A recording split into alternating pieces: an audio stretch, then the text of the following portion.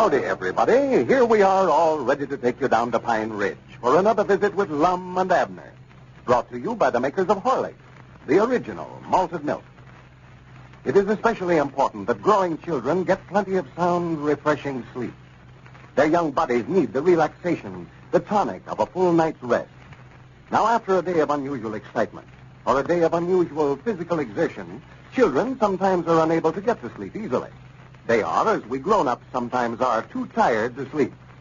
Well, that's why a cup of Horlicks, hot, is a fine children's bedtime drink. It relaxes their bodies, soothes them, helps them to fall asleep quickly and sleep soundly. Horlicks is just the sort of nourishing, easy-to-digest food which, if taken before retiring, helps both children and grown-ups to sleep more restfully than if they had gone to bed on an empty stomach. Tonight, before your children go to bed, let them drink a cupful of Horlicks hot. You can get Horlicks, you know, either natural or chocolate flavor, at your druggist. And now, let's see what's happening in Pine Ridge. Lum and Abner are having the time of their lives these days. The many interesting letters from friends all over the United States are subscribing to their matrimonial bureau. And the domestic problems the old fellows are called upon to solve are keeping them busy day and night. As we look in on Pine Ridge today, we find Abner over at Lum's house, where they are going through their mail. Listen.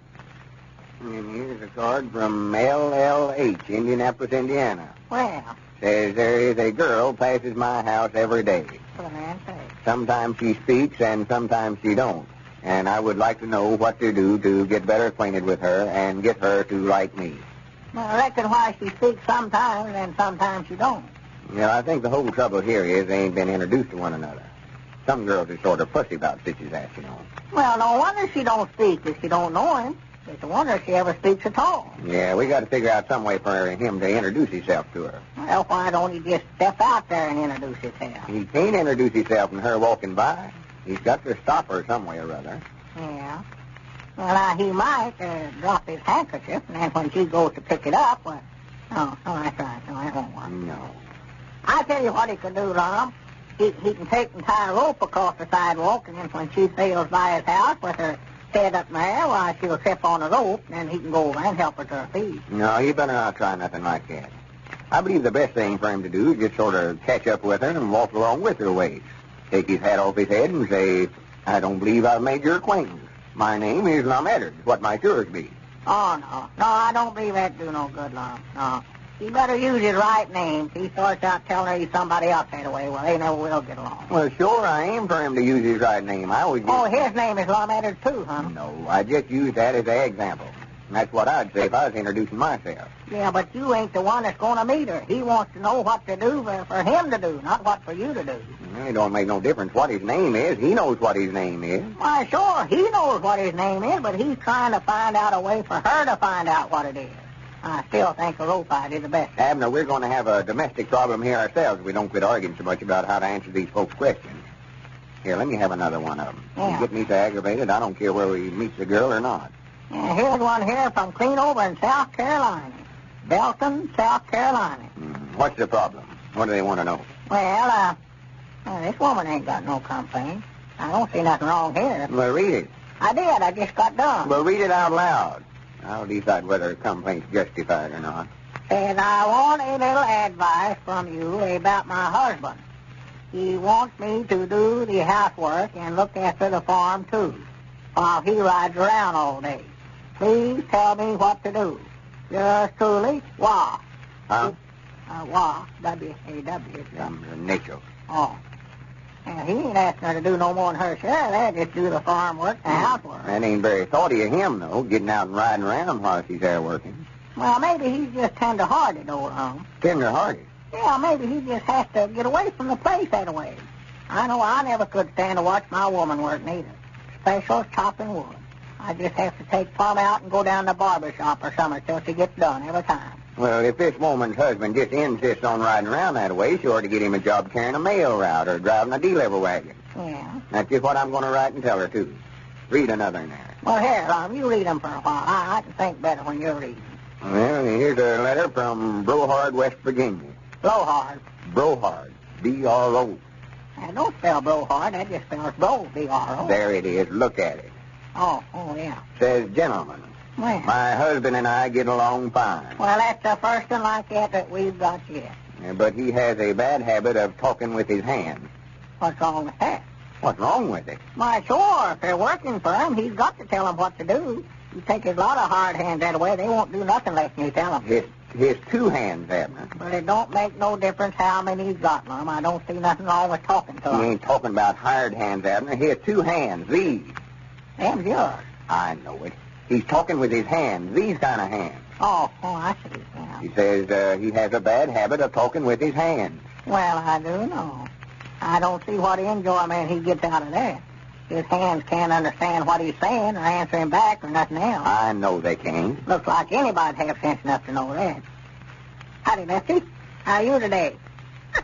Come on, wake up there. Here, how are you? What in the world are you doing? I just trying that out, Lum. I was talking to my hand here, but it never paid no attention to him. That won't work. For goodness sake. I'd just write and tell that woman that if her husband sits and talks to his hands all the time, he's losing his reason. She never said he talked to his hands. She said he talked with them.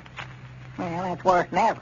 She's just same as saying that his hands answer him back. He talks with them. Well, Abner, she said that, but that ain't what she means at all. Well, they ought to write what they mean. These problems is hard enough to figure out without us having to read folks' minds. Well, what she means is he used his hands to talk with instead of his mouth. What? You mean to say that he... Wait a minute, wait just a minute. I see right now I said the wrong thing there. He talked with his mouth, but used his hands to make motions with. Make motions? Yeah, you saw fellers use their hands that way. Somebody get mad and shake their fist in your face while he's talking to you. Oh, that's what it is. He wants to fight, huh? Well, I don't blame him. No, Abner. He don't want to fight. Well, what's he doing shaking his fist in her face, then? He's in the habit of doing that. Well, she has got a problem, and I don't blame her a bit. I don't see how they get along at all. Will you shut up for just a minute? I'll read the rest of the letter here. Shaking his fist in a Get woman's some face. idea in your head, and it takes a stick of dynamite to move it out. Well, I don't care. It just makes me mad to see a man bully a woman around that way. I wouldn't no more think of shaking my fist in Elizabeth's face, and...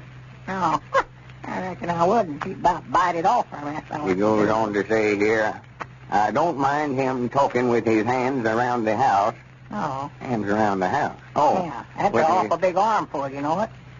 with his hands around the house, but when we go out in the car, he takes his hands off the wheel to point out all the spots of interest, and I am afraid he'll wreck the car. Yeah. Can you advise me how to break him of this habit? Yours truly, M.M. Well, I do know. Well. See, she just wants him to keep both hands on the steering wheel while he's driving the car. Oh, yeah. If they get to fighting in the car, there's no telling what happened. Abner, I wish you'd get the idea of fighting out of your head. Well, I ain't wanting to fight nobody. He's the one that started shaking his fist. Well, I'm going to start everybody one here in a minute if you don't shut up. This lady wants to know how to break her husband of talking with his hands while he's driving the car, and we've got to figure out something here to tell her. Yeah, tell her to tie his hands to the steering wheel. That'll stop him. Stop him from talking at all. He'd about go to point out something and he'd wild right quick and swing the car right into something. No, that wouldn't work. No, I see it wasn't that. Well, what's funny about it? I was just thinking, what happens if he started away with somebody he knows he's seen on the street? He'd about turn the car clean around right in the middle of the road, wouldn't it? No wonder this lady's rode in. I can see the trouble she must be having with him. Poor little thing. Poor little thing.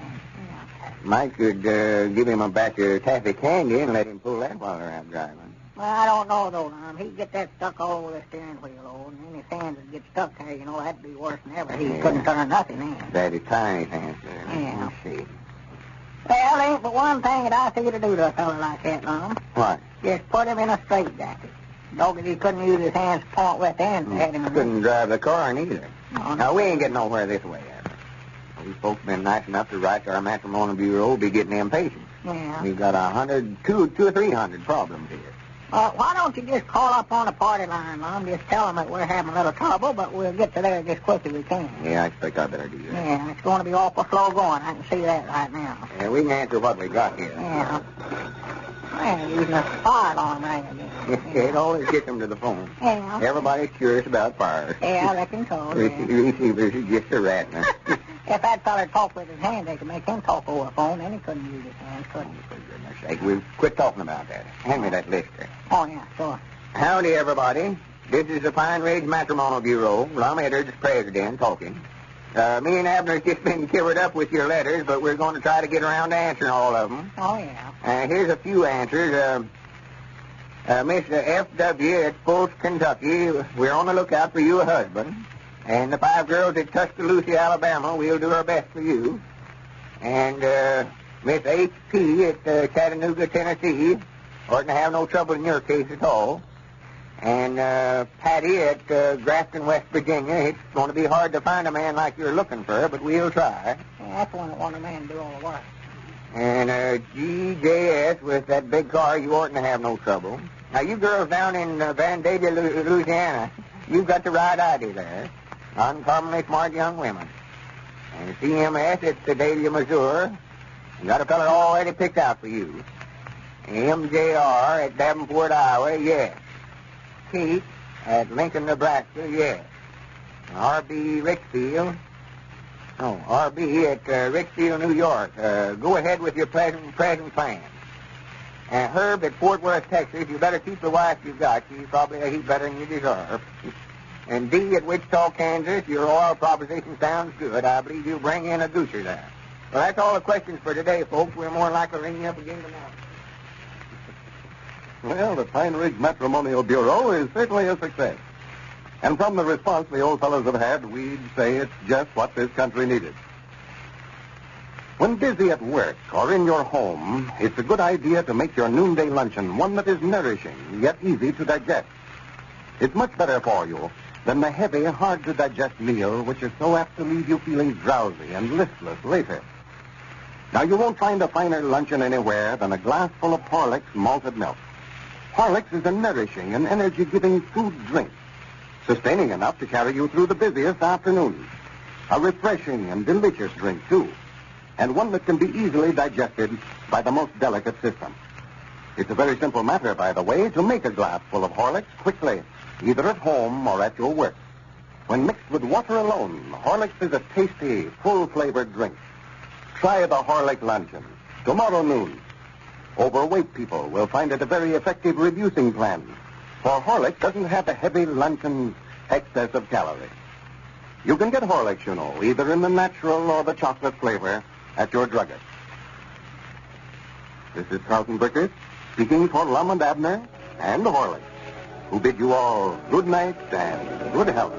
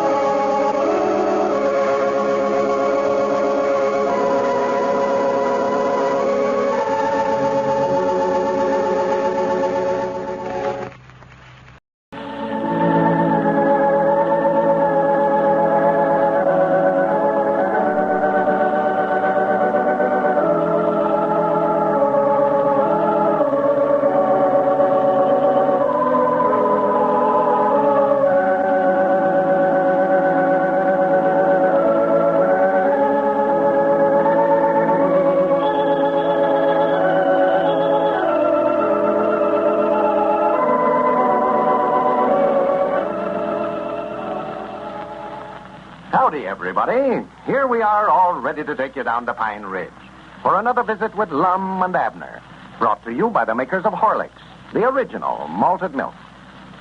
Have you ever wondered why so many medical and child-feeding authorities recommend Horlicks? Well, it's because Horlicks is rich in the precious vitamins that children need. Rich in minerals, too, and in valuable carbohydrates and proteins. That's why Horlicks helps develop husky bodies and strong bones and teeth. You can't do anything better for those children of yours than to give them plenty of Horlicks malted milk.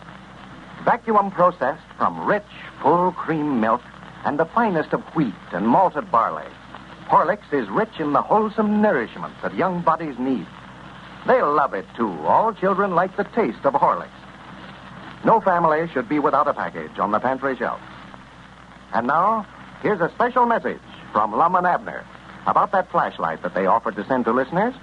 They say they just didn't know they had so many friends. The number of requests for flashlights was so great that they can't be made quickly enough to send out promptly. But they want you to know that everyone who sent in will get his flashlight just as soon as is humanly possible. They appreciate your waiting and know that you'll be delighted with your flashlight when you do finally get it.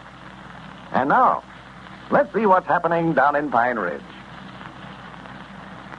Well, Abner's swap idea, that of trading groceries out of his store for anything the customer might have to trade, is proving very popular.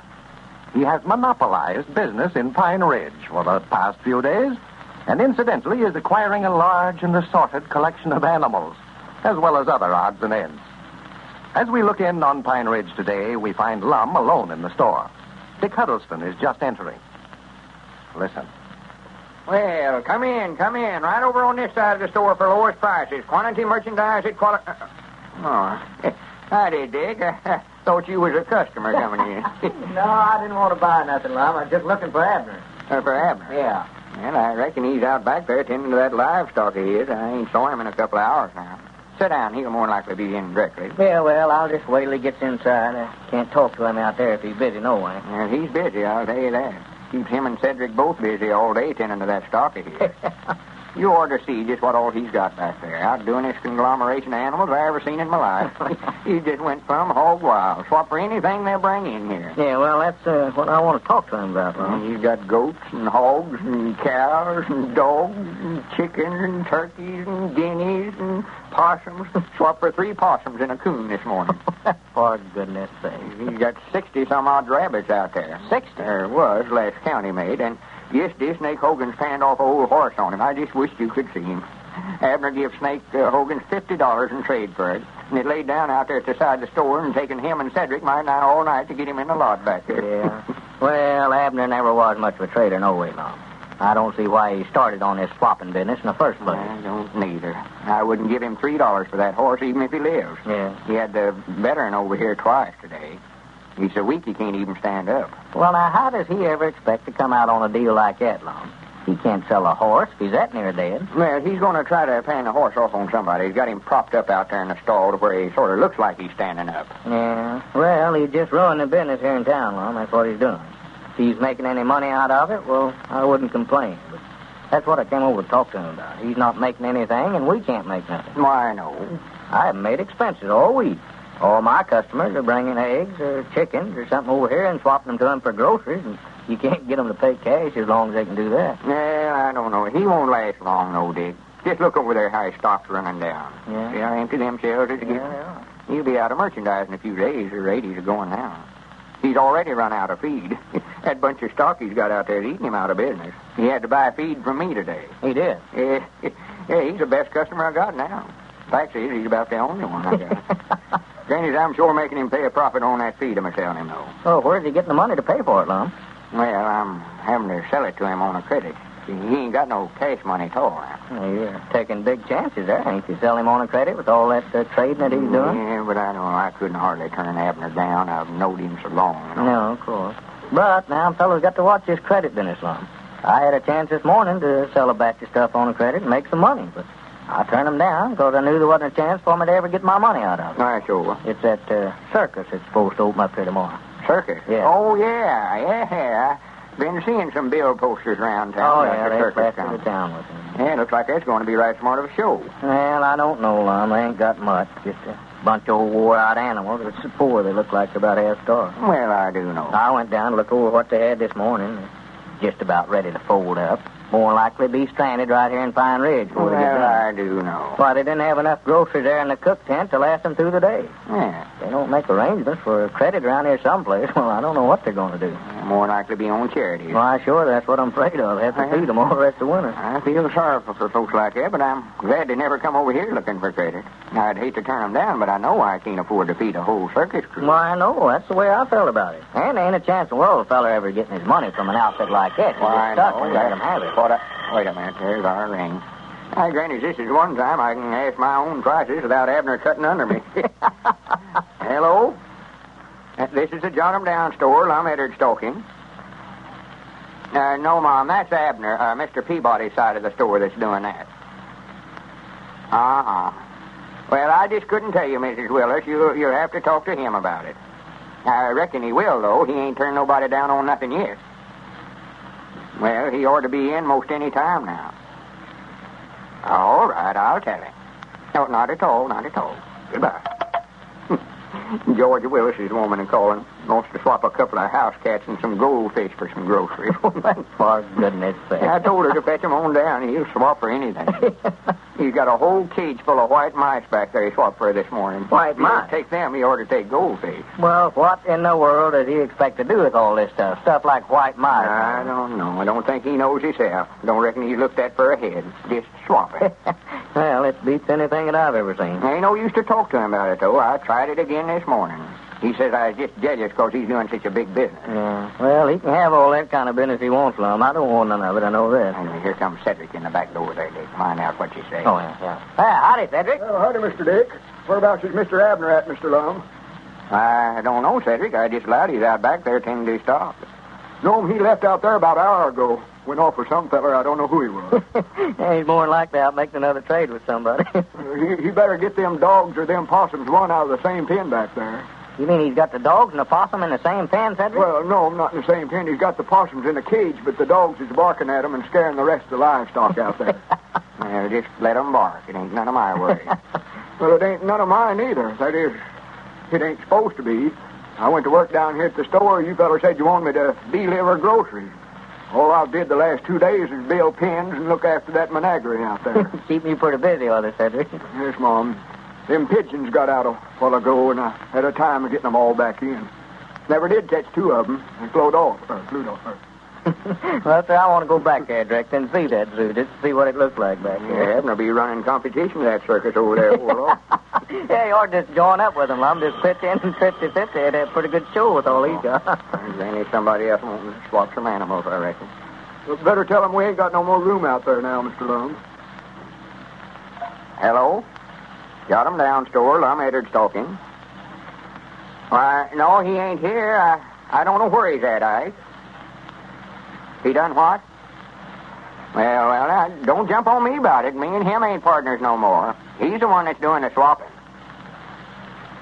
I couldn't tell you. There's a couple back there, but I don't know who he got 'em off of. Well, wait a minute. Hold the receiver. Who did Abner get them 2 hounds from, Cedric?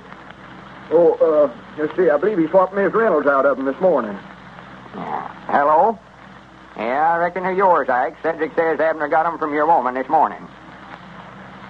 Well, I don't know. You'll have to see him about it. Well, that's up to you and him. I don't know what the law is on it. All right. All right, I'll tell him. All right, Ike. Goodbye. Yeah, Granny's Abner's got himself into it now, sure enough. What's the matter, Lum? Why, that was Ike Reynolds. Mad enough to bite. Said while he's down at the sawmill at work today, his woman brung his 2 best hounds down here and swapped them to Abner for groceries. Now he's wanting them back. Said they weren't earned to trade. Well, if I was him, I'd call that a good shutting. Yeah, he said it was the best 2 varmint dogs he had on the place. Said they's both extras. Well, that Ike's pretty mad when he gets mad that way. He's a hard customer. Oh, yeah, he's mad now, too. Says he's going to give Abner a licking or get them hounds back one. Yonder comes Mr. Abner out front there now. Yeah, there he is. I expect I better get on back out there and see if them pigeons has came back yet. They're supposed to be homers, but I don't know where they think they live at now. Over here or back over there at Doolittle's place where they come from. Howdy, Abner. You got yourself into it now, Abner. Ike Reynolds just called up and said his woman swapped you a couple of his hounds unbeknownst to him. Says he's going to get them back or give you a licking. Yeah, I'd just love to see him try. I ain't the constable here for nothing. Yeah, I've been waiting to see you too, Abner. Yeah, well, I've been over making a big deal. I dog it, I sold $200 worth of groceries just now. Beat 2 fellers to it. $200 worth? Yes, sir, 200. That circus that's in town, I made arrangements to furnish them all their stuff while they're here. Oh, yeah. Did you sell that outfit some groceries on a credit, Abner? For goodness sake. Well, yes, but he's going to pay me before they leave town, though. Yeah, that's what he said. Yeah. You'll never get a nickel of it, Abner. No. Dick was just down telling me they're just about ready to fold up. Yeah, but now, they never put nothing over on me. I got them to where they'll have to pay me.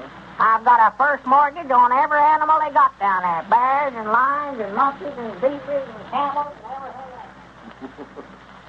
Well, Abner may not be making any money, but he's certainly doing the business. Ladies and gentlemen, in the following scene, we find it 7 a.m. in the Peterson home. The alarm's ringing now. Let's see what happens. Hey, turn that off, Marge. Oh, me? What's wrong with you turning it off? Oh, all right, if you can't even do that. And don't grouch about it. Grouch? Say, if you'd slept as little as I did last night, you'd be grouchy, too. Well, it is time to get up, you know. What's the matter with you lately, anyway? I wish I knew. Haven't had a good night's rest for days. Well, you certainly sound like it, too.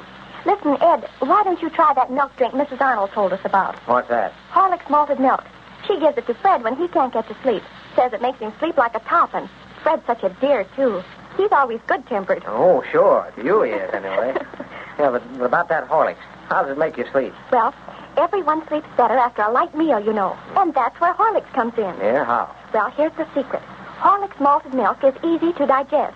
That's why they give it to sick people. Yeah? Mrs. Arnold says that a glass of it, hot, just before going to bed, relaxes you. And that's just your trouble. You're not relaxed enough. You worry too much. Oh, well, that sounds like a good idea to me. I'll tell you what. Bring in a package when you go shopping today, and we'll both try it. Tonight. I've got to get some sleep, and pretty soon, too.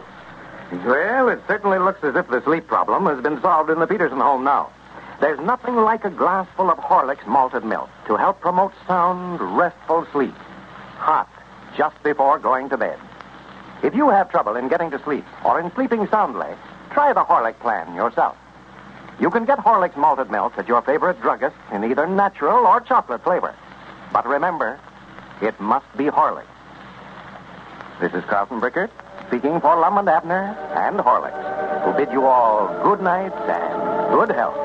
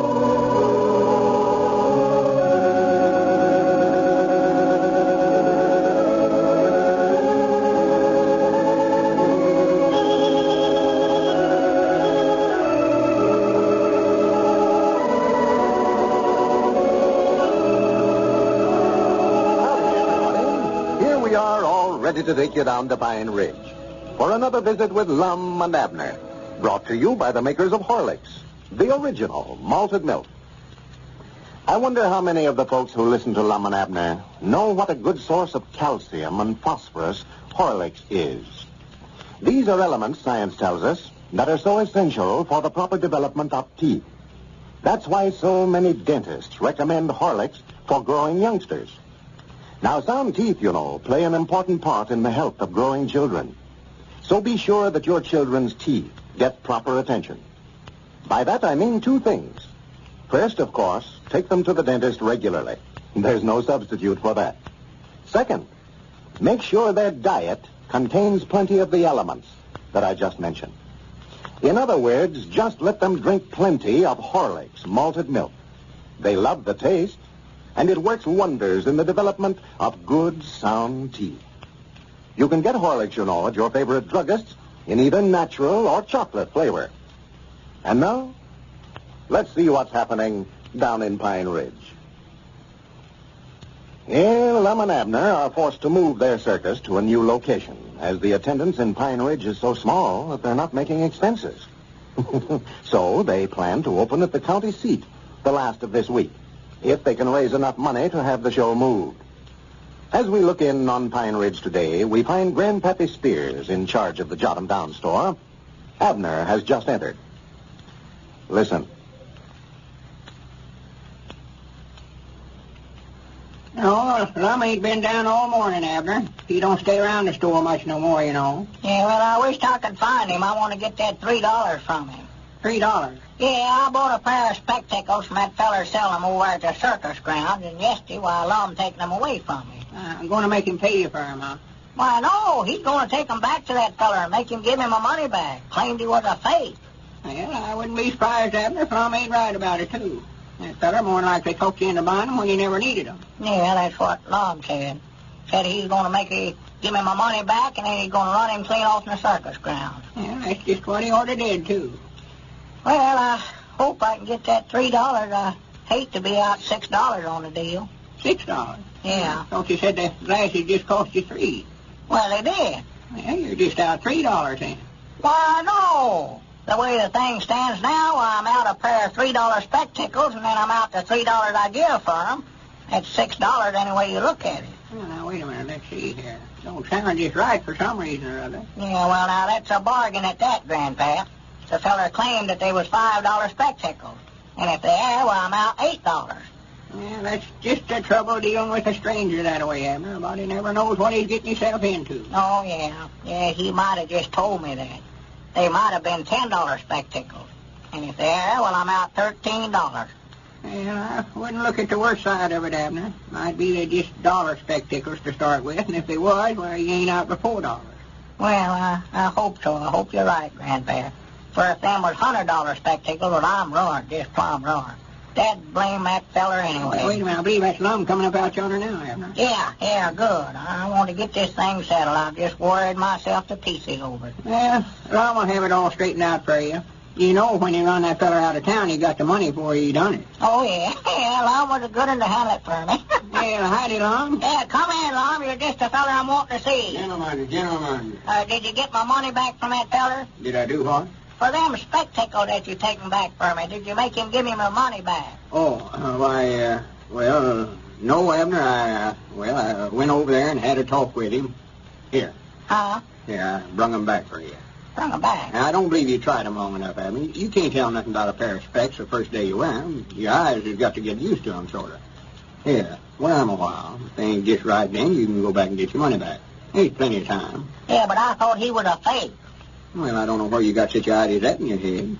You oughtn't to ever accuse anybody of being a fake, Abner, unless you know what you're talking about. No. You've got to learn to trust folks, have confidence in your fellow man, in your neighbor. Well, he ain't my neighbor, Lum. He don't even live here. Well, now, you wear them specs for a few days, and if they don't work out right, well, you can always change them. Yeah, but it's too late now, and him done left town. When did he leave town? Well, you suggested you was going to run him out of town. Oh, well, yeah, but, I got to talking to him. That fellow knows a heap more about fitting spectacles than I allowed he did. Well, I told you that he was a good octopus, and you wouldn't believe me. Yeah, I told him we was proud to have a man like him in the community. Yeah. Is he going to locate here, Lum? No, he's traveling with the circus. I know he said yesterday he's going with them when they moved into the county seat. Yeah, I heard him. Uh-huh. I'd sort of like to have him look my old eyes over and see if I need a new set. A new set of eyes? No, a new set of glasses. I've been wearing these things for 20 years. Well, I'd sure go down there and talk to him, Grandpap. He does know spectacles. Yeah, I'll slip off down there directly and have him examine me. Oh, he's a genius, that feller is. Yes, sir. He can just stand there and look at you, Grandpap, and just tell you what you're supposed to wear. Well, of course, these I'm wearing ain't got set to my eyes good yet. Everything looks sort of blurry to me. Uh-huh. And I'm just glad that you never swapped back with him, Lum. I think in time I can learn to see through these nearly as good as I could my old ones. Oh, yeah. Well, what I come over for, I've got some prices here on what it's going to cost us to get that circus hauled into the county seat. Well, I thought Squire Skimp was going to tend to that first. Well, Abner, if you want anything did right, you've got to do it yourself. Yeah. That is, some of it. Squire don't know nothing about business. He just spends money promiscuous. He don't care nothing about what nothing costs. There ain't nothing out of his pocket, you know. No. Recollect, this is our money we're spending. Well, I never meant nothing by it, Lum. I just said that I thought Squire was going to look after it first. That's all I said. No, you see, I've got out here myself and got a lot of fellers bidding against one another on it. You get all their prices and then hire the cheapest one. Uh-huh. Who's got the lowest price? Well, I ain't done yet. I've got one more feller to see. Mm-hmm. Just happened to think a while ago Walter Bates' sawmill shut down, and might get that logging crew of his to move us in there. Yeah. I could catch Walter at home today. Yeah, might, sure. No, Lum, you're more than like to find Walter down about Moe's Moot's barbershop. I seen his woman out planting the garden when I come by their place this morning. I know he wouldn't hang around the house and that going on. No. If he's planting garden, he ain't home. That's the same. Yeah, I'll call up the barbershop. Let's see. What is Moses? No. Yeah, if Walter sat down over at the mill, why, he ought to be glad to get them mules to work, and they're just standing up there in the lot eating their heads off. Hello? Mose? That's what I'd do. I'd give him Is Walter Bates there? Walter's fine. Uh-huh. I'd love to talk to him a minute, please. Huh? He's spectacled at a thing, Grandpa. Well, About 3 pair of bodies. all right. He said he was glad I called. Said Walt's been asleep there in a chair for over an hour. Well, yeah, them loafers down there's a nuisance. Going to sleep in a chair that way. They get to sleep, and Mose can't wake 'em up. I had to let Mose shave me sitting in the shine chair Saturday. Uncle Henry Lunsford dropped off to sleep there in a barber chair, and Mose couldn't wake him up. Must be having the same trouble with Walt. Yeah. No, here. Hello, Walt. This is Lum and Abner talking. I'm going to fit Elizabeth and Pearl up to her. Yeah, I wanted to see you about doing a little hauling for us. Yeah, well, I figured as long as your teams was laying off not doing nothing, Mike could get you to haul that circus of ours into the county seat for us.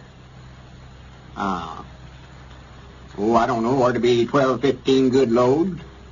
Well, I've got some mighty good prices on it, but if you can beat them, the job's yours. Why, sure, natural. I want to get started right early in the morning, if good. Yeah, I ought to get up awful early. Yeah, Squire wants to parade the streets in there at the county seat before noon. Oh, ain't nothing to be feared of, Walt. They're all in cages. They can't hurt nobody. Well, just a flat price on the whole job. How much? All right, I grant you it's a deal then. If you come over there to the circus grounds this afternoon, I'll show you what all's got to be did. Yeah. All right, Walt. Not at all, not at all. Goodbye. Granny, that was a good idea, calling him $40 for moving a whole circus. Yeah, I don't know. $40 is a lot of money, Lum. Yeah, but look at these other prices I got here. Wait a minute. Let me slip my specs on. Well, for the lamb's sake. I never knowed you took to wearing glasses, Lum. Why, no. Oh, yeah. Yeah, I had to get 'em. In fact, my eyes is in such bad shape, he said this morning, it's a wonder I never ruined my health. Well, I do know. Here you was joshing me about buying a pair of them down there, and then you went and got yourself fitted. Well, he said I ought to have been wearing them about 20 years ago. That's what's caused my asthma, he said. Uh-huh. Yes, sir, they're right becoming to you, Lum, I'll say that. Yeah, I thought so. Here's them figures. Yeah, well, wait a minute. Let me get my spectacles off here so as I can see them. Get 'em all. Yeah. Can't you see them letters? They're big as boxcars. I don't know how come me to write so big. These glasses must sort of magnify stuff, so. Oh, yeah, I can see the figures now with my glasses on, but getting right down here close to it, getting right again the paper. That's good. Better to use them if you can. Yeah. Wait a minute, here comes somebody. Where?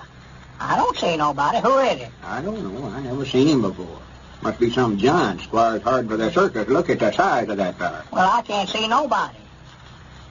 It's Cedric Wheat, that's who it is. What's the matter with you fellas anyway? Cedric? Look out where you're going, Cedric. What are you trying to do, run over a feller?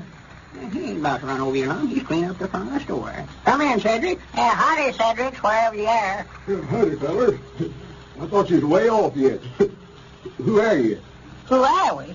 What's the matter with you? Here, let me get these specs off. Looks like you're fixing to step right on me here.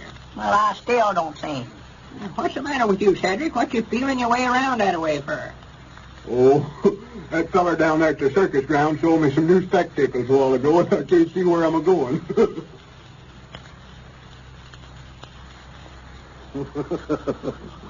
Well, things are certainly looking different to our old friends in Pine Ridge now, whether they're any better or not. Ladies and gentlemen, the next scene takes place in Fort Wayne, Indiana.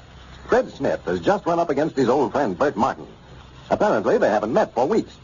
Listen. Well, if it isn't Bert. Hello, Fred. How's the boy? Pretty good. How's yourself? Can't complain. When did you get in town?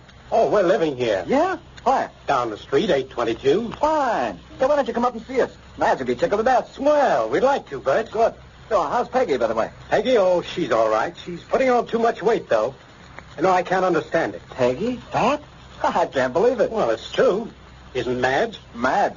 Not a bit. I thought of that. That's what you think. She's just lucky. No, she isn't. I tipped her off to something, Fred. What? A plan to keep her weight down. What sort of a plan? It's called the Horlick Weight Control Plan. Well, how does it work? Well, she just drinks Horlick's malted milk every day in place of a big heavy lunch. That helps, eh? You bet it does. And safely, too. She's never sick. Hasn't gained a pound in months either. Sounds like quite a plan. It sure is. I use it, too. We'll tell you more about it when you come and see us. There's very little more to tell, folks. The Horlick weight control is essentially simple, and that's why it's so safe. All you have to do is to drink a glassful of Horlick's malted milk in place of a big, heavy lunch. There's sufficient nourishment, in Horlicks itself to keep you going. Get a package and start the plan right away. You can get it, at your favorite druggist in either chocolate or natural flavor. This is Carlton Brickert, speaking for Lum and Abner and Horlick, who now bid you all good night and good health.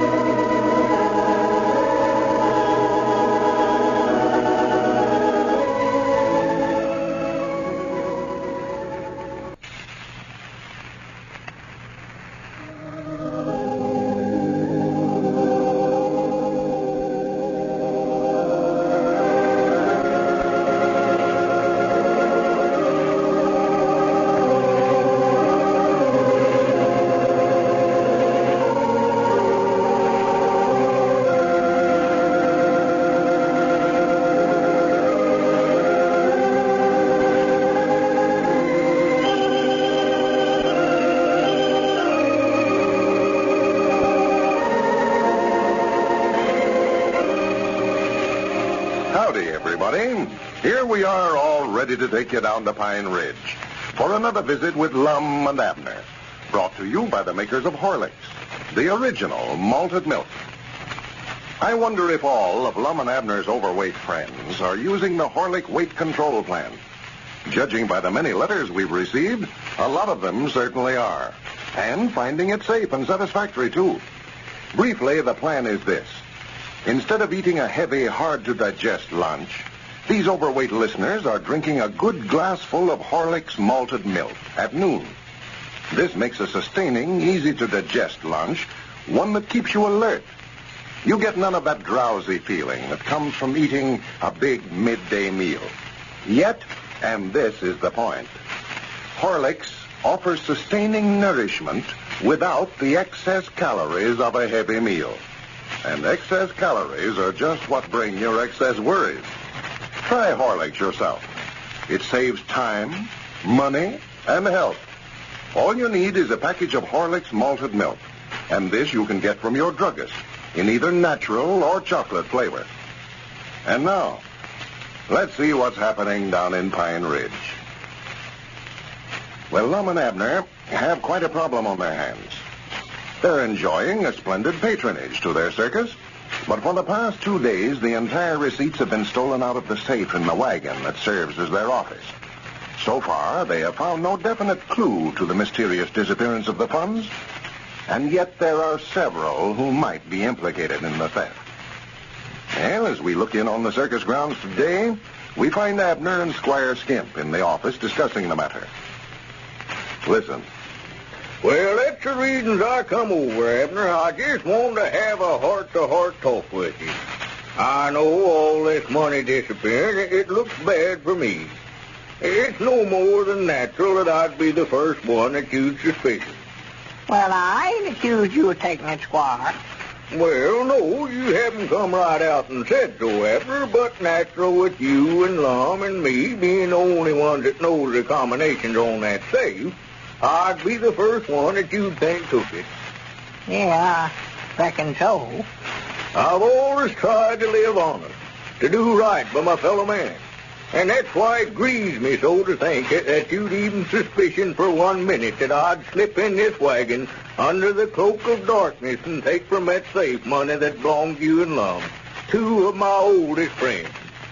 Well, now, Squire, I wouldn't let myself get all tore up over this. Well, it's a matter of defending my honor, Abner. A man reaches my age in life, Abner, he just ain't got much left to live for except his reputation and his friends. Well, a little money laid up, too, won't hurt nothing. Yes, but if I had to sacrifice my principles for a few paltry dollars, take advantage of old friends like you and Lum, I'd choose a pauper's grave first. Okay, Squire, you wouldn't have made a bad out at preaching, you know it?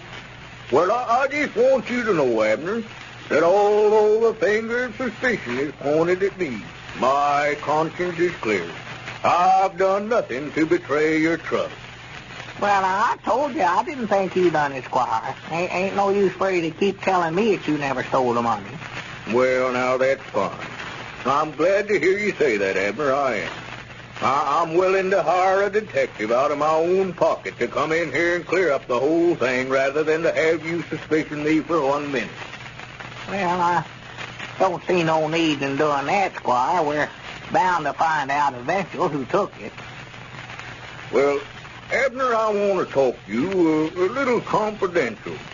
Don't want you to quote me on this, but has it ever occurred to you that Lum might be taking that money himself? Lum? What in the world would he be wanting to take it for? It belongs to me and him.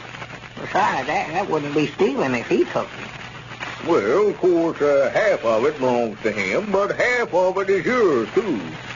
Yeah, but Lum never done nothing. He just never had nothing to do with it. I'll guarantee that, Squire. He's just as honest a man as ever drawed breath. Why, you seen the surprised look on his face when he opened that safe and seen the money was gone.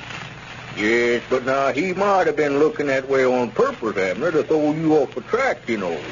No. I've known Lum too long, Squire. Had too many dealings with him. It couldn't have been him. Well, I don't know, Abner. I don't think that Lum would do a thing like that ordinarily, no. But sometimes, you know, a man can be influenced into doing something that he knows is wrong. What do you mean by that, Squire? Well, just to talk straight, Abner. Now, here's this bareback rider, Zenola. She seems to have swept Lum right off his feet. And I believe he'd do nearly anything that she told him to. Oh, yeah, she's got him locked right around her finger. There ain't no doubts about that. Well, now, she's a smart young lady and would know just how to work a fellow like Lum. Why, the other day she had him all revved up to buy a big electric sign to put across the top of the tent there with her name on it. Yeah, and he'd have did it, too, if that money hadn't disappeared. Why, sure he would. He was all set to go right down and buy it. Yeah, I talked to him for 3 hours trying to talk him out of that idea. He was all set to go down and pay $800 for that sign just so that he could put Zenora's name across there in big lights, he said. I know he was. And I'll tell you something else now. I just heard this a while ago, Abner. Zenora told the snake charmer that Lum was going to buy her a big diamond engagement ring. A diamond engagement ring? Yes, and that could be, you know, what he intends to do with the money. No, I don't believe he'd do that, Squire. No, not Lum. Well, now, you know that he hadn't got any money of his own to be buying diamonds with. It's that woman, I tell you, Abner, Zenora. She's putting these ideas in his head just to show her the world. Well, now, Squire, I just never would believe that. Wait a minute. Here's something now. Oh, yeah. Well, it's just like I say, Abner. You men ought to make a lot of money out of this circus. The crowd has been good here lately. Gentlemen. Oh, hello, Lum. Good evening. Yeah, come on in, Lum. Keep your seat, Squire. I can sit right over here. Oh, no, Lum. I was just fixing to go anyway. I've got a little business to attend to before the performance tonight. Well, I'll be around there before long, Squire, to open up the box office. All right, Lum. What's the matter, Lum? Oh, I'm just getting to where I can't hardly stand to be around that Squire scamp. Yeah, what's the matter with you and Squire? Well, I just don't like the altitude he's taking about this money disappearing. Oh, well, now, Lum, I wouldn't pay no attention to nothing that he said. Yeah, you wouldn't be talking that way if you knowed who he's trying to lay it on to, though. Oh, yeah, I already know. I never liked it myself. I don't blame you. I run him out of the wagon here this morning. I wouldn't stand for him making such excuses. Well, now, that ain't going to get the money back, Lum. Him accusing somebody. I'll bet you whoever's been stealing it gets a surprise tonight, all right. A surprise? Yeah, I ain't going to put it in that safe no more. You ain't? Why, no. They got it out of there twice. Ain't no use to just give it to them. Yeah, well, now, I wouldn't be carrying that much money around on me, Lum. That's dangerous business now. Well, I ain't going to carry it on me. I'm going to hide it in another place tonight. I ain't going to put it in the safe. Oh. I'll hide it in the bottom of that trunk over there tonight and then take it out in the morning, carry it down to the bank, and deposit it. I was going to put it in the trunk, you say. Wait a minute, be quiet. Yeah, what's the matter? Wait a minute, I hear something. Huh? Wait a minute. Wait just a minute. What are you doing there? Hold on there. Who is that? Cedric, is that you? Yes, Mom. Well, what are you doing slipping around the side of the wagon there? Why, I wasn't slipping around, Mr. Lum. I just started to come in the wagon, and I seen you and Mr. Abner was talking some business, so I started to leave. Well, don't be hanging around this wagon. Just stay away from here. Yes, Mom. Swan, you scared me to death, Lum, when you jumped up that way and run to the door there. Yeah, I reckon I'm a little nervous. This thing's got me about half out of my head, Abner. Abner, you reckon Cedric could know anything about where that money's been going? You mean, you reckon if he stole the money, Cedric? Yeah. Oh, why, no, Lum. Why, Cedric couldn't get in the safe if he wanted to. He don't even know the combination. Well, now, that's just all you know about it. He knows that combination a heap better than me or you does. You mean Cedric knows the combination to the safe? Yes, sir. Oh. You know, I never can recollect the thing myself, and yesterday evening I went to open the safe, and there's just me and Cedric in here, and I couldn't recollect the combination, and he sat right there and told me what it was. He did? Yeah, I never thought nothing about it at the time, but I got to studying about it today. I don't know, Abner. I hate to think such a thing about Cedric. I've always liked the boy. Oh, Cedric's a fine boy, Lum. He's worked there in the store for us over at Pine Ridge for years. Oh, Never sure. had no trouble with him. Oh, I'll trust Cedric, Lum. I'll give him chances to take things. He's just honest as he can be. Yeah, but I'll sworn he'd see his pranking mighty strong at him. Well, now, Lum, I wouldn't go nothing on that now. He might have just watched, me and you open the safe and happened to learn the combination by heart, accidental. Yeah, I don't know. Well, it's him or Squire Skimp one, I know that. Well, now, I don't believe Squire done it neither, Lum. I thought so maybe for a while, but he was in here a while ago and talking to me about it, and he just might not have brung tears to my eyes, tell me how innocent he is. How innocent he is? Oh, yeah, he sat here and told me on his word that he never had a thing in the world to do with it. Well, you don't expect him to come right out and admit to it, do you? Well, no, Lum, but he talked awful honest to me. Well, a fellow that steals money that way ain't going to admit to it. Well, no, but Squire, he looked me right in the eye when he said it. Oh, I tell you, Abner, after some of the other stunts Squire Skimp pulled on us, I wouldn't put nothing past him. Well, there's one thing about it. If you hide it in the trunk tonight, why, me and you can watch your safe. Wait a minute. Find out what you're saying, Abner. Did you hear somebody? Yeah. Who is that? What do you want? Wait a minute. I seen you hauled her out, shoot. Who is it, Lum? Who is it? What's the matter? Oh, my goodness. I don't know. I couldn't see for sure. Just as I stepped to the door here, he run around the corner of the wagon. Well, why didn't you shoot? I never had nothing to shoot with. Wait a minute, listen. Where are you going next time? Somebody get hurt the first thing you know. Running around here like a wild man. Is that you, Squire? What's the matter? Oh, that brother of Zenora's come tearing around the end of the wagon there and run right square into me. Knocked me right flat on my back. Zenora's brother. Well, this seems to only complicate matters more than ever. Who stole that money? Ladies and gentlemen, Mrs. S.J.B. of Covington, Kentucky, writes to tell us of a conversation between two youngsters playing baseball that she overheard recently. We thought maybe you'd like to hear it, so we're going to reenact it. Listen. Let's quit, Bob. Oh, gee, it's my turn to bat. You can bat first tomorrow. No, I can't. I gotta go to the dentist. Besides... Oh, I'm tired. I'm gonna quit. Oh, all right. You just can't take it, that's all. Who can't? I'll bet you're tired, too, only it's your time to bat. Maybe so. But I wouldn't be if I had some Horlicks tablets. Huh? What are they? Oh, you know. Horlicks malted milk powder done up in tablets. They give you pep. Well, let's get some. How much are they? Only a dime. How much you got? I got 4 cents. Well, I got 3. That's 7. Mom will give us the rest. Come on, let's go ask her. And that was all that Mrs. S.J.B. had time to hear. But it was enough to show how popular Horlicks tablets are becoming. Youngsters, motorists, early golfers, shoppers, people in all walks of life are finding Horlicks tablets great for warding off hunger and fatigue. Have you tried them yet? You can get them, if you haven't, at your druggist in either natural or chocolate flavor. This is Carlton Prickert, speaking for Lum and Abner and Horlicks, who now bid you all good night and good health.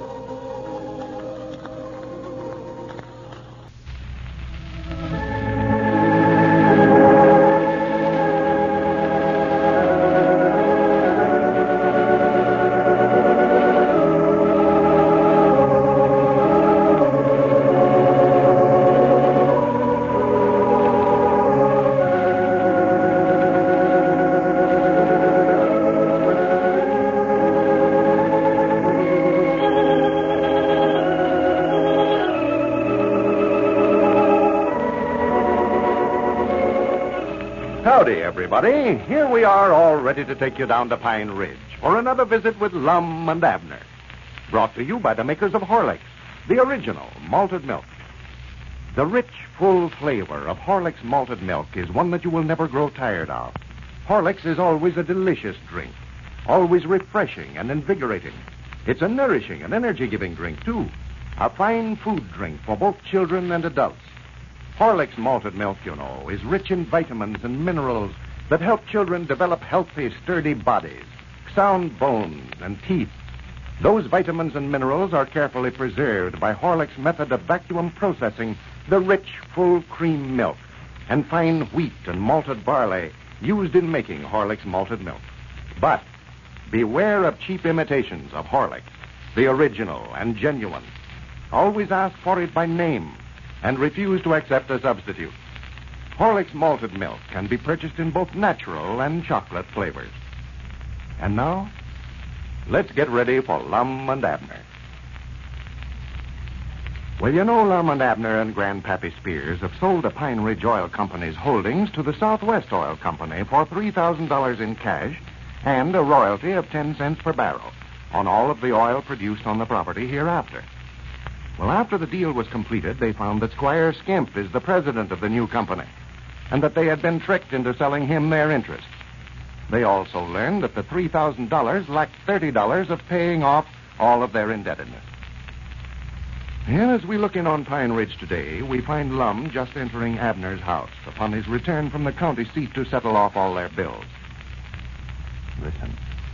Well, come in, Lum. Come in. Did you just get back? Yeah, let me get here to the fire. I'm about half free. Yeah, it's cold, yeah. It's cold out today, especially riding in that open car with the mail carrier. I don't see why he don't get himself a suit on. Did you get the check cashed all right? Yeah. Deposited in there at the bank. Opened up an account and sat right down there and mailed everybody we owed a check. That's what's taking me so long. Yeah, well, fine. Well, we don't owe a soul now. No. Ever since we get out of the royalties on the oil now, it'll be velvet. Yeah? Be what? Velvet, clear profit. Oh, yeah. That's a relief to get everybody all paid. Yeah, there was a fellow over here looking for you about an hour ago, but he wasn't looking for you. He was looking for me, but he weren't looking for me. Yeah, he thought he was, but he wasn't. He's looking for the head of the oil company. He never knowed we'd sold out. More likely some big oil man wanting to buy some oil. Well, he's just wasting his time. I'll tell him that. Squire Skimp's done sold all that oil we had in them barrels over there. Well, he weren't in the oil business. He said he was with the Southern Pipeline Company, whatever that is. Yeah, that's the oil business, too. I reckon he's wanting to see us about putting a pipeline into this well out here. Now, what would he want to put a pipeline in there for? Abner, pipelines is what they use to get the oil from the well to the refineries with. What's a refinery? Why, they've got to run it through the refinery before they can sell it. Oh. See, there ain't a railroad out here they can haul it over, so they run a pipe under the ground from the well to the refinery and just pump it through there. Yeah, well, that's a good idea. I reckon who studied that out? No, they've been doing that for years. Uh-huh. Yeah, they've got pipelines running all over the country. Well, I reckon that's what that fellow wanted to see me about. Get me to let them run a pipeline from here to the refinery and sell them our oil. yeah, well, he never said, and I never asked him. I was busy popping some popcorn here in the fireplace at the time and had to get back to it before it burnt. I just told him that we weren't in the oil business no more. Squire Skimp was the man he wanted to see and just shut the door in his face. Well, I'm sorry I missed him. I'd love to talk with him, give him my views on the oil business. You say you was popping some popcorn? Yeah, here, help yourself. No, I wouldn't care for none of it. Oh, go ahead, help yourself. I've had all I can hold. Yeah. I ain't much of a hand for popcorn. Might try a sprinkling of it. That is, if you had all you want. Yeah, sure, help yourself. I just got so hungry sitting around here today, I had to fix up something to eat.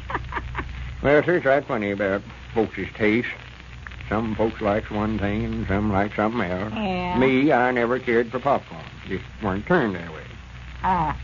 Lum, I was just wondering, I reckon, could you sort of, spare me a quarter? Quarter? Yeah, 2 bits, yeah. I just about run out of something to cook up over here, and I thought if you could sort of lend me a quarter, why, I just go over to Sister Simpson's and eat supper over there tonight. Well, I do know. What's the matter? Well, it's just sort of funny, that's all. It's funny? Yeah, that's what I come by here for, to see if you had any change on you. Well, no, I ain't got a nickel. I'll give you the last cent I had when I paid you that $10 yesterday to take care of what we owed on the oil well. Well, I never had the $10 myself. I had to take some chickens and eggs into the county seat this morning and sell them to raise my part of it. Well, now, that's a fine how to do, ain't it? 2 richest men in Pine Ridge ain't got enough money to eat on. Oh, well, I wouldn't worry. When them royalties starts coming in off of that oil, well, we'll have more money than we know what to do with. Yeah, but what we going to do till we get that? I'm hungry. Well, what about me? I ain't even had no dinner. I was in there at the county seat and never even had enough to go buy a bowl of soup with. Well, hand me that bowl of popcorn there again. Ordinary, I don't care for this stuff, but I see right now a feller can get hungry enough to eat anything. And doggone, when we do get that money, I'm just going to go someplace and buy me a restaurant and sit down right there at the counter and eat the thing up. Yeah, I seen a feller in there at the county seat standing right smack in the window cooking pancakes this morning. Yeah, I saw him. Flipping them way up in the air and all that stuff. Just showing off. I grannies I could have div right through that plate glass window and fit him for a stack of them. They oughtn't to let them cook stuff in the windows that way. Folks is hungry and watch them. It's cruel. Well, you didn't have to stand there. You could have walked off. If ever I own a restaurant, I'm going to paint the windows black. Ain't no use to make nobody suffer that way. And I wish we'd quit talking about eating. I'd love to get my mind off of it if I can. I was just thinking, Abner, Squire Skimp sold that oil over there yesterday. We might could go over and get him to pay us a royalties on it this afternoon. Yeah, Squire will do it. Be about like him to refuse to let us have it. There ain't no reason why he oughtn't to. He'll have to pay us anyway the first of the month. But if he knowed we wanted it, he more than likely wouldn't let us have it. No, that dad-blamed old skin-flint be just do him good to see me and you go hungry. Still, if he never knowed we was needing it so bad, why, he might let us have it. I don't know. I don't believe we can count on getting it there. I don't want to ask no favors off of Squire Skimp. I don't want to get mixed up with him no more than I have to. Money he's owing us, too. Why, sure, it's our money. And here he is refusing to let us have it. Why, I hate him to pieces. That's friendship for you. As long as we've knowed him, supposed to be friends, and then refusing to pay us when we got what we got coming to us. I'm just a good man. Wait a minute, Lon. Yonder he comes right now. Look out the window there. Yeah. Swan, he's got a lot of nerve coming over here after pulling a stunt like that. Grannies, I'm going to tell him about it, too. I'm going to jump him the minute he comes in that door, and if I don't tell him... Wait till Lum. Now, we ain't even asked him for it yet. No, that's what I say. The very ideas of him refusing to let us have it when we ain't even... Huh? I say we ain't even asked him to let us have it yet. Oh, that's right, we ain't. Well, he... Huh? Nothing. Just let it go. We just act like nothing ain't happened. Treat him just like we're as good of friends as ever. Don't let him know we're mad. No. Tell you the truth, I don't know yet what we're so mad about. Well, you don't aim to sit back and let him treat... That's right. Well, just let it go. Best thing to do is forget it. Forgive and forget. Or forget anyway. Yeah. There he is. Come in, Squire. Come in. Well, howdy, Squire. Well, how are you gentlemen today? Well, all right now. It's a good thing you never got your head yourself, Squire. Lum was just about Shut in. up, Ab. Well, gentlemen, I might as well get right down to business. I'm kind of a hurry. I've been hearing a little talk around that you gentlemen ain't altogether satisfied with the deal we made the other day. Well, we ain't tickled to death over it. No. In the first place, we never knowed you was the one that was a-buying it, or we wouldn't have sold it to you. In the second place, we never got enough cash out of it to pay off all we owed for drilling the well and building that altar. And in the third place, we're both broke and ain't got nothing to eat on. Well, now, I heard that you was dissatisfied with the deal, and that's what I come over to see you about. You know, we've all been friends for so long that I don't want it said that Squire Skimp would take advantage of nobody. Well, I reckon it's too late now, Squire. The deal's done closed. The fact is, we've done cashed the check you give us and spent the money. Well, now, that's all right about that now. If you fellers had the oil well, why, it wouldn't take you very long to pay me that money back. Tell you what I'm willing to do, men.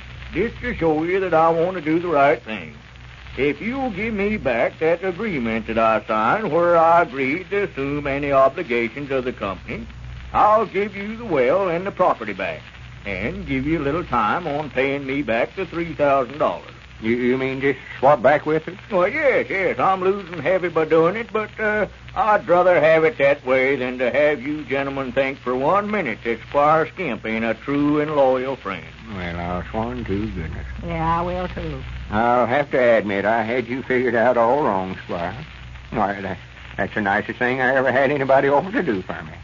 That's true friendship if ever I seen it. Yeah, if you hear anything I said about you, Squire, well, I never said it.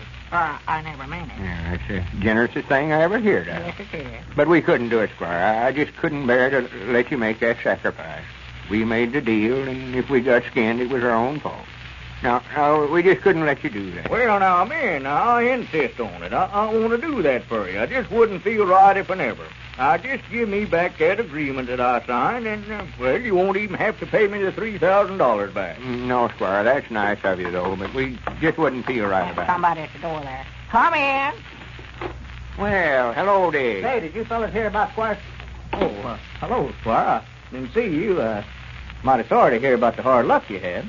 Hard luck? What happened, Dick? Hasn't Squire told you about it yet? Why, no, haven't got around to it yet, Dick, no. Hey, what's the matter? What you talking about? Why, there was a fellow come in here today from the Southern Pipeline Company. They found out that isn't an oil well over there. You fellas drilled into one of their pipelines. Huh? Why, that's oil that's been coming out of there. You drilled a hole right into their pipeline that runs through here. That oil's running out of the pipeline. You didn't any more have an oil well over there than nothing. Well, I'll be dead and blamed. Well, no wonder Squire Skimp was so anxious to get back that agreement he signed, assuming all responsibilities of the previous owners of the oil well. Mothers everywhere are enthusiastically praising Horlick's malted milk tablets. These nourishing, energy-giving tablets are an excellent means of helping children ward off fatigue and hunger when playing or at school. The delicious candy-like flavor is one that children love, and they will gladly take a supply of tablets to school with them. Horlick's malted milk tablets can be easily carried in a coat pocket or purse. And that's why they are such handy things to take along on shopping expeditions, on motor and hunting trips. A few tablets dissolved in the mouth when you begin to feel tired or hungry will pep you up, satisfy your hunger.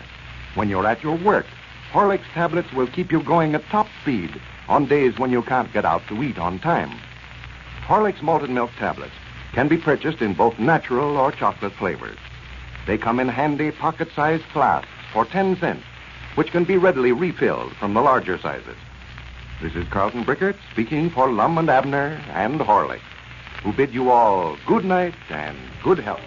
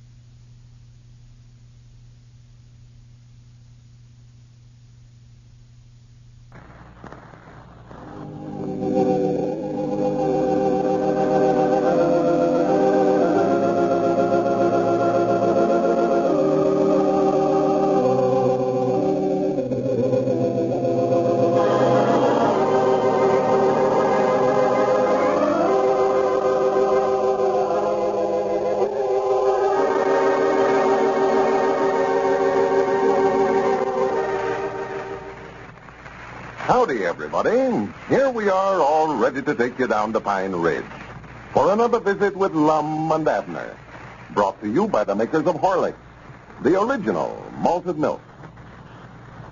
The dictionary defines an imitation as that which is made to resemble something. Well, that just about describes most imitations of Horlicks malted milk. They only resemble Horlicks. For quality and results, they do not begin to equal it. For one thing, Horlicks was the first, the original malted milk.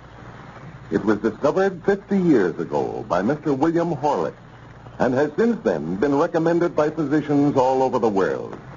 It contains rich, full cream milk, combined with extracts of the finest wheat and malted barley. From the very beginning, Horlicks enjoyed a tremendous popularity. A popularity which in a few years was to circle the world. Of recent years, many imitations have appeared on the market resembling Horlicks, the original. But none of them could match this famous malted milk, either for quality or results. Today, as always, Horlicks is the leader. That's why, if you want the best, you should insist on Horlicks malted milk.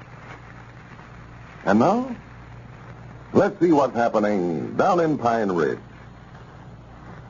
After Lum and Abner paid Squire Skimp $100 on two different occasions for finding the diamond that was lost in Pine Ridge the other day, the old fellows returned it to the stranger who lost it, only to find out that it was an imitation, and they failed to collect the reward.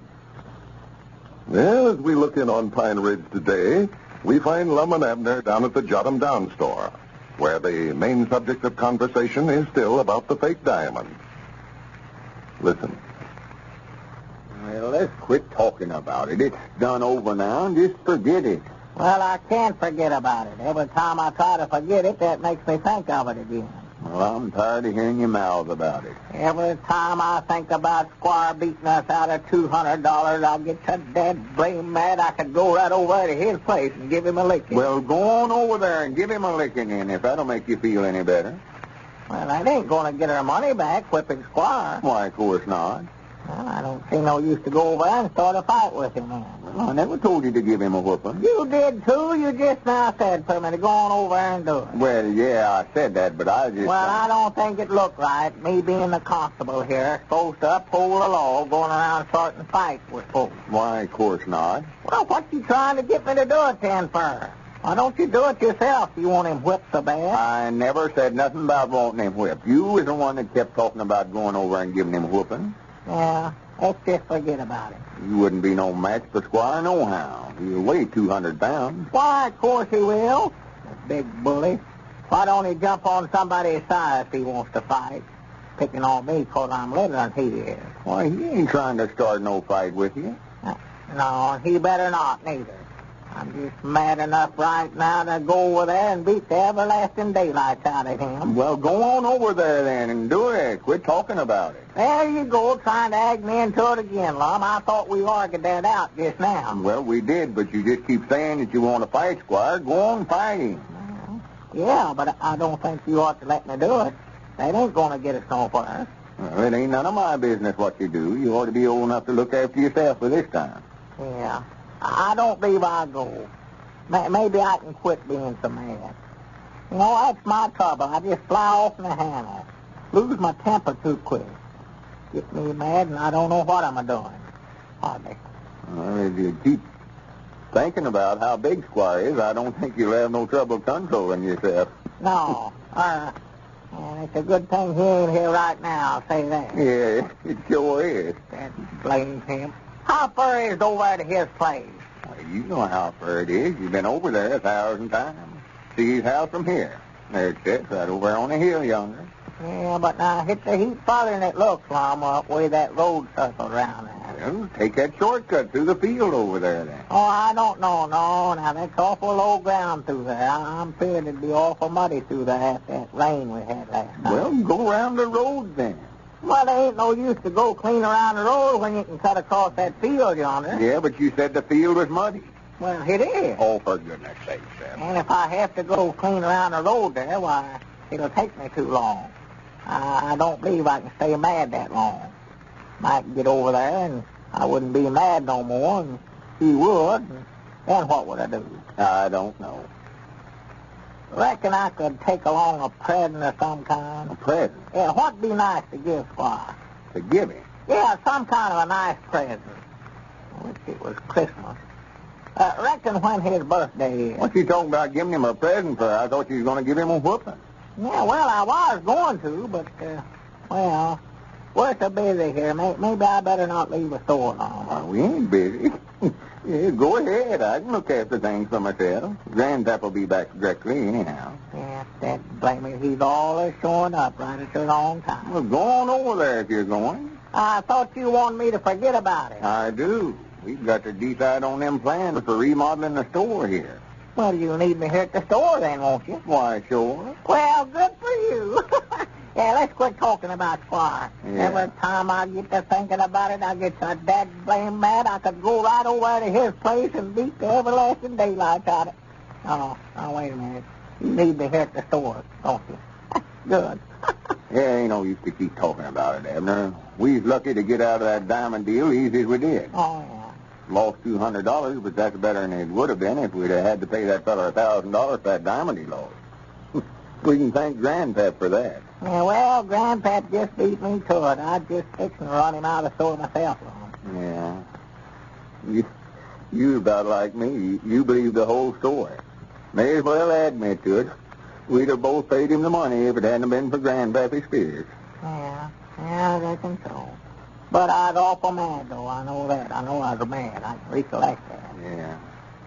Well, the thing that scared that fellow off when Grandpa threatened to call the sheriff out here from the county seat. Yeah, that's what done it. He never wanted to get mixed up with no sheriff. No, sir. Everybody could tell he's afraid to face the sheriff here. Boy, that shows he was a crook right there. Why, sure. And Squire's bound to have been in cahoots with him all along through that low-down Squire Skinner. Of course he was. Of course, but proving it's another thing. We say he was, and he said he wasn't. So what you gonna do? Ma, I'm going over there and get... Oh, that's right. Well, Grandpap says he's going to get that $200 back first anyhow, Mom. What about the damn plans you was talking about? Right here. Here. I see them. Well, they see you interested again. Yeah. He's talking about giving Squire a whooping. Just forget about that now. Well, I'm trying to forget it. I keep reminding myself every time I think to forget it, I think to start it over again. Now, here, I was talking to Ezra Seastrunk this morning. He says he'll do the carpenter work here in the store for $100. $100? Yeah. Well, Ezra's right handy with the saw and hammer, all right. He's always laid out here at casket makings ever since I can recollect here in Pine Ridge. Yeah, only trouble, Ezra can't read or write, and he couldn't tell nothing about these plans I've got rolled up here. Well, I wouldn't hold that against Ezra long. You showed them plans to how everybody's come in the store here, and so far you're the only one that can tell anything about them. Yeah, looks like I'm about the only architect around here. Oh, my goodness, Lum. What's the matter? Squire, look, he's coming in here, Squire Skinner. Yeah, good. Now you won't have to go over there to give him that whooping. Who? Quit who? Why, you was talking about going over and giving him a whooping a while ago. Yeah, but don't you know, Lum, we decided I better not do that, you know. Old Squire don't know what he's walking into. Now, Lum, don't you let me start no fight with him now. If I get to saying a batch of stuff I oughtn't to, well, you just make me hash up. Tell Squire I don't mean it. No, sir, I'm going to tell Squire every last word you now, said. Don't you do it now, Lum. I was mad when I done that. I get mad. I don't know what I'm saying. I ain't responsible for what I say. All right, I just got you. Don't tell him, because I don't think I'm in it. No, neither one of us don't want to act mad. No, that's the time. Yeah, fool him, won't we? Well, what I mean by that, I'm going to try to figure out some way to get even with him, and if he knows we're mad about it, well, he's going to be watching us awful close. Why, sure. I want him to think that we forgot about the whole incident. Yeah, that's the time. Well, howdy, Squire. Yeah, hello, Squire, old boy. Come here. Mad Well, how are you today, Squire? Why, all right, I guess, Lum. How are you gentlemen? Oh, just only tolerably, sort of down with the rheumatism again. Yes, well... Sit down, Squire, sit down. No, thanks, Lum. I can't stay. Just dropped by here. I heard some bad news about you fellers. Bad news about us? Well, yes, somebody was telling me that that stranger, refused to give you the $200 reward for that diamond head that you found. I just heard it a while ago. Yeah, well, he claimed it was a fake. Yeah, that's what he said. Said it wasn't the one he lost told. Yes, well, that's what I heard. That's too bad, sure. I just hope that you men don't think that I had anything to do with it. Oh, no, Squire. I hadn't thought nothing about that. Oh, no, that never entered our heads at all, Squire. Of course not. Well, just to prove to you that I want to do what's right, I'm going to give you men your $200 back. You mean you're... Rather than to have you think for 1 minute that Squire Skimp would beat two of his best friends out of $200, I'll gladly give you the money back and take the diamond. Or, that is, the stone that I told you we thought was a diamond. Well, I don't know what to do, hardly, Squire. Well, I'll tell you what I'll do, men. I'll make it $300, not a cent more. That's my top price, $300. $300? Bogus, Lum, can't you talk? Tell him you'll take it before he backs out. Sure we'll take it. If you want to do it, recollect it's your own proposition, though. Have you got the diamond, Lum? Oh, yeah. Grandpap took it into the county seat for me Saturday and had it set in a ring for me. Yes, that's what he was telling me. See, I was aiming on giving it to Evelina for a engagement ring. But, of course, if you want to give me $300 for... There it is. Yes. Now, give her some money. It's yours. I ain't bogus, Squire. That's sure fair, I'll tell you that. I knowed all along that you'd do the right thing about it. I was just telling Lum a while ago I was aiming on giving you a nice present. Wasn't I, Lum? Shut up, Abner. Well, here you are now, Lum. There's 20, and 40, and 60, and 80, 100, 120. Well, this certainly does not sound like Squire Skimp. Something wrong. And now, Here's an interesting letter from Mrs. Newell E. Smith of Akron, Ohio. She says, I have been using Horlick's malted milk for my baby daughter, and have found there is no other food that can equal Horlick's for infant feeding. I couldn't find a single other food to agree with her. Before I tried Horlick's, I had heard it mentioned on the Lum and Abner program every evening. This, and the fact that a neighbor in Akron also recommended it to me, decided me to get a package. To my surprise and delight, there was a big change in my baby after only the second feeding. She has gained about 1 pound a week. I can surely recommend Horlick's malted milk to mothers who are in doubt about food for their babies. And so can we, Mrs. Smith, very sincerely. For over 50 years now, Horlicks has proved just as beneficial to thousands upon thousands of other mothers all over the world. You, too, can get it, you know, at your druggist in either natural or chocolate flavor. This is Carlton Brickert speaking for Lum and Abner and Horlicks, who now bid you all good night and good health.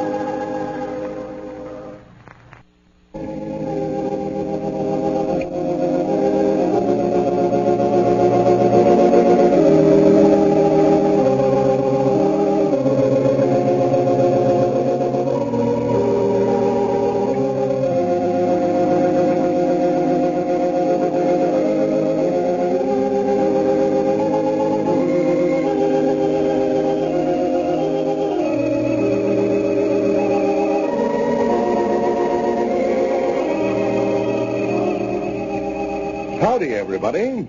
Here we are all ready to take you down to Pine Ridge for another visit with Lum and Abner, brought to you by the makers of Horlicks, the original malted milk. Do you know what often causes excess weight? Excess calories. Calories are the measure of the fuel value of food. When the body gets more fuel than it uses, the excess food may be turned into fat. That's why the Horlick Weight Control Plan is so effective. It enables you to cut down on the calories and to cut down safely. Starvation diets are dangerous to your health. When you substitute Horlick's malted milk for heavy food, for a heavy lunch, for instance, you are perfectly safe in doing so. Horlicks is sustaining and nourishing, in itself a well-balanced food, and takes the place of a heavy meal safely and naturally. And now, about that big 8x10 autographed picture of Lum and Abner. Have you sent for yours yet? You can get one, you know, simply by writing your name and address on the back of a Horlick's malted milk wrapper and sending it to Lum and Abner, care of the station to which you are now listening. We'll send you one right away. Just remember to send in soon, as we have only a limited number of these pictures available. And now let's see what's happening down in Pine Ridge. Lum and Abner are certainly having their troubles over the chain letters they started in Pine Ridge. Just as the hogs and corn were pouring in from all sections of the country, they learned that it is unlawful to start these letters, as it comes under the head of using the mails to defraud. Well, now the old fellows are trying their best to give the hogs back to those who have sent them. So as we look in on our old friends today, Lum has gone to the county seat to see about shipping the hogs back. But we find Grandpappy Spears and Abner down at the Jot 'em Down store. Listen. Well, he ought to been back long ago. He left right early this morning. Yeah, well, Lum's awful slow, Grandpa. It's got to where it takes him all day to do anything. Yeah, but that's right smart of a job, though, shipping all them hogs back to where they come from. Well, all he's got to do is just turn right around and ship them to whoever sent them. They're already in the crates. You don't even have to take them off the depot platform. Well, I still think you fellers used awful poor judgment, Abner, paying out all that money, express charges, shipping them back. Well, we ain't doing it 'cause we want to. We're just trying to keep ourselves out of trouble. That's what we're doing. Me and Lum went over to Jake Wheeler's yesterday evening and argued with him for 2 hours before we could get him to take that hog back that he brought us. Well, and I've got 20-some odd over at my place so far. I ain't worrying about getting in no trouble over it. Why, no, I reckon not. But me and Lum was the ones that started that hog chain ladder. That's where they've got us. Well, there comes Dick Huddleston. Yeah. And he's the one that told us about it being against the law to start them chain ladders. Yeah, I know. He said all along us fellers better let them things alone. No, he wouldn't have nothing to do with it. Lum tried to send him a chain ladder, and he wouldn't have it. Yeah, I ain't sorry a minute that I sent them of mine out. I'll swap one hog for 25 any day in a week. Yeah, it's a good deal, except for the feller that starts the ladders. They're the ones that catch it. Well, howdy, Dick. Come in, Richard. Well, howdy, Abner. How you, Grandpap? Oh, first rate, I reckon. Abner, Lige Jenkins was just down the store, and he had a bushel of corn for you and Lum. Said he tried to take it over to your place, and Cedric was sitting down there at the end of the lane with a shotgun. Wouldn't let him come on the place. Well, good for Cedric. He's tending to his job then. Well, Lige said that he got one of those chain letters, and that your name was on the top of the list, and he was supposed to bring you a bushel of corn. Yeah, I know it, but we ain't letting them bring no more of that corn over there. There's 200 or 300 bushel over there now that folks has brought, but just left before we knowed what they was doing. Why, you and Lum started those chain letters, Abner, to get feed for your hogs. I just supposed you'd want all the corn you could get. That's just what I told him, Dick, and he wouldn't listen to me. The very idea of him running a man off with a shotgun because he's trying to give you a bushel of corn. Well, now, we're trying to get out of this chain letter business. I had enough trouble trying to get them hogs back to everybody that sent us one without having to go through the same thing on the corn. Are you giving the hogs back, Abner? We're trying to. If we can find out who all brung them to us, we are. Yeah, Lum's in at the county seat now, going to all the expense of shipping every hog that come in there back to whoever sent them. Well, for goodness sakes, what in the world are you doing that for, Abner? Well, we're trying to keep ourselves out of the penitentiary. You said the other day over here that the government could loss for starting them chain letters. We just figured that the best way for us to keep out of trouble was to send them all back. Well, that's not going to help any, sending the stuff back. You violated the law when you sent the letter out, not when you got the hogs and the corn. See there, Abner, see there, what'd I tell you?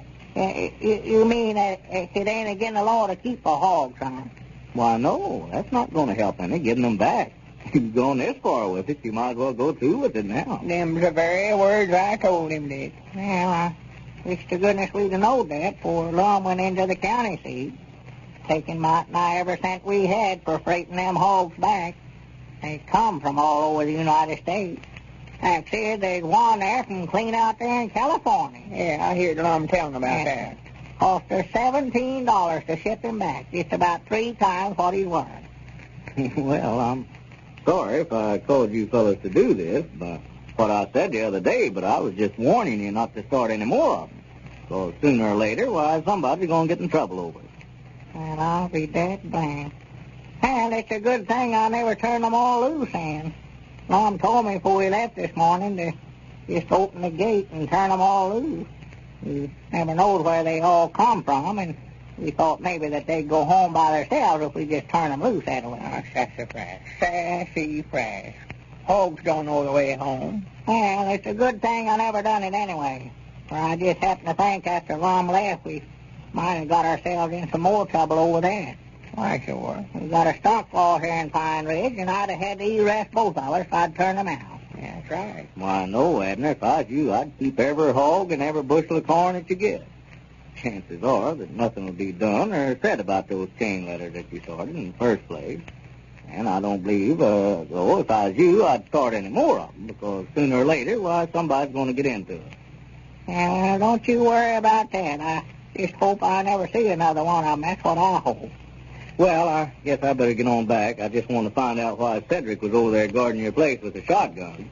Well, Dick, I'm glad you come over and explained it to me. Yeah, I am too, Richard. I know Dick's making a mistake trying to give all them hogs back. By the way, Grandpap, I nearly forgot here. I've got a letter here for you that come this morning. Well. Thought I'd bring it over. I knew that you might not get down to the post office today. Well, thank you, Richard. That's all right. Well, you fellas come down low with me. Yeah, we will, Richard. And so long. Well, that looks like Cecil's handwriting. Who? My boy, Cecil. Oh, yeah, Cecil. Yeah, that's who it is. Yeah, it says so right there in the corner. Yeah. After 5 days, return to Cecil Spears, Star Route 80, Oklahoma. Yeah. Well, I do know his ma'll be proud to hear from him. First hearing we've had from him since long before Christmas. Charity's been worried to death. Why, natural. Is he still sharecropping that place of his father-in-law's? Yeah, I reckon so. I expect I better open it up and see what all he's got to say. Yeah, telephone Charity and tell her the news. Yeah, go ahead and read it. I'd love to hear what he's got to say. I always liked Cecil. Always said he'd make a success of himself. Fine boy. Well, I do know. It's wrote with a typewriter. That's something new he's took up. Well, starts out, dear friend. Now, that's a funny thing to call his Paul. Yeah. This charm was started in the hopes of bringing prosperity to you. Within 3 days, make 5 copies of this letter, leaving off the top name and address. And what in the world is that boy talking about here? I know his grandpap. I believe he sent you one of them chain letters, sure to were. Yes, that's what it is. It sure were. Goes on here to say, in omitting the top name and address, be sure to send that person 10 cents wrapped in paper as a charity donation. Well, I saw to goodness. Them things is just taking the country, ain't they? Man, that ain't very newsy. Well, I don't know now. Feller can tell her right smart by that. I know he ain't sick, or he couldn't have writ the letter, and he must be getting along all right, or he wouldn't have had a dime to send off. Well, I hadn't looked at it that way, but I reckon there's reason, all right, Grandpa. Yeah, I reckon there's lots of folks that's got letters from their folks and friends that they hadn't heard from in years. Well, I'm coming up out there in front now. Yeah, I thought he's about due back. Well, them creeks might have been up. These rains we've been having has full the creeks something wonderful here. Well, Lum, you got back, I see. Did you have any trouble, Lum? Trouble?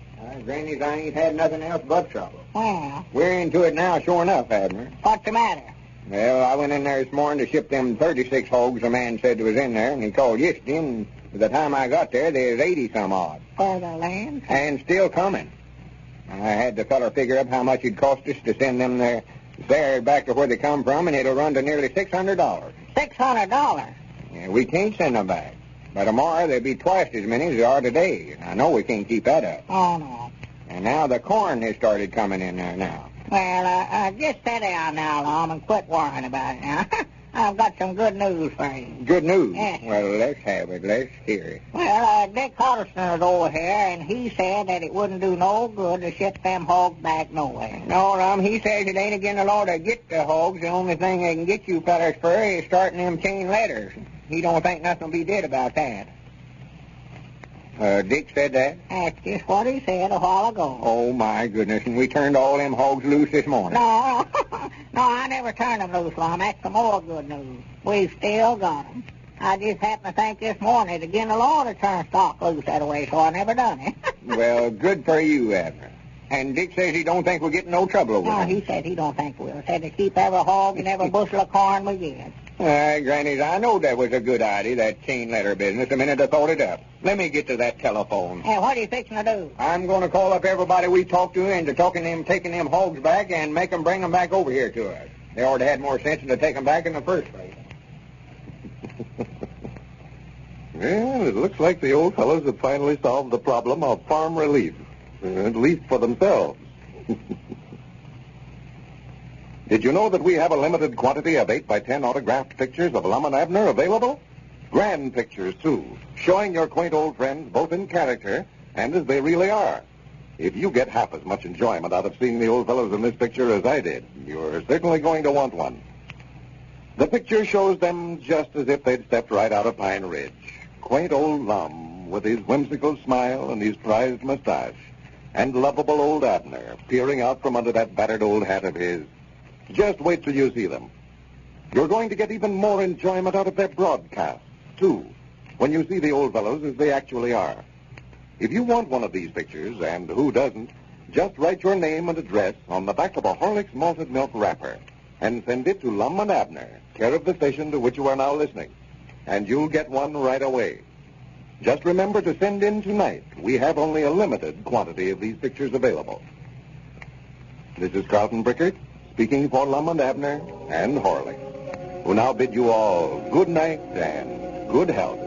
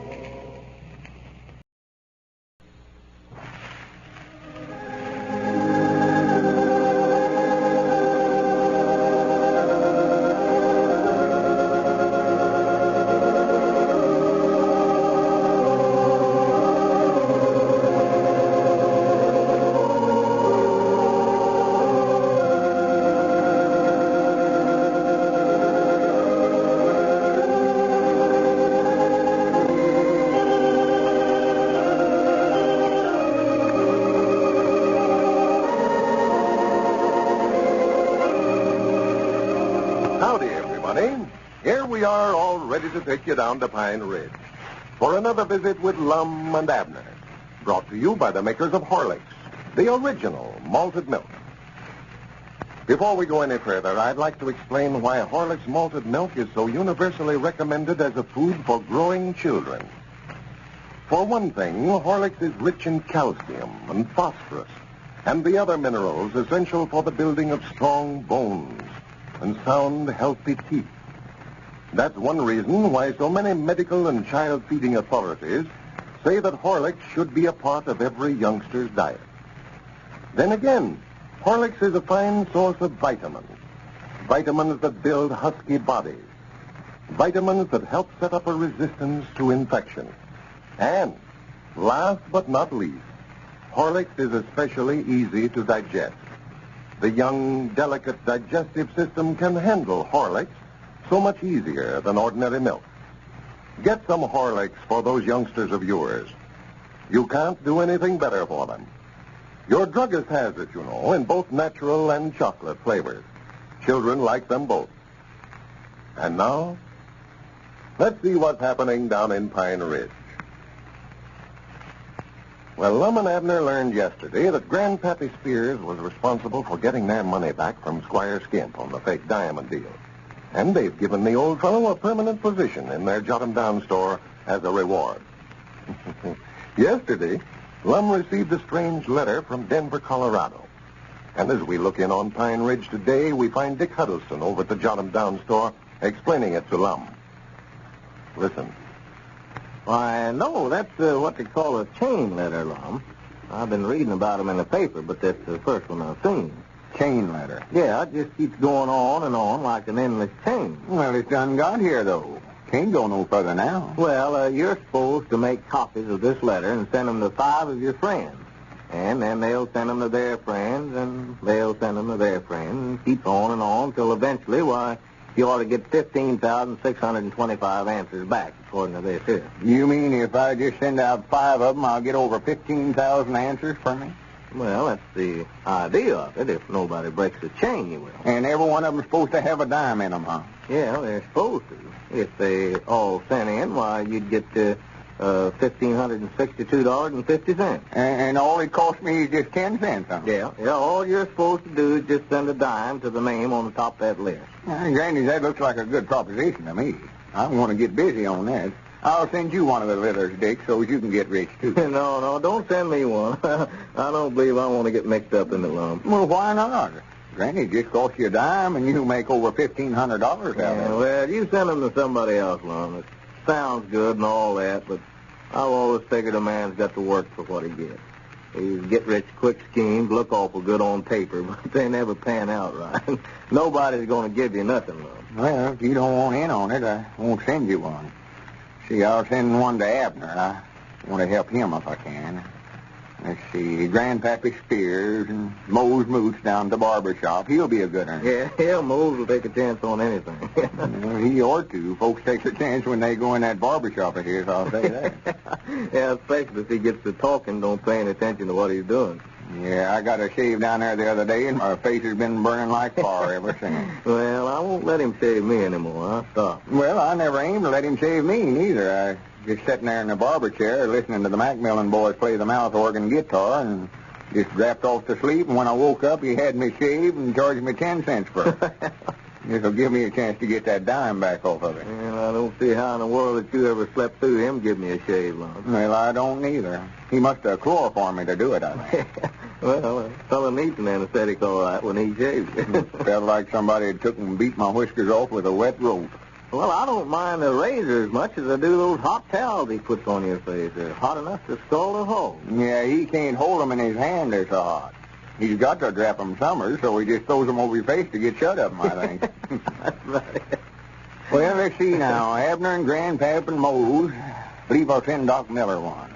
That's 4. How about Uncle Henry Lunsford or Ezra Seastrong? Well, I don't know. It says to be sure whoever you send them to will send them on to somebody else. Caleb Weehunt, I believe, will take a chance on this. Yeah, Caleb will be a good one. Well, that gets 5 of them right there. That's going to be right smart of a job to write all the... We ain't got a typewriter neither, I granted. I'm a notion to get Evelina to send them out for me. I'll tell you what I can do.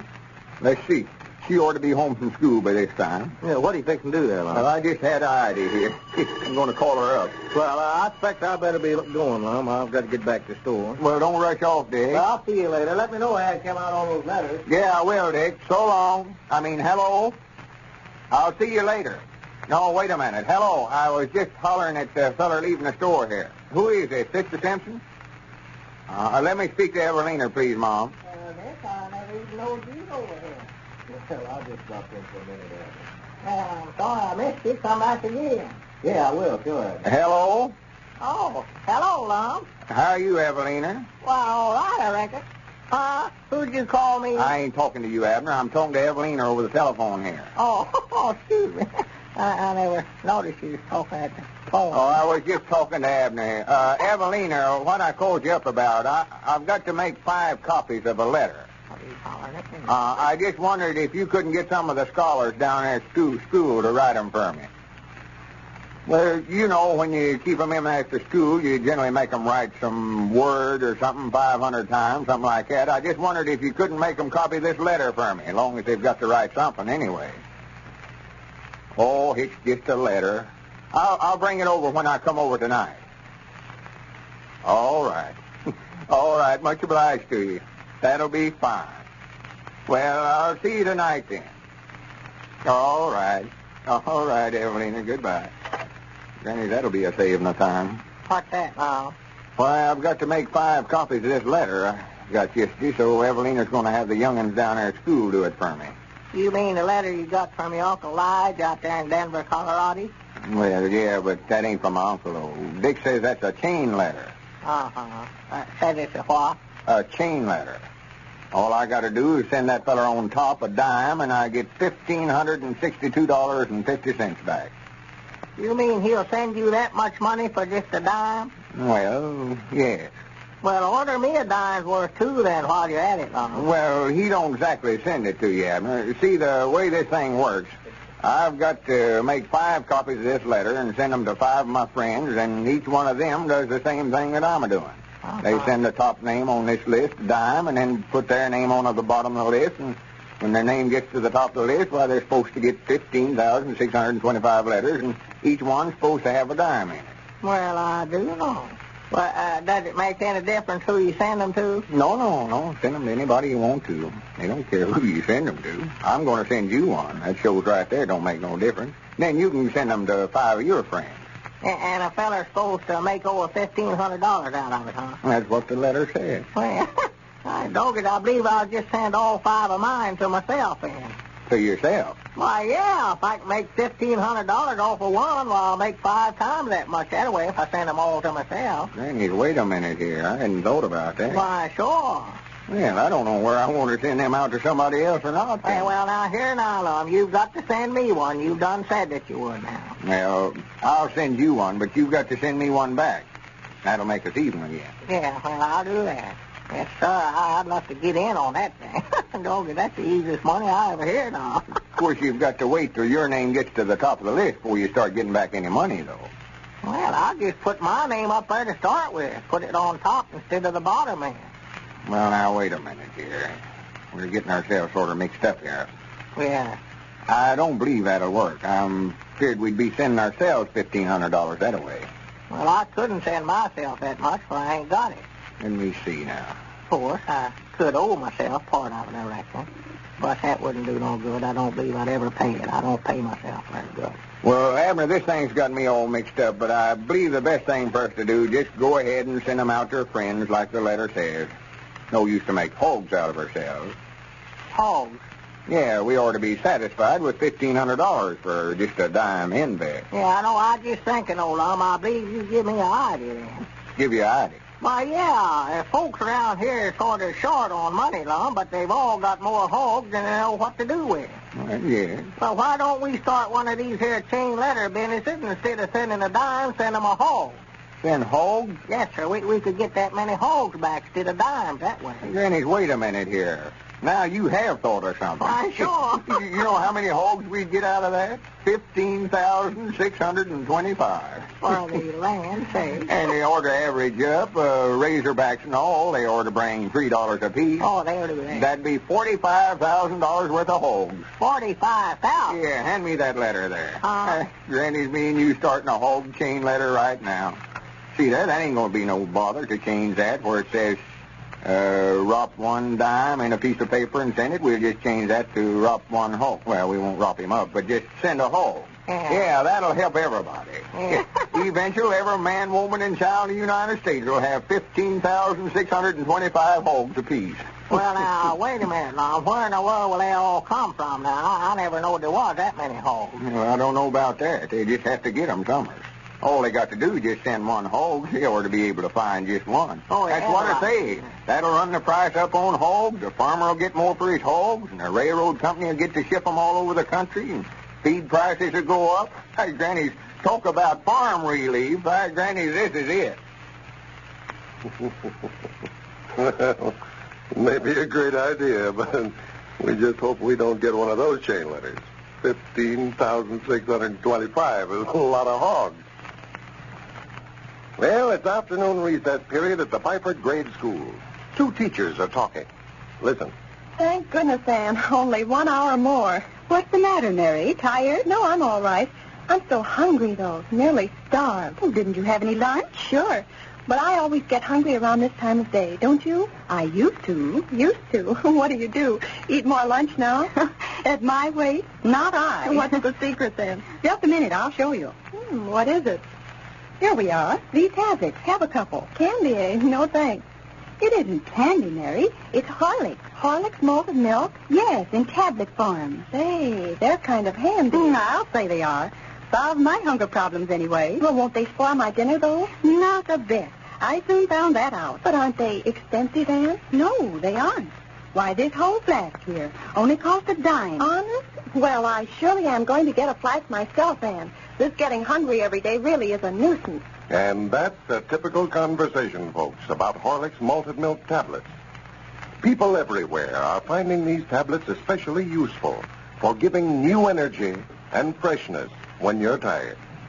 They are the most satisfactory lunch on record. They save you health, time, and money. You can get these tablets at your druggist in either natural or chocolate flavor. This is Carlton Brickert speaking for Lum and Abner and Horlick, who bid you all good night and good health.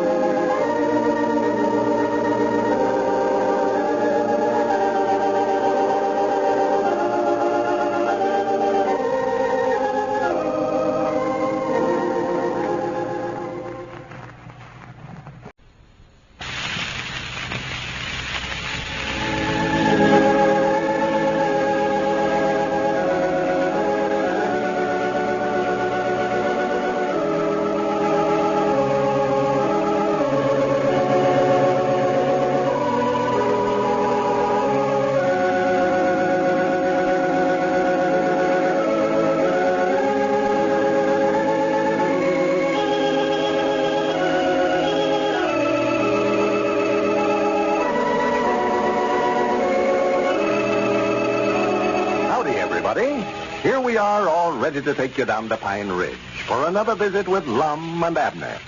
Brought to you by the makers of Horlicks, the original malted milk. Anybody listening in tonight who doesn't get the sleep he needs? All right, here's a suggestion. Just before you go to bed, drink a glassful of Horlicks malted milk, hot. Here's what it does. It soothes you and relaxes you despite yourself. You just can't help falling off to sleep easily and naturally. Once asleep, Horlicks helps you sleep soundly. You wake up in the morning feeling rested and refreshed, fit as a fiddle. Try it tonight, folks. You'll never regret it. Don't forget a glassful of Horlicks malted milk hot just before going to bed. Tonight, you can get Horlicks at your druggist in either natural or chocolate flavor. And now, let's see what's happening down in Pine Ridge. When we left Lum and Abner last week, the old fellows were getting their circus ready for the grand opening, which was to have been held Saturday. Well, Squire Skimp, who has been employed as manager because of his previous circus experience, predicted a record-breaking crowd for their opening.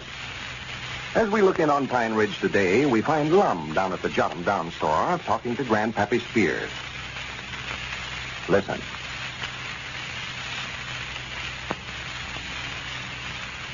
Well, when you run out of stuff that way, Grandpap, you want to call the Gulf Wholesale Grocery House in there at the county seat and tell them to send it out to you. Well, the only trouble, they don't sell on a credit now. Well, I don't want you to buy stuff on a credit. I want to stay on a cash base, of course. That way I can always tell where I'm at. That is, I can tell where I'm at financially. Well, how do you expect me to pay cash for stuff when you keep taking all the money out of the cash drawer there as fast as we get it in? You come over here Friday and cleaned it out, and Saturday you done the same thing. Well, I had to take that money them days, Grandpap, to buy some stuff for the circus. Had to pay for that steam calliope Squire Skimp bought for us, and some handbills and one thing and another. Well, of course, it ain't none of my business, Lum. This is your store. I'm just running it for you, but I can tell you right now, you can't expect this store to keep itself up in the circus, too. Yeah, I know it. I don't know what to do. Looks like I've got myself into it now, and I can't get out. Cedric was telling me you never done very well Saturday over there on your opening. No, we lost money. Tell you the truth, Grandpap, I don't believe Squire Skimp's as good a circus man as he lets on to be. Well, I thought the show was all right. Me and Charity went down there Saturday night. We enjoyed it something wonderful. Wait a minute, here comes Abner. We're going to have a sort of a meeting over here this morning. I called Squire Skimp while ago and told him to come over, too. Abner backed out on going in the cage with them lions over there, didn't he? Oh, yeah. You can't hardly get him to walk by the cage anymore now. All he's doing now is just taking up tickets at the door there. Yeah, howdy, Abner. Yeah, good morning, man. Good morning. Come in, Abner, come in. Yeah, Squire Skimp hollered at me when I passed this place just now, Lum, and said that he'd be over here directly. Yeah, I called him a while ago. We're going to have a circus meeting over here. Circus meeting? Well, a meeting of the owners and the manager of the circus. Oh, I thought you meant we was going to have the animals over here, too. No, just me and you and Squire's got to sit down and figure some things out. Granny, there's something wrong here. Something wrong? Yeah, that grand opening we had Saturday come might not be in a grand closing. You fellas wants to talk business. I'll go back here and straighten up the feed room. Or you up here to watch the front lawn? Yeah, all right, Grandpa. Lum, you ain't blaming me 'cause we never done no business there Saturday, are you? Oh, no. Well, I know I've taken up every ticket that they brung in there. Yeah, by the way, that's another thing I want to ask you about. You never had no extra tickets in your pocket, did you? Extra tickets? Yeah. No, I reckon not. The only ones I had was them I taken up at the gate when folks walked in. You made a mistake there, something. You turned in too many tickets to me. I did, huh? Oh, yeah. Yesterday, I never had nothing to do, so I was sort of checking up on the money I'd taken in at the box office and checking that again them tickets you'd taken up at the door. And you turned in 44 adult tickets and 26 children. That way, I ought to have $28 and a half, according to my account. Yeah? And I ain't got but $22 and a half. Well, I do know. Reckon you could have dropped some tickets there in the sawdust when you taken them up, or... No, wait a minute, no. You never found no tickets in the sawdust, did you? Why, no, I never even knowed there was any there. Well, I don't know whether there's any there or not. You're long on your tickets, though, I know that. You turned in too many of them to me. Well, I'll be dead blamed. Just looks like I can't do nothing right no more. I get so disgusted with myself sometimes I just can't hardly stand it. Did anybody hand you 2 tickets when they walked in the door there? 2 tickets? Yeah, I figured maybe that's how come you'd be long. Let me see. Yes, sir, they sure did. Oh, Uncle Henry Lunsford. Well, I'll be dead blame. I never would have thought of him. Uncle Henry Lunsford? Yeah, I dog it there, the fellow we're looking for right there, Lum. And him a deacon in the church, too. He's a wolf in snake's clothing, a sheep in the grass. That's well, Abner, Uncle Henry was supposed to have 2 tickets. I sold him 2. Oh, you charged him double price, huh? No, there was 2 of him. 2 of him? Well, I mean, there was him and his wife. Oh, yeah, that kid was with him, yeah. That's what I say. He had to have 2 tickets. One of them was for him and one of them was for her. Yeah, that's right. Well, I thought if that old skinflint put anything over on me, I'd swim that river to go over and give him a licking. Well, I don't believe it was Uncle Henry. Now that we've got to talking about it, the mistake might have been in the box office. You mean that you might have made a mistake? No, of course not. I just happen to think, though, I've heard all my life that circuses is awful bad about shortchanging folks. Yeah? I'd forgot about that. That's just about what happened. Some fella come up there to buy some tickets and hand me a big bill, and then when he went to hand me the change back... No, wait a minute. Granny, that's really weird. No, it must have been in your tickets, Abner. Well, I'm just as sorry as I can be, Lum. I'll watch it from here out and try not to take up no more than you sell out there. Yeah. Well, that just accounts for $6. So we lost $40 Saturday. Lost $40? Yes, sir. I figured it up yesterday. $40 is what we lost on the day. We lost? Now, wait a minute now, Lum. You were the one that had all the cash money. You can't lay that off on me now. I ain't blaming you with it. Squire's the one to blame, if anybody. Why, did you let him carry the money? Why, no. Didn't nobody carry it. We didn't have it. Well, how in the world are we going to lose $40 if we never had it? Abner, when I say we lost $40, I don't mean anybody in particular lost it. I mean that me and you, as owners of the circus, lost $40 Saturday. $20 apiece. Well, I don't know what you done, Coach Lum, but I know dead blame good and well that I never lost nothing. You did, whether you know it or not. Well, all right, I don't want to argue about it, but I never had but $9 in my pocket Saturday, and I don't see how I could have did it. Well, I don't mean that you lost the cash, Abner. I mean we lost $40 on paper. On paper? Well, we went in the whole $40. Our expenses run $62 and a half a day, and we never taken in but $22 and a half. So we lost $40. Oh, yeah, I believe I'm catching on now, Lum. Come back here a minute. I want to ask you about something. Yeah, Grandpap's calling back there, Lum. Yeah, all right, Grandpap. What is it you want? $40. Well, I never even knowed we had that, Ma. Well, howdy, Cedric. Good morning, Mr. Abner. Whereabouts is Mr. Lum at? Why, he just stepped back there in the feed room. What is you wanting to see him about? I wanted to see if he'd let me have a quarter. I want to have my picture took. Your picture took? Yes, Mom. There's a feller joined up with the circus down there that takes your picture for a quarter. Me and Clarabelle Sea-Stump's going to have a picture took together. Man, I don't believe I'd speak to Lum about it now, Cedric. He ain't in a very good humor with himself. We lost $40 Saturday in the circus. I never know that. Well, I never neither, but according to Lum's tale of it, we did. He figured them things out some way with figures. I lost $20 myself, he claimed. I'll look around over there. Maybe I can find it for you. Might have got down in that sawdust. No, I don't know just how it is, Cedric. Lum explained it to me, but we lost it, and then again we didn't lose it somewhere or other. I don't know. Well, maybe he lost it and then found it again. No, he said we never had it to lose. If you never had it, I don't see how you could have lost it, hardly. Yeah, well, that's just what I said, too, Cedric. I believe Lum just mixed up on his figure there somewhere. I don't see how fellas could lose. Wait a minute. There comes Squire Skinson. I don't say nothing to him about it. He'll be trying to find it himself. Lum said that it's his fault for us losing it, too. Hey, Lum, here comes Squire. Howdy, Mr. Squire. Well, hello, Cedric. Good morning, Abner. Morning, Squire. Well, howdy, Squire. Oh, hello, Lum. You say you want to have a meeting this morning? Yeah, we've got to figure something out here, Squire. We're losing money on this circus. Yes, well, now that ain't hard to explain, Lum. We never done no business Saturday, but I know the reason for that. You see, that circus was in town here for a week before you fellas took it over. And then we let folks in there for feed, for the animals a couple of days. Where everybody in Pine Ridge here done seen the circus. Yeah, that's right. Now, what we've got to do, men, is to move to another location. Start out on the road with it. I'd like to open up the county seat for the middle of the week, and I believe we can do a big business in there. Yeah, someplace where they ain't saw it yet. Yeah, it ought to do good in there at the county seat. Now, the only thing, men, before we can move the circus off of that lot over there, we've got to have something to move it with. And that's going to take money. Money? Yes, we can't move a foot till we get some money. And it's just a dead expense while it's there. Them animals, is eating right along, and all the performers there has to be paid. More money. Who got us into this circus business in the first place?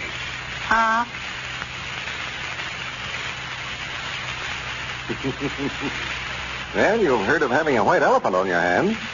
Well, Lum and Abner have a whole circus. Ladies and gentlemen, just recently a test was conducted in several Chicago schools on Horlick's malted milk tablets.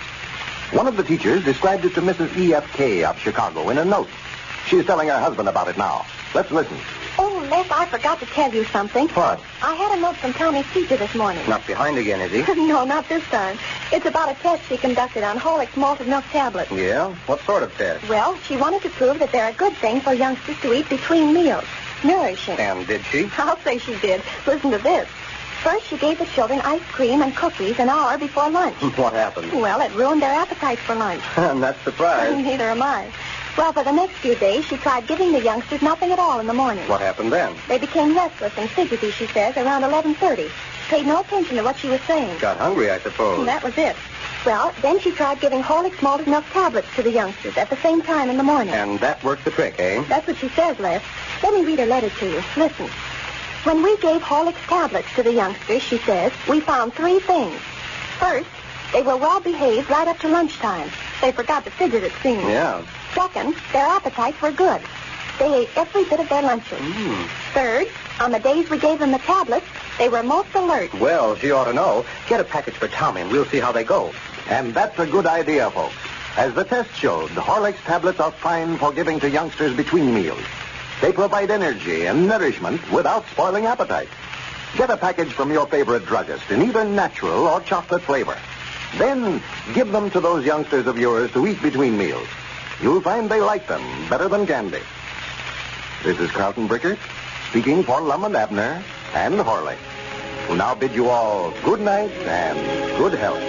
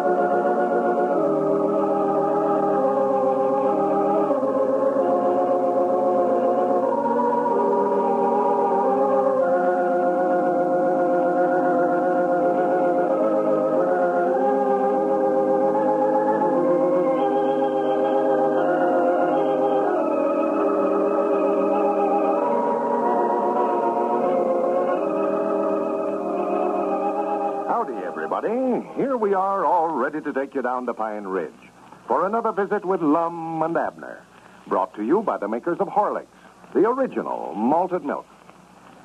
Before we hear Lum and Abner tonight, here's a message of interest to mothers of growing children.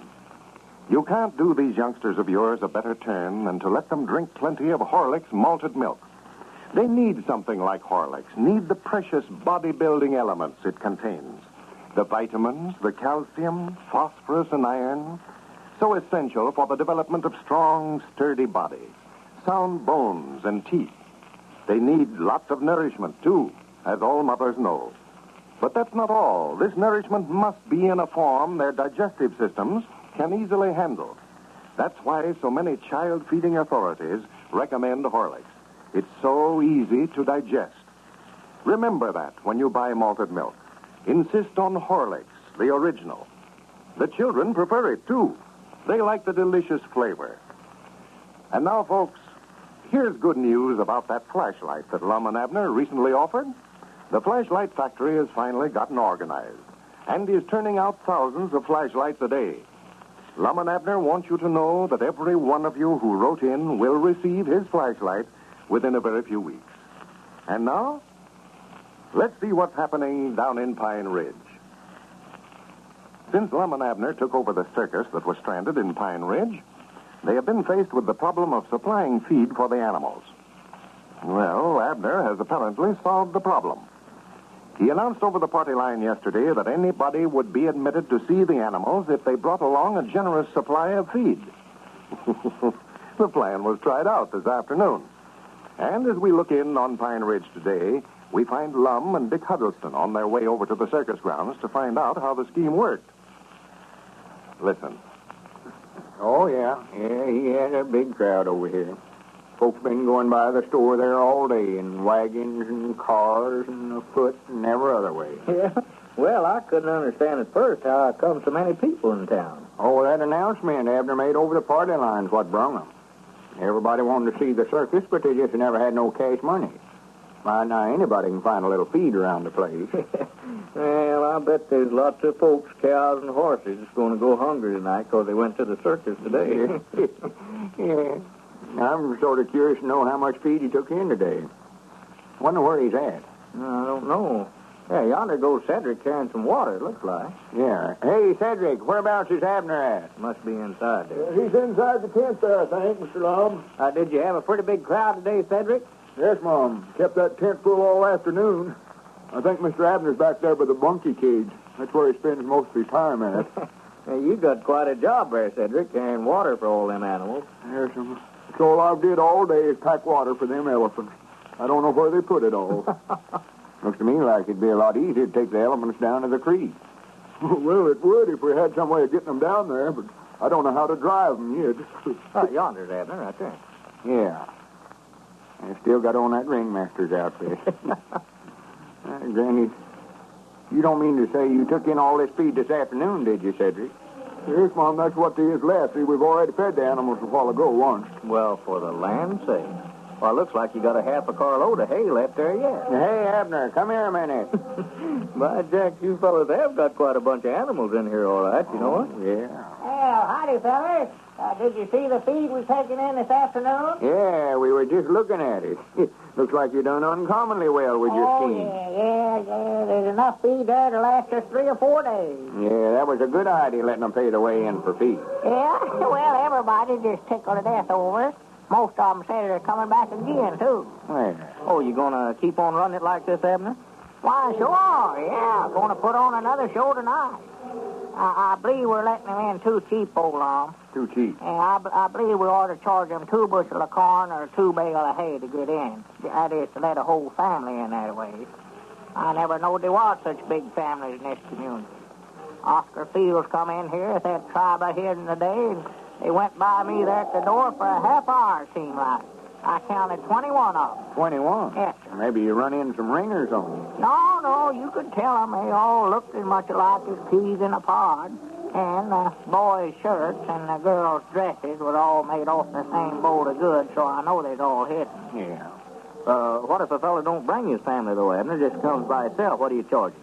Well, one person that way, why, they can get in for a bucket of chops or a bucket of bran. Oh, wait a minute. That'll be enough water for them elephants there, Cedric. The young'uns have fed them so many peanuts today, I'm feared to give them too much to drink. You better take that zebra down there some hay, too. We missed him a while ago when we was feeding them. Yes, Mom. Mr. I believe that zebra is a fake, man. I believe it's just a white mule that they got someplace and then painted black stripes on it. I can tell where they're sort of fading off there. You can? Yeah, I'm going to have to get some paint and sort of touch him up a little tomorrow. Keeps you pretty busy around here, don't it, Abner? Oh, me, I've just been in a dead run all day, collecting admissions and then watching to see that the young'uns don't get too close to the animals. Yeah, we might not have had some trouble here this morning, too. Some trouble? Yeah, them 2 elephants just come might not tearing this place up. Cedric was moving that cage of white mice over to the far side of the tent yonder, and the door come open, and just as he was passing them elephants, them mice got to run around on the ground and scared them elephants to death. It scared them. You mean the elephants were scared of them little mice? Why, it just scared them right now to death. They rolled their eyes and waved them trunks around and snorted. You never heard such a funny noise in your life. It's when they holler that way, Lum. It sounds like they're blowing a horn or something. Well, they're big fraidy cats. Why, Lord, me, I never heard such carrying on. Yeah, I've always heard that elephants were scared of mice that way. Well, I do know. I wouldn't have thought that, big as they are. No. Well, they're funny critters, all right. I was just looking at them a while ago. They must be awful old. Old? Well, no, they get to be a lot bigger than that, Abner. Yeah, I know, but look how wrinkled they are. Their skin there looks like it's about 4 sizes too big for them. Yeah. I was just noticing the way they pick up that hay. Look at that. They sort of feels around with that snout and gets a handful of it and rolls it right up there in his mouth. Yeah, Lord. Then he makes a fella hungry to watch him, don't he? Well, I love to watch them monkeys back here. They're the beatin'est things I ever seen. Just might not like humans. Well, fact is, there's one of them back there that looks enough like Cedric to be his own brother. Like Cedric? Yeah, come back here. I want to show you fellas. Better not let Cedric in the cage with him. You might turn the wrong one loose when you go to let him out. Which one is it that looks like Cedric, Abner? Let's see. I believe that's... Yeah, that's him sitting right back there in the corner. Look at him. If Cedric ain't a dead ringer for him. Granny, there is sort of a family resemblance there. Why, sure is. And then that little one there, he looks a little like Grandpapa Spears, only. Don't tell Grandpapa I said Yes, so. sir, Granny. He does look like Grandpapa. Well, what are you doing with this cow over here, Abner? Why, nothing. I just had her and brung her down here. I told you, though, there'd been as big a crowd standing around her today as anything else. just stand there by the eye and look like her, just like they never had saw one before. Well, more likely thought she was a freak of some kind, or you wouldn't have had her in here. Yeah, well, that's what they thought. Yeah. The school professor from over at Shady Grove come over and brung 4 bales of hay and a bunch of scholars and 2 sacks of chops this afternoon. I heard him tell the scholars that it was a sacred cow from Indiana. From India? Yeah, I believe that is what he said. Sacred cow from India. But she ain't from there, I know, for I swapped her off as a sea skunk, you know. Oh, my goodness. Teddy, keep them mice away from them elephants, I told you. I just leave them where they're at. Hey, you fellas go ahead and look all you want to. I'll have to go over here and help that. Yeah, find them down there if you can. Sure, go ahead, Abner. I've got to be going a minute anyway. Well, sir, Dick, this is right interesting, you know. Stand around here and look at these furrin animals for nothing this way. Well, Abner's in the height of his glory now, ain't he? Oh, my. He wouldn't swap places with President Roosevelt. He was saying yesterday how he's always wanted a circus ever since he was just a kid of a boy growing up. Well, I guess we all did, love. Oh, yes. Well, to be right honest with you, I'm sort of enjoying owning a half interest in it myself. I'd love to help run it if I didn't have that store over there to look after. Well, look who's coming in yonder. Where? Oh, well, howdy, Squire. Yeah, good evening, gentlemen. Good evening. Where's Abner? Why, he's right over there. Abner, come here. I've been sitting over there on my gallery all afternoon, watching the crowd over here. Looks like you done a big business today, man. Well, yeah, done big business, but we weren't charging no admission. Just letting them in for feed. Yeah, look at that sack of feed they took in over there, Squire. Yeah. Well, sir, you know, I seen everybody coming in with a bale of hay or corn or feed of some sort. Yeah, I see now. Well, we had to figure out some way to get feed for these animals. What you doing in here, Squire? The show ain't open yet. Cedric, stand up there by that front door and keep everybody out of here. Well, now, I ain't in here to see the show, Abner. I just come over to talk a little business with you. Yes, man, it brings back old times and pleasant recollections to smell the sawdust again. Smell the sawdust again? Oh, yes. You know, I followed the circus for years. Oh, I allowed you meant you'd been in the sawmill business. Oh, man, I was with Barnum and Bailey for 9 straight seasons and was ringmaster for Hagenbeck Wallace for 4 years. Now, that's what I want to see you about. You fellers have got a good thing here if you knew how to run it. Yeah, we don't know nothing about the circuit business. We'll have to admit to that. No. It's all new to us. Well, that's what I say. Now, right there's where I come in.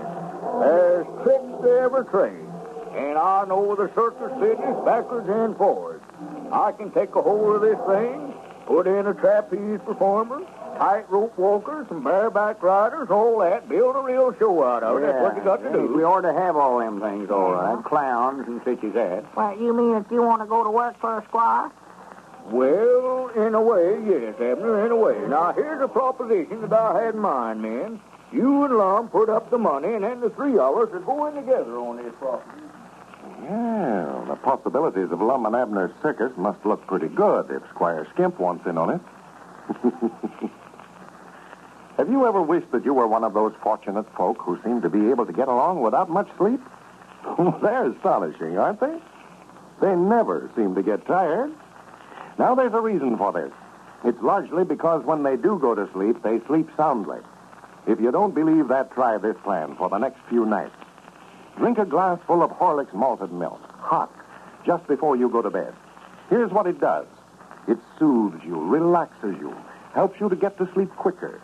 Once asleep, you sleep sounder, more restfully than ever before. You awake completely refreshed and ready to go. That sounds like a good suggestion, doesn't it? You've only to try it to find out just exactly how good it is. But be sure you use Horlicks, the original malted milk. You can get it at your favorite druggist in either natural or chocolate flavor. This is Carlton Brickert speaking for Lum and Abner and Horlicks, who now bid you all good night and good health.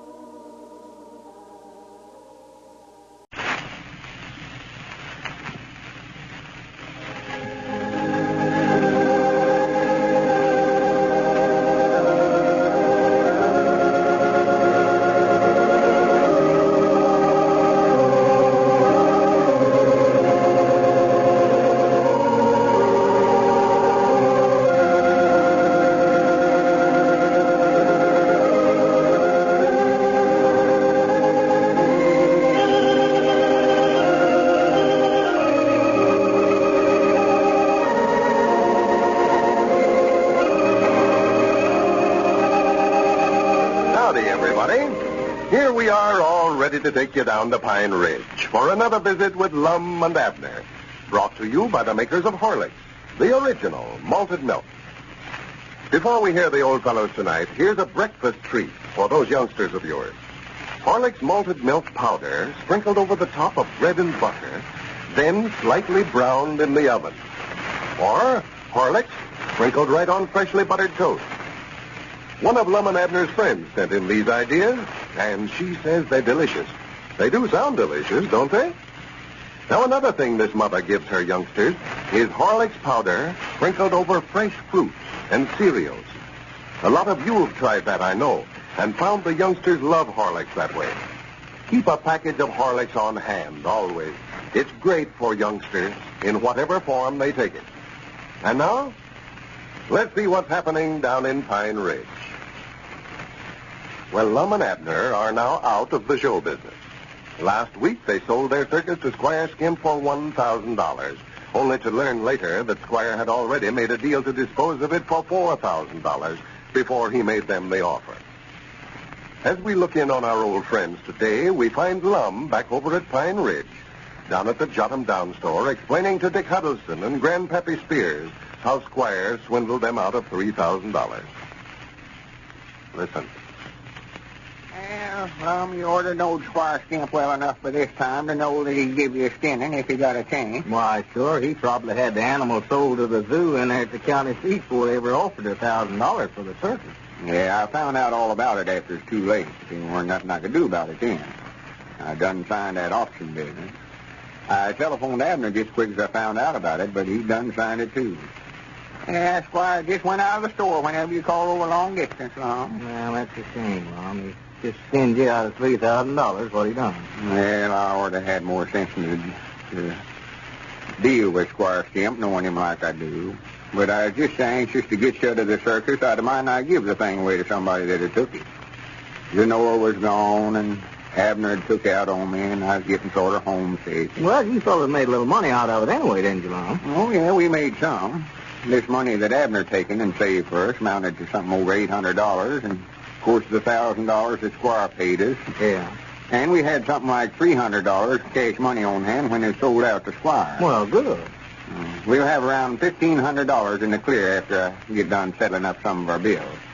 First thing I want to do is to go into the bank in the county seat there and pay off that $200 I borrowed in there. Yeah. Well, I'd get those bills paid up and just put the rest of it away before somebody comes along and beats you out of it. Well, don't you worry about nobody beating us out of it, not long as we got me. I don't like to make no brags about my own doings, but feller's got to get up awful early in the morning to beat me in the trade. Well, Squire Skimp must be a pretty early riser then, Lum. Oh, well, if you mean that deal the other day, that weren't my fault. See, I tried to catch Abner before he signed that option. Well, you'd already signed it, though, Lum. Yeah, but it weren't legal till both of us signed it. When Abner put his name on it, that closed the deal right there. Yeah, but I was here when Abner signed it, Lum, and the only reason he done it was because your name was already on there. He figured you knowed what you was doing or you wouldn't have signed it. Well, the best thing to do is just forget about it. The deal's over. Ain't no use to cry over spilt milk. Yeah, sure. Well, that ought to be a lesson to both of you. Just can't trust Squire Skimp, Lum. I believe that's our ring. Yeah, go ahead and answer, Grandpap. It's more likely somebody wanting to order something, and I don't know what we've got and what we ain't got now. Yeah, it'll take you a few days to get back to Hornets here again, Lum. Hello? It's the Jot 'em Down store. Huh? Who? Why, yeah, he's sitting right here. Oh, why, he ain't going to do nothing to you. Come on over here. Why, he ain't no such a thing. Who is it, Grandpap? That's Abner. He's feared to come over here, feared you'll give him a whipping. Oh, for goodness sake. Tell him to come on down here. I want to see him. Abner, Lum says to come on down here. He wants to see you. No, he don't. He ain't going to do no such a thing. Wait a minute. I'll let you talk to him. Yeah, let me talk to him. He's scared to death. That's the reason he called up. He wanted to find out if you was here first. Let me have that receiver. Hello, Abner. This is Lum. Hello? Hello? Granny, he must have hung up the receiver. Are you and Abner still fussing about that money that he took from a circus, Lum? No, we ain't fussing. He still thinks I'm mad at him over it. Well, why don't you tell him that you know why he did it and that you're not mad about it anymore? Well, I want to see him and thank him for it, but I can't get him cornered to do it. I've been over there to his place a half dozen times to see him, and he always hides somewhere.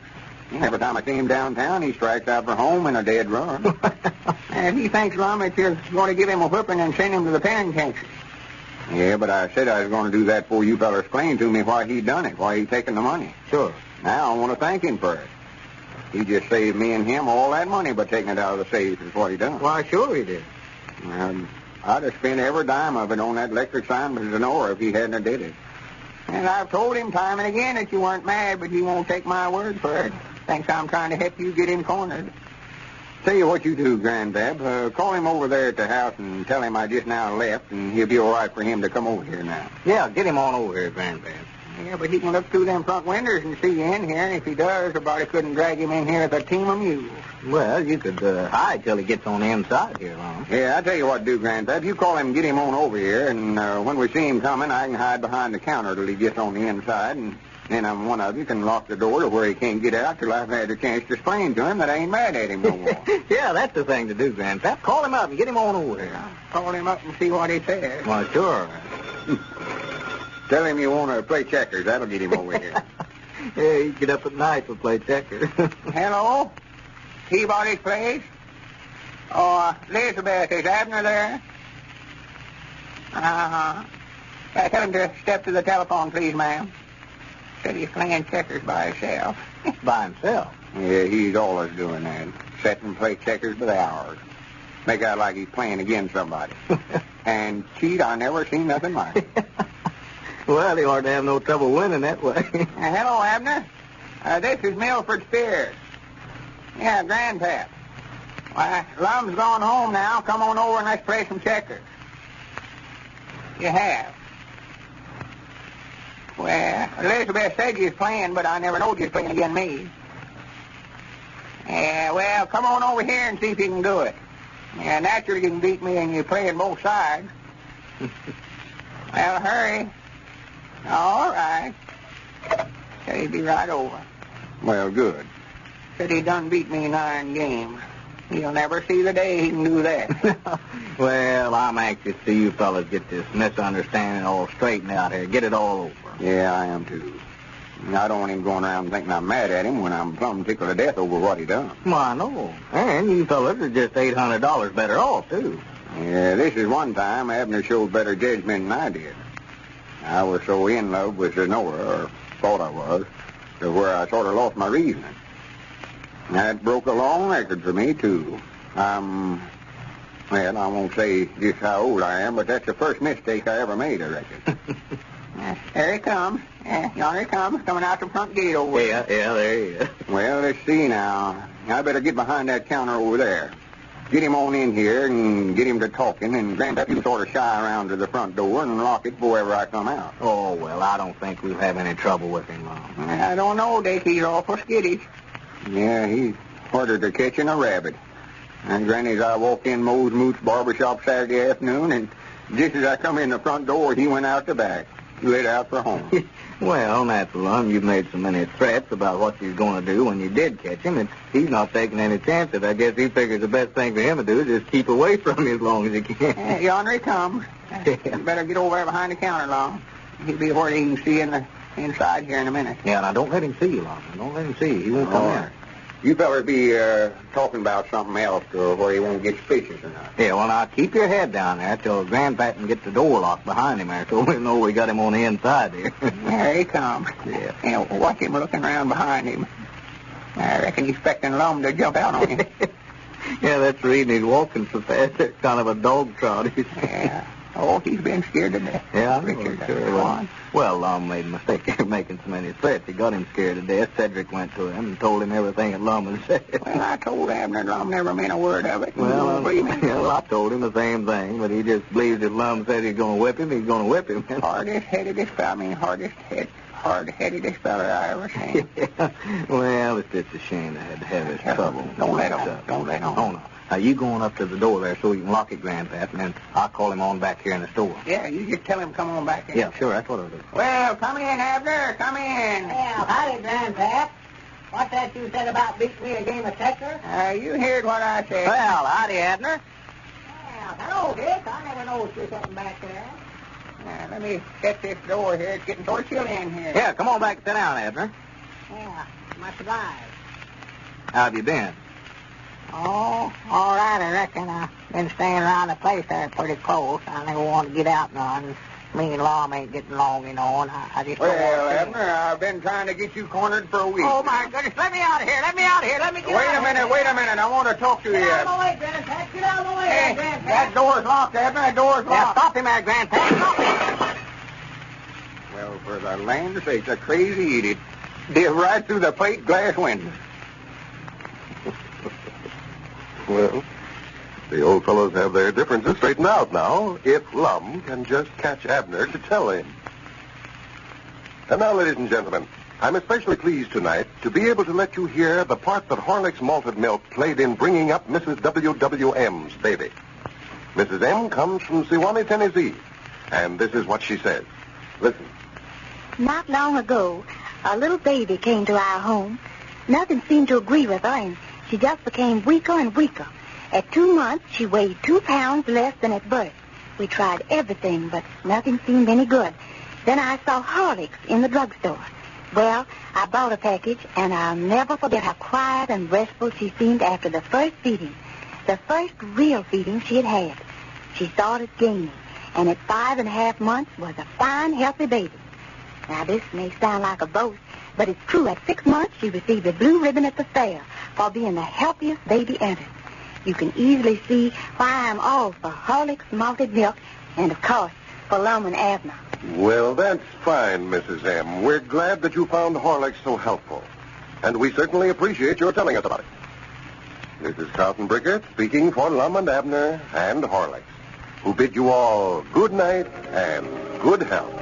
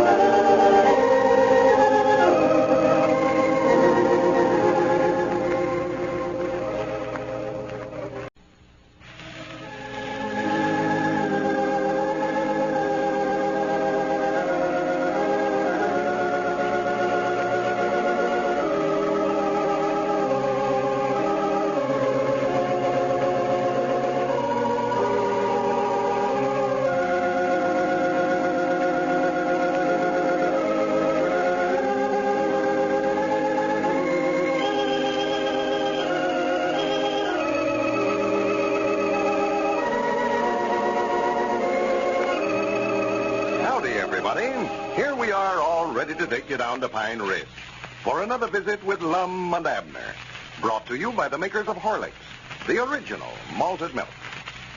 Attention, everybody. Hundreds of our friends have written in requesting a photograph of Lum and Abner. We're glad to announce that we now have a limited quantity of 8 by 10 pictures autographed by Lum and Abner themselves. These pictures show the old fellows both in character, just as you've always pictured them to yourself over the radio, and also as they appear in real life. If you want one, and I know you will, just send in your name and address on the back of a wrapper from a half-pound or large package of Horlicks malted milk, and we'll send you one right away. Mail your wrapper to Lum and Abner, care of the station to which you are now listening. Got that? But remember this, folks. We have only a limited number of these pictures, and this offer will be withdrawn soon. So to make sure of getting one of these grand souvenirs, I suggest you send your wrapper in right away. And now, let's see what's happening down in Pine Ridge. Well, Lum and Abner learned the other day that it was unlawful to start a chain letter, but only after the hog chain letter that they had started had spread like wildfire. Well, now the old fellows are trying their best to get the thing stopped. However, they're finding it much easier to start than it is to stop. As we look in on Pine Ridge today, we find Lum and Abner down at the Jot 'em Down store. Lum is talking over the telephone. Listen. Luther? This here's Lum Abner. Why, tolerably well. How's yourself? Well, I'm sorry to hear that. Yeah, must be ailing. Why, Luther, what I called you up about, you got one of them hog chain letters that me and Abner started, didn't you? You was one of them that give us a hog, wasn't you? I know he was. I recollect him. Yeah, well, Abner thought he recollected seeing you bring one over there. Yeah, brought a little foreign China over. Well, I wish you'd go over there at his place and pick it out and take it back home. Take out about 100 pounds of one big. Yeah, we're giving them all back. Yeah, we found out that it's against the law to start them chain letters that way.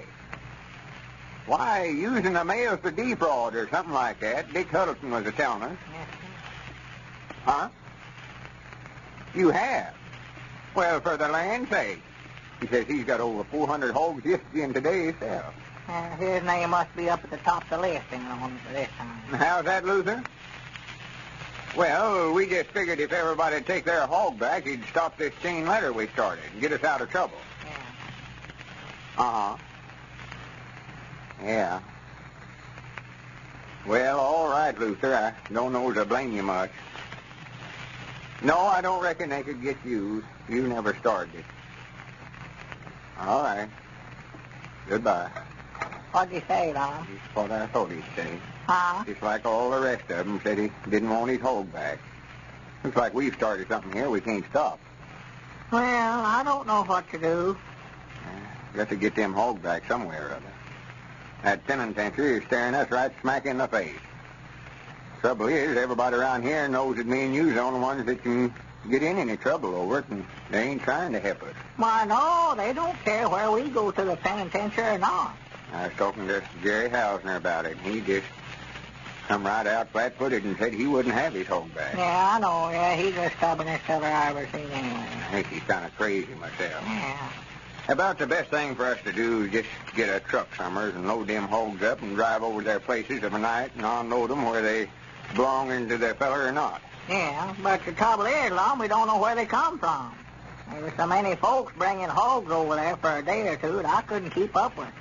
I don't know who brung them and who didn't. That's right.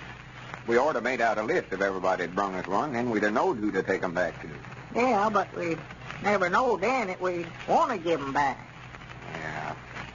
They never knowed what they were doing, did they? Huh? Oh, nothing. Granny, I wish them hogs could talk and tell us where they live at. Might talk pig Latin to them now. Do what? Talk pig Latin, you know, egg pay Latin they. Oh, for goodness sake. Here I'm trying to study up some way to keep us out of the penitentiary, and you sit around and think up a bunch of foolishness. Well, I was just joshing off. I know better. I know that they couldn't understand that kind of talk. I can't hardly understand it myself. I know I've got more sense than pigs. I wish I'd never heard of a chain letter. They say some feller out in Colorado started them things. Yeah. That is for money. course, it was our idea changing it to a hog chain letter.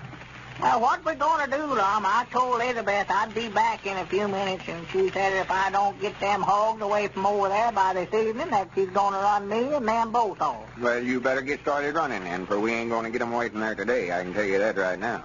Well, why can't we just go ahead and put a fence around that 80 acres we bought down on the river the other day, Lum, and turn them loose on that? Well, what's the use of going to the expense of fencing that place up if we ain't going to keep the hogs? Well, we've got to put them somewhere.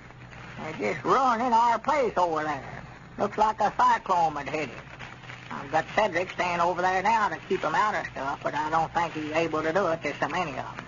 Yeah, Granny, there's another thing. We ought to quit selling them over there. Why, sure, that'll be worse off than ever if we don't stop taking folks' money for them hogs that we got that's supposed to be against the law. If we start trying to get them hogs back, no telling where we would find them at. I know, they changed hands 15 or 20 times by now. Selling them for $3 and no telling what they'd want for them back. No. Maybe we could start a unchained letter. Do what? Unchained letter. Start a chain letter where everybody gives somebody a hog will have to go get it back. That way, eventually, the hogs will all get back to where they started from. Yeah, that's a good idea if they'll do it. Well, it ought to be a heap easier to get somebody to go get one back than it was to get them to give one away. Yeah, but what about that using the mails to defraud that Dick was talking about? Now, let's don't get no more of these things started through the mail, Lum. Well, it ought to be again a law to start an unchained letter. Yeah, you better ask Dick about that. Granny, wait a minute here. That is a good idea. That's a good idea even if it won't work. A good idea if it won't work. Why, sure. That way we won't have to send the hogs we got back to where they come from. Because, well, like if they was to send us to the penitentiary for 10 years for starting them chain letters, it ought to take about 10 years off for starting an unchained letter, so we can't get no more trouble on the deal. We just break even. Yeah, well, I'd rather stop fooling with these chain letters, Lum, before we end up on a chain gang somewhere. That's what I'd rather do. We're what you call fugitives from a chain letter, ain't we? Yeah. Something to think about, though. I don't believe that unchained letter business will work very well anyhow, Abner. I don't either. See, we never got all the 15,625 hogs we're supposed to get. We might have to go out here and buy up to a 3,000. That is, if we start an unchained letter and run it backwards that way. Oh, my goodness, I know we don't want to do that, Lum. Have to buy up a that. No, if we can just get them hogs over there back to whoever give them to us, I hope I never see another one as long as I live. Yeah, but that ain't as easy done as it sounds, old Lum, giving them back. Reckon them hogs would know their way home if we was to just turn them loose. You mean just turn them loose and let them go home by themselves? Yeah. Dogs and cows and stuff like that will. They will. Cows will always come in at milking time, you know. Yeah. Well, I don't know about hogs, though. I reckon they would. Well, we'd get shut of them anyway. Yeah. If the post office department comes down here to investigate who started these chain letters, they couldn't prove nothing on us if we never had no hogs over there. Well, if we don't do something about it pretty quick now, Lum, we won't have a chance to turn them loose, for Elizabeth's going to do it first. Yeah. I believe that's the best thing for us to do, Abner. Just open them gates and let them go. Yeah, I better answer the phone. I think that's our ring that's just wrong now. It was. I never paid no attention. Yeah, I believe it was. If that ain't none of the post office authorities here now. Hello? Well, tell me who you want first. Yeah, that's who it is. That's who it was. Give him Well, his man. Who is this talking? Well, like maybe a peasant himself. You're sure about that? Well, all right. Yeah, this is half of us. This is Lum Eddard talking. Oh, you know what he meant. You've got what? Oh, my goodness alive. Abner, that's the express company in there at the county seat. Says we've got 36 hogs in there at the express hog. You mean that they broke out and went clean in there? No. This is something that's been shipped to us. Oh. Wait a minute. Hold the receiver a minute. Me and Mr. Peabody's will have to have a little meeting over this to decide what to do. What do you mean? What do you want to have a meeting for, Lum? Well, if these hogs start coming in from out of town, we're into it now, sure enough. Well, just tell him that we don't want them. Tell him he'll have to ship them right back to whoever they come from. Tell him we've got more hogs now and we know what to do with. Trouble is, we'll have to pay the express back on them. Well, I'd a heap rather do that than go to the penitentiary. Yeah, I don't know. Wait a minute. I'll find out how much it'll cost to ship them back. Yeah, tell him we never ordered them in the first place. Hello? Mr. Express? Why, couldn't we just leave the hogs in the crates they come in and ship them back to whoever it was sent them to us? Uh-huh. Well, how much would that cost? Just the same as it costs to ship them to us, huh? All right. Well, how much would that cost us now altogether? Well, figure it up and call us back, will you? Yeah. All right. Much obliged to you. Lord, yeah, man, that's going to cost a fortune sending all them hogs back. Yeah. He said some of them from Nebraska and California and Pennsylvania and all over the United States. Well, for goodness sake. Oh, man. Wait a minute.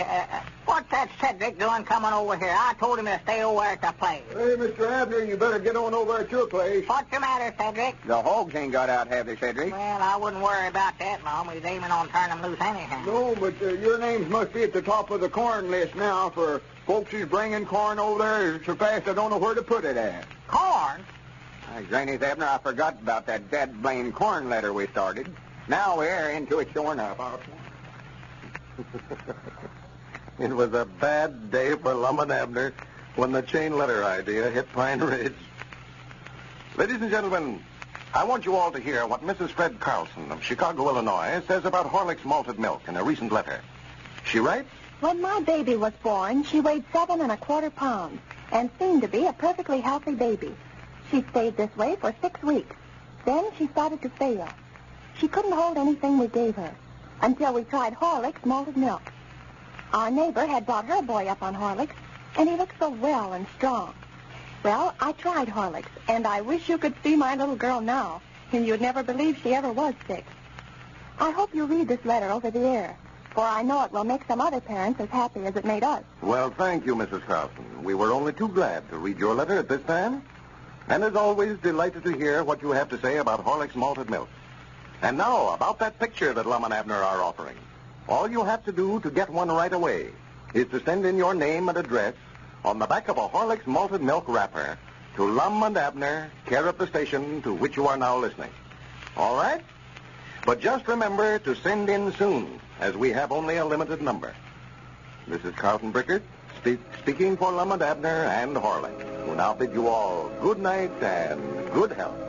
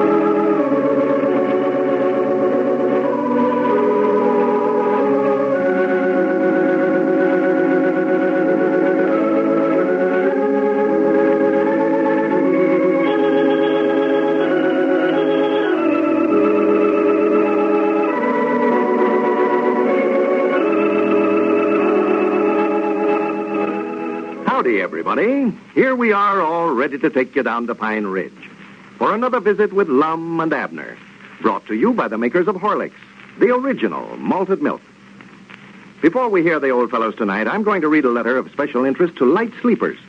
It's from Mr. C.A.R. of Connellsville, Pennsylvania, and is quite typical of many we receive every week. He writes as follows: Thanks for the wonderful malted milk that you put on the market.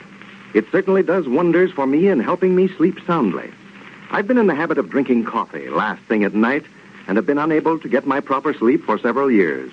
I was restless and dreamed all night. So after hearing Lum and Abner and about Horlick's malted milk, I thought I'd try some myself. Now, every night on retiring, I take a cup of Horlick's hot. And believe me, when I get up in the morning, I feel like a new man. I can't recommend Horlick's malted milk too highly to anyone who does not sleep properly at night. Well, thank you, Mr. C.A.R. We're glad you found Horlick's malted milk so useful in helping you sleep better. Thousands of others have also found it a grand inducement to sound restful sleep. And now, let's see what's happening down in Pine Ridge. Well, Abner's swap idea certainly made a radical change in his business. 2 weeks ago, he started trading merchandise in his store for animals. And now Lum has gone into partnership with him. And they have a complete circus, which they expect to have ready for the grand opening next Saturday. Squire Skimp, who has had previous experience in the circus business, has been employed as manager. And to cut down expenses, has asked Lum and Abner to take an active part in the performance. As we look in on Pine Ridge today, we find Lum over at the circus grounds, inside the big tent practicing his trapeze act, while Squire Skimp looks on. Listen. How's this looking, Squire? Well, now, Lum, you can't learn how to be a high trapeze performer unless you get that swing higher than that off the ground. Well, I'd rather learn how down closer to the ground this way, Squire. I get sort of dizzy-headed when I get up high that way. Well, that's the reason you ought to practice up high then. Anybody can't just sit down on that bar and swing, Lum, that close to the ground. You don't think folks would enjoy seeing me do this, huh? Why, no, that ain't nothing. We could get a 10-year-old child to do that. They can see all that they want over there on the school grounds. You're supposed to be a high trapeze performer. Don't reckon we could start something new, have a low trapeze performer. No, Lum, you're going to have to, to jump off of one swing and turn a flip-flop and catch another and hold by your teeth and all that. There ain't nothing hard to it.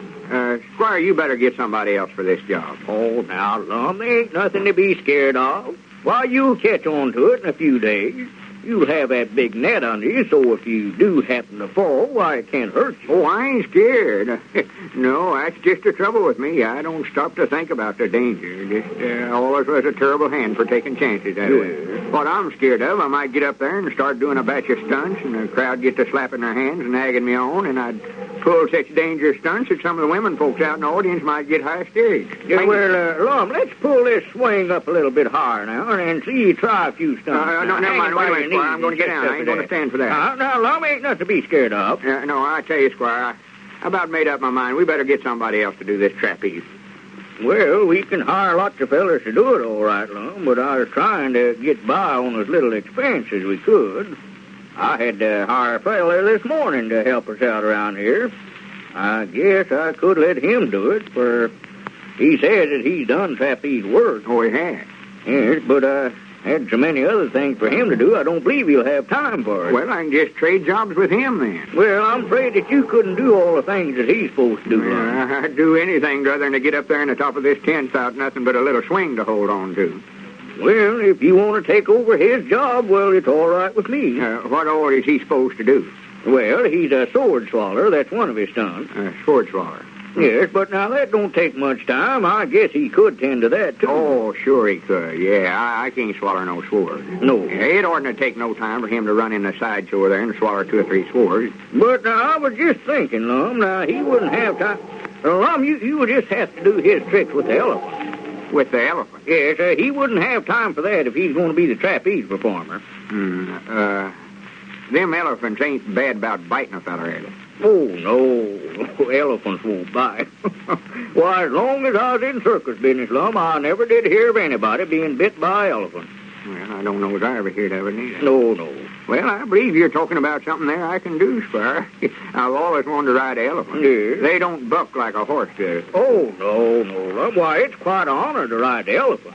You see, you have to lead the parade, Lum. You sit up there on the elephant with a big crown on your head and a fancy uniform with gold braid all around on you. Sort of a king, huh? Well, yes, that's what you're supposed to represent, Lum, a king. Well, why in the world didn't you make mention of this job sooner? Granny, I can tell you already, I'll take it, Squire. You going to have one of them sort of house-looking things setting up on top of the elephant for me to ride in? Oh, yes. You'll be propped up in there, Lum, with big satin pillows, and have a couple of fellas walking along beside you, supposed to represent slaves.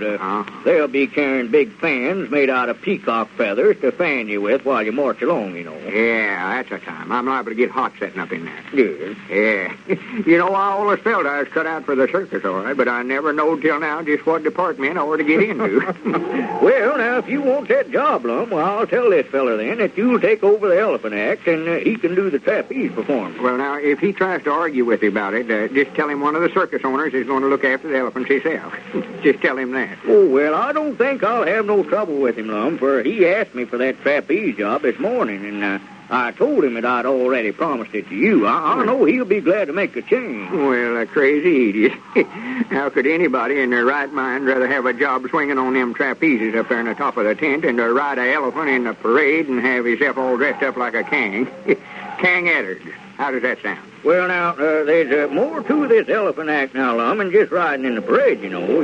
You put on some tricks here in the tent during the main performance. Oh, they do? Yes, that'll be the feature of the show, you know. We'll have trumpets blow and a big fanfare, and you'll come riding out on one of the elephants with the other and following along behind you, you know. Yeah, that's And then I'll get up and make a speech about you, and let's see, we'll have to get a good name for you, too, Lum. Yeah.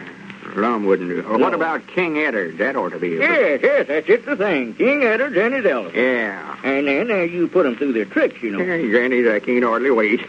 Don't you reckon I better be riding that elephant around a little bit to sort of get used to him? Well, I reckon it wouldn't hurt nothing, Lum. Yeah, if I could get them slaves to go with me and them fans and all, I'd love to sort of drop by the schoolhouse during recess tomorrow. Let Evelina see me. Yeah, she'd be proud to death of me. Well, now, I don't believe I'd be riding him around town none, Lum. It'll spoil the show, you know, but you'll have to be practicing on them tricks anyway, you know. Yeah, what about them tricks?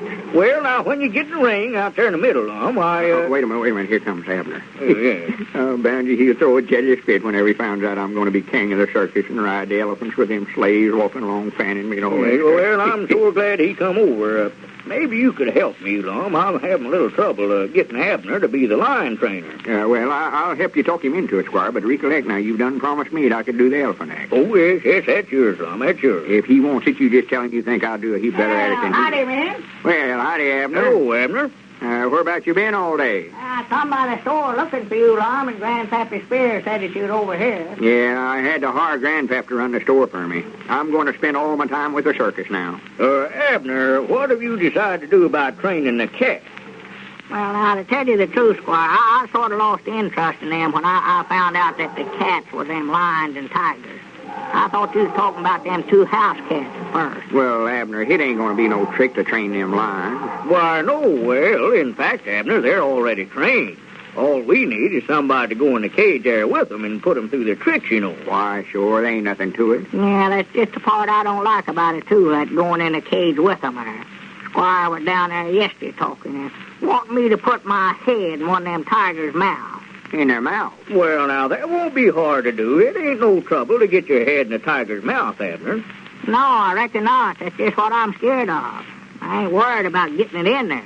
Getting it out's what I'm thinking about. Oh, well, it ain't going to bite you, Abner. That don't happen once in a lifetime. No, that's just it. Once is all that can happen. Well, what you got to do is go in there and look them in the eye and just let them know that you ain't feared of them. Yeah, but, Lum, I couldn't look no lion or tiger in the eye and ever make them believe any such thing as that now. They'd know it wasn't so the minute I walked in that cage. Well, you fellers talk this over me, and, Lum, I'll go see that feller about the trapeze performance, and you talk to Abner here and see if you can't persuade him to change his mind about training the cat. Yeah, all right, Squire. Cat. Dogged, I wish he'd start calling them things by their right name. Now, Abner, you're just holding up the whole circus, just over your stubbornness. Very ideas of being feared of animals that way. Well, why don't you train them in if you're so brave? Well, I would, but this being king's going to take up all my time. King? King of what? Why, king of the circus. I sort of hate to tell you about Abner, but Squire's done give me the job of putting the elephants through their tricks. Ain't no use to ask him for it. He's done promised it to me. Oh, well, don't you worry. You can have it. He tried to get me to take that job yesterday, and I just told him that I never wanted it. Never wanted it? No, sir, I don't want no elephant laying down on me. Laying down on you? Yeah, them tricks that you've got to make them do. You've got to let that elephant pick you up in his trunk and wave you around the air for a few minutes over his head, and then he lays you down on the ground, and he lays down on top of you. No, sir, I don't want no part of that. Well, there seems to be drawback even to being king of the circus. In the kitchen of the Mason home, Mrs. Mason and her friend Jane are about to prepare a midnight supper for their husbands after playing bridge. Listen. Wait a sec, Jane. I'll put the light on. There. Why, Madge, how nice. Oh, I like your kitchen. Do you? I'll say I do. That gas range especially. Is it new? About a month old now. Jack bought it for my birthday. He did? Mm-hmm. Say, let's get Fred out here. If he sees you've got one, he might get you one, eh? I get it. Well, we'd better get him in a good mood first. Let's get supper, quick. Does Fred like coffee, Jane? Oh, sure. He likes it. Yes. Well, don't enthuse. How about some tea, then? No, he doesn't like tea. I don't suppose you happen to have any malted milk? Why, sure. But listen, Jane, I have no mixer. It takes me rather a long time. Nonsense. It doesn't take a second. Here, let me show you. Where's the powder? On that second shelf there. See? Horlicks malted milk, near the pickle. Oh, yes. I'm glad it's Horlicks. Now, where's your egg beater, Jane? Egg beater? Well, you can't use that. What do you mean can't? You just watch. Here, now, put the powder in. That's enough. Now, give me that.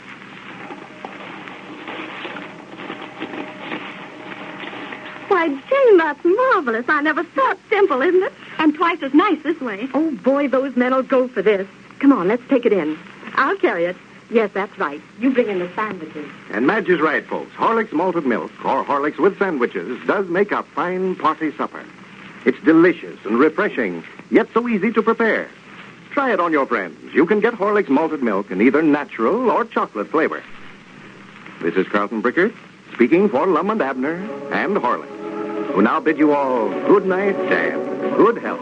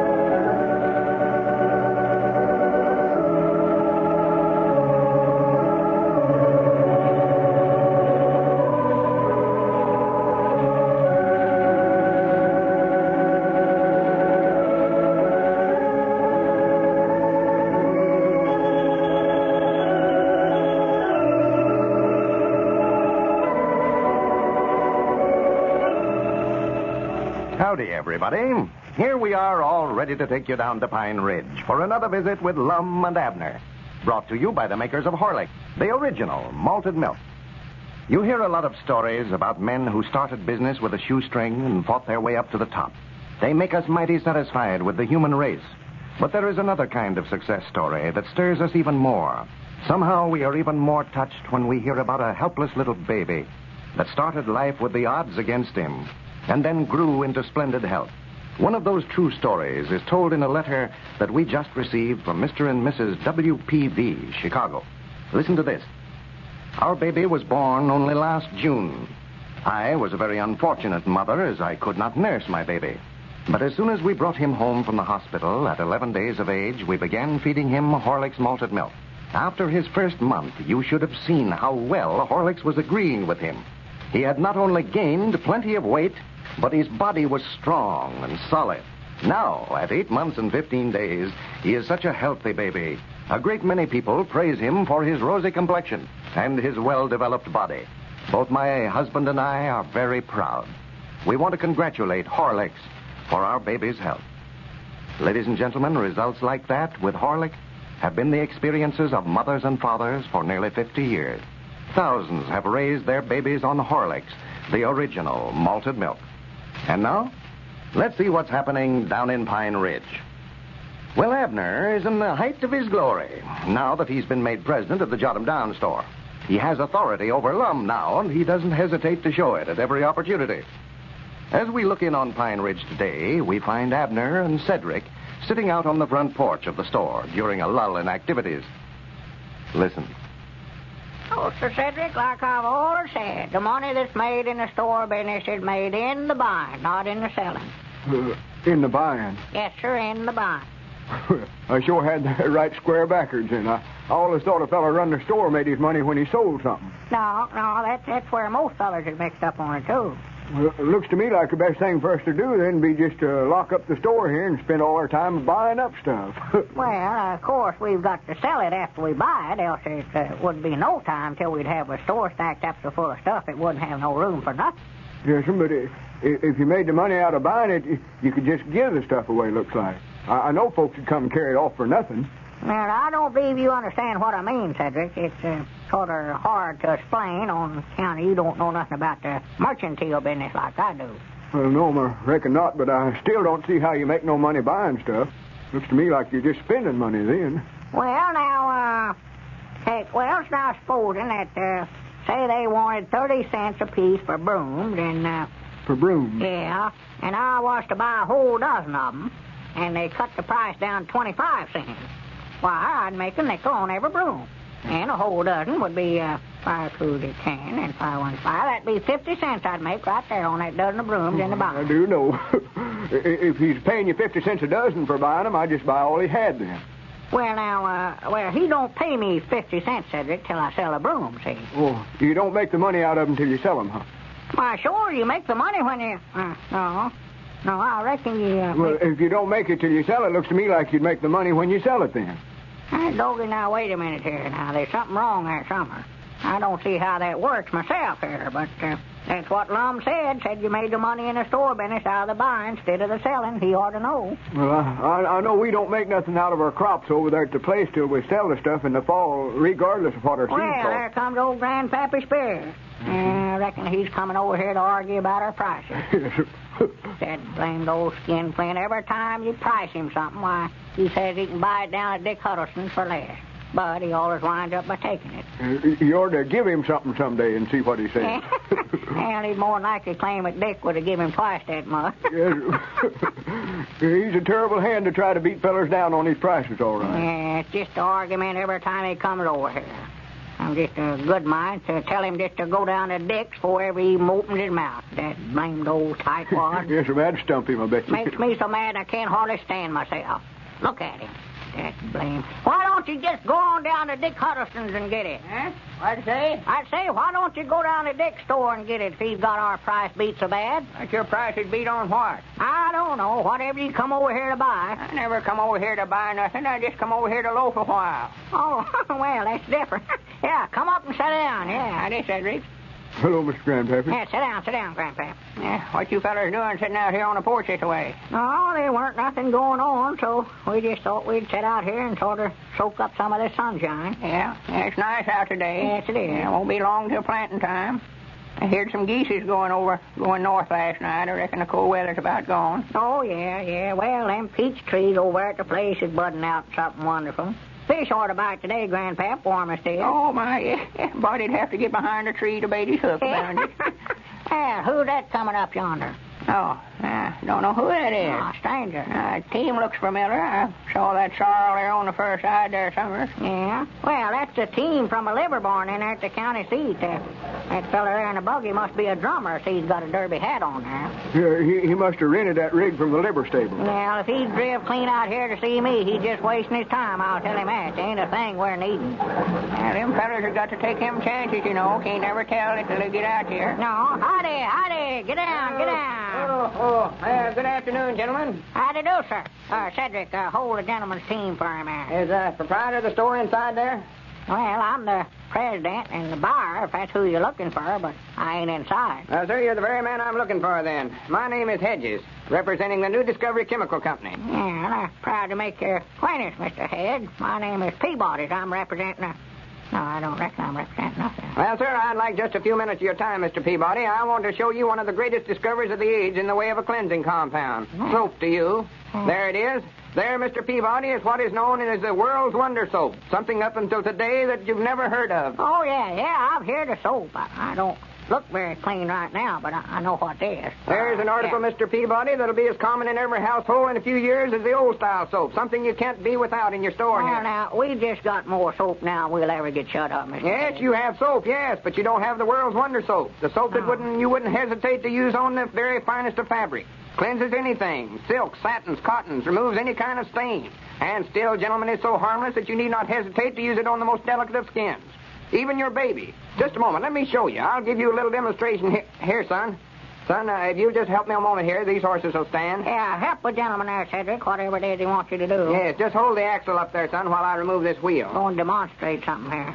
Now, you gentlemen have all been around wagons and buggies long enough to know that axle grease, just ordinary axle grease, is perhaps the hardest thing to remove from cloth. Oh, yeah, there ain't nothing that'll take it out, nothing. Well, up until now, Mr. Peabody, but you haven't seen the world's wonder soap demonstrated. No. Now, we'll just lay this wheel right here, and I'll take this white silk handkerchief out of my pocket here. Yeah? And we'll rub the axle grease, all the axle grease possible off the axle onto the handkerchief. Yeah, you're See just there? running a good handkerchief there. That's what you're doing. Yeah, that'll never come clean. No, you ought to use the old handkerchief for that, mister. All right, now, son, I'll slip the wheel back on there. Lift the buggy a little higher. There. Just run that handkerchief. Now, I'll put the tap back on there before I forget it. Yeah, you about run a wheel off, you don't, sure. All right, now, son, if you run in the store there and get me a little pan of water, I'll show you gentlemen what a wonder this world's wonder soap really is. Just bring a washpan, Cedric, with a little water in it. Now, Mr. Peabody, we can only sell one merchant in each city. One, huh? We give one merchant and only one the exclusive rights to handle our product. Uh-huh. Our company is spending millions of dollars advertising this soap, introducing it to the good people of this country. Well. I came to you first because I was told that you were a wide-awake merchant. And I see now that you're a man of intelligence and worthy of being our representative in this community. Well, thank you for the compliment. All right, son, just set the pan down right on the porch Yeah, just sit down there, Cedric. That's all right. Thank you. Yeah. Now, first we'll take a bar of World's Wonder soap. Yeah. See how pretty and white it is? Yeah, that's pretty soap. We simply place the bar of soap in the water here and then work up a fluffy white lather. Well, See how nicely it lathers? Oh, yeah, foams right well. Yeah. Now we place this handkerchief right in the pan. You see the handkerchief's almost completely covered with axle grease. Yeah. The hardest thing in the world to remove. Oh, it is, yeah. It only takes a moment to rub it clean. Yeah, you ought to get a washboard, I'm fearing. No, that isn't necessary. Now, you see, we wring it out good, and there you are, gentlemen. Every stain removed. Well, for the land, She's sure taking it off. well, that's the beatingest thing I ever seen. No chemicals, no acid, no strong ingredients of any kind. A soap made strictly from vegetable compounds. I know that. How much does that soap sell for, Mr. Hayes? 25 cents a bar, Mr. Peabody. 25 cents. Should ask 50, but you can sell it at 25 cents and a nice little profit. Uh-huh. And I believe I'll just try a bar of it. Well, I'm sorry, Uncle, but you'll have to buy it from Mr. Peabody here. He's our exclusive agent. Yeah, I might try a case of it. A case of it? Yes, sir. And I'm sorry, Mr. Peabody, but I can only take orders in 10-case lots. Runs $5 a case. That's $50 for the shipment. $25 in advance, of course, to show good faith. Yeah, well, I don't think I'd want that much, Mr. That's Hayes. all right, Mr. Peabody. No harm done. I can go to the next store down here. I'm sure that gentleman would be glad of an opportunity to represent Well, here, our- now, wait a minute now. I never said that I weren't going to take it. I just said that, well, write it up. All right, 10 cases. Yeah. Now, let's see. What's the style of the firm here, Mr. Peabody? Style. Yes, what's the name of your store? Oh, jot 'em down, store. But I just thinking here, I reckon I'll have to pay you out of my pocket. I don't think we got $25 in the cash store in there. See? Well, that's all right, Mr. 10 Peabody. and 10 is 20. And 1, 2, 3. Yonder comes Mr. Lum. He ain't saw it yet, And has he'll be tickled too there. All right, thank you, Mr. Peabody. That's all right, sir. Now, here's your receipt. Yes, sir. Well, I'm in a terribly big rush, gentlemen. I've got to cover the territory as fast as I can, of course. Yeah. Just mail in your orders for the soap as you need it, and I'll take care of you personally, Mr. Peabody. Well, fine. I'll see you in about 6 months. All right. Much obliged to you. I don't think we'll sell all that soap in one day. Yes, sir, that's the beatingest stuff I ever seen. One day it'll move the whole works out. Yeah, we'll get some of that quick as it comes in. Oh, so yeah, we'll keep you in mind, Grandpap. Hey, Lum, I got something to tell you. Some good news for you. Say, who was that fellow that just drove off there? Why, he's a soap drummer. A soap drummer? Yeah, that's what I want to tell you. Well, he might know something about soap, but he sure don't know nothing about a buggy, I'll tell him that. About a buggy? Yeah, he must be crazy. I seen him down the road a while ago, just before he come over here to the store. He taking a hind wheel off off the buggy and washed all the axle grease off the axle and then rubbed black tar soap all over. Just common old black tar soap trying to use soap for axle grease. Oh, my goodness, my goodness, my goodness. The money in the store business is made in the buying, not the selling. Ladies and gentlemen, if you have trouble in getting to sleep at night, here's a suggestion. When bedtime comes tonight, just mix some Horlicks malted milk with hot water. It is not necessary to add milk unless desired. Then, take a cup of this delicious, satisfying hot food drink just before you get into bed. The light, easily digested nourishment will soothe your nerves. It will relax you. You will sink into a deep, peaceful sleep. While you slumber, Horlicks will be helping your body to build up those worn-down tissues. So when you wake up tomorrow morning, you'll feel fresher. You'll feel more like making tomorrow a better day. Try Horlicks tonight. This is Carlton Brickert speaking for Lum and Abner and Horlicks, who now bid you all good night and good health.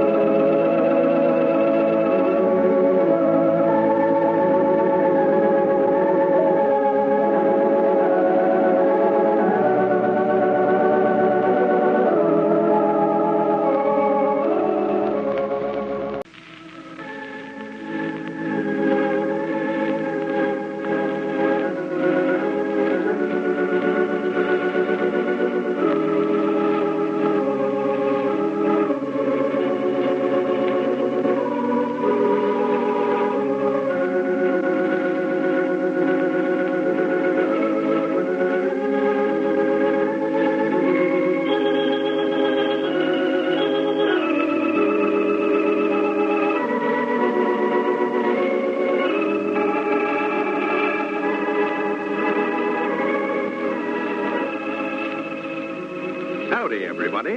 Here we are, all ready to take you down to Pine Ridge for another visit with Lum and Abner, brought to you by the makers of Horlicks, the original malted milk. First, however, let me remind you of something. Today is the first official day of spring, but don't let that calendar fool you. There's still lots of changeable weather left yet. Now, changeable weather is a common cause of colds and coughs, especially at this time of year when our resistance has been lowered by the long winter months. Well, to help ward off these spring colds, you need the good nourishment of Horlicks malted milk. Horlicks helps build up your resistance, strengthens and nourishes you. That's because it's such a wonderful source of vitamins and bodybuilding elements. For the next few weeks, you can't do anything better for that family of yours than to let them drink plenty of Horlicks malted milk. They'll love it, too. It's so delicious and invigorating.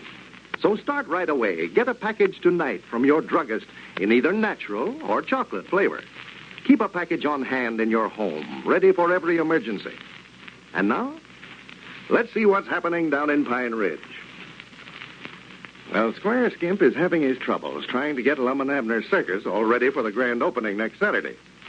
In order to cut down expenses, he's been trying to persuade Lum to take over the job of putting the elephants through their tricks.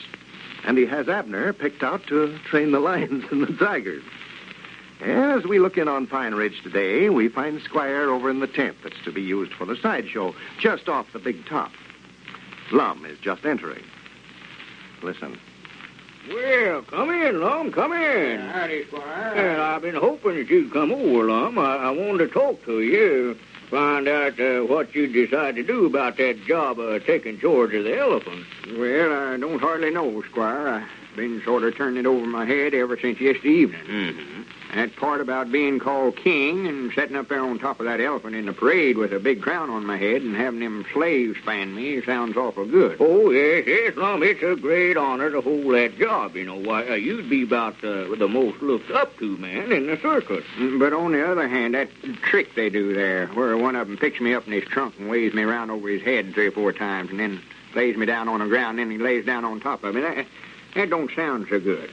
Oh, well, now, that ain't nothing, Lum. Why, I wouldn't worry about that a minute. Well, naturally, you wouldn't worry about it. As long as it's me the elephant's laying down on. Well, what I mean, old Lum, there ain't no cause for you to worry, neither. Why, them elephants is trained, Lum. They don't hurt you none when they lay down on you that way. Now, listen, Squire, any time something as big as an elephant lays down on you, it's going to hurt, whether he's trained or not. Yes, but now, Lum, they don't let all their weight down on you, you know. It looks like it to the folks that's watching the show, but they're trained, you know, to leave enough room underneath there to where it don't mash you none. Yeah, I know they're supposed to, but they're awful sleepy-looking critters. Be about my luck to get out there someday when they're tired, and about the time I got down under him there, he'd decide to just stretch out and take a little nap. Well, of course, Lum, if you're afraid to do it, why, there ain't no use for me to try to talk you into it. No, I don't believe there is either. But you ought to make up your mind, 'cause now if you ain't going to work the elephants, why, you better be practicing on a high trapeze act. I want to have this circus all ready to open for Saturday, you know. You mean if I don't take charge of the elephants, you still want me to work on that high trapeze, huh?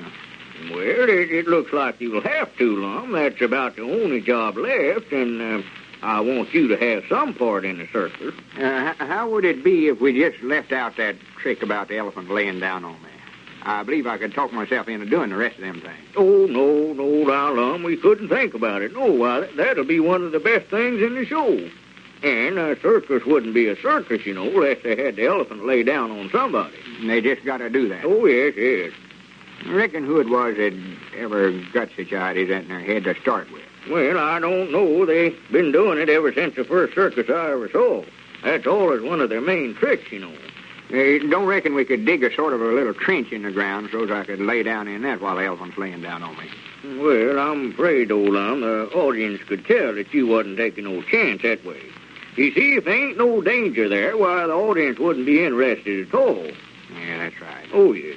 Reckon what it is about folks that wants to see somebody risk their lives that way. Looks like they ain't satisfied to have somebody dressed up like a king riding the elephant around. They've got to have the elephant laying down on top of him. All that stuff. Yes. Like that trapeze. I wouldn't mind cutting up all sorts of cadidos if they'd let me have the trapeze down close to the ground, but they ain't satisfied with that. They want me to go clean up there in the top of the tent to do it.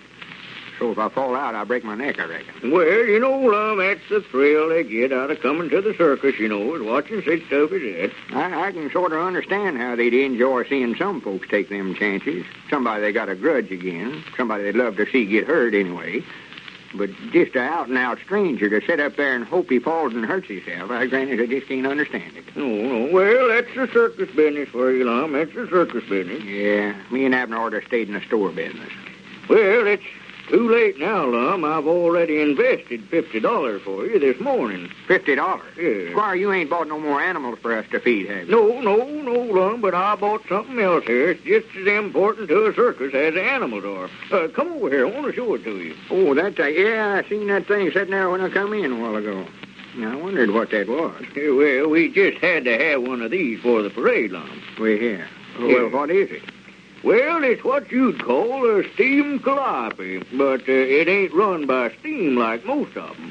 All you've got to do to this one is just turn this crank here, sort of like a grind organ. Well, I do. Here, wait a minute. I'll show you how it works. Here. Yeah. See, just turn the crank here on the side. Well, hey, Granny, that's all right, you know. Oh, yes. Sure sounds like a circus, all right. Oh, yes. Well, it just ain't a circus without one of them. Yeah, Lord. Teddy, I'm standing here listening to that thing. It brings back old memories to me to hear one of them play. Sure does. Ain't that pretty? Oh, yeah, that's fine. I do love them. I sure do. Yeah, I'd love to have the job of turning the crank on that thing. Now, there's something I don't believe there's any danger in. Oh, no. Well, the only thing, Lum, I promised Abner that he could look after the playing of the calliope this morning. Abner? Yeah. Well, for goodness sake, you might have known he'd get all the easy jobs. Things ain't no danger to. Well, now, I wouldn't say that now, Lum. Now, he's got one job. It ain't going to be so easy, being the lion trainer. I can't hear you, Squire. Yeah, wait a minute. I'll turn this thing off here. Yeah, I'll quit there.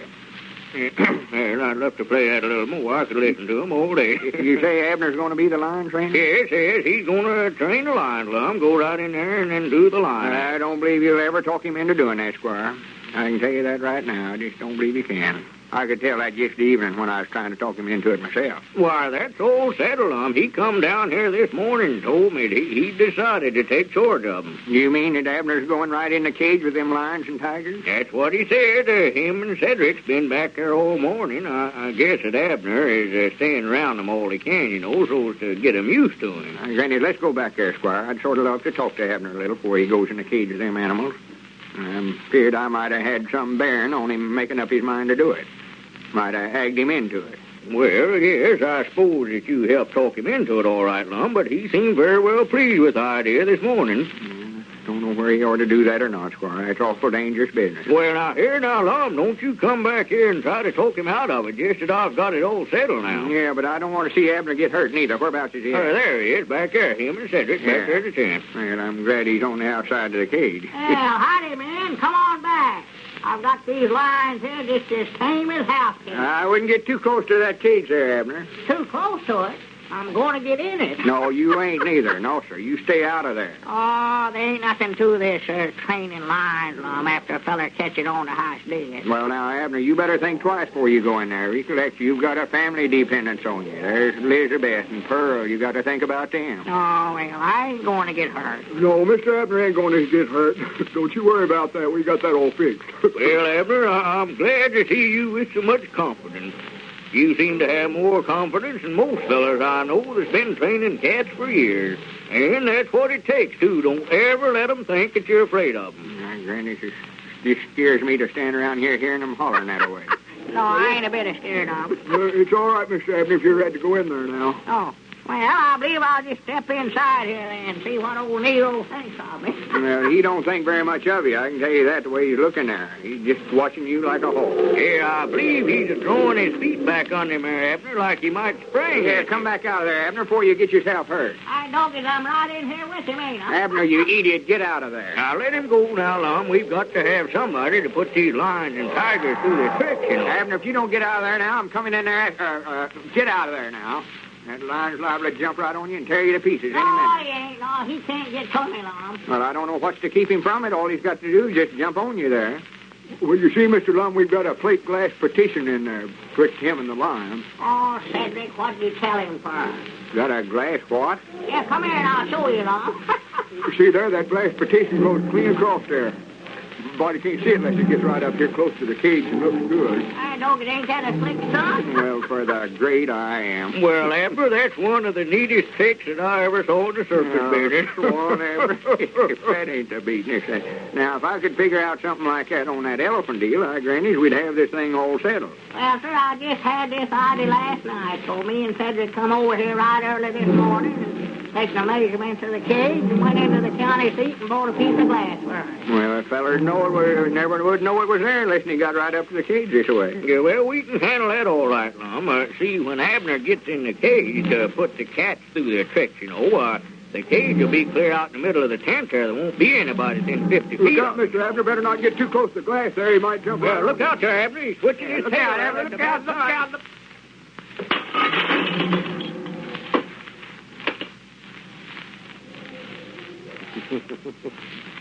Well, if they get Abner out of that cage this time, we bet they'll never get him back in there again.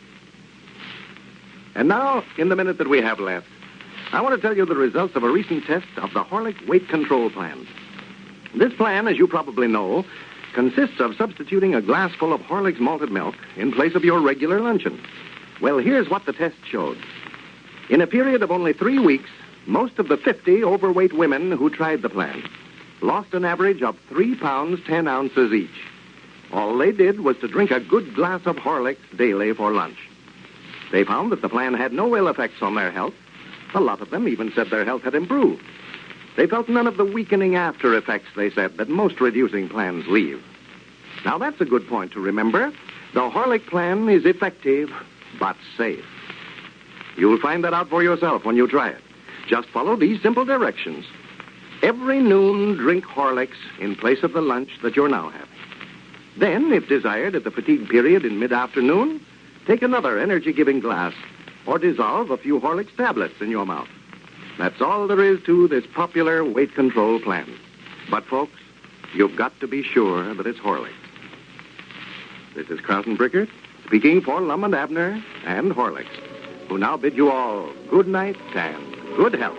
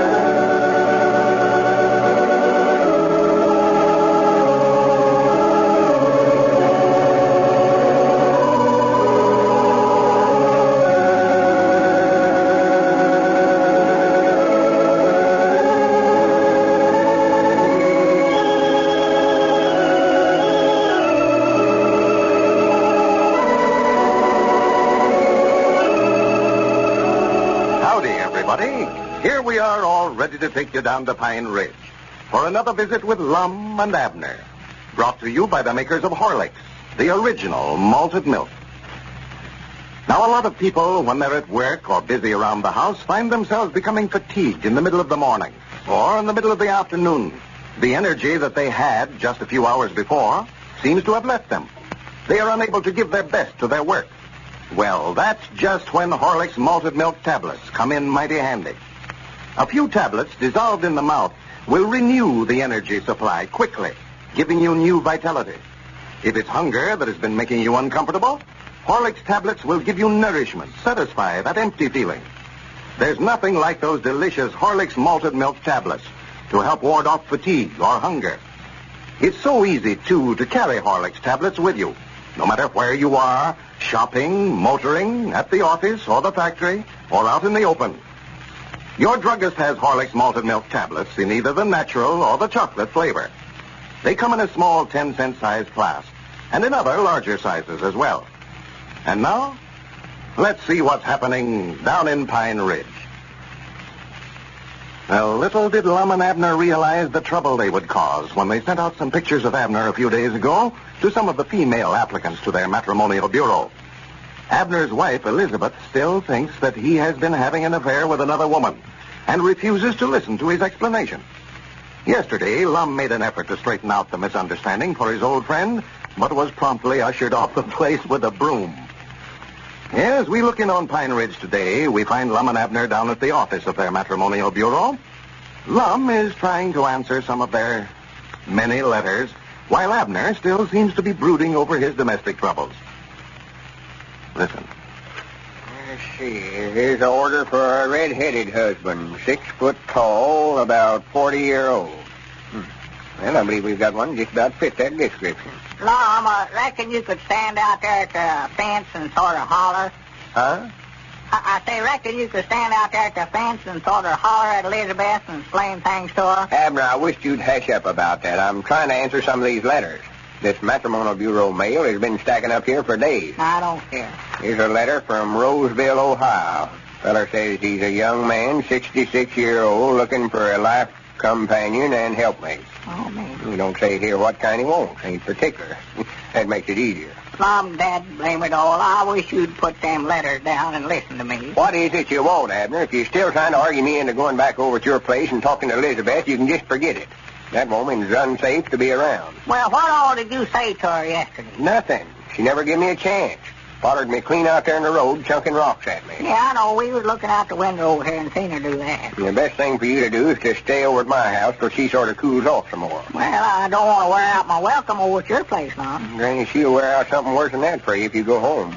You never did tell her that there weren't nothing to that story about me going into the county seat the other night, huh? No, I told you I never got a chance to tell her nothing. She done all the talking. Yeah, she's generally always does.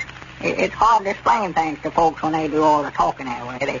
They just can't listen good for some reason or other.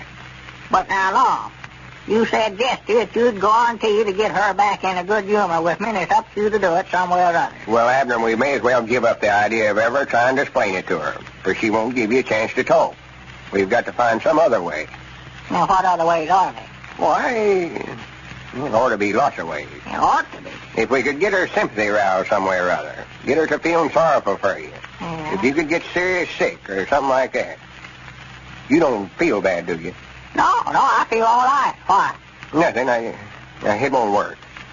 Give me a little time. I'll study up some way to get you out of it. Well, I hope you do, Lum. It just don't seem right not having a home to go to no more.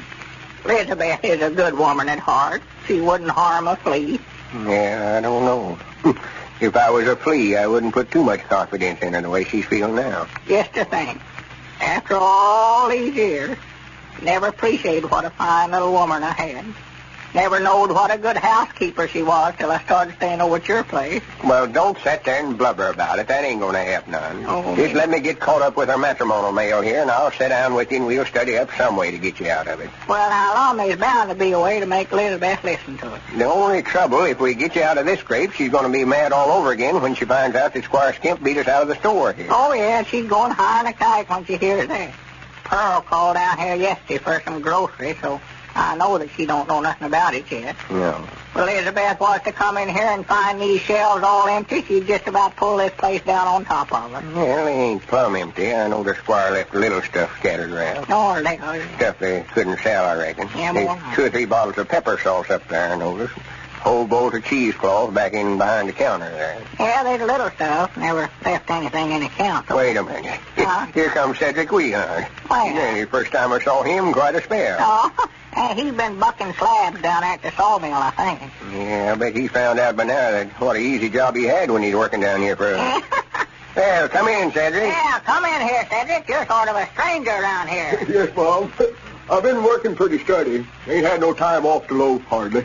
Hey, you ain't been fired, have you, Cedric? No, they just laid us off for a few days. The skidway's empty down there at the mill, and the weather's been so bad they couldn't get no logs in, so they just shut down till they get catched up. Uh-huh. Well, draw up a chair. Sit down there, Cedric. Excuse me while I go ahead here. I've got to answer this mail. Anything particular she's wanting, Cedric? Well, I just sort of wanted to talk to you fellas, sort of. Well? I heard you run the matrimonial bureau over here and sort of solving domestic problems for folks. Well, we are, Cedric, but Lord me, undoubtedly you ain't got no domestic problems. You ain't married. No, but me and Gertrude Seastrunker fell out with one another, and I just thought maybe you fellas could give me some advice. Well, I don't know, Cedric. We'll help if we can, I'll tell you that. Well, what would you do, Mr. Abner, if you and Mrs. Peabody was having trouble? I don't know. It's just what I've been sitting here thinking about for a week, Cedric. Are you and Mrs. Peabody having family troubles with one another? Well, don't make no mention of it, Cedric, but we ain't getting along as well as we could. You ain't even on separating her, are you? Giving her a quitting? Oh, no, nothing as bad as that. It's just a misunderstanding. She just won't give me a chance to explain to her. Won't let me come on the place. You mean she won't even let you come home? No, she's acting awful mean about it. I bet if you was to have an automobile accident and got yourself all crippled up, she'd have her regrets over treating you this way. Yeah. Be shamed the way she treated you. Yeah, she might, Cedric. I don't know. What did you say, Cedric? Say that again. Well, I never meant no harm by it, Mr. Lum. I just said if Mr. Abner here was to have an automobile wreck and get himself hurt, Miss Peabody would feel sorrowful about the way she done him, I bet you. Hey, Granny, that's a idea. That's a idea. That's just what I've been looking for. Abner, you're going to have an automobile wreck. Huh? You're going to have an automobile wreck. Oh, my goodness. How can you tell that? And you're going to have an arm broke. Are you telling my fortune? No, well, that's what's going to happen to you anyway. You're going to have a bad accident this afternoon. Oh, my goodness. Right on top of all my other troubles, something like this has got to happen. Where's it going to take place, Lum? Right here, now.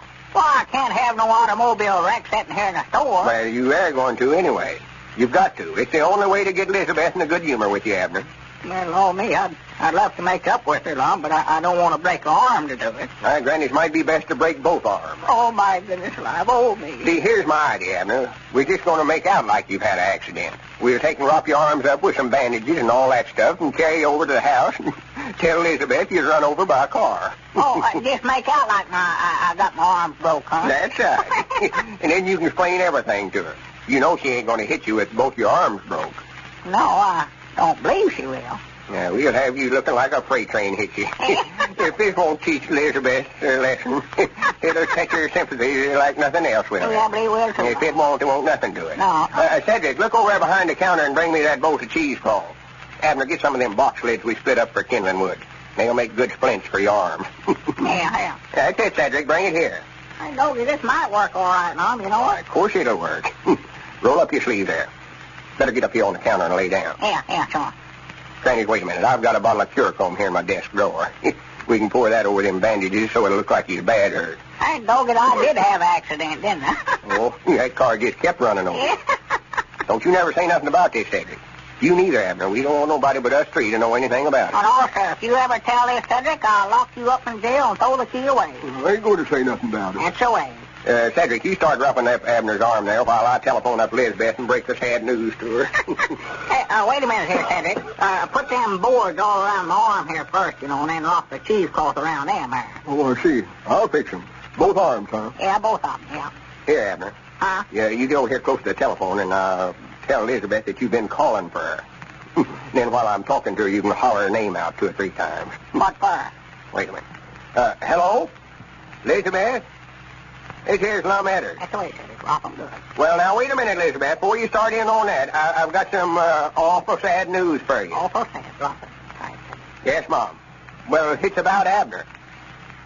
Why, he's been run over by an automobile. Yeah, 2 or 3 of them. Well, we don't know how bad he's hurt. No. So far, we found 2 broke arms, and he's hurt internal. It's the working Abner. Tell her I ain't come to myself yet, Lum. He said, shut up, Abner. He ain't come to himself yet, Elizabeth, but he keeps calling your name. Calling for you. Call her. Elizabeth!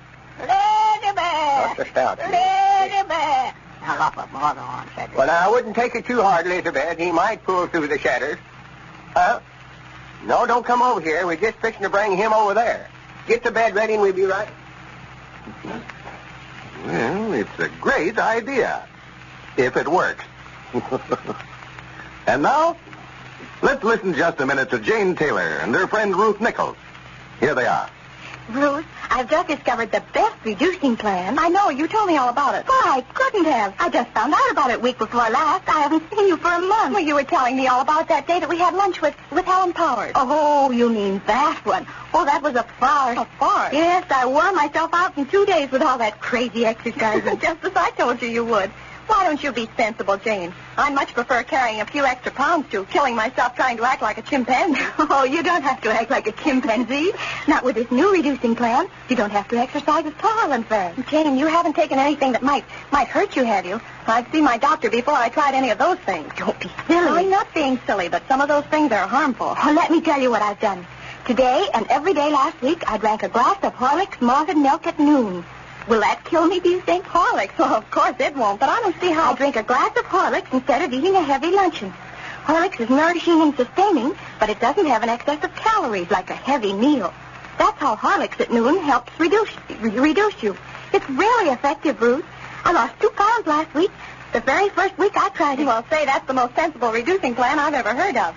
That glass of Horlicks for lunch sounds awfully good to me. I guess I'll try the Horlick reducing plan, too. Oh, good. My figure could stand a little trimming. And a glass of Horlicks instead of a heavy meal at noon is a mighty fine reducing plan.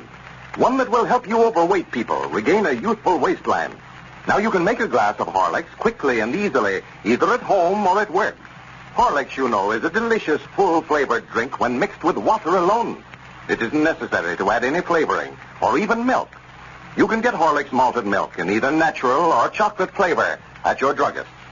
This is Carlton Brickert speaking for Lum and Abner and Horlicks, who now bid you all good night and good health.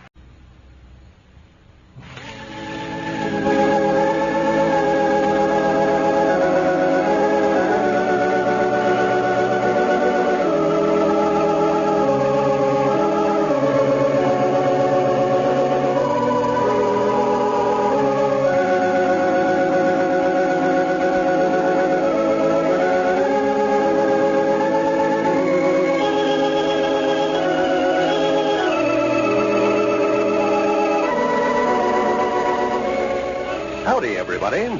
Here we are, all ready to take you down to Pine Ridge for another visit with Lum and Abner, brought to you by the makers of Horlicks, the original malted milk.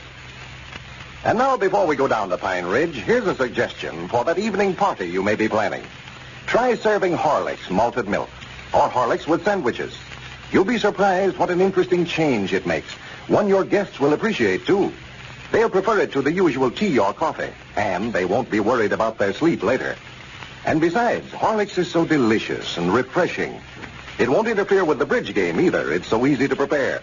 You just have to add sufficient of the powder to water, mix thoroughly with an egg beater, and it's ready to serve. It isn't necessary to add milk or any flavoring unless you desire it. Remember that when you're stumped for something to give to your friends. Horlicks certainly makes a welcome change. Make sure you have on hand a good supply of Horlicks malted milk, either natural or chocolate flavor. And now, let's see what's happening down in Pine Ridge. When we left Lum and Abner yesterday, they were very discouraged over the unsuccessful opening of their circus last Saturday. And we're trying to figure out some way to move the show to some of the neighboring towns. As we look in on Pine Ridge today, we find Lum and Abner down at Lum's store, discussing ways and means of carrying on. Listen.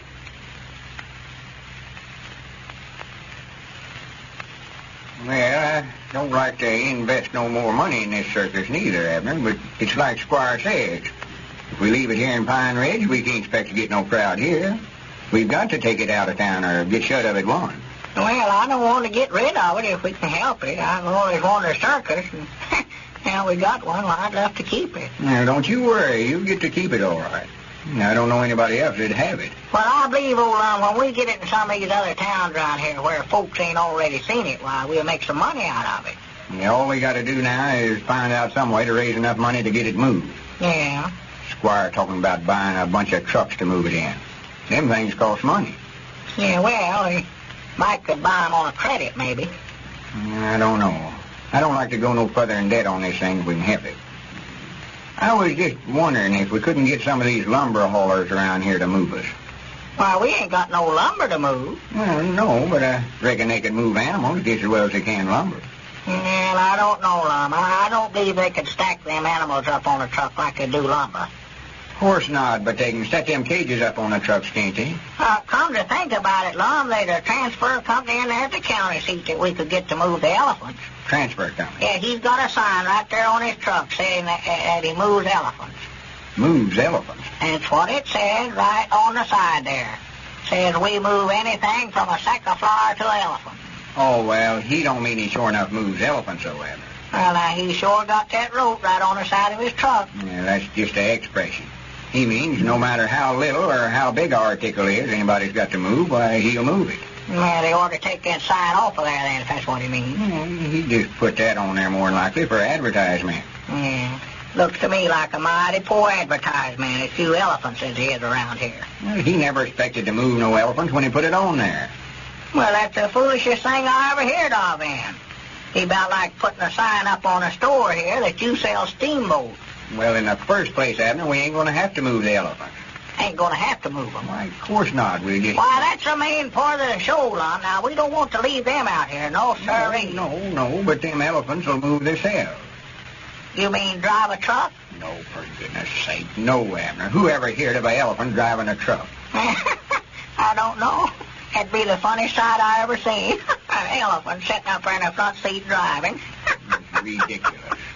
Yeah, he could signal whenever he wanted to turn a corner, just by sticking out that snout of his to the side. Yeah, I'll bet them policemen in there at the county seat, I bet they'd think twice before they run out and bawled him out for not stopping at one of them stoplights. Abner, I'm trying to talk sense to you, and I can't do it. Why, it sounded all right to me, Lum. I don't see nothing wrong with what you said. Yeah, all this silly talk about elephants driving trucks.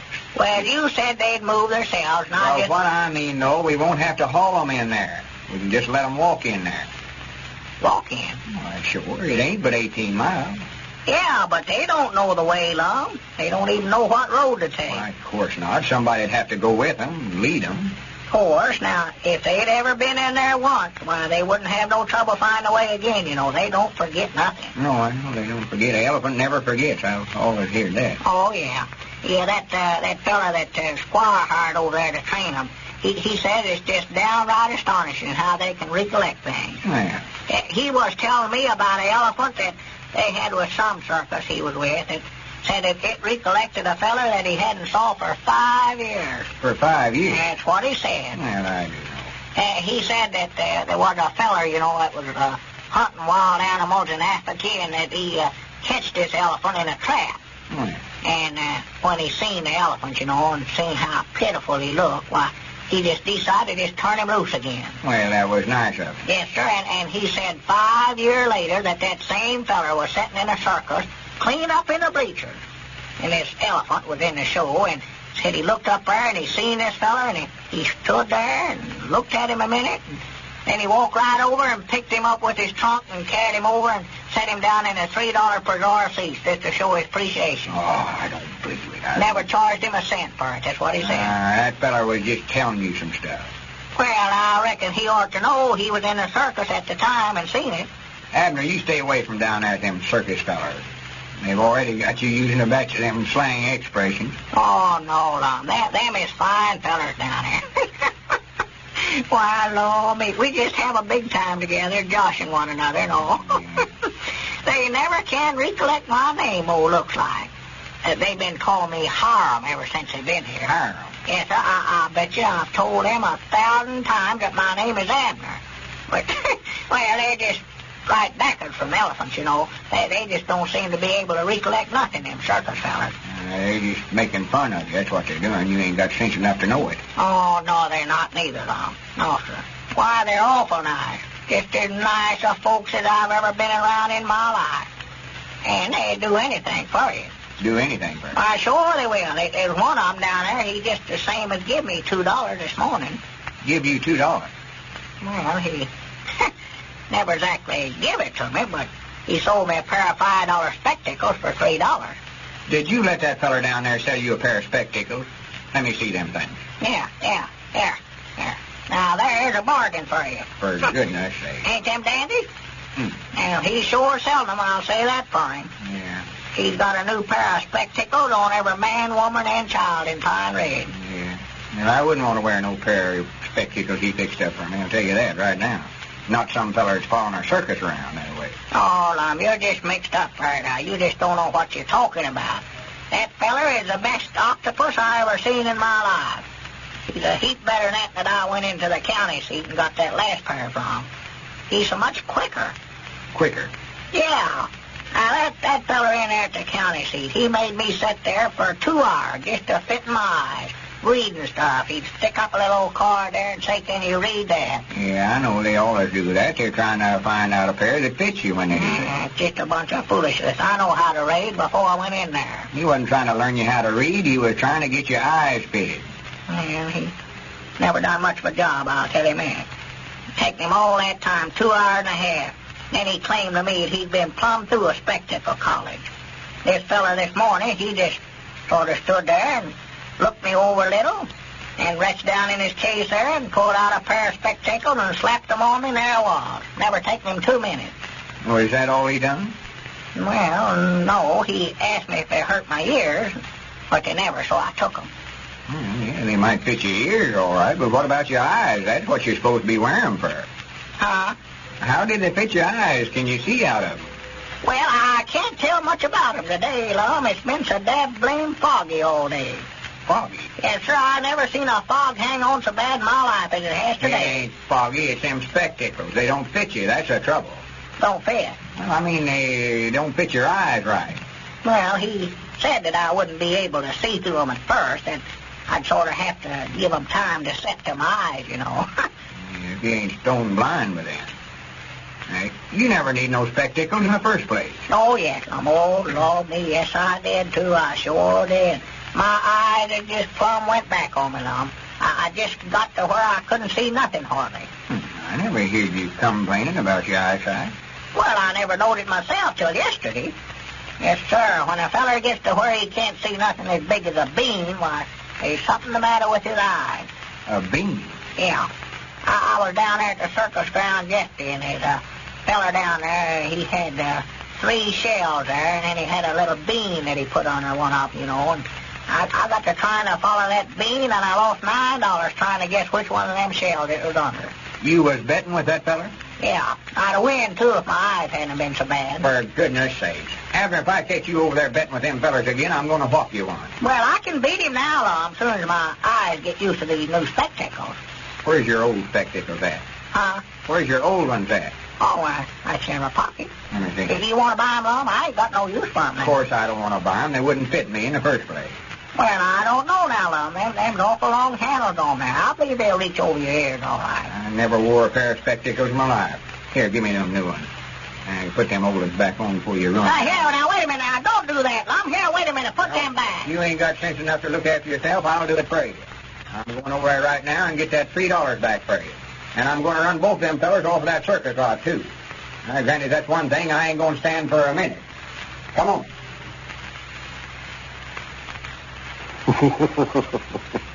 Well, the old fellows are learning that there's a lot more to a circus than the animals. And now a final word before we leave Pine Ridge for the night. I'd like to tell all mothers of growing children about a recent interesting test we made. We studied the effects of giving youngsters Horlicks malted milk tablets between meals instead of the usual candy. And here's what we found. Almost all of the children loved the taste. A lot of them liked it even better than candy.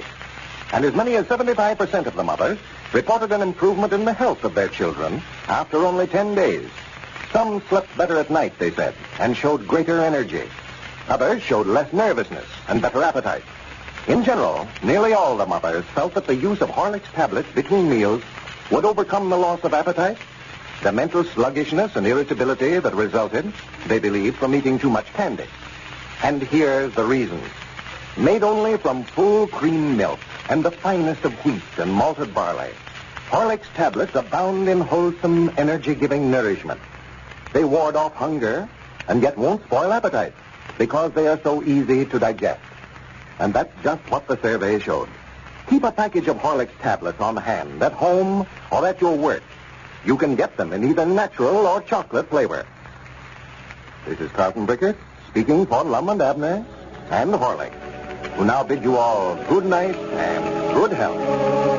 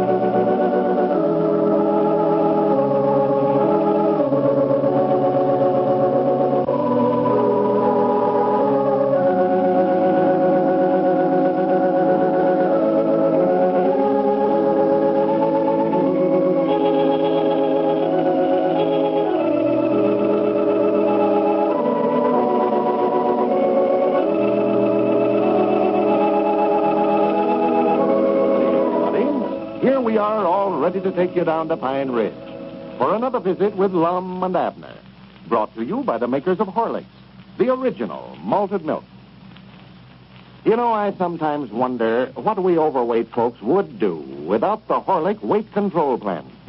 It certainly does help to keep down those excess pounds. Safely, too. There's no danger in the Horlicks plan. If you haven't tried it yet, here's all you do. For lunch tomorrow, just drink a glassful of Horlicks malted milk instead of a heavy meal. That's all. Nothing to take, no exercises to do either. You simply drink the Horlicks.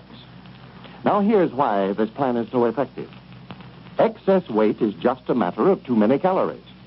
Now, that's just what a heavy meal has, too many calories. By cutting down on your lunch, you cut down on the calories, too. Hence, you cut down on your weight. That's simple enough, isn't it? Try it out for yourself. You'll not only lose weight, but you'll feel much better, too. Much more alert. That's because Horlick's malted milk is so easy to digest. You should always keep a package on hand in the pantry ready for emergencies. You can get it in either natural or chocolate flavor at your favorite druggist.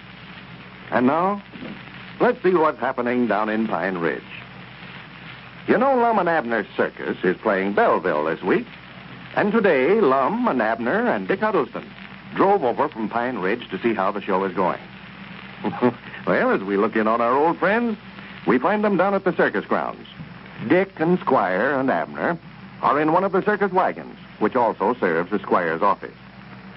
Listen. Well, yes, this makes a pretty nice office in there, Squire.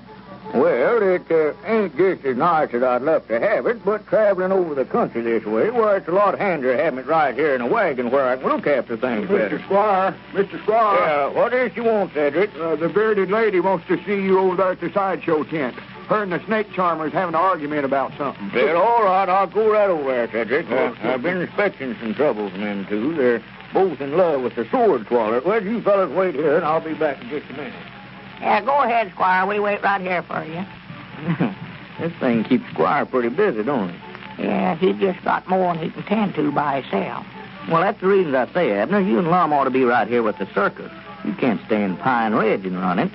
Well, that's what I want to do, but Buddy couldn't jar Lum away from Pine Ridge with dynamite. Well, I don't see why he'd object to leaving. He's got Grandpappy Spears there to look after the store, and he hasn't got a family to leave like you have. Well, tell you the truth, Dick, while he ain't come right out and said so, I believe he just don't want to leave Evelina. Well, yeah, that's about it, all right. They're awful in love with one another. Wouldn't surprise me none if they never got spliced this spring.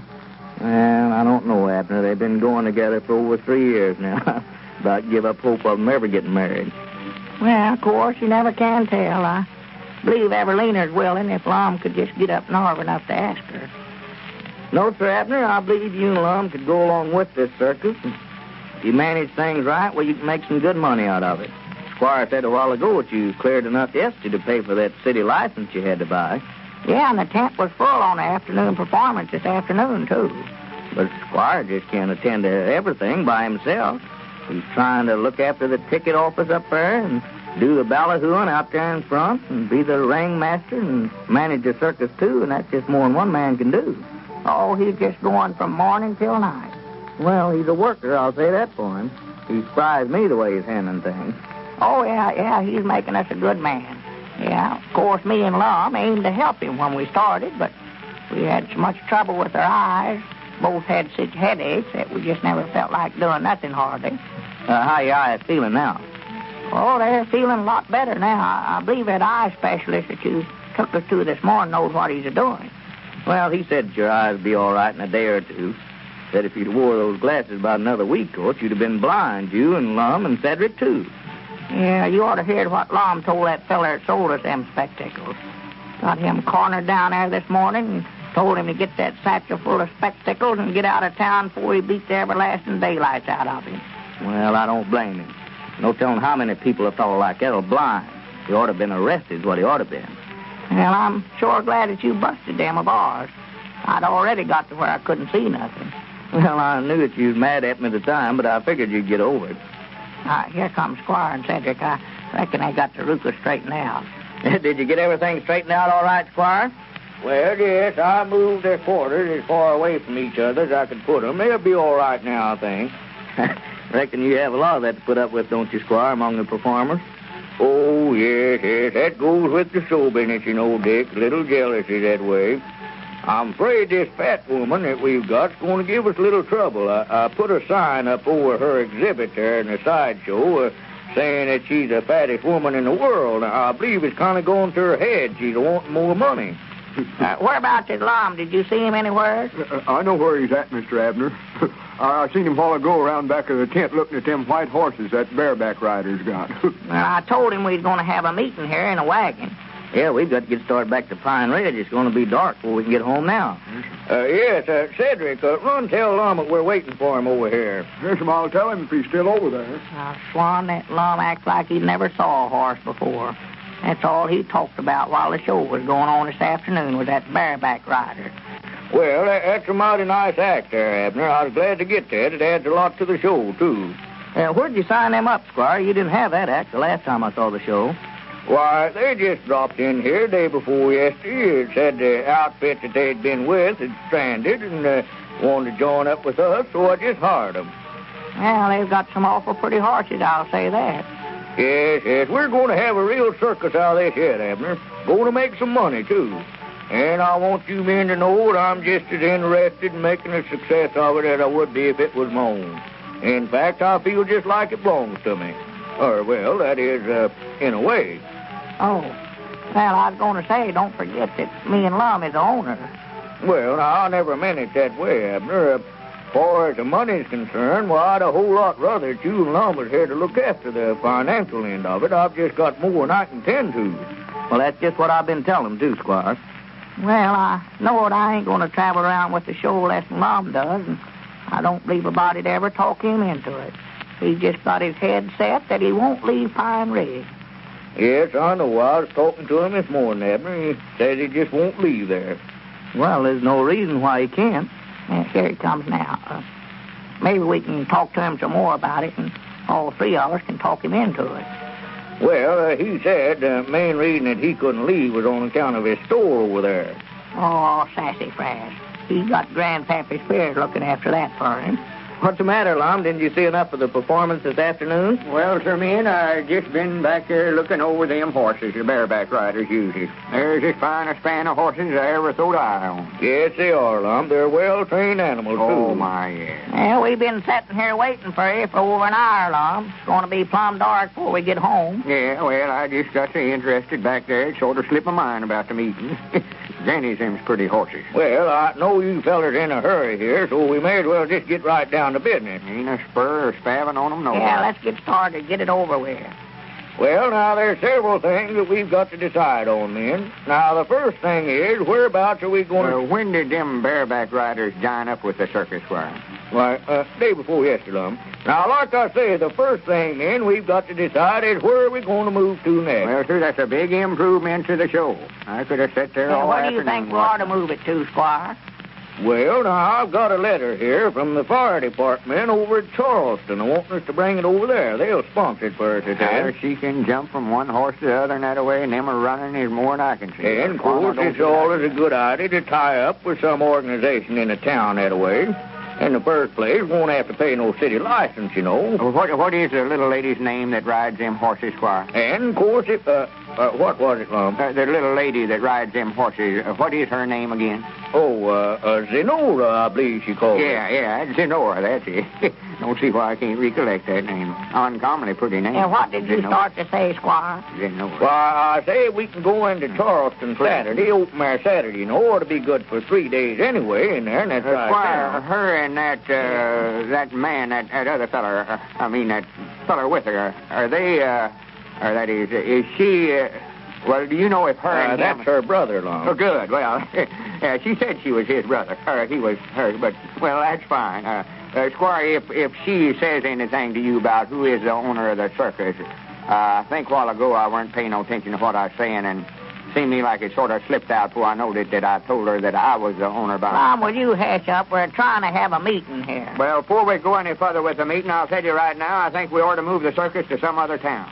And that's what we've been talking about for 5 minutes. Sure it is. That's what I say. It's a good idea. Where do you think we ought to move it, Squire? Well, Charleston looks like the best proposition, Lum. We've got a proposition from the American Legion over at Mount Ida, but I believe we can go in there the following week and do just as well. Of course, when you move the show, you're aiming on taking all the same acts you got right now, ain't you? Oh, yes. There's to be the same shows we got now, Lum. Good. Yeah, and Squire says that he thinks me and you ought to go along with him, too, Lum. Yeah, and Squire's just right about it, too. Why, sure, there's just more than one man can look after Lum.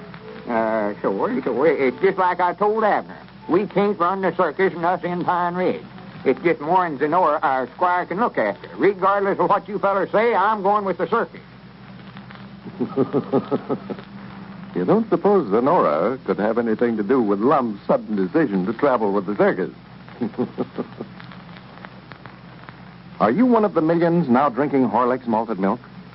Remember that here is a food drink that is beneficial for persons of all ages. Infants, children, adults, the aged, and convalescent. Why? Because Horlicks malted milk is rich in the vitamins and minerals everyone needs.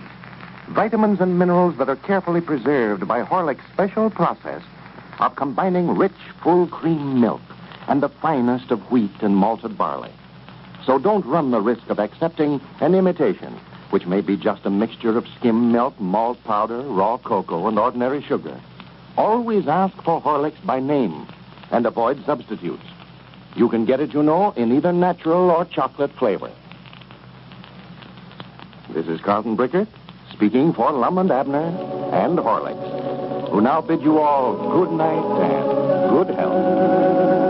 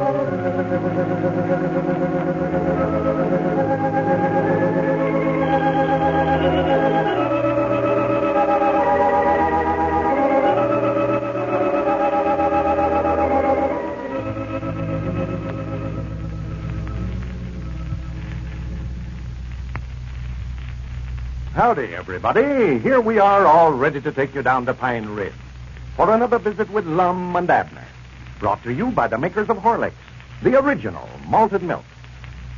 Folks, when you go downtown shopping or when motoring or hunting, take a flask of Horlicks malted milk tablets along with you. There's nothing like them for helping ward off fatigue or hunger. When you begin to feel tired or feel hungry, just dissolve a few of these delicious tablets in your mouth. They'll nourish you while you work, keep you going at top speed when you aren't able to eat on time. Children love Horlicks malted milk tablets. They can easily carry a supply to school with them. You can get Horlicks malted milk tablets, you know, in either natural or chocolate flavor, either in the small, conveniently carried 10-cent size flask or in larger sizes. And now, let's get ready for Lum and Abner. Well, yesterday, a Mr. Carter, representing the Southwest Oil Company, arrived in Pine Ridge to negotiate for the oil well that Lum and Abner recently drilled. He seemed very much interested in buying their holdings. And as we left them last night, Mr. Carter and Lum were in conference over the matter. As we look in on our old friends today, we find Lum and Abner down at their newly completed office. Evidently, an agreement has been reached, but the deal hasn't been closed. Listen. And now, what is it that he's going to give us besides that $3,000, Lum? Royalty. You mean he's going to make a king out of you? No, royalty in the oil business, Abner, means that we'll get so much on every barrel of oil they get off of that land over there. Uh-huh. We get $3,000 cash money and 10 cents on every barrel that's sold. Yeah, well, I'd have heaped rather, Lum. We just sold a whole shebang for cash to start with and get out of the oil business. Well, we'll be out of it. We won't have a thing to do with it. Won't have no say-so or nothing. All we got to do is sit back and get a check from them every month or whatever coming to us without even turning a hand. Well, now, how much we going to get every month, though? Well, that depends on how much oil they get. Yeah. They're going to clean the well we dug out good and put casings and stuff. Put what in it? Casings. You mean automobile casings? Cars? No. I don't know what it is, but that's what he said. I know it ain't automobile casings, though. Yeah. Says he believes it'll run 2,000 or 3,000 barrels a day then. Well, how much will that come to for us? Well, if it runs 2,000 barrels a day, and he says it'll do that easy, that'll be $200 a day we'll make out of it. $200 a day? That's what he says. And on top of that, they're going to drill some more wells over there. They're just going to drill all over that 5 acres. We'll get 10 cents on every barrel that's pumped out of there regardless. Doggy, that does sound pretty good, don't it? It sounded awful good to me. If they drill 5 more wells over there, say, and they're as big as that one we got over there now, yeah, that'll be $1,200 a day we'll get out of it. $1,200. $400 apiece for me and you and Grandpapa. Done figured that up. For the land's sake. And we don't even have to be here. We can go off and vacate ourselves, go anywhere. Yeah. Just let them know where to send a check to, and it'll come every month. That's what I call making your brain work for you. Yeah, well, now, that's sounding better, all right. Yeah. When you said that all the cash we got out of it was $3,000, well, I thought you'd let him give you a skinning. Me? Yeah. Don't you ever worry about nobody giving me a skinning. I bet old Grandpapa be tickled. He didn't much want to sign that agreement yesterday giving you full authority to sell the company. No, I could tell that. No, he didn't. But that feller Carter said that's the only way he'd do business. Yeah. He told me he's just working for the Southwest Oil Company. He don't own none of it. He don't, huh? No. He's just representing the president. That's what I ought to get, you know, somebody to represent. No, that's right, I ain't president or nothing now. No. I'm a retard capital. Well, I don't know what I am, but I'm through working, I know that. I've hit my last tap. Oh, yeah. I don't aim to ever turn another hand long as I live. No. No. You see that piece of paper there on the floor, Abner? Yeah? I wouldn't even put myself to the bother of bending over and picking that thing up for $10.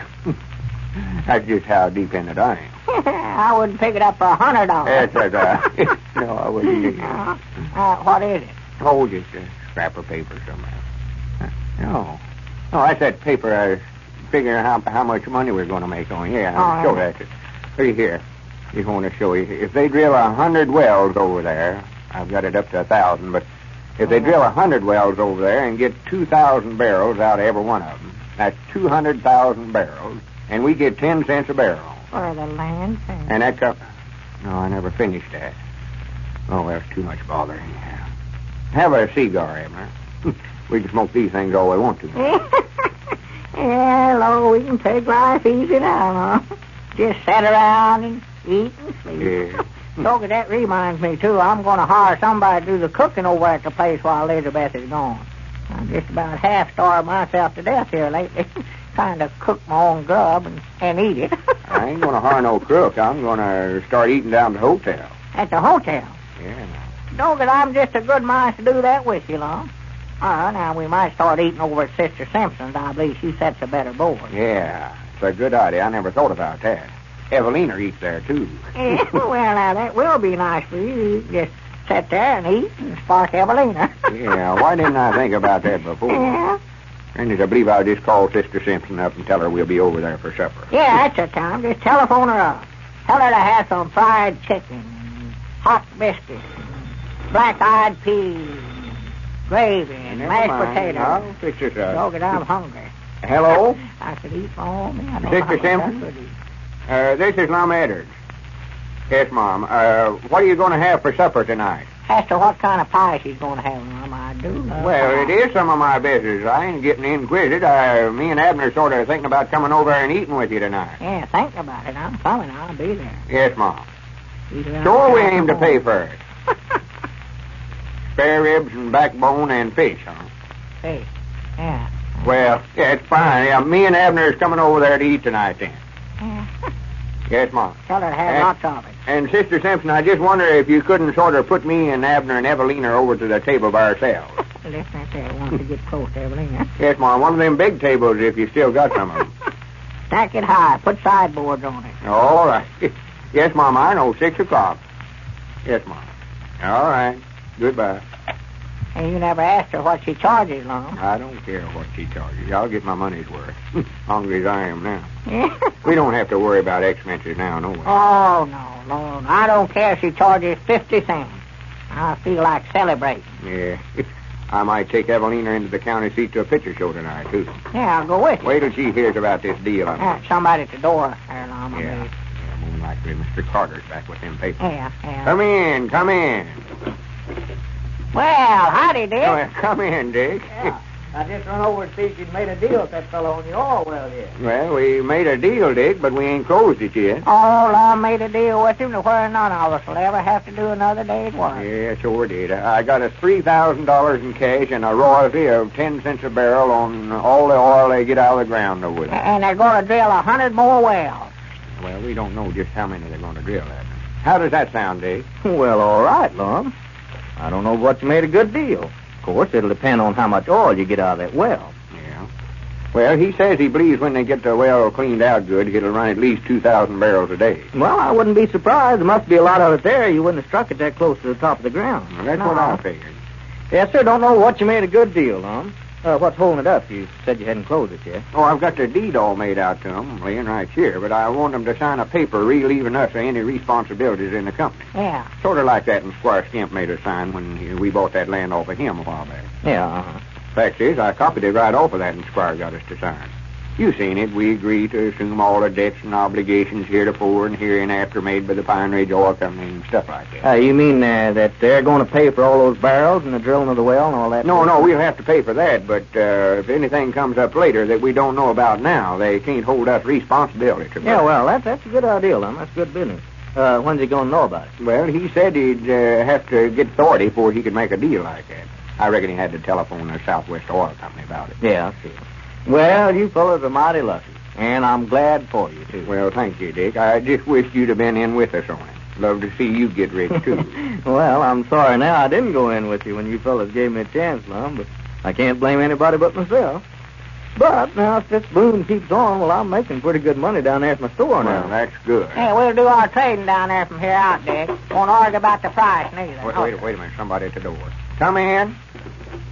Well, back already. Yeah, come in, Mr. Carter. Yes, I think we're all ready to close the deal now, gentlemen. Mr. Carter, shake hands with Dick Huddleston. How do you do, Mr. Huddleston? Glad to know you. I'm glad to know you, Mr. Carter. Well, you gentlemen won't talk business. I'll get on out of here. No, that's all right, Dick. Deal's all made. Well, I've got to get back to the store anyway, Lum. I'll see you after a while. All right, Dick. Yeah, here, sit down, Mr. Carter. Take my chair. Thank you. You say that was all right with them to sign the agreement? Yeah. Yes, no trouble at all. And if you have the deed ready, I'm ready to turn the draft over to you now. Well, give it to him, Lum. Yeah, here's the deed all made out. That's yours. Yeah. Now, here's the royalty contract where we agree to pay you gentlemen 10 cents on every barrel of oil produced on that particular 5 acres. Yeah. And here's the draft for $3,000. That's what I want to see. Now, that agreement relieving us of any responsibility. Yes, here it is, all signed by the president of our company. Signed? Now, Granny's, how'd you get it signed so quick? Yeah. Well, the president of our company lives right here in Pine Ridge. Well, I thought the Southwest Oil Company was in Tulsa, Oklahoma. No, I'm from Tulsa, but the company's here in Pine Ridge. Mr. M.K. Skimp is our president. Maybe you gentlemen know him. M.K. Skimp? Well, I'll be dad blamed. That's Squire Skimp. Well, what do you know about that? If Squire Skimp can't get a thing one way, he will another. And now, folks, let's pay a short visit to the Barker home. As we look in on the scene, we find Mrs. Barker at the telephone talking to her husband. Jim, I'm sorry to disturb you, dear, but I've got some great news for you. Your dad and mother are in town. Yes, they are. Came in unexpectedly this morning. Your dad's on his way up to the house now. He'll be here any minute. Isn't it grand? They may go back tonight, but they'll be here for dinner. There's the front doorbell. That's probably Dad now. Hurry home tonight, won't you, dear? Goodbye.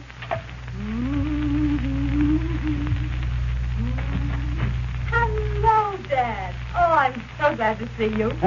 Not half as glad as I am to see you. How are you? Just fine. Here, let me take your things. Oh, just lay them on the chair. Did I surprise you? You certainly did. What are you two doing up in this part of the country? Oh, well, I had to come up on business. Thought I'd drop in and pay you and Jim a visit. Am I welcome? You bet you are. This is a real treat. How's that fine baby granddaughter of mine? Oh, just splendid. I was quite worried for a time, you know. Her food didn't seem to agree with her at all. But when I called in our family doctor, and he recommended Horlicks malted milk, and from the very first feeding, the baby started to gain, and our problem was solved. You did just the right thing, my dear. Do you know we've always felt that it's Horlicks that saved your husband's life when he was a baby?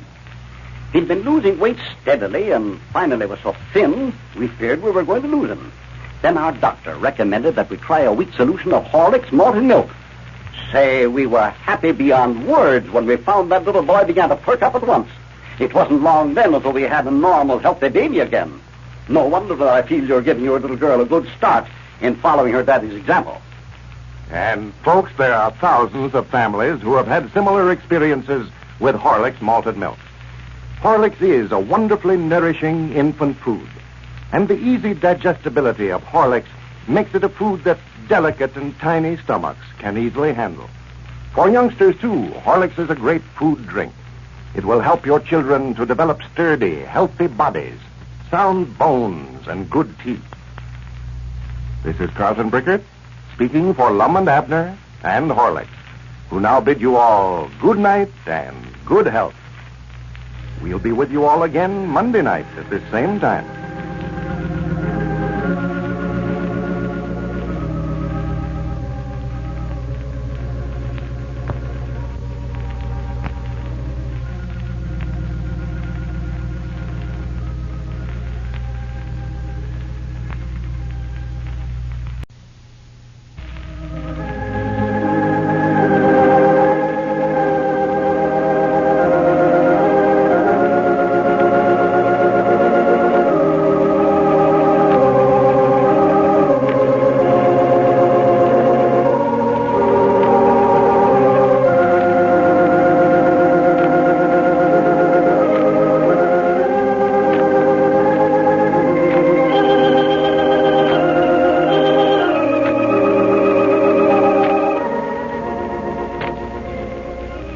Howdy, everybody. Here we are, all ready to take you down to Pine Ridge for another visit with Lum and Abner, brought to you by the makers of Horlicks, the original malted milk. Because it is so nourishing and energy-giving, and because it is so easy to digest, a glass of Horlicks malted milk is a fine noonday luncheon. Delicious and refreshing, Horlicks at noon will keep you alert later. It won't leave you feeling drowsy as a heavy meal so often does. And here's another thing about the Horlicks luncheon. It doesn't have the excess of calories that a heavy meal has. That's why it's such a fine weight control lunch for overweight people. You can make a glass full of Horlicks quickly and easily, either at home or at your work. Mixed with water alone, Horlicks is an easily digested, energy-giving drink. Use sufficient of the powder and mix well to bring out the delicious flavor and aroma. You needn't add any flavoring or any raw milk unless you desire it. Try the Horlicks luncheon tomorrow noon. You can get Horlicks, you know, in either natural or chocolate flavor. And now, let's get ready for Lum and Abner. Well, the Pine Ridge Oil Company is no more. Lum and Abner and Grandpappy Spears sold their holdings to the Southwest Oil Company for $3,000 cash and a royalty of 10 cents per barrel on all the oil produced on the property. Well, after the deal was completed, they found that they had been the victims of another of Squire Skimp's schemes, as the Squire himself is the president of the Southwest Oil Company. And the Mr. Carter with whom they were dealing was only one of his henchmen. Well, as we look in on Pine Ridge today, Squire Skimp has already taken full charge of the oil business. And so we find Lum and Abner over at Lum's house explaining the transaction to their old friend, Dick Huddleston. Listen. No, I don't believe there's any way for you to make him trade back. You've already delivered the deed to him. Yeah, but we give him the deed before we found out Squire was the president of the company. Yeah, we thought the Southwest Oil Company was the outfit in Tulsa, Oklahoma. You know, that telegram we got saying for us not to sell our property till a representative got you, that was from Tulsa. Oh, yeah, this feller Carter's that come down here and made the deal with us. He's from Tulsa, all Yeah, right. it is. Squire just hired him to come out here and make the deal because he knowed we wouldn't sell it to him. Yeah, well, I wouldn't worry about it, fellas. Doesn't make any difference who owns it. You got the $3,000 that he paid you in cash, and if you get your 10 cents a barrel royalty, why, you'll make just as much out of it this way as you would if you'd sold it to anybody else. Yeah, if we get the royalty. Yeah. That's what I'm feared of, was Squire Skimp handling it. I wouldn't trust that fella no further than I can tote a fine. Man, we'll just have to sit over there by the oil well, and every time they haul a barrel of oil off the place, just put it down on a little book. Yeah, we can keep up with it that way, all right. Well, the thing to do is just have an auditor go in there once a month. Yeah, I could do that. Have a who go in there once a month? An auditor? What's that? What's that? Ain't you never rode on a train, Abner? You don't mean to say you're going to run a train in there once a month? Oh, Abner, an auditor, only we ain't going to run him in there. Yeah, a fella goes in there and audits the books once a month, Abner. Yeah, a fella goes in there and audits the books once a month, Abner. Yeah. Sees that they're keeping things right. Yeah, sees that they're keeping things right. Tells them they ought to do this and they ought to do that. An auditor. That's a good idea. I'm glad I thought of that. That's a heap better than having to sit over and count every barrel that they haul. I've been wondering how I could vacate myself and sit over there and count them barrels at the same time. Well, now, if you just wanted to lay around and rest, why, you could get yourself a hammock and just sort of lay over and rest and count barrels too, huh? Yeah, and I'd about get to counting them barrels and count myself right off to sleep. Like counting sheep. Yeah, Squire'd have 400 or 500 barrels slip by me before I knowed it. Yeah. Well, of course, you could hire somebody to keep you awake. Well, me, if I was going to hire somebody to keep me awake, might as well have them count the barrels. Yeah. Well, sure, that's the thing to do. Yeah, just let them count the barrels, and you can lay there in a hammock and sleep all day. Vacate yourself. Yeah, that'd be a fine vacation. It'd be a lot of fun. Lay out in a hammock all day by a oil well right here in the dead of winter and try to sleep. Well, of course, everybody to their own notion. I know I wouldn't enjoy it, but if you want to do it, well, it ain't no business of mine. But I'll tell you now, Lum, I'd be awful careful about who you get to count them barrels. First thing you know, he'll about count himself off to sleep, too. Oh, for goodness sake. Of course, you could hire somebody to keep him awake, but if you start that, there just ain't no stopping place. He'd have to get somebody to keep him awake, and then he'd have to get somebody Abner, to keep him don't awake. worry about it. Dick just said we wouldn't have to count them ourselves. We'll get a, what'd you call them things, Dick? Train. Auditors, Abner. Oh, well, I know there's train in there someplace. Abner, auditors works on trains. You saw them going up and down the aisles, got their names wrote right on them, up there on their caps. Oh, you mean the fella that runs the store there on the train? Does what, Abner? Runs the store, sells soda pop and peanuts and apples and postcards and all that stuff. News butchers is what he means, Dick. Come on, Ab. Auditors tells the engineer what he ought to do and what he ought not to do. Tells him when to stop and stuff like that. Well, kind of an auditor I'm talking about, though, is an accountant, Lum. Expert accountant, bookkeeper. Oh, yeah. Sure. Well, which? Which what? Which one of them are we going to get? I believe we better have the bookkeeper, Dick. That way I can help him. Well, it'll cost you a little something, but it'll be money well spent, especially with Squire Skimp in there. They drill some more wells over there, like you say. Well, you fellas have a nice income off that property. Oh, yeah. Yeah, me and Abner and Grandpap is dependent for the rest of our lives, you might say. Yeah. I'd have just druther it'd have been somebody else besides Squire Skimp we were going to have to deal with. That is, if I was having my druthers. Oh, well, if you keep a close watch on him, Lum, it'll turn out all right. I wouldn't worry about it. Yeah, what makes me so dad blame mad letting him put it over on us that way? Looks like every way we turn, we get mixed up with Squire Skimp in spite of all we can do. Yeah, I'm sure glad we made them sign that agreement saying they'd resume all their responsibilities of the company. If he bankrupts the thing or something like that, I don't want him coming back to us for part of the money. Yeah, well, it's a good thing you had him sign that, all right. And yonder comes Grandpap up out there now, Lum, just coming through the gate. Yeah, well, we can go ahead with the meeting now. Well, you fellas be wanting to talk business. I better get on back over. Don't rush off, Dick. We ain't going to talk no secrets. No. I just thought we better have a meeting of the stockholders and figure out how much we owe and then divide the rest of the $3,000 up quick, dude. Yeah, I'm anxious to get my part of that, too. Send for Elizabeth and Pearl. We've been so hard pushed for cash, I just had to leave them down there in Texas fishing relays till we could get some money out of this oil well. I bet you're getting pretty lonesome for him, too, aren't you, Abner? Oh, my, yes. I just been going around like a chicken with his head cut off. Well, you fellas now going to have a lot of time to loaf now. You sold your oil well and everything. Why, come down there in the store and see me. Come in, Grandpap. Yeah, howdy, man. Howdy. Well, hello, Grandpa. Yeah, how are you, Richard? Well, all right, fine.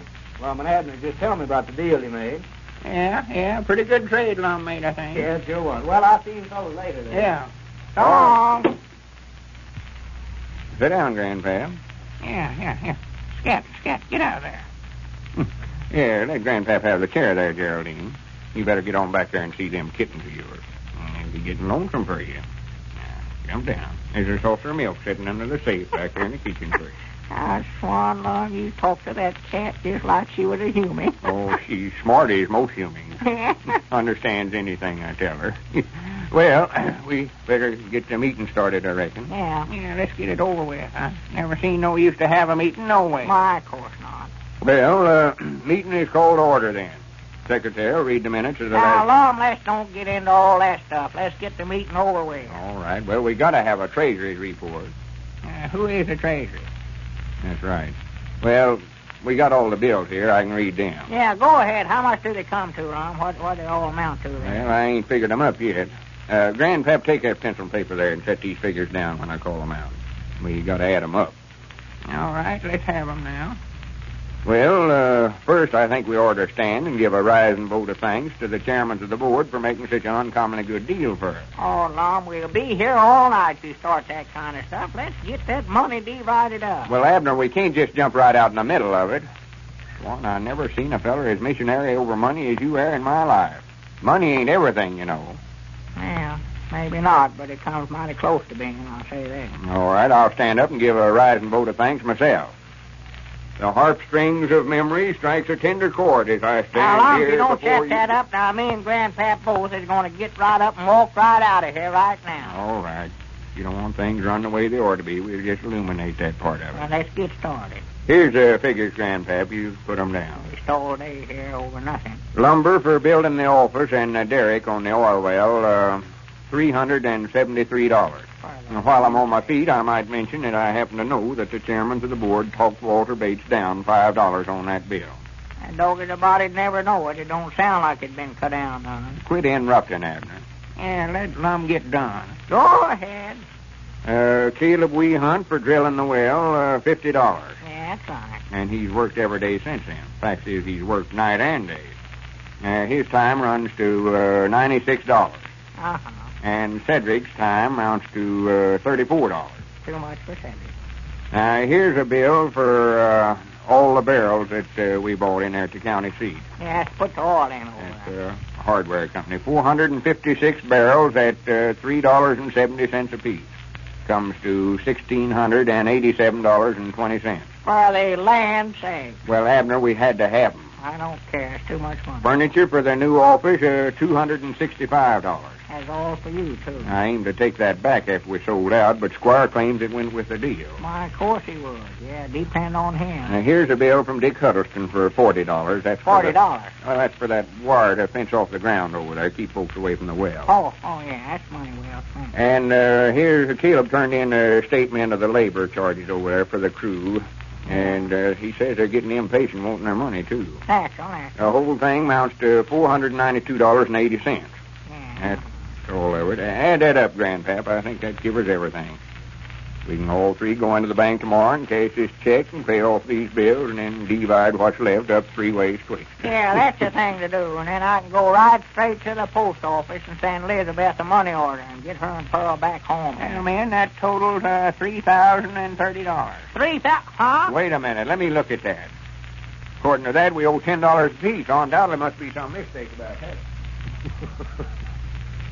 Well, so far, it looks like everybody in Pine Ridge has benefited by the discovery of that oil well except the members of the Pine Ridge Oil Company. Mr. and Mrs. Baldwin have spent the evening visiting friends. They're on their way home now. Let's listen to them as they walk along talking. Did you have a nice time, Tom? Oh, fine. The Fishers are lots of fun, aren't they? You bet, Mrs. Fisher especially. Oh, Bert's kind of a bore, always talking about himself. Uh-huh. Seems to me you were doing a bit of that yourself tonight. Who, me? Hey, I didn't have a chance. Every time I started, Bert interrupted me. I think Bert's very interesting, much more so than Martha Fisher. Bert, interesting? That's funny. Well, I had a nice time anyway. Well, I didn't say I didn't have a nice time. I just said that I get kind of tired listening to Bert. You know, Mrs. Fisher's certainly a real hostess. Wasn't that Horlicks delicious? The best malted milk I've ever tasted. You're not going to give Martha credit for that, are you? Well, why not? She mixed up that glass of Horlicks, didn't she? Horlicks is always delicious, no matter who mixes it. I could do every bit as well as Martha Fisher. Oh, so that's it, huh? You women certainly are a jealous lot. Nonsense, but I don't want to see Martha Fisher get credit for something that the makers of Horlicks are responsible for. Well, I'm willing to be convinced, but you'll have to prove it to me, though. I'll tell you what you do. Have a big glass of Horlicks waiting for me when I get home from the office tomorrow, and then I'll let you know if it's as good as that we had at Fisher's tonight. And listen, get a big package of Horlicks, and we'll always have it on hand to serve to folks that we're entertaining. You know, everybody likes Horlicks, and that's a mighty fine late evening drink, because it won't keep you awake later, as so many beverages do. And there's a mighty good point, folks. One reason why Horlicks is such a wonderful drink to serve in the evening. Far from keeping you awake later, Horlicks before going to bed relaxes and soothes, helps you to fall asleep easily and quickly. And Horlicks is such a delicious, refreshing drink. As Tom Baldwin said, everybody loves Horlicks malted milk. You can get Horlicks, you know, in either natural or chocolate flavor. This is Carlton Brickert, speaking for Lum and Abner and Horlicks, who bid you all good night and good health.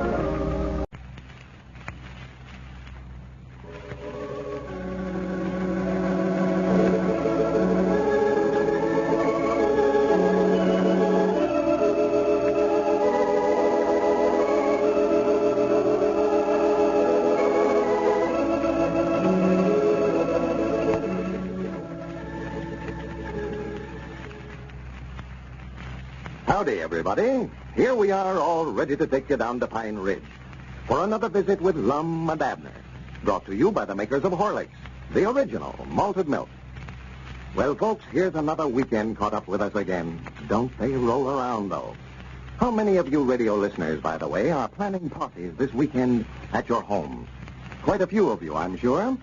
And I'll bet a lot of you are wondering what to serve for refreshment. If that's the case, here's a tip I found out about, and it's very useful. Serve Horlicks malted milk or Horlicks and sandwiches. How's that for a suggestion? All right? That's something different, something your guests will appreciate instead of the usual tea or coffee. And no trouble at all to prepare, either. Just add water to Horlicks malted milk powder, mix, and it's ready for serving. You don't have to add milk or flavoring unless you wish to. Just use sufficient of the powder and mix thoroughly. And that's not all. Besides being a delicious and welcome change at your party, Horlicks is energy-giving, too, as you probably know, sustaining enough to keep the party going in full swing. It won't interfere with the bridge game. It won't leave your guests feeling heavy, as a rich and elaborate supper so often does. And besides, elaborate meals are expensive and hard to prepare. Try out this simple Horlicks malted milk party suggestion tomorrow, or the next time you have friends at your home. If you don't already have a package on hand, you can get it at your druggist in either natural or chocolate flavor. And now, just a word about the flashlight, which Lum and Abner offered to send to listeners. Frankly, folks, we didn't know we had so many friends. And the number of requests for flashlights was so great that they cannot be made fast enough to send out promptly. But, of course, everybody who ordered one will get his flashlight. Not right away, but just as soon as is humanly possible. We know that you'll bear with us in this matter. And when you finally do get your flashlight, we know that you'll be delighted with it. And now, let's see what's happening down in Pine Ridge. Well, Abner has done some very foolish things since he's been elevated to the office of president of the Jot 'em Down store. But yesterday, he kept the climax by buying 10 cases of soap from a traveling salesman and paying $25 in advance on the order. As we look in on Pine Ridge today, we find Lum and Abner down at the store. Evidently, Lum doesn't approve of Abner's recent investment. Listen. Very ideas. As much soap as we've got on hand here, and you pitch in and buy 10 more cases. Yeah, but we ain't got nothing like that World Wonder. That's the outdoing stuff I ever seen in the way of soap. Wouldn't surprise me none if that fella don't just put that $25 in his pockets, and we never will get no soap at all. Well, now, they better send it. I'll make them send us that $25 back. I got a receipt from it. Oh, you did? Why, of course I did. You don't think I'd just turn that money over to him without even giving me some kind of a showing for it, do you? I didn't know. Anybody that's goose enough to buy something like that from somebody that never heard of before, I might not believe anything about it. Yeah, well, I got the receipt right here in my pocket. That's just the trouble. You don't give me credit for knowing how to run this business. Let's see the receipt. You better put it up before you lose it. Well, let's see. Where did I put that thing? I might not bet I put it here in my hip pocket with my watch here. For goodness sake. You've got more junk there in your pockets than some 10-year-old young'un. You ought to get some marbles and tops to mix there with it. Here it is. Yeah, I know what I had it here. Yeah. Your account is past due. Please send it. No, wait a minute. That ain't it. That's something else here. Yeah, this must be it right here. Yeah, here it is. Let's see. Received of Mr. Peabody, $25. Yeah, I made him give me that. Well, yeah, but there ain't no name signed to it. Huh? He give you a receipt, all right, but he never signed no name to it. That ain't worth the paper it's wrote on. Well, I'll be that blank. Yeah, that's fine business, Abner. Give a perfect stranger $25 and not even notice where he signed his name to the receipt or not. Yeah, well, I'll just write the company and ask them who their drummer is down this territory. I'll find out his name all right that way. Make him dig up the soap or the money won and get that drummer there's in a batch of trouble. That's what I'll do. Say you're going to write the company? Yes, sir, right this evening. I'm going to write him. I know that he can't put nothing like that over on me. Whereabouts is the company located? Huh? Where's the company at? What town are they in? Oh, why, they're, well, I don't recollect hearing him say. I reckon it's on that receipt there, though, ain't it? Ain't nothing on here except received of Mr. Peabody $25. That fella just beat you out of that money, Abner. That's what he done. Well, I do know. That's all that's on there, ain't it? Why, sure. I figured the whole thing was a fake when I first heard about it. Oh, no, I don't think it was a fake, Lum. You'd have bought that soap yourself. You'd have saw that demonstrate that he put on. Taking a wheel off in the buggy and wiped the axle off with that white silk handkerchief. Got axle grease all over it. And he just taken a little pan of water and some of that Wonder soap and washed it out just as clean as it was to start with. Yeah, I told you, Abner, that weren't axle grease on there, though. That was black tar soap. I seen him just before he come over here, stop and taking the wheel off the buggy and washed the axle off good and then rub black tar soap on there. Natural, when he smeared that tar soap on the handkerchief, it washed right out quick as he put it in that pan of water. Well, it looked like axle grease to me. Why, sure it did. That's just what he aimed for it to look like. Now, bound you, he just goes from town to town pulling that same stunt. Yeah, well, I wasn't the only one that got fooled. Grandpappy Spears and Cedric stood right out there in front and seen that demonstrate, and they both wanted to buy some of it. Oh, yeah, Grandpap stood me up and down and it weren't no fake. Even after me telling him I seen the drummer putting the tar soap on the axle with my own eyes, he still wouldn't believe it. Why, no, he was over at the place last night wanting me to let him have part of the territory on it. Part of the territory? Yeah, well, see, that fella, he give me the exclusive rights for this whole territory. If he'd give you something for that $25, you'd have been a heap better off, though. Doggone it. I'm just a good notion to let old Grandpap have a half inch on it. I believe I can get $25 out of him, Lum, get our money back. No, you don't. No, Abner, that ain't right. You ain't going to take advantage of Grandpap. No, sir. You made your bed, now you'll just have to lay in it. Well, now, if he wants to. Huh? I said you made your bed, now you can just lay in it.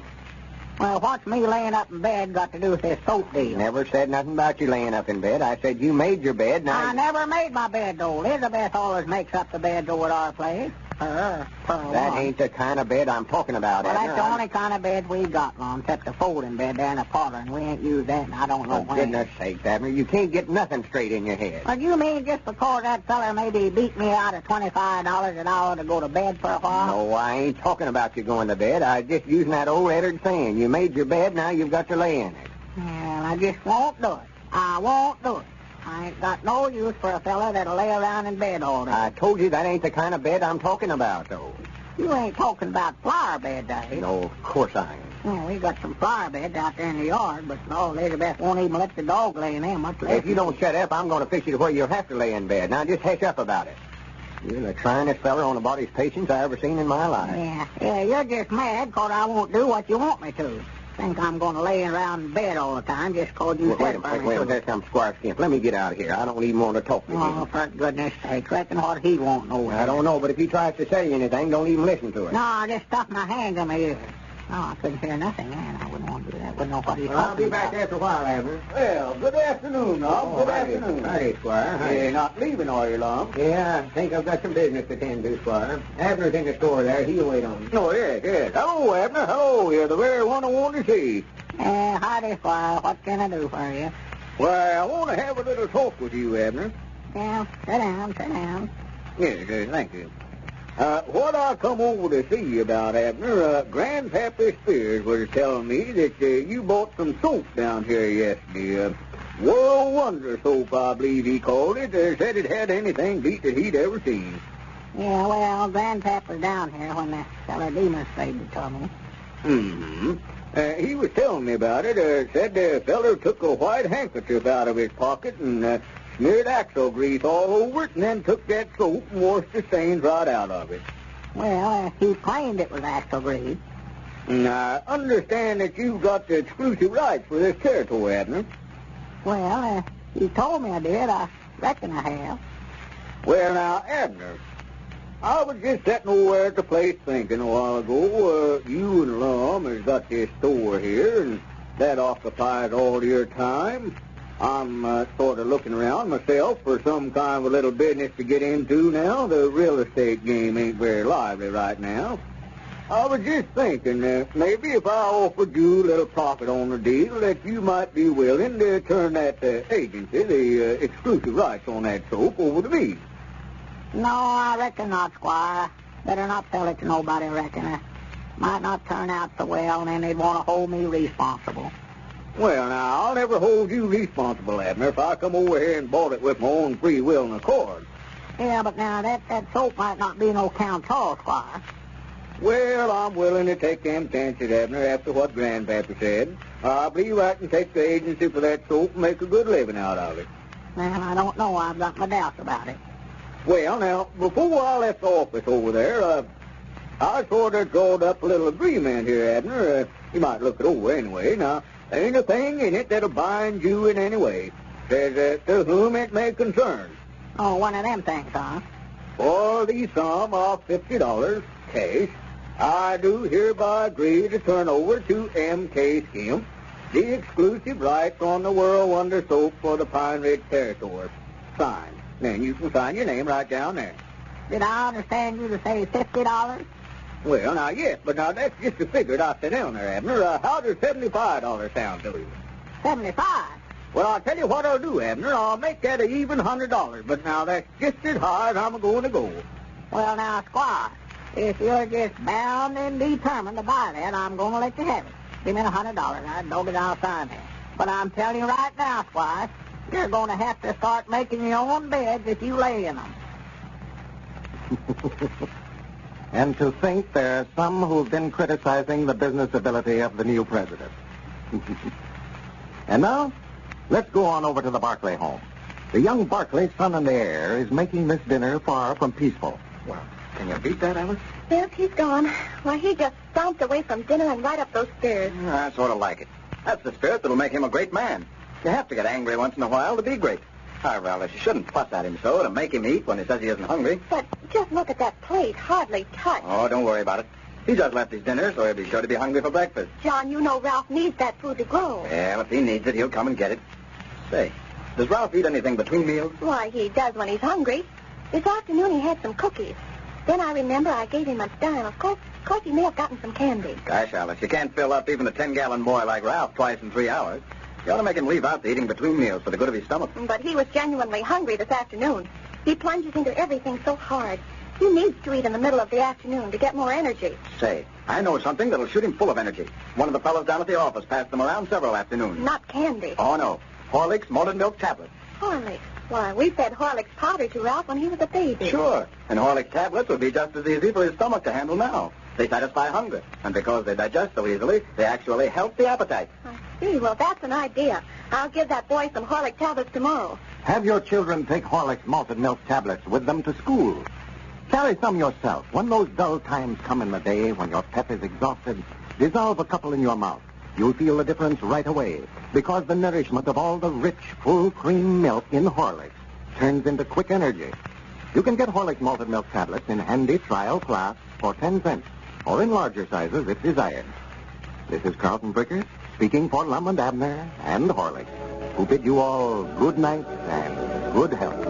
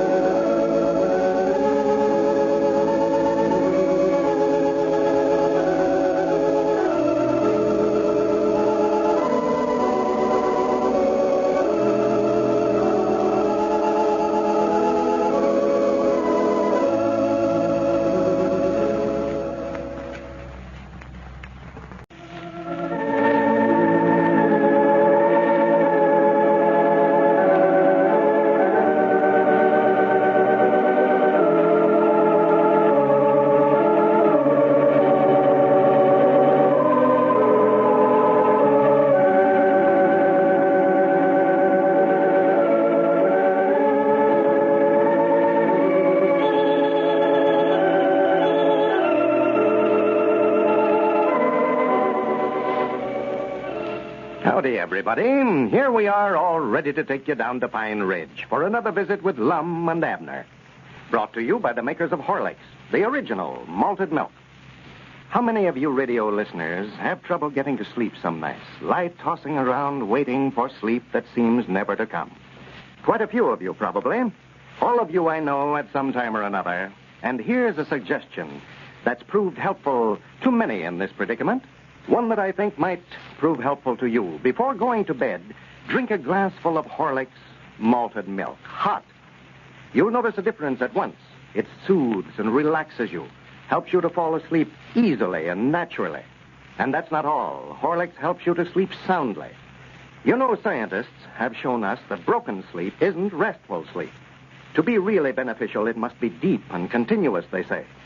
And that's a good point to remember. We all need plenty of good, continuous sleep, both young and old. It builds up resistance to illnesses, too. Why not try Horlicks tonight? You'll be surprised how much fresher you'll feel in the morning. Remember, a glass full of Horlicks malted milk, hot, just before going to bed. And now, let's see what's happening down in Pine Ridge. Well, yesterday was the last day of the contest in which the public was asked to select the president for Lum and Abner's new store. Squire Skimp, Abner's campaign manager, and who is particularly interested in the outcome of the election, has demanded an official count of the votes sent in. And so as we look in on Pine Ridge today, we find Lum and Abner waiting in the front part of the store while Dick Huddleston, Grandpappy Spears, and Squire Skimp are back in the feed room making a final count of the votes. Listen. Well, I wish they'd hurry up in there. I'm getting tired of waiting. Yeah, I could have had them votes counted 2 hours ago. All we needed to do was just count the votes that come in today and add them to what we already had counted. Yeah, but Squire's going back over all the votes, so counting the whole business over again. Yeah, he's bound and determined that you're going to get elected. He's on that 10% you agreed to pay him if you get elected. Yeah, sure, that's what's worrying him, all right. It's a good thing we got Grandpappy and Dick back there watching him. He'd claim he's elected regardless of how many votes you got. Well, I tried to withdraw from the race, and Squire claimed that on account of signing that contract that I had to stay in there. Well, I think I'll win it all right, so I wouldn't worry none about it if I was you. Yeah, that's just the trouble, I'm going to be disappointed either way it goes. Disappointed? Yeah, if I win, I'm going to hate to pay Squire 10% of everything I make for the rest of my life, and if you win, well, I'm going to be disappointed because I never got to be president of the store. Well, now, you oughtn't to feel that way about it, Abner. We left it up to the folks out on the party line to elect whichever one they wanted. And when it gets beat, or to take it in the right spirit. Don't want to have no hard feelings over one another. Oh, no, I ain't sure. I ain't going to get mad at nobody over it. Well, that's fine. If there's anything I hate is a poor loser. Wait a minute, there they come. Well, who in the office, Dick? Well, we're not through yet, Lum. I just come out to get a drink of water. You got any drinking water around here? Yeah, there's a bucket right there on the end of the counter, Dick. Cedric just brought it and brung it in a while ago. How long will it be before you're through, Dick? Yeah, we're getting sort of curious out here. Well, it oughtn't to be long, just a few minutes, I reckon. We got all the votes counted now, and we got to total them up. How's it looking? Can you tell anything about it yet? Well, yeah, I believe Abner's a little ahead, the best I can tell, Lum. Abner is? Well, good. No. Dad blame it, I wished I could make up my mind whether I want to get elected or not. I thought you was wanting me to get you over so you wouldn't have to pay Squire nothing. Well, I don't know which I want. Take that bucket on in there with you, Dick, if you minds to. Give them other fellas a drink. Oh, we'll be through in there directly, Lum, and we'll let you know it as soon as we can. All right, Dick. Dog it, I can't wait to tell Elizabeth. And she's going to be awful proud of me being president of the store. Yeah, but wait till she finds out you're paying Squire 10% of everything you make just for managing your campaign for you. She won't be so proud of you. Dad blame him. Dad blame him. Swan to goodness, he gets me so aggravated every time I think of him I could butt my head against something. Swan to goodness. I tried to tell you and you wouldn't listen to me. The only way to get along with Squire Skimps is just to stay away from him. Yeah. Wished I knowed some way of getting even with him. That's what I wish. Yeah. We'll find a change. According to that contract, you'll have to pay him 10% of what you make on your farm, and 10% of everything you make here in the store, and 10% of your constable fees, and 10% of everything, I reckon. Yeah, I know it. Yeah, according to that, I pay him 10% of everything I make from here out. Well, we just bide our time. We'll find a change. He's imposed on us for years around here, and I'm getting just about enough of it. The only way to get even with a feller like that is just to give him a dose of his own medicine. Huh? Give him what? I say we'll give him a dose of his own medicine. Is he sick? No, he will be again we get done with him about you. Oh, give him something that'll make him sick, huh? Yeah, we'll make him wish he'd never tried out any of them crooked schemes on us. Yeah, that'll fix him, yes, sir. That's the worst tasting stuff I ever put in my mouth. What's the worst tasting stuff? Why, that medicine here that we're going to give him a dose of. What medicine are you talking about? Why, that and he's got the agency for. I bought a bottle of it off of him the other day. We can just give him that. I just taken one dose out of it. Well, I ain't talking about that kind of medicine, no, Abner. It'll sure make him sick. I can guarantee you that. It's awful. Well, I know the kind of medicine I'm talking about, though, will be a heap worse than anything he ever had. Yeah. I tell you what we can do, Lum. Just take all the worst tasting medicine we can think of and mix them up together. Astaphylitids and castor oil and quinine and sulfur and apple bitter. Well, wait a minute, Abner. You still don't know what I'm talking about. Well, now, if you can think up a worse mixture than that, I'd like to hear it. Well, you ought to know we couldn't get Squire to take no such conglomeration as that. Well, no, of course, it's going to be hard, I know that. I expect we're just going to have to make him take it, just force him down. You still don't know what I mean. When I said we'd give him a dose of his own medicine, I didn't mean we'd sure enough give him no medicine. Oh, just make him think it is, huh? No. Well, now, we could do that all right, Lum.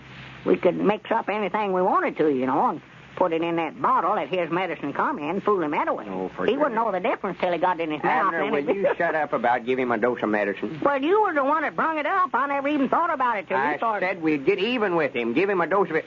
No, just forget about the medicine. Forget about it? Yeah. Not going to use it, huh? No, never aimed to start with. I just said it. Oh, you just saying that? Yeah. Yeah. What I mean, we'll study up something to pull on him that's just as bad as some of the stunts he's pulled on us. Yeah, well, now, my opinion now, that medicine will come just as nigh doing as anything I know of, if we can figure out some way to get him to take it. Abner, if you say medicine one more time, I'm going to whop you one. I'm trying to help you study up something that'll beat him at his own game, and all you want to do is talk about medicine. Yeah. Well, now, let's see. Now, that brings up something else. Now, what kind of a game could we study up where we could get the best of him, Lum? Game?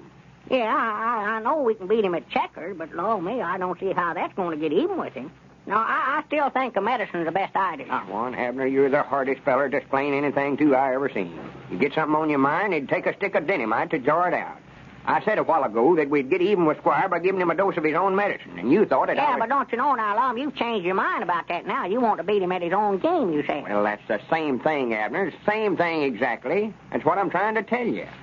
Oh, you mean that giving somebody a dose of medicine is some kind of a game? No, Abner. Wait a minute. Here they come. Huh? Here they come. I reckon they've got the votes counted. Well, fellas, the election is all over. Well, who was elected? Well, Grandpap's got the figures there. Go ahead and read them, Grandpap. Well, now, according to our account, fellers, Lum, you was elected by 17 votes majority. Lum was elected. Well, fine. Yes, I knowed it all the time. The votes that come in today was might nigh every one for Lum. If you'd have stayed with me, Abner, instead of getting out here working for Lum these last few days, well, I'd have got you elected by a big majority. Instead of working for me. Why, yes, that's just what he done, Lum. That announcement that he made on the party line the other day, asking all his friends to vote for him, is just what beat him. Abner, did you ask the folks out on the party line to vote for me? Well, yeah, I figured that was the best way out of it, Lum. I knowed if you got elected that contract that I had with Squire wouldn't be no count in him. You mean that you done that for me, Abner, and knowing how bad you wanted the office and all?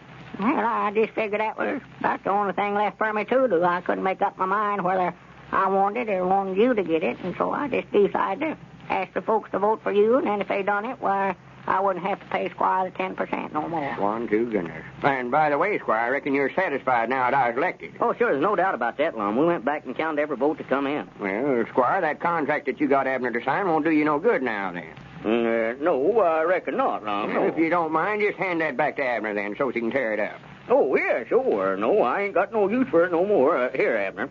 Yeah, much obliged. All right. That gets that contract out of the way, then. According to the vote, I'm elected president of the Jot 'em Down store. But I've got sense enough to know that I wouldn't have been elected if Abner hadn't got out here and asked his friends to vote for me. No, I don't believe you would either, Lum. Now, I've always been president of the store here ever since we started, and I hate to give up the office. But I know Abner's always wanted to hold the office. Well, yes, I did want to be president mighty bad, Lum. I had some new ideas that I want to try out in the store business, but you was elected, so I reckon just forget about it. Now, what I started to say, Abner would have had to pay Squire 10% of everything he made if he'd been elected. But he can't collect nothing off of him if I just give the office to Abner. From now on, Abner's going to be president of the Jot 'em Down store. I'm turning the office over to you, Abner. Let's see what you can do with it. And one of Abner's lifelong ambitions has now been realized. President Abner Peabody. And now, we are told that Mr. and Mrs. Temple have just finished dinner. Let's see what they're talking about. Jim, I've been thinking. Thinking about Tommy. You know, he's not well. Oh, Jim, will you listen to me? Put down that paper just for a minute. Oh, sure. What's the matter, dear? Well, it's Tommy. He says he won't go to that party tomorrow. Oh, what party? The Barclays party. All the neighborhood children are going. Oh, well, why won't he go? Says he'd rather stay home. What? Stay home? At his age? Say, why, when I was a boy... Say, that reminds me of something that Dick Chesterton told me. Said his boy used to be that way, too. Stayed indoors all the time. Never played much with the bunch. Why, but Dick's boy is as lively as he can be these days. Why, I notice him every morning. Well, what did Dick do? Just let the youngster drink plenty of Horlicks malted milk. Said it worked wonders for the boy. You know, Horlicks is a fine source of nourishment. Contains vitamins and energy elements that build strength and resistance. Let's get some Horlicks for Tommy, dear. Dick says that all kids love to drink it. It's so delicious. You bet all youngsters love to drink Horlicks. And this fine food drink, made from only rich, full cream milk, and the best of wheat and malted barley, helps the youngsters to develop sound, muscular bodies and strong bones and teeth. You can get Horlicks, you know, either natural or chocolate flavor, at your druggist. This is Carlton Bricker, speaking for Lum and Abner and Horlicks, who now bid you all good night and good health.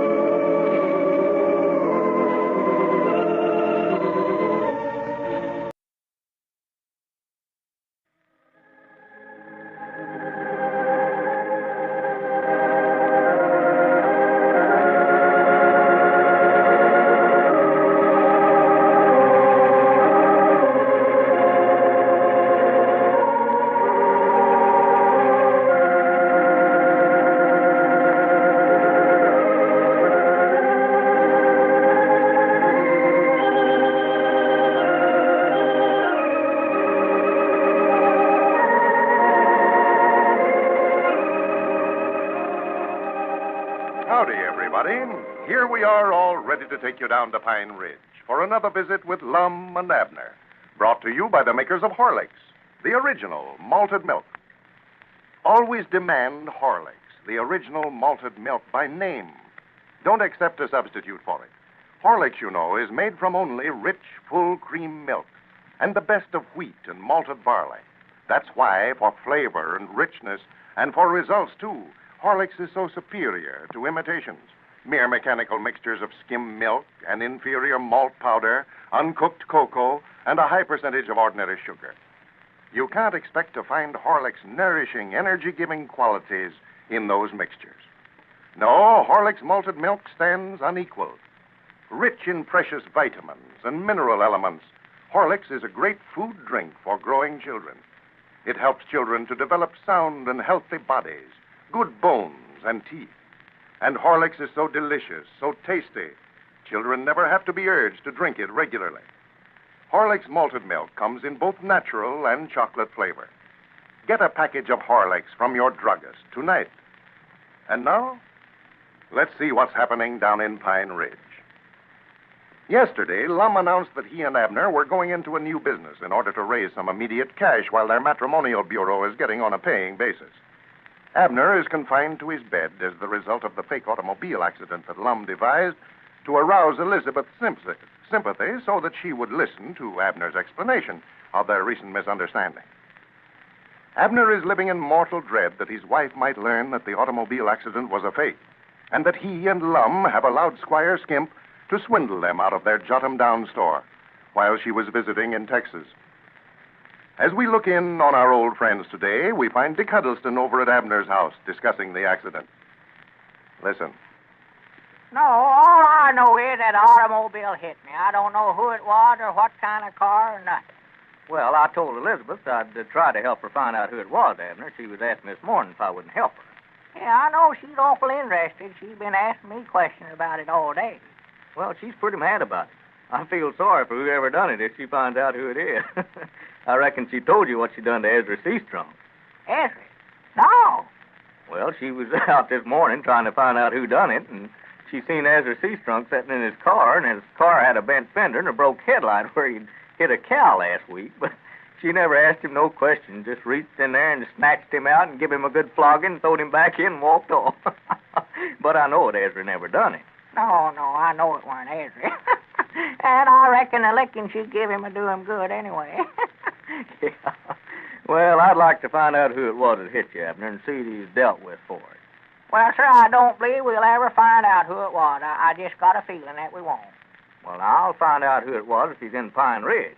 Well, I wouldn't look too hard for him, Dick. I wouldn't want to cause nobody no trouble over it. You mean that you think it's all right for somebody to drive around town here at breakneck speed and run over you and break both of your arms and not even stop to see how bad you were hurt? Well, I don't think he aimed to do it. Now, I don't think he aimed to break both arms anyway. I think it was just an accident.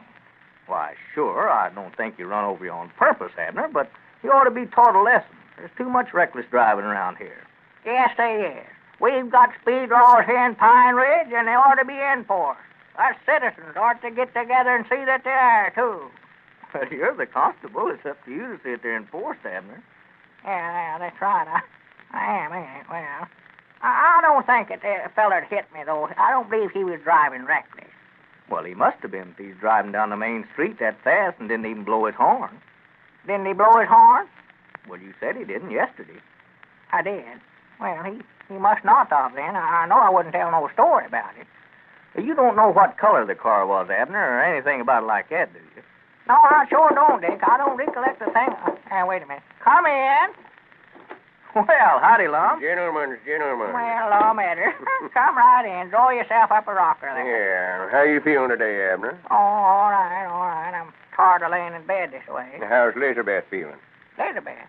I mean, is she still in a good humor with you? Oh, yeah, she's in a good humor now. Well, I think it's all right for you to get up and stir around a little, eh? Well, I don't know now, Lum. If I was him, I wouldn't get up for a few days yet.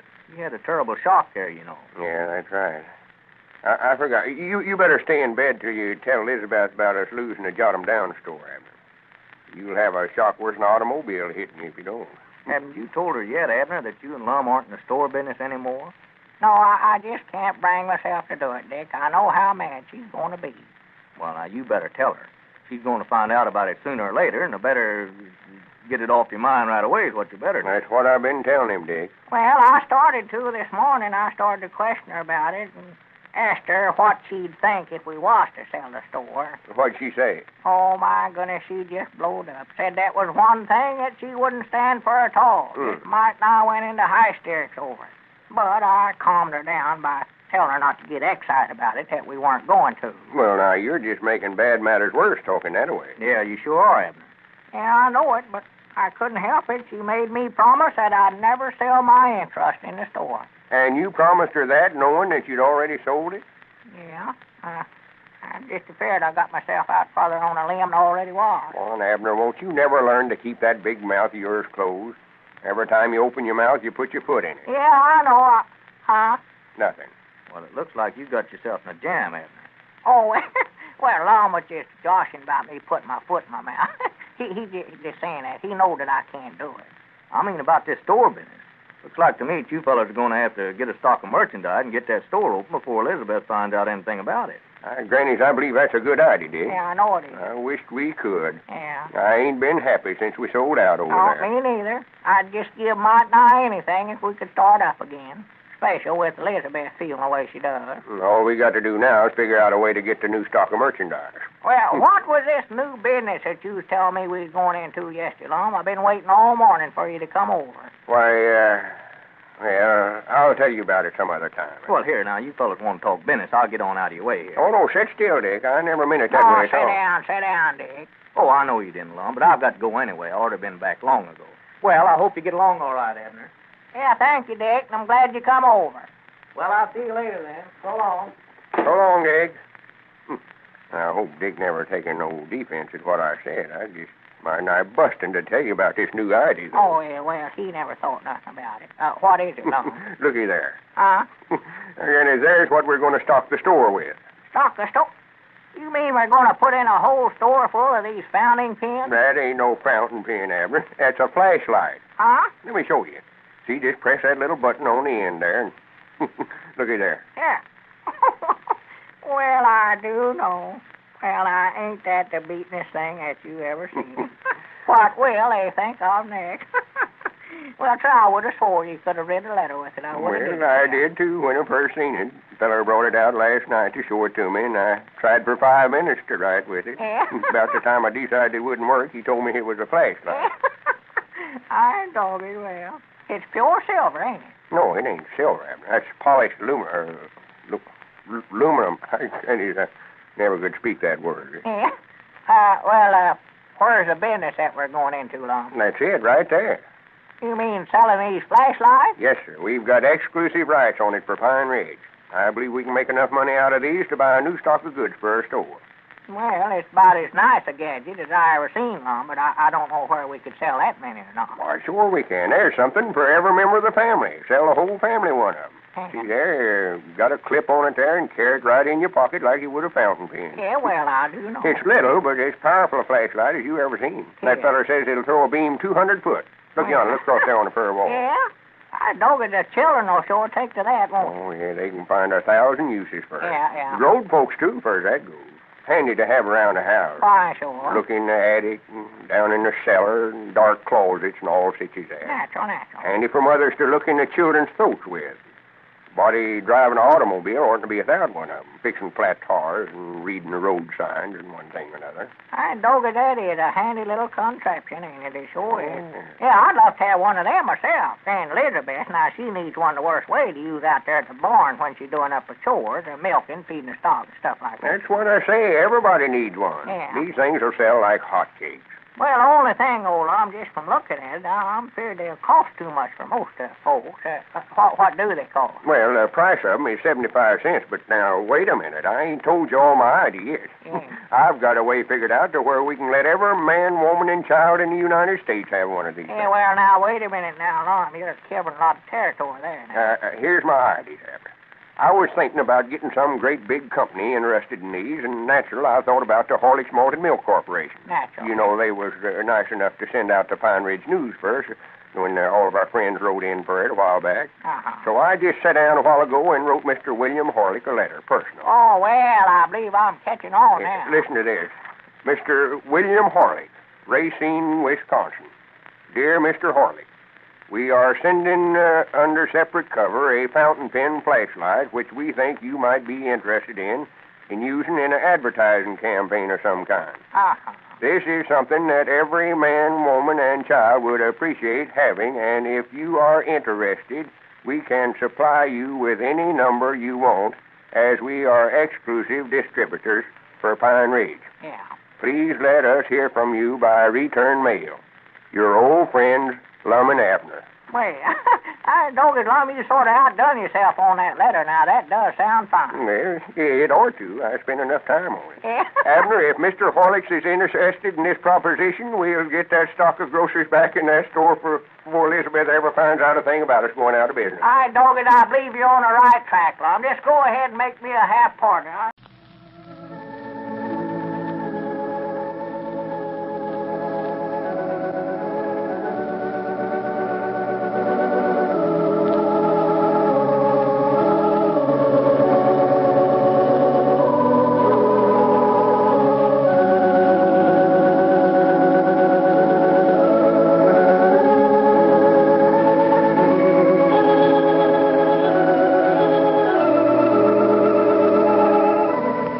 Howdy, everybody.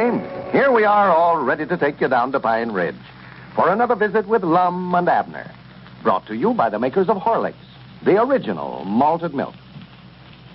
I'd like to take a minute or so first to read a splendid letter from Mrs. N.C.S. of Akron, Ohio. It may prove helpful to mothers of young children who haven't heard about Horlicks yet. She writes, I have been using Horlicks malted milk for 6 weeks and have found that there is no other milk that can equal Horlicks for infant feeding. Before I gave Horlicks to my baby daughter, aged 3 months, I couldn't find any other milk to agree with her. After trying several brands, I decided to give Horlicks a chance, having heard about it on your broadcast. I noticed a change at once after only a second feeding. She began to gain about 1 pound a week. I urge any mother who's in doubt about what to feed her infant to try Horlicks. Well, thank you, Mrs. N.C.S. We're glad to hear you speak so well of Horlicks. And I'd like to suggest that all mothers keep a package of Horlicks on hand in the home. It has so many uses. You can get it, you know, in either natural or chocolate flavor. And now, let's see what's happening down in Pine Ridge. Well, yesterday, Lum met the new bareback rider with the circus and immediately made up his mind that he and Abner should travel with the show. They have been busy all day making preparations to leave Pine Ridge. And as we look in on the old fellows now, Abner is at home packing. And we find Lum waiting down at the Jot 'em Down store, telling Grandpappy Spears all about the beautiful bareback rider that he met yesterday. Listen. No, sir, Grandpap, it's the beatin'est thing I ever seen in my life. You say she jumps from one of them horses to the other and them in a dead run? Yes, sir, running round and round the ring. Then she'll stand up there on their backs on one toe while they're running, mind you. And I do know. Oh, it's wonderful. Then she'll jump down and sort of cut across the ring and hop right back up there again. You just ought to see her. What did you say her name was again? Zenora. That's a foreign name. I think she said she was a Egyptian. Her mom and papa is kings over, I think, wherever that's at. It's a wonder to me they'd let her travel around with a circus that way. Well, she told me that she never had to do it for a living. She just loves circus life so well. Yeah? That's right. I believe you're getting sort of struck on her, ain't you, Lum? Who, me?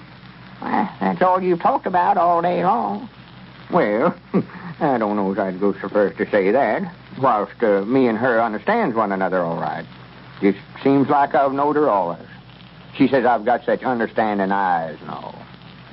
Fine little woman's I ever got acquainted with, Grandpap. When I told her I was going to start traveling around with the circus, she just tickled plumb to death. Well, what about Evelina? What does she say about you going on the road with that circus? Well, I ain't told her nothing about it yet. I know it's going to be such a shock to her, I just hate to break the news to her.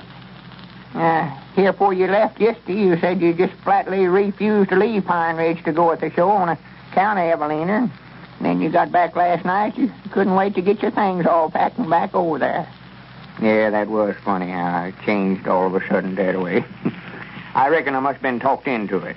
Squire and Abner must have did it.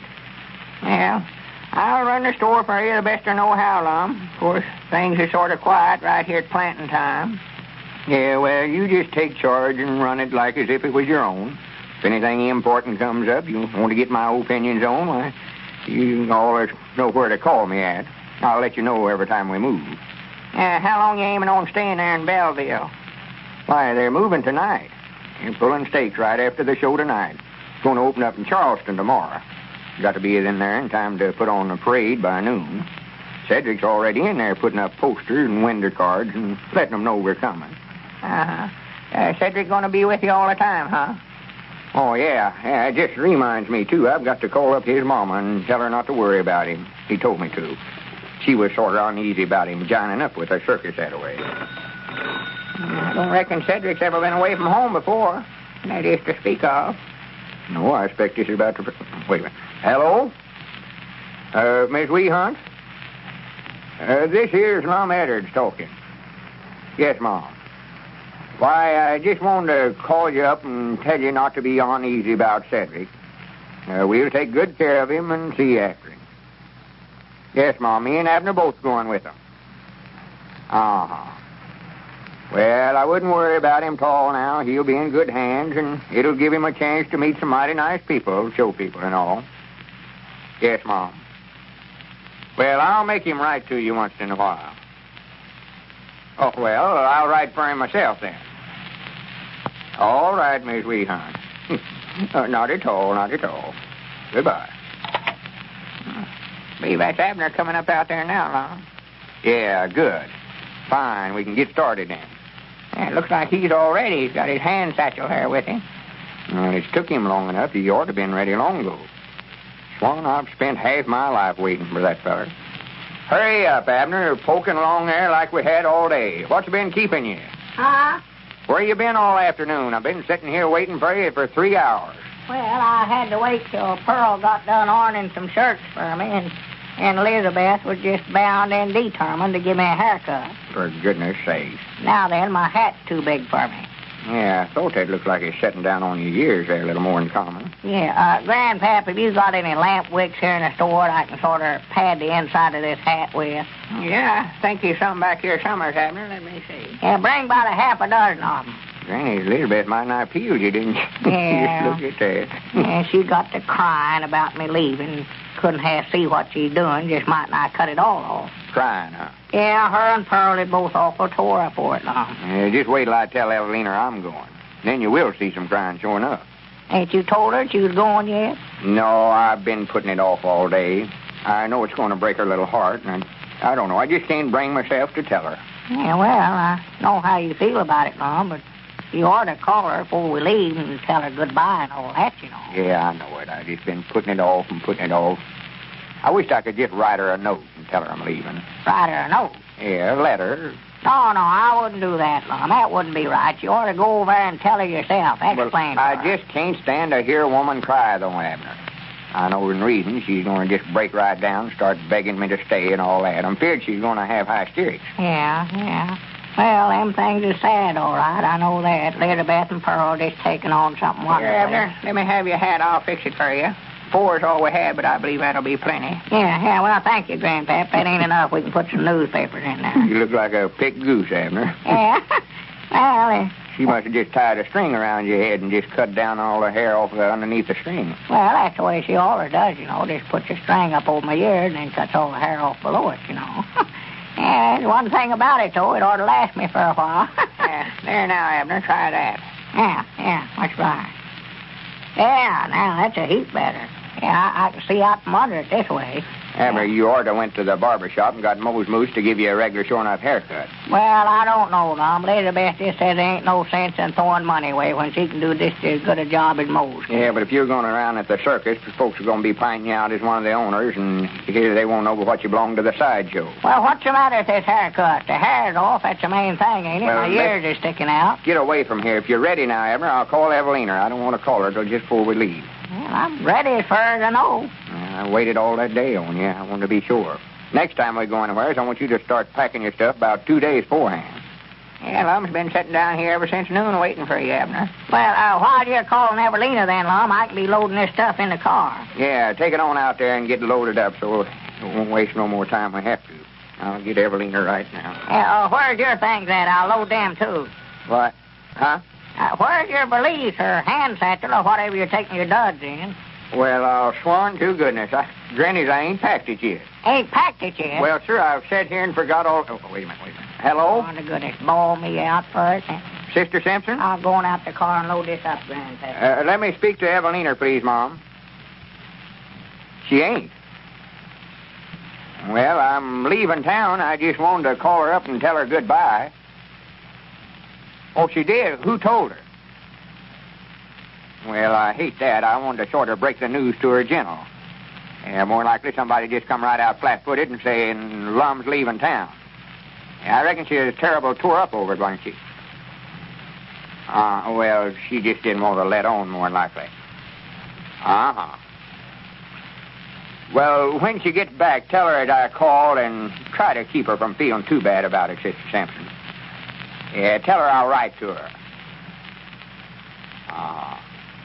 She didn't say where she is going, did she? All right, Sister Simpson. Thank you, Mom. And don't forget to tell her goodbye for me. All right. Goodbye. She weren't there, huh? No, she said she wasn't, but more than likely she's up in her room crying. Couldn't bear to talk to me. Somebody had done told her I was going. Well, poor little thing. That's the trouble with having somebody in love with you. Got to be so careful, else you'll break their heart. Where's Abner? He went out to load that stuff in his car. Here he comes. Hey, Lum, you never got Evelina on the telephone, did you? No, she was crying over me leaving and couldn't talk to me. Crying? Yeah. She never looked like she's crying to me. When did you see her? Why, she just now went by out front there just now. Well, why didn't you stop her so I could tell her goodbye? Where's she at? Well, she was out driving with Frank Foster and laughing and talking. Looked like she was having such a good time, but I didn't believe she'd want to stop. Wait a minute here. Frank Foster. That snake in the weeds. I don't know where I'm going to leave or not, Abner. Well, I recollect you told Zenora we'd be there late this evening. Yeah, that's right. Zenora. I don't know what to do. Well, Evelina's indifference toward Lum's leaving seems to have the old fellow rather worried. And now, ladies and gentlemen, our scene changes as we take you off to Springfield, Illinois. The Websters are resting after dinner in their home. Let's listen to them. Oh, Tom, Yeah? I'm worried. What about? Eddie, Tom, he's lost his appetite.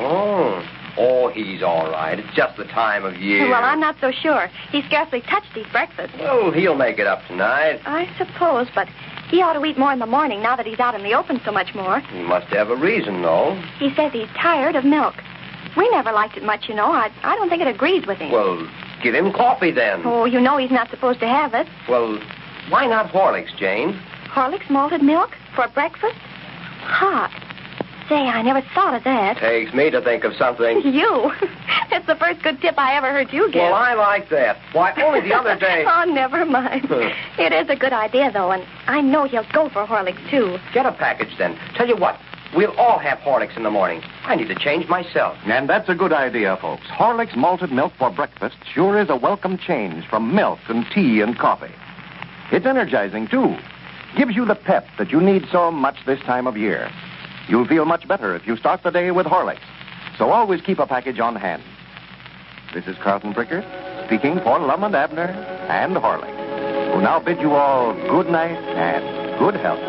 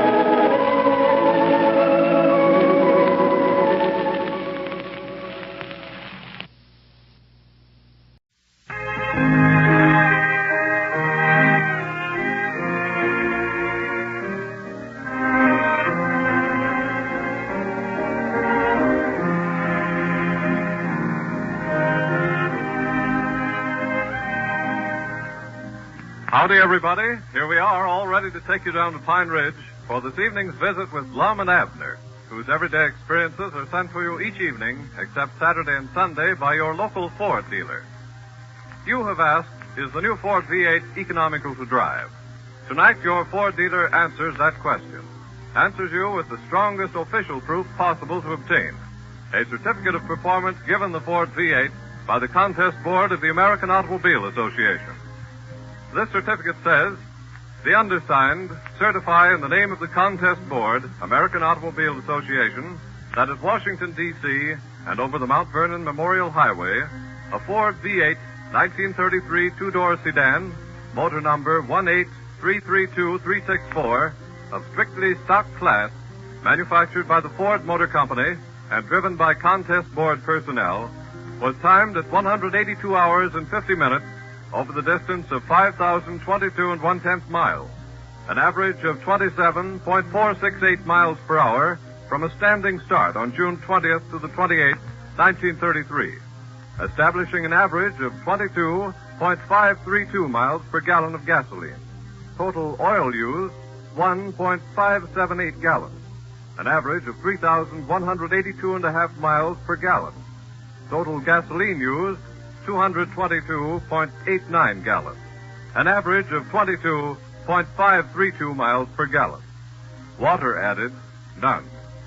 Signed, Chester S. Ricker, official representative, E.V. Rickenbacker, chairman of the board, P.W. Lewis, technical representative, and V.E. Allen, the secretary.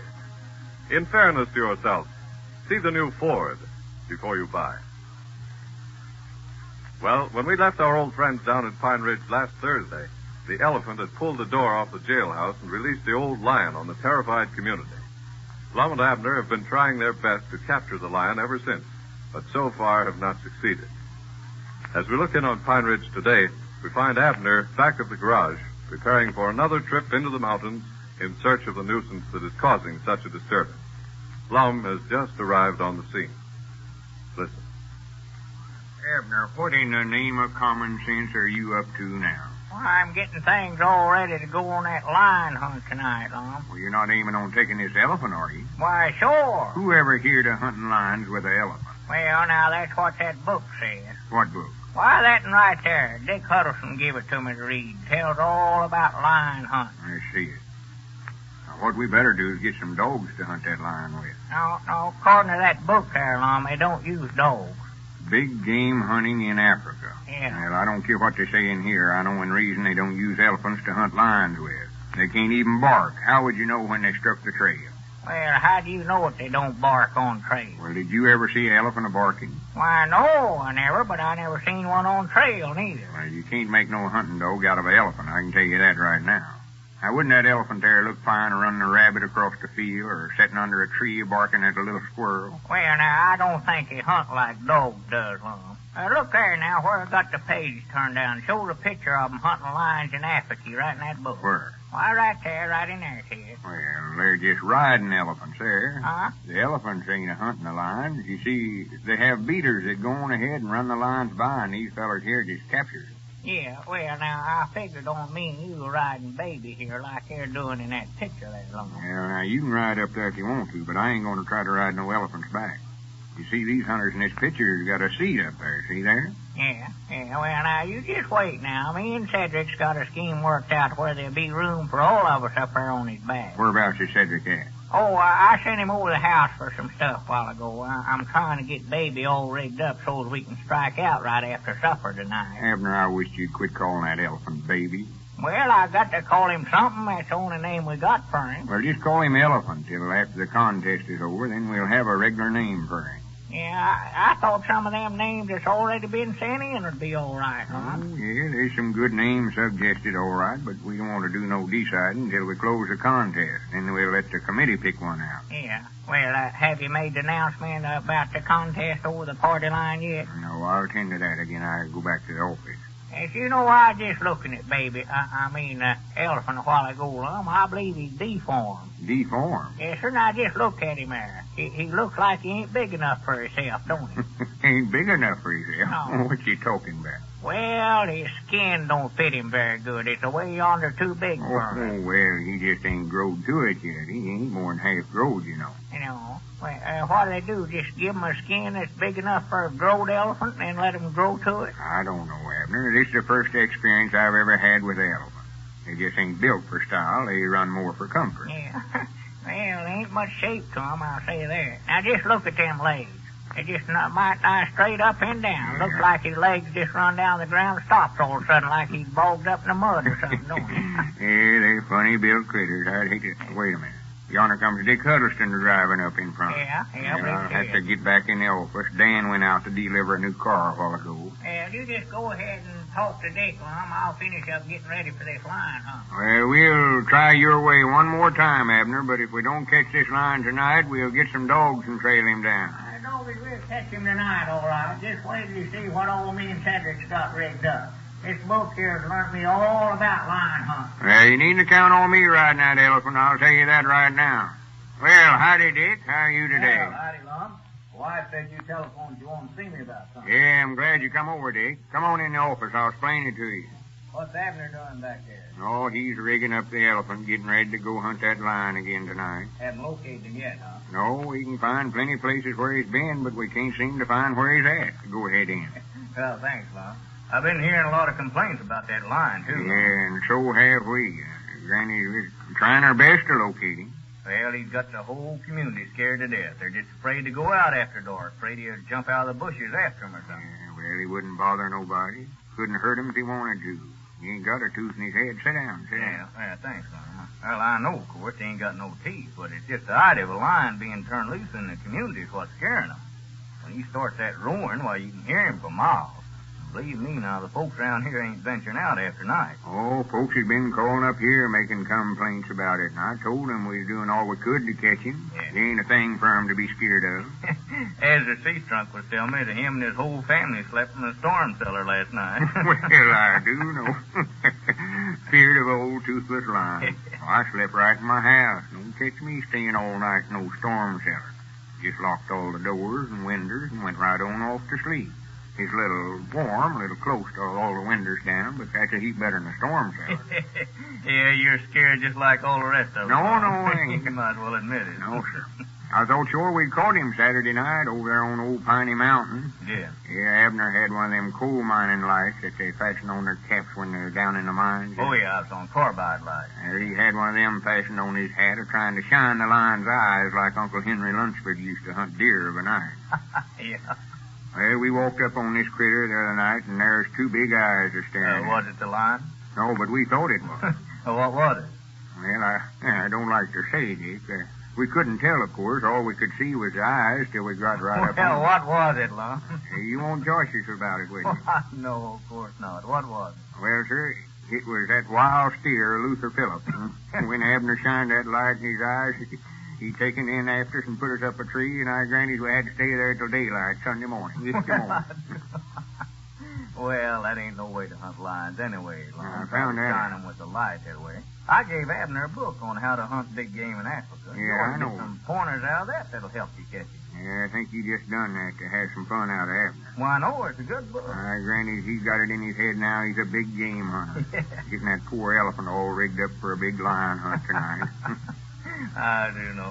Say, what was it you wanted to see me about, Lum? I've got to get on back to work. Oh, me and Abner is putting on a sort of a contest to get a name for the elephant, and where'd you get the idea to put on a contest? Well, you know when I telephoned Sister Simpson the other day down there at your store to see if she could think up a good name for the elephant? Yeah, I remember now, yeah. Well, there must have been a lot of folks listening in on the party line, for we've got a whole batch of letters here, names, different ones they sent in. Yeah. Yeah, that's what give us the idea to turn it into a regular contest and give a prize for the best names sent in. Mm-hmm. What kind of a prize you ain't gonna give him? Why, me and Abner decided to give the person that sends in the best name for the elephant a new Ford radio for their car. Well, say, that's a nice prize, all right. Yeah. But suppose that somebody wins it, Lum, doesn't have a Ford. Well, these Ford radios will fit any car, you know. Oh, they will? Sure. Well, that's all right, then.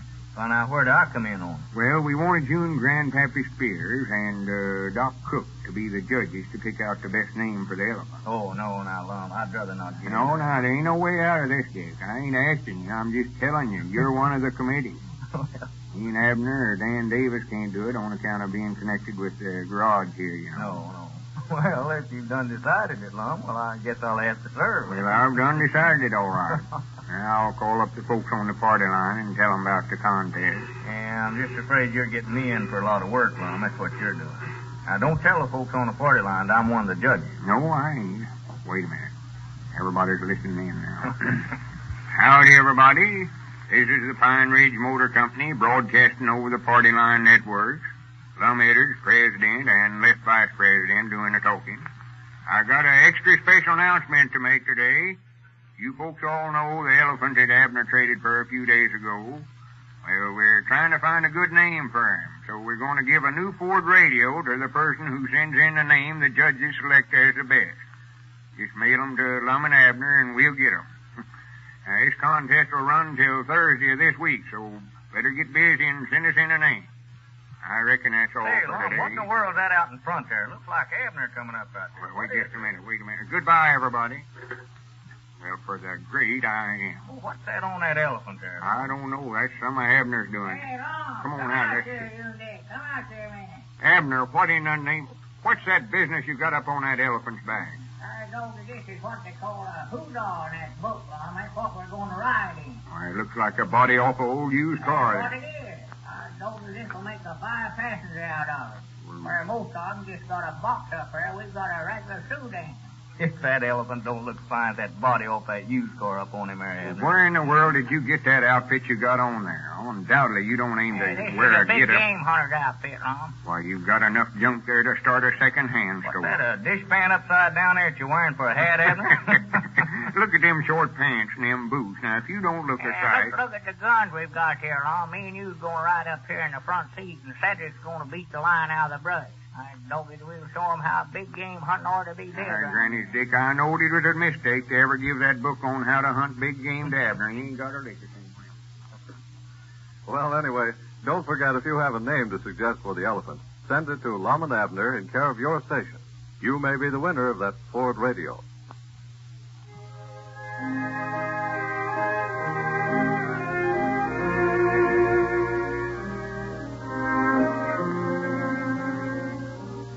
Know the facts before you buy a car, and you'll buy a Ford V8.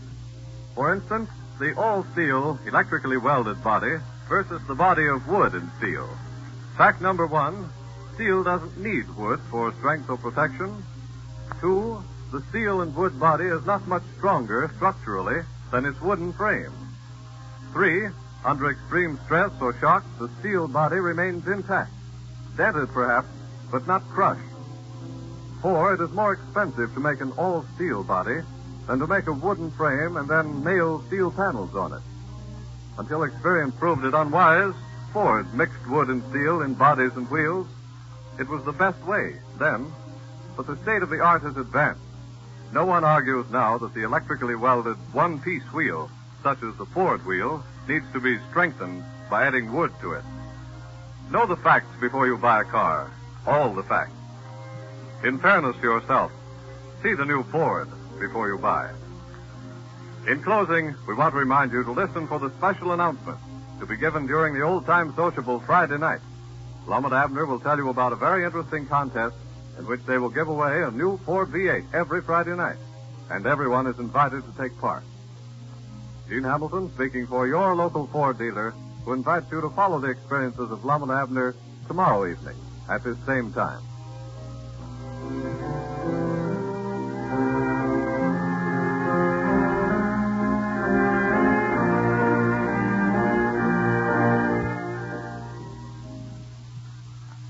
This is the National Broadcasting Company.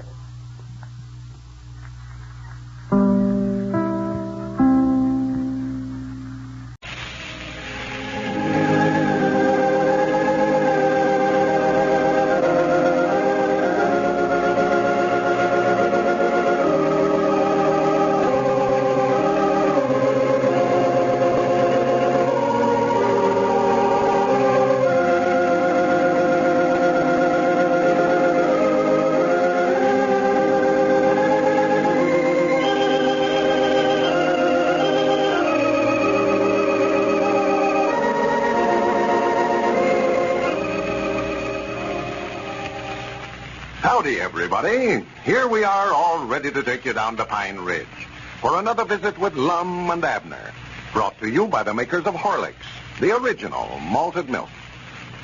Have you ever wondered why so many medical and child-feeding authorities recommend Horlicks? Well, it's because Horlicks is rich in the precious vitamins that children need. Rich in minerals, too, and in valuable carbohydrates and proteins. That's why Horlicks helps develop husky bodies and strong bones and teeth. You can't do anything better for those children of yours than to give them plenty of Horlicks malted milk. Vacuum processed from rich, full cream milk and the finest of wheat and malted barley. Horlicks is rich in the wholesome nourishment that young bodies need. They'll love it, too. All children like the taste of Horlicks. No family should be without a package on the pantry shelf. And now, here's a special message from Lum and Abner about that flashlight that they offered to send to listeners. They say they just didn't know they had so many friends. The number of requests for flashlights was so great that they can't be made quickly enough to send out promptly. But they want you to know that everyone who sent in will get his flashlight just as soon as is humanly possible. They appreciate your waiting and know that you'll be delighted with your flashlight when you do finally get it. And now, let's see what's happening down in Pine Ridge. Well, Abner's swap idea, that of trading groceries out of his store for anything the customer might have to trade, is proving very popular. He has monopolized business in Pine Ridge for the past few days, and incidentally is acquiring a large and assorted collection of animals, as well as other odds and ends.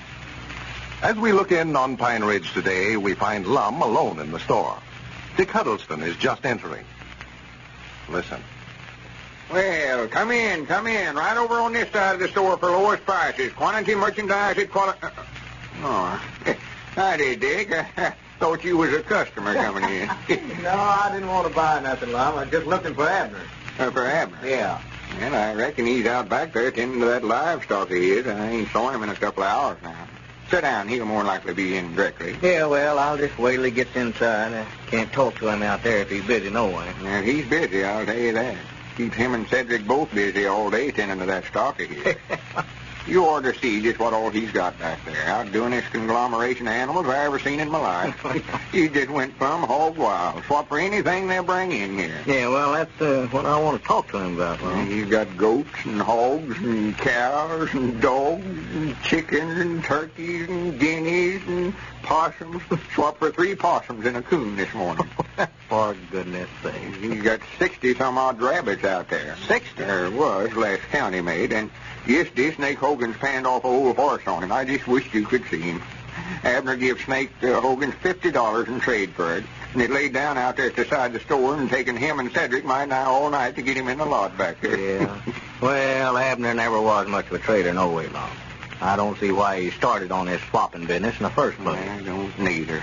I wouldn't give him $3 for that horse, even if he lives. Yeah. He had the veteran over here twice today. He's so weak he can't even stand up. Well, now, how does he ever expect to come out on a deal like that, Lum? He can't sell a horse. He's that near dead. Well, he's going to try to pan the horse off on somebody. He's got him propped up out there in the stall to where he sort of looks like he's standing up. Yeah. Well, he just ruined the business here in town, Lum. That's what he's doing. If he's making any money out of it, well, I wouldn't complain. But that's what I came over to talk to him about. He's not making anything, and we can't make nothing. Why, no. I haven't made expenses all week. All my customers are bringing eggs or chickens or something over here and swapping them to them for groceries, and you can't get them to pay cash as long as they can do that. Well, I don't know. He won't last long, no, Dick. Just look over there how his stock's running down. Yeah. See how empty them shelves is again? Yeah. He'll be out of merchandise in a few days, or 80s are going now. He's already run out of feed. That bunch of stock he's got out there is eating him out of business. He had to buy feed from me today. He did? Yeah, he's the best customer I got now. Fact is, he's about the only one I got. Granny's, I'm sure making him pay a profit on that feed I'm selling him, though. Well, where's he getting the money to pay for it, Lum? Well, I'm having to sell it to him on a credit. See, he ain't got no cash money at all. Well, you're taking big chances there, ain't you? Sell him on a credit with all that trading that he's doing? Yeah, but I know I couldn't hardly turn Abner down. I've known him so long. No, of course. But now fellas got to watch this credit business, Lum. I had a chance this morning to sell a batch of stuff on credit and make some money, but I turned them down because I knew there wasn't a chance for me to ever get my money out of it. All right, sure. It's that circus that's supposed to open up here tomorrow. Circus? Yeah. Oh, yeah. Been seeing some bill posters around town. Oh, about yeah, the they circus plastered coming. it down with them. Yeah, looks like that's going to be right smart of a show. Well, I don't know, Lum. I ain't got much. Just a bunch of old wore-out animals. It's so poor they look like they're about half starved. Well, I do know. I went down to look over what they had this morning. Just about ready to fold up. More likely be stranded right here in Pine Ridge before they get done. I do know. Why, they didn't have enough groceries there in the cook tent to last them through the day. Yeah. They don't make arrangements for credit around here someplace. Well, I don't know what they're going to do. More likely to be on charity. Why, sure, that's what I'm afraid of. Have to feed them all the rest of the winter. I feel sorrowful for folks like that, but I'm glad they never come over here looking for credit. Now, I'd hate to turn them down, but I know I can't afford to feed a whole circus crew. Why, no, that's the way I felt about it. And there ain't a chance in the world a fella ever getting his money from an outfit like this. Why, Stuck when you let him have it. Wait a minute, there's our ring. Hi, Granny, this is one time I can ask my own prices without Abner cutting under me. Hello? This is the Jot 'em Down store, Lum Eddard's talking. No, Mom, that's Abner, Mr. Peabody's side of the store that's doing that. Uh-huh. Well, I just couldn't tell you, Mrs. Willis. You'll have to talk to him about it. I reckon he will, though. He ain't turned nobody down on nothing yet. Well, he ought to be in most any time now. All right, I'll tell him. No, not at all, not at all. Goodbye. George Willis's woman in calling wants to swap a couple of house cats and some goldfish for some groceries. For goodness sake. I told her to fetch them on down. He'll swap for anything. He's got a whole cage full of white mice back there he swapped for this morning. White mice? He'll take them. He ought to take goldfish. Well, what in the world does he expect to do with all this stuff? Stuff like white mice. I don't know. I don't think he knows himself. Don't reckon he's looked at for a head. Just swap it. Well, it beats anything that I've ever seen. Ain't no use to talk to him about it, though. I tried it again this morning. He says I was just jealous because he's doing such a big business. Yeah. Well, he can have all that kind of business he wants, Lum. I don't want none of it. I know that. Anyway, here comes Cedric in the back door there to find out what you say. Oh, yeah. Howdy, Cedric. Oh, howdy, Mr. Dick. Whereabouts is Mr. Abner at, Mr. Lum? I don't know, Cedric. I just allowed he's out back there tending to his stock. No, he left out there about an hour ago. Went off with some feller. I don't know who he was. Yeah, he's more than likely out making another trade with somebody. He better get them dogs or them possums one out of the same pen back there. You mean he's got the dogs and the possum in the same pen, Cedric? Well, no, not in the same pen. He's got the possums in a cage, but the dogs is barking at them and scaring the rest of the livestock out there. Yeah, just let them bark. It ain't none of my worries. Well, it ain't none of mine either. That is, it ain't supposed to be. I went to work down here at the store. You fellas said you wanted me to deliver groceries. All I've did the last 2 days is build pens and look after that menagerie out there. Keeping you pretty busy, are they, Cedric? Yes, Mom. Them pigeons got out a while ago, and I had a time of getting them all back in. Never did catch 2 of them. They flew off. Well, sir, I want to go back there, Direct, and see that zoo, just to see what it looks like back there. Yeah, Abner be running competition with that circus over there, Warlock. Yeah, you ought to just join up with him, Lum. Just pitch in 50-50. They'd have a pretty good show with all he's got. Then there's somebody else wanting to swap some animals, I reckon. Well, better tell them we ain't got no more room out there now, Mr. Lum. Hello? Jot 'em Down store, Lum Eddard's talking. Why, no, he ain't here. I don't know where he's at, Ike. He done what?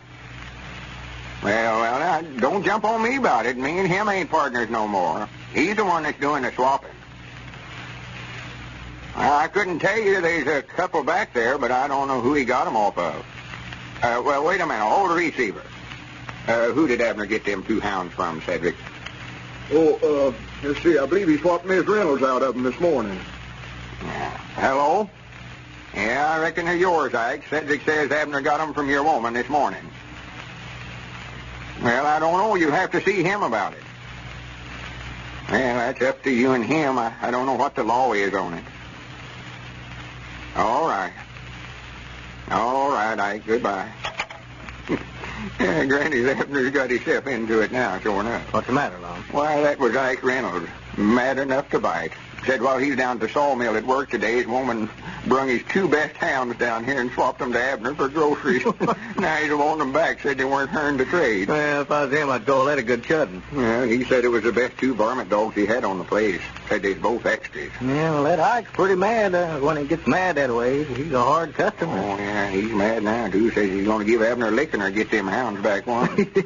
Yonder comes Mr. Abner out front there now. Yeah, there he is. I expect I better get on back out there and see if them pigeons has came back yet. They're supposed to be homers, but I don't know where they think they live at now. Over here or back over there at Doolittle's place where they come Yeah, howdy, Abner. You got yourself into it now, Abner. Ike Reynolds just called up and said his woman swapped you a couple of his hounds unbeknownst to him. Says he's going to get them back or give you a licking. Yeah, I'd just love to see him try. I ain't the constable here for nothing. Yeah, I've been waiting to see you too, Abner. Yeah, well, I've been over making a big deal. I dog it, I sold $200 worth of groceries just now. Beat you fellers to it. $200 worth? Yes, sir, $200. That circus that's in town, I made arrangements to furnish them all their stuff while they're here. Oh, yeah. Did you sell that outfit some groceries on a credit, Abner? For goodness sake. Well, yes, but he's going to pay me before they leave town, though. Yeah, that's what he said. Yeah. You'll never get a nickel of it, Abner. No. Dick was just now telling me they're just about ready to fold up. Yeah, but now, they never put nothing over on me. I got them where they'll have to pay me.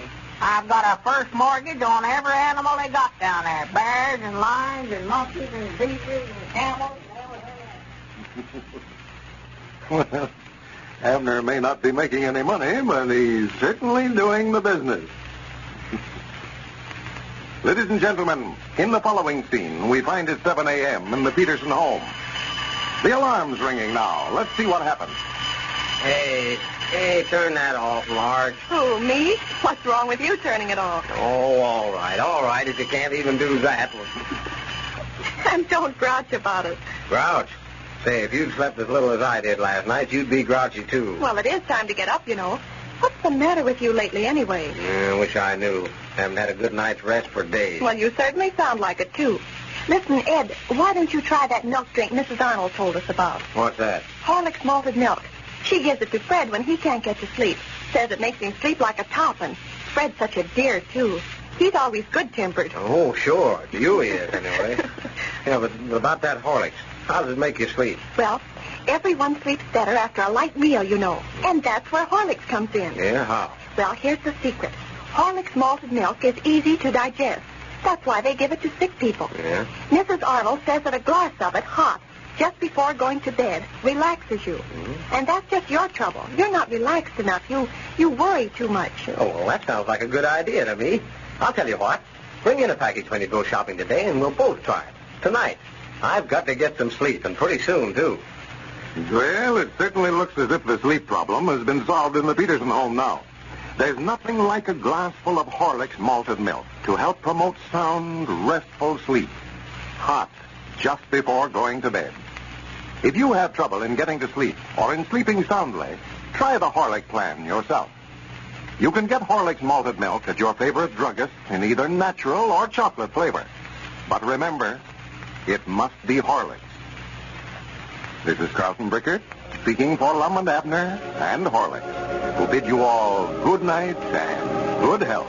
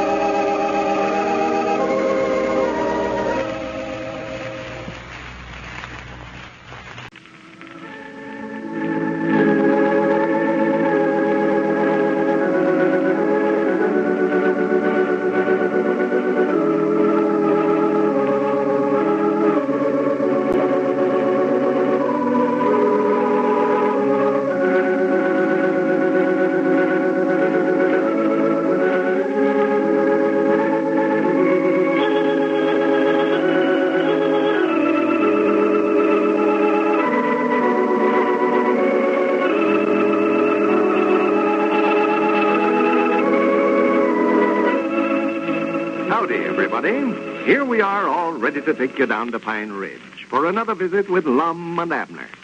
Brought to you by the makers of Horlicks, the original malted milk. Did you know that a glass full of Horlicks makes a delicious and refreshing noonday luncheon? One that keeps you alert and on your toes later. Well, thousands of our listeners have testified to that very fact. They say there's nothing like this Horlick luncheon for weight control, too.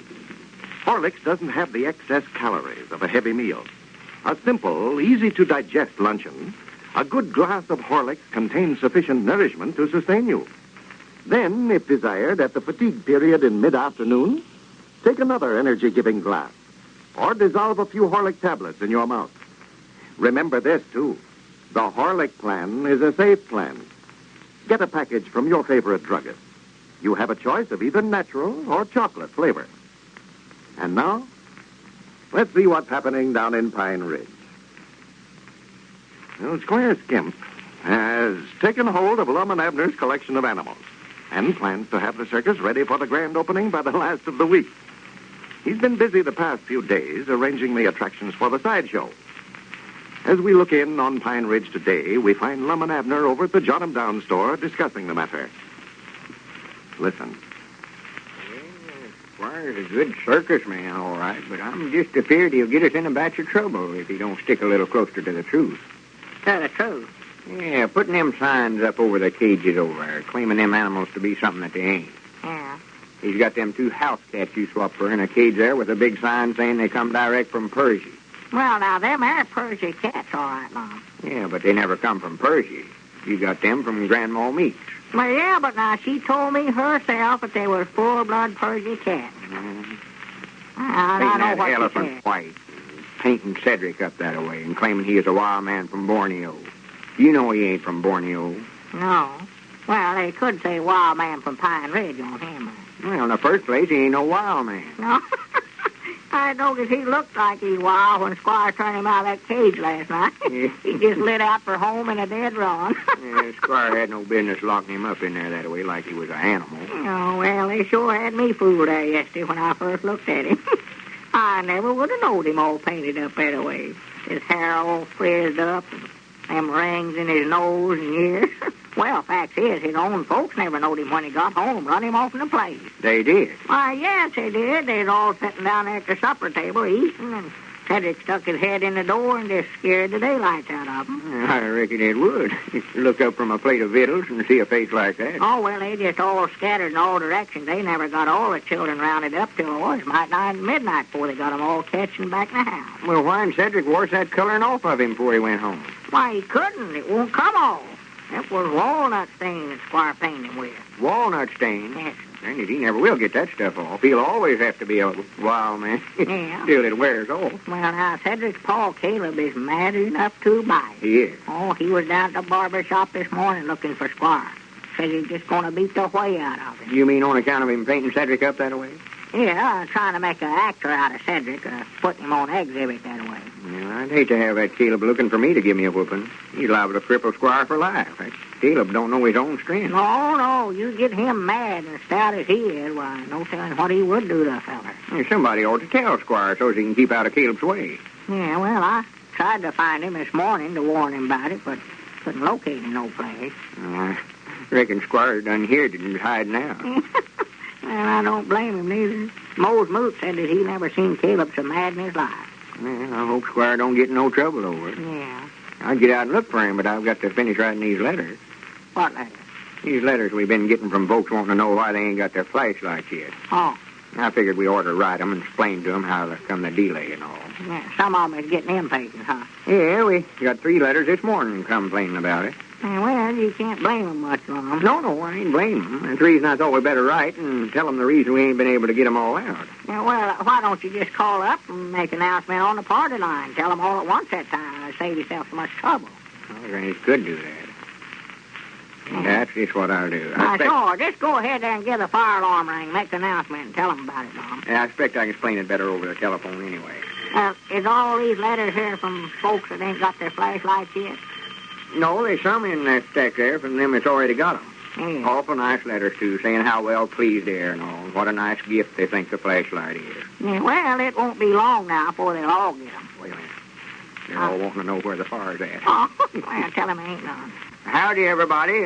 This is Lum Edwards down at the Jot 'em Down store talking.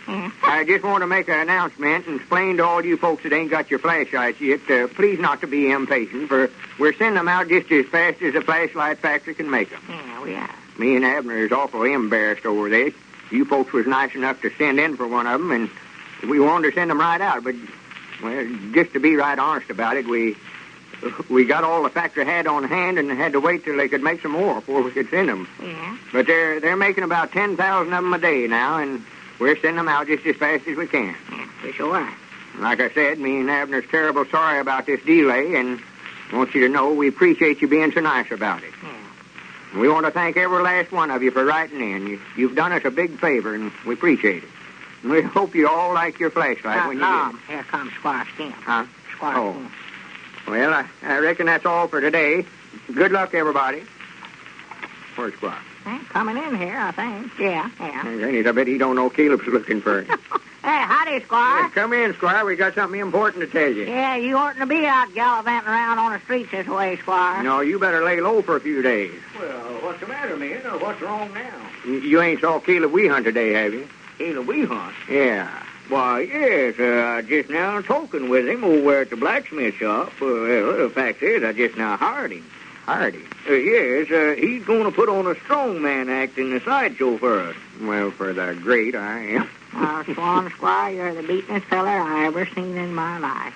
You could talk yourself out of might nigh anything, I believe. I sure believe you can, too. Well, Caleb was a little mad there at first, but he got over it. Well, what I come over for, man, I want to talk to you fellers. I'm trying to get things all lined up so we can open up the show by Saturday. I've got to have a few more attractions, though. Attractions? Yes. Well, anyway, me and Abner can help you. We want to do our part. I'd love to get in the thing if I can. Yeah, I would, too. I'd love to be a circus actor. That's what I'd love to be. Yeah, I believe I've got talents, too. Well, we're a little short-handed, man. I'm going to have to call on you fellers to take part in the performances, all right. Oh, you want us to take part in? Well, yes.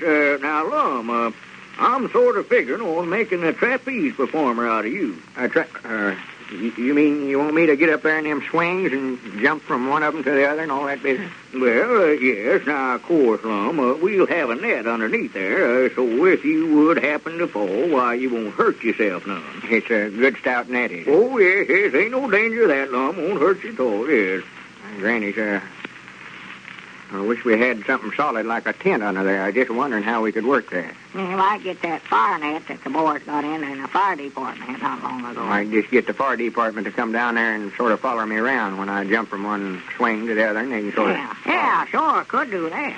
Well, now, don't have no worries at all, Lum. Now, that net'll hold you now. Yeah, but I don't know nothing about trapezing those. Oh, well, now, don't worry about that, Lum. You'll catch on with a little practice. By the way, here's a costume that I found over there in one of them trunks that was over there. You can wear that, Lum. Well, I do know. Better slip it on and see how it fits, too. Well, for goodness sake. Look at that. Now, Granny, that ain't enough clothes to wad a shotgun. Well, now, they're regular trapeze performer tights is what they're, Lum. Yeah, well, I'll step back here in the feed room and put them on. Yeah, I know I'll look aside in them, though. Ain't you gonna let me be nothing, Squire? Oh, yes, Abner. I'm figuring on you being the bearded lady. A bearded? Me, a woman? Well, yes, them chin whiskers of yours will just work out fine. You know, we put some women's clothes on you, and you can wear a wig, and, why, Lord, me, Abner, your best friend wouldn't know you. Well, I hope not, if I'm going to have to put on an outfit like that. Well, now, I've got everything all figured out now to get the show started off, except an animal trainer. Animal trainer? Yes, I've got to have somebody to train those cats down there, if I can find somebody that's got nerve enough to do it. Well, Lord, let me do that and get somebody else to be the bearded woman. You mean, Abner, that you'd go in a cage down there with the cats and put them through their tricks? Why, sure. Why not? Well, I just figured that you might be afraid to get in a cage with them down there. Why, no. No, I ain't afeard of nothing, Squire. Well, now, that is fine, Abner. Yeah, that solves the problem for us right there. I won't have to be the bearded woman, too, will I? Well, no. Them cats down there will take up all your time. Now, I tell you better start staying down there with them more than you can, Abner, and get them used to you, if you're going right in the cage with them that way. Yeah, well, I'll learn them all sorts of tricks. They shake hands with me and all such as that. Yes. Well, now, another thing, you want to pick out one of them there, Abner, and train him to let you put your head in his mouth, Well, I don't believe that their mouth is big enough for that, Squire. Well, why, sure, one of them tigers has got a heap bigger mouth than you think, Abner. Yeah, but I don't believe it be... Huh? What did you say? I just said that you wouldn't have no trouble getting your head in a tiger's mouth. Well, who said anything about tigers? You asked me to train them 2 Persian cats down there. Oh, no, you misunderstood me, Abner. I said cats, all right, but in the parlance of the circus, why, tigers and lions are always referred to as cats. I thought you knew that. Well, is this all there is to this outfit? Oh, yes. Come on out here, Lum. Let us look at you.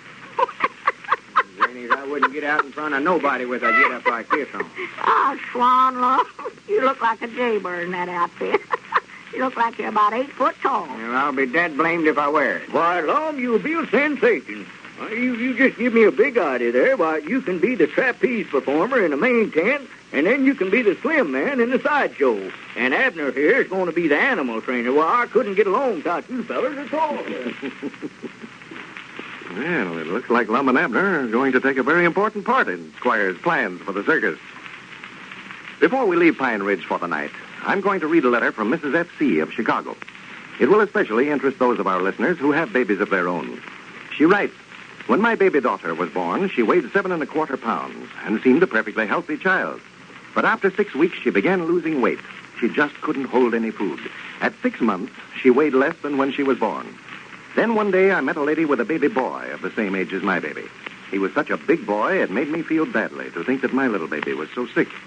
She said she was feeding him Horlick's malted milk. We decided to try it.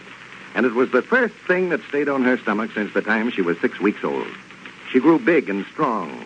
I wish you could see her now. She's perfectly healthy. We can never thank Horlicks enough." Well, thank you, Mrs. F.C., for this good letter. We know just how you feel about Horlick's malted milk. In the last 50 years, we have received many thousands of letters just like yours.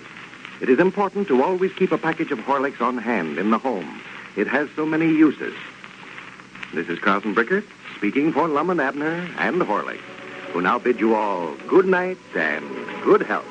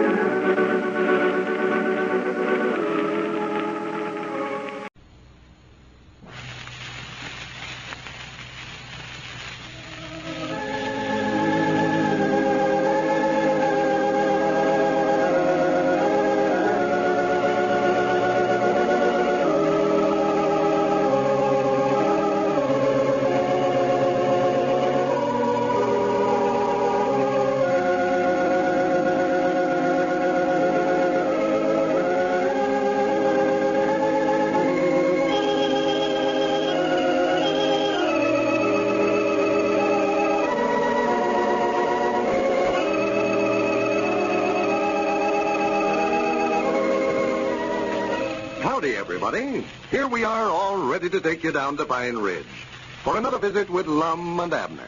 Brought to you by the makers of Horlicks, the original malted milk. First, though, I'd like to pass along a tip to the many golfers who listen to Lum and Abner. That covers quite a few of you, I know. Well, briefly, the tip is this. Take along a flask of Horlicks malted milk tablets the next time you play. They'll certainly come in handy. We all managed to work up a pretty good appetite out there on the course, and a couple of Horlicks tablets dissolved in the mouth are the best things I know of for satisfying hunger. What's more, they tend to freshen you up, just as a drink of Horlicks will.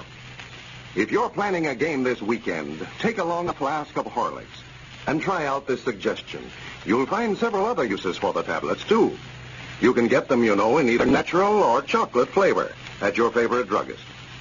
And now, let's see what's happening down in Pine Ridge.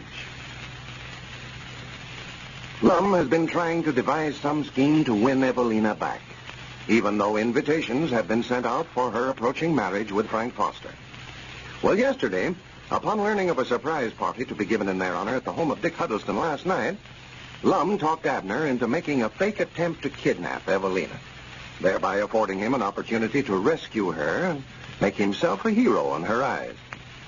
Well, we've not heard the outcome of the scheme, but, well, as we look in on Pine Ridge today, we find Lum down at the Jot 'em Down store talking over the telephone. Listen. Hello. Elizabeth? Why, this here's Lum. Yes, Mom. How's Abner feeling this morning? Uh-huh. Well, I've always heard if you'd take and put a piece of fresh meat on your eye, that way it'd take the swelling out. You have? Well, just leave that on. That ought to help it. Oh, he is? Well, good. I'm proud he's coming over. I want to talk to him. All right, Elizabeth. Thank you, Mom. Did I hear you asking her how Abner was? Yeah, she says that one of his eyes is all swollen up. Well, how'd that happen? Well, ain't you heard about the fight last night? I know. Who's Abner been fighting with? Oh, him and Frank Foster had a big fight over there at Dick Huddleston's party last night. Frank liked to beat the daylights out of him. Well, of course he would. I'd allowed Abner to have more sense than to pick a fight with a feller like that. Well, Abner never jumped on him. Frank jumped on Abner. Well, a big bully. The very idea of him picking on a little feller like Abner. Well, you can't much blame Frank over it. You see, the way it happened, don't say nothing to nobody about this now. Oh, no. Don't nobody know about it? Well, they don't know what started it. See, me and Abner was sitting down here yesterday evening trying to study up some way I could make a hero out of myself so Evelina would fall back in love with me. So when we found out about that party Dick's woman was giving for her and Frank, why, we decided to have Abner tie a handkerchief around his face and come over there and throw a couple of guns on everybody and make out like he's going to kidnap Evelina. Well, for the land's sake. Then I was going to rush up and take the guns away from him and run him off. Evelina'd think I was a hero for saving her life and fall back in love with me and not marry Frank. Well, that sounds like a pretty good idea, all right. Yeah, it sounds good. The only trouble was, when Abner made out like he was going to kidnap Evelina, why, Frank hauled off and knocked him down and jumped on him like to beat the daylights out of him before we could pull him off. Well, I do know. Abner never come to till after we carried him clean home. I never seen a feller get as mad in my life as that Frank did. Just over a little something like that, too. Frank never knowed it was Abner at the time, huh? Oh, no. He thought it was a sure enough hold-up. The women folks were screaming and taking on. Everybody was scared to death. You was the only one that knows who it was, huh? Well, just to be right honest, I never knowed for sure it was him myself. You see, he'd took and put a bunch of false whiskers on his face that I never knowed nothing about, and I didn't know it was him until I'd got clean out in the kitchen. I heard him hollering for me, and I went back. Now, what was you doing running for the kitchen if you thought Evelina was about to be kidnapped? Why, I figured he might try to get out the back way there, and I was going to be back there to try to head him off. Did they all think Abner sure enough aimed to kidnap Evelina? Oh, no. After it was all over and we'd carried Abner home, I got up and told them it was just a little prank Abner was pulling on Frank and Evelina to have a little fun out of them. I told them that Abner explained it all to me after he come to. I reckon Frank felt bad about it after he found out it was just a joke. Wait a minute. Here comes Dick Huddleston. Don't let on to him now. I don't know anything about it at all. I don't want him to know I had a thing to do with it. No, I won't say nothing. I don't blame you, though, since it never worked out so well. Well, Abner's the one that got things mixed up by putting on that disguise to where I never knowed who it was. Wait a minute. Howdy, Dick. Howdy. Morning, love. Howdy, Granddad. Howdy, Richard. How's Abner this morning? Have you heard from him? Yeah, I called up his place a while ago, and his woman said he's feeling all right, sort of bruised up a little. Got one eye all swole up. Yeah, well, I hated that mighty bad it had to happen over at my place that way. I never dreamed it was Abner till after Frank pulled those whiskers off of him. I was lined up there against the wall with everybody else. Well, he sure had everybody fooled all right. He ought to make an actor out of himself. Well, he should have let some of the rest of us in on his joke. We could have kept Frank from jumping on him that way. Why, sure. There's where he made his mistake right there. Well, it's right funny after it's all over with. It was funny to everybody but Abner. I don't think he enjoyed it very much. Why didn't you and Aunt Charity come over, Grandpap? We was looking for you. Well, we did aim to, Richard, aim to come, but directly after we cooked the net supper, our daughter and her man drove over from Crystal Hill. They've got a new automobile. Yeah. They stayed till late, so we just couldn't get away. I'd love to been there. Yeah, we had a nice time. Nice fresh mince. That's about as good a chocolate cake as I ever had. Yeah, well, I was just sorry that Abner's joke didn't turn out so well. Some of them was mad at Frank for jumping on him that way, and it just sort of put a damper on things. Well, Frank ought to know who he's jumping on. Go around hitting folks that way. Well, I don't blame Frank, old Lum. He was just trying to protect Evelina. Can't help but admire him for that, you know. Yeah, I wouldn't admire him for nothing he done. It's a good thing it weren't me he hit that way. There would have been trouble showing up. Well, I'm just sorry it all happened. I wanted to see Abner and tell him I feel bad about it. Well, I think he'd be down here directly. His woman said he was fixing to leave when I was talking to her just now. Yeah, well, I've got to get on back over to the store, Lum. I just locked it up and left. Tell Abner to come over when he gets time. I'd like to talk to him. Yeah, I'll tell him, Dave. Well, I'll see you fellas later then. Yeah, come over and loaf with us. I want to show you the plans we've got drawn up for remodeling our store. Yeah, I want to see him, Lum. I'll be over the first chance of you. Yeah? Well, Lum, if you're going to be here for a little spell, I'll take that batch of groceries on over to the Widow Abernathy's. Yeah, go ahead, Grandpap. I'll stay here. I ain't finished filling the order yet. Some stuff she wanted here we ain't got. We're clean out of baking powders. Well, I better put that down on the list then. I've got to order some stuff next time Golf's drummer's out here. Needing some stick bluing and vinegar. They'll be calling for vinegar now that their garden sass has started coming in. Yeah, Uncle Henry Lunsford called for it yesterday. Better get some lamp wicks, too. Abner used that last one we had to put in his hat band to make his hat fit him. You know, when he got that haircut the other day. Well, we'll go over the stock and make out a list for what all we need. Some of the stuff we're out of, we can just substitute. Like, wait a minute. Here comes Abner. Yeah, Dick ought to waited. Yeah? He don't feel pretty good. You can tell the way he's poking along there. Yeah, I hope he don't think that's my fault the way things turned out last night. Can't help but feel a little bad about it, on account of it being my idea to start with. Well, Dick never seemed to suspicion that you had anything to do with it, Lum. No, nobody never asked me, and of course I never said whose idea it was to start with. Well, howdy, Abner. How you feeling? Don't speak to me. I don't want to have a thing to do with you. Well, now, here, don't start blaming me for what happened last night. It was your own fault. My fault? Why, sure it was. Well, I'd like to know how you figure that. You're the one that put me up to it. Well, yeah, it was my idea for you to go in there and make out like you was going to kidnap Evelina, but I never knowed you was going to put on them whiskers and all that stuff to where I wouldn't know you. Sassafras.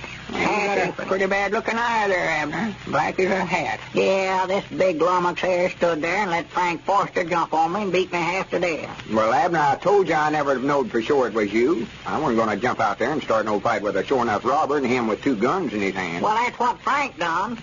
Yeah, I know it. Folks was bragging on him how brave he was. Yeah, that's the last time I'll ever try to help you. Next time you want to try to make a hero out of yourself, you can get somebody else to help you. Well, I'm the one that ought to be mad. You were supposed to be over there to make a hero out of me, and you made one out of Frank Foster instead. I'm worse off now than I was before it happened. I would have knowed you couldn't do nothing right.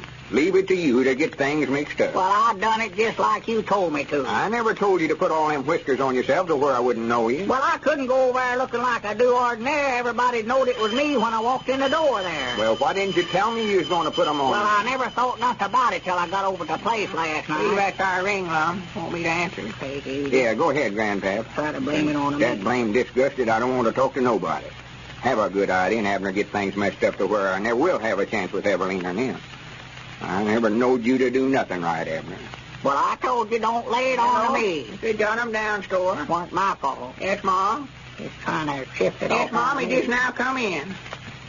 All right, hold the receiver.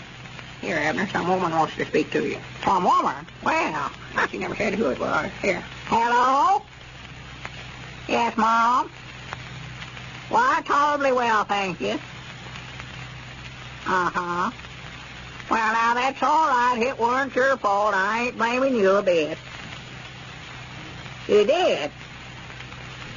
Well, if I can do anything to help patch things up, well, let me know. Oh, you don't? Well, no, I'll be all right. Yeah. Well, that's all right. Thank you. Goodbye. Poor little thing. Poor little thing. I sure hate What's to the do matter? it. Who was it? I've Evelina. Evelina? Yeah, I just feel downright mean about what I did, Lum. She said that she bawled Frank out for beating me up last night, and they got in a big argument, had a fuss, and called the wedding off, and ain't going to get married now. Well, for goodness sake, Abner, I knowed I could depend on you. You saved the day for me. That's what you did. Granted, this worked out better than I had it planned to start with. Abner, you're a genius. And Evelina ain't going to marry Frank after all. I'm going to call her. Well, it looks like the scheme worked fine for everybody, except Abner. And now I'm going to take you down for a visit to the Judson home in Cincinnati. Dick and Grace Judson are entertaining the folks from next door. Sounds like a bridge game. Listen. And the last three are ours. Well, they certainly had everything that time, So Ann. what do you mean, everything? That last play of mine. Never mind him, Grace. He always says that. Whose deal is it? Jim's deal, I think. Hey, Jim. It's nobody's deal. We're going to have supper now. Oh, come on, Grace. Let's finish the rubber first. Supper will spoil the No, game. it won't. I can make it in a couple of minutes. A couple of minutes. I don't believe it. Come on, Ann. Use your influence. Not me. I'm hungry. It won't take a minute, Dick, really. The sandwiches are made, and Horlicks only takes a few seconds. Horlicks? Well, that's different. Why didn't you say that in the first place? Well, quite a change all of a sudden. You seem to like Horlicks, Dick. Like it? I'll say I do. I can always use a glass of Horlicks. That's the one thing he never tires of, Ann. I don't know what I'd do without it. Don't you ever serve Horlicks? Well, we give it to the youngsters, of course. But for late supper, well, I guess I never thought of that. I'll have to try it sometime. You know Horlicks. Now, listen, you two. How about that supper? I thought we decided... All right. Come on, Ann. He won't be quiet until we get it. Clear the table, Dick, and get Jim in. We won't be long. And that, folks, is the way that many hostesses are solving refreshment problems. They simply serve Horlicks malted milk. Try it for your own guests. You can get Horlicks from your druggist in either natural or chocolate flavor.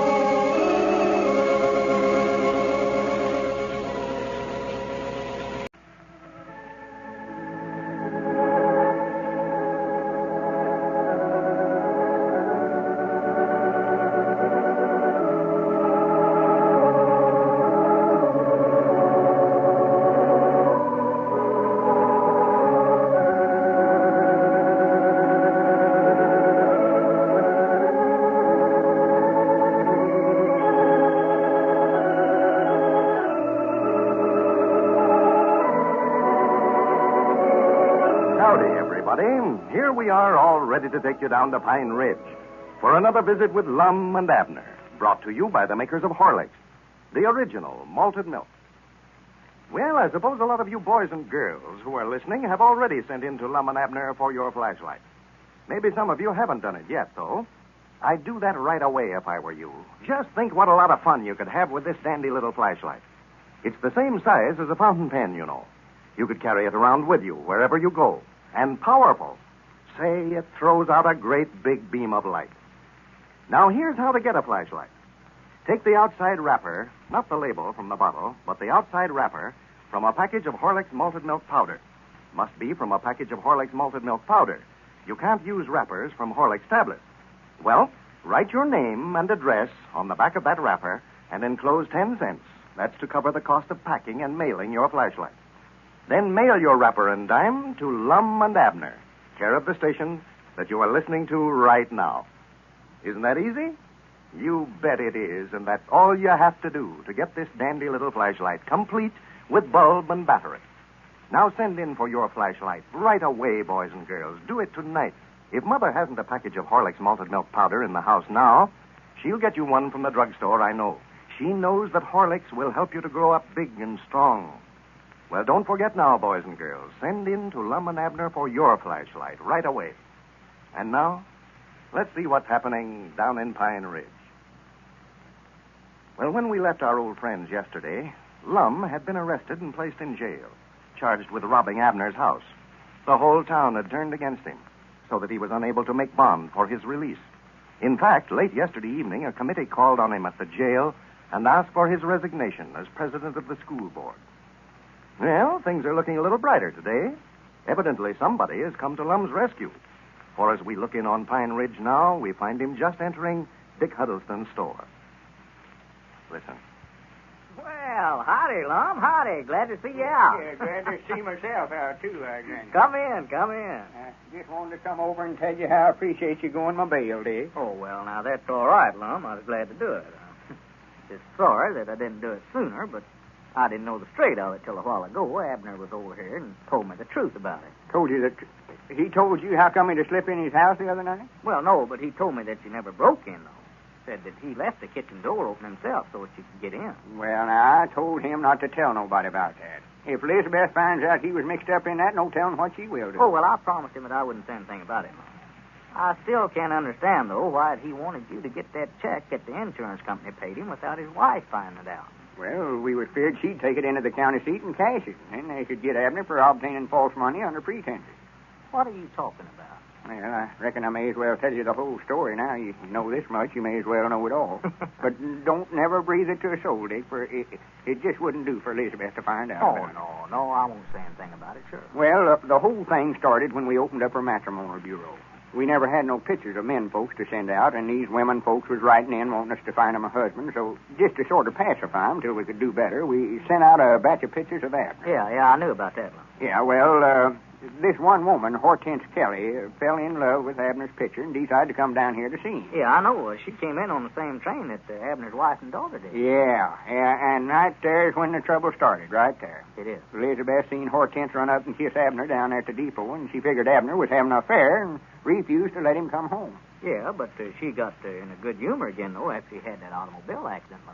I guess you felt sorry for her. Well, now, I'll tell you the truth, Dick. That accident was a fake. A fake? Abner's arms ain't no more broke than mine is right now. Him and me just made out like he was hurt to get Elizabeth back in a good humor. Well, it worked all right. Yeah, it was working fine up to the time Elizabeth found that accident policy and put in a claim for damages unbeknownst to Abner and then got that check for $200. Oh, I see now why you were so anxious to get that check back. Why, sure, if they'd have cashed that check, they could have got Abner for collecting damages on an accident that he never even had. That's right. That's a penitentiary offense. Yeah. It's a good thing you got that check back all right, Mom. Well, I've got it now, but I don't know what in the world to do with it.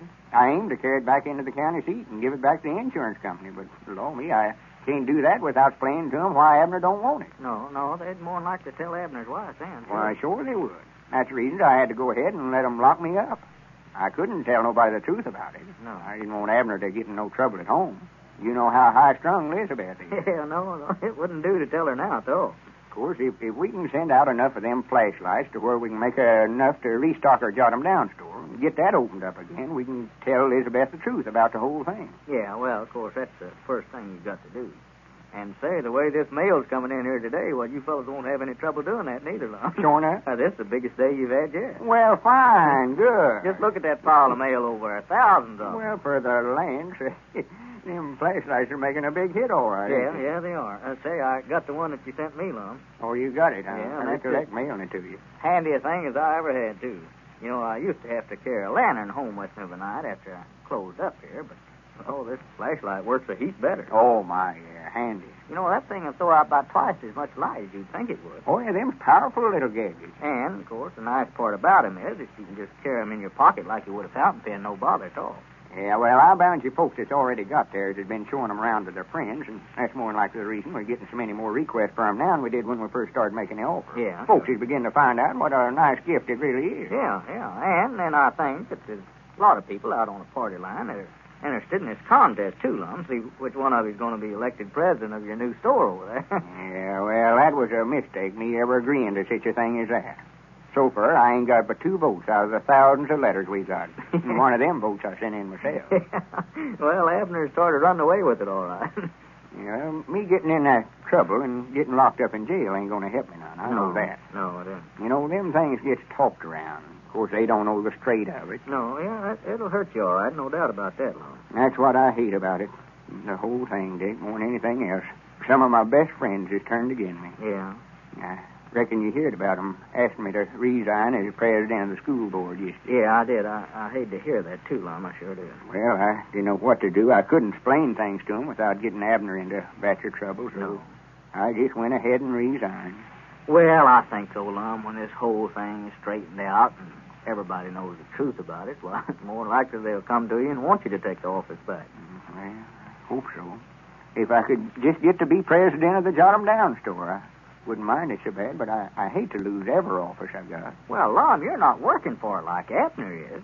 Here, while you've been locked up in jail over there, why, he's been out making a house-to-house canvass listing votes around here. He has? Yeah, goes around with his arms wrapped up in splints in a sling that way. Naturally, they'll vote for him. Feel sorry, you know. I see now, yeah. I told him the other day he could take his arms out of them splints, and I believe they'd be getting well by now if they were showing up hurt. Yeah. I noticed he never appeared very anxious to do it. Yeah, I see now. He wanted to keep them wrapped up so as to get all the sympathy he could. Yeah, that's about the reason, all right. Well, I ain't give up. Granny's I've been sort of taking things easy, but if that's the way he wants to do, I'll get busy myself.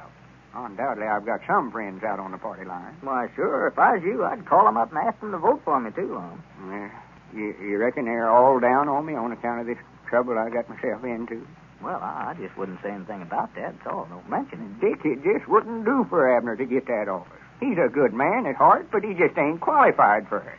He's all right if he's got somebody to tell him what to do, but he don't know how to figure things out for himself. And give him a little authority, and there ain't no living with him. Yeah, well, I'm staying out of it, Lum. You're both friends of mine. I don't want to take sides. Well, Dick, if you don't mind me using your telephone, I would love to call up the folks on the party line and remind them I'm still in the race. Oh, sure. Go ahead. Help yourself. Let them know that I'd appreciate it if they'd vote for me. Sure. Let's see. Yeah, I believe I'll just ring Doc Miller's ring for a change. That gets them all to the telephone. It appears they're getting suspicious of that fire alarm ring. We've used that so much here lately. Yeah, they'll all listen in when they hear the doctor's ring, all right, now. See who's took down sick, you know. Oh, yeah. I'll always do myself. Yeah, sure. I can hear them snatching them receivers off the hook already. Well, go ahead, then. Go ahead. Wait, I want to be sure they're all listening in. Well, they'll be hanging up on you there in a minute, you know what? That's right. Just a minute. Howdy, everybody. This is Lum Edwards talking.